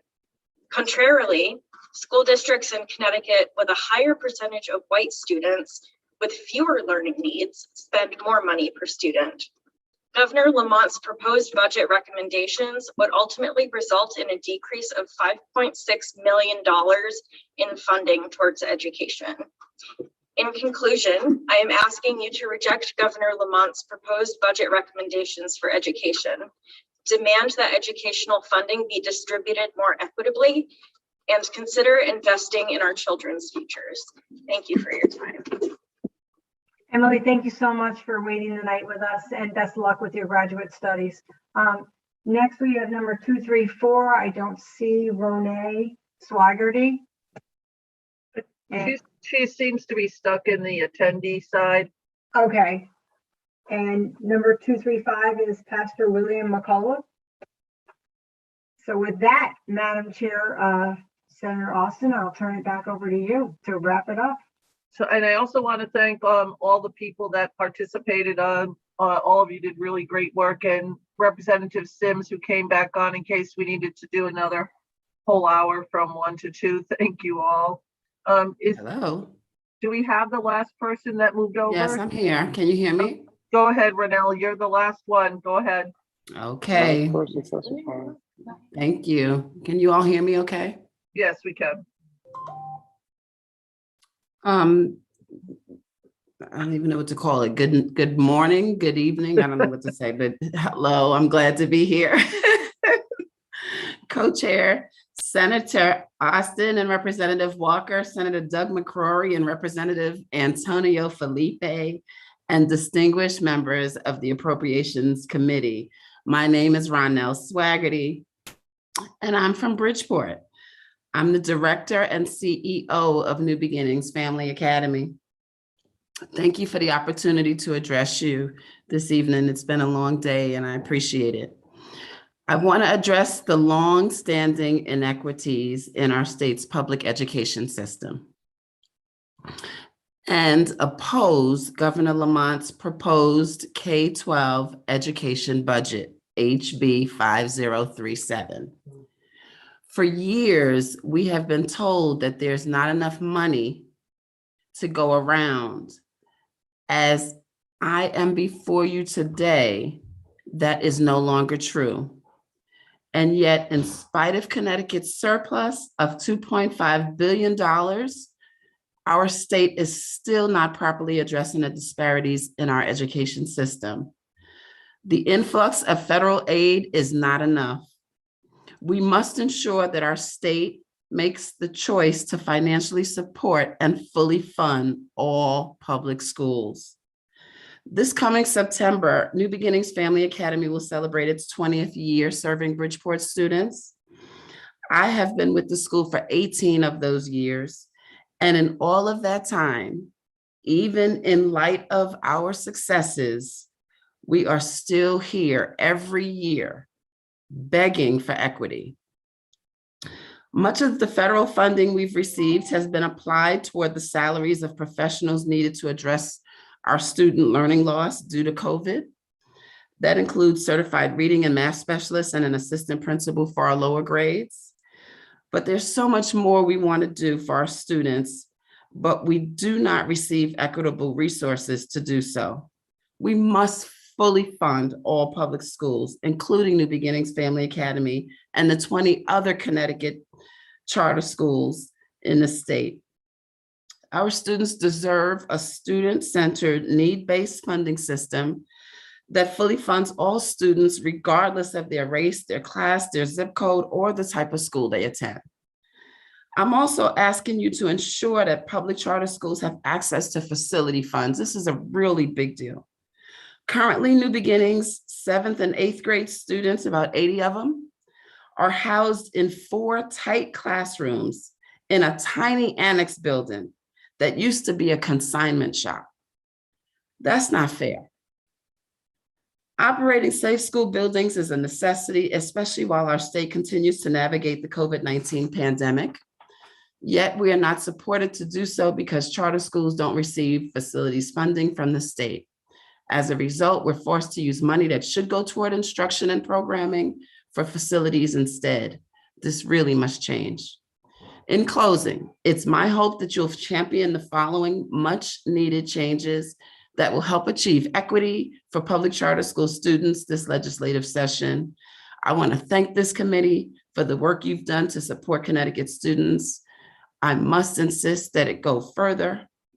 Please continue to stand with our children by passing a budget that includes student-centered funding and increased access to facilities funds for charter schools. Support all of our students, regardless of which school they attend. Thank you all so much for your time today, your consideration, and your leadership on this issue. Thank you very much, Ronell, and we really appreciate you staying with us all night. We do have Patricia Perlush, who just came back, number 230. Patricia. Hola, sí. Hola, buenas noches. Do you need Hello, good evening. Go ahead, Patricia. Ok, buenas noches. Soy miembro de la comisión. Mi nombre es Patricia. Soy miembro del LEAD y madre de 3 estudiantes en la escuela pública local. Como miembro de la... Dame pausa, por favor, para yo poder traducir. My name is Patricia. I'm a member of LEAD, and I also have 3 children in the public school system. Okay. Como miembro de la comunidad de Danbury, As a member of the Danbury community, me gustaría pedirle a este comité que financie la escuela autónoma de Danbury. I would like to ask the committee to please fund the autonomous school for Danbury. La escuela fue aprobada por el Departamento de Educación del Estado en 2018. The school was approved by the Department of Education in 2018. Y su apertura ha sido bloqueada por algunos de nuestros legisladores locales. And its opening has been blocked by some of our local legislators. Nuestras familias merecen tener opciones educativas y hoy ustedes pueden tener la oportunidad de dárnoslas. Our families deserve educational opportunities, and today you will have the power to do so. Y gracias de antemano por todo su apoyo. Buenas noches. Thank you for your support and have a good night. Thank you very much, Patricia. Gracias, Patricia. And thank you, A Renee, ustedes. for helping us out with interpreter services tonight. It was really helpful. It was a pleasure. We did a great job working together. I think it was wonderful. We made it through 235 people, more or less, depending on how many dropped off. But now we got to get ready for tomorrow. So I also want to thank Madam Administrator, if she could come on too, if she's there to go over tomorrow's schedule, but to thank you and all of the staff that worked so hard. And I know it was a difficult night. And thank you very much for everything. Susan, you want to go over what we have going on tomorrow? At 10 in the morning is our first meeting. Thank you, Madam Chair, and thank you to this incredible staff. So for tomorrow at 10 a.m., we have the General Government B State Agency presentations. At noon, the Higher Education Subcommittee will be briefed by OFA staff. At 1 o'clock, we have the Transportation Subcommittee. And at 3 o'clock, we have the Regulation and Protection Subcommittee agency presentations. And at 5 o'clock, we have the public hearing on General Government B, Transportation and Regulation and Protection agencies. And Madam Chair, I am pleased to announce that we have 8 speakers tomorrow night. We're all very happy. So again, thank you to obviously Representative Walker, and happy birthday to her, Senator McCrory, Representative Felipe, Representative Reyes, Representative Abercrombie, Representative Kennedy, Representative Nolan, Representative Curry, and Representative Sims, who was going to go from 1 to 2 had we had to go that far. Thank you all for volunteering. It was a really wonderful night, and I wish you all a little bit of sleep before we get back to work tomorrow. Thank you. Good night, everybody. Good night, everyone.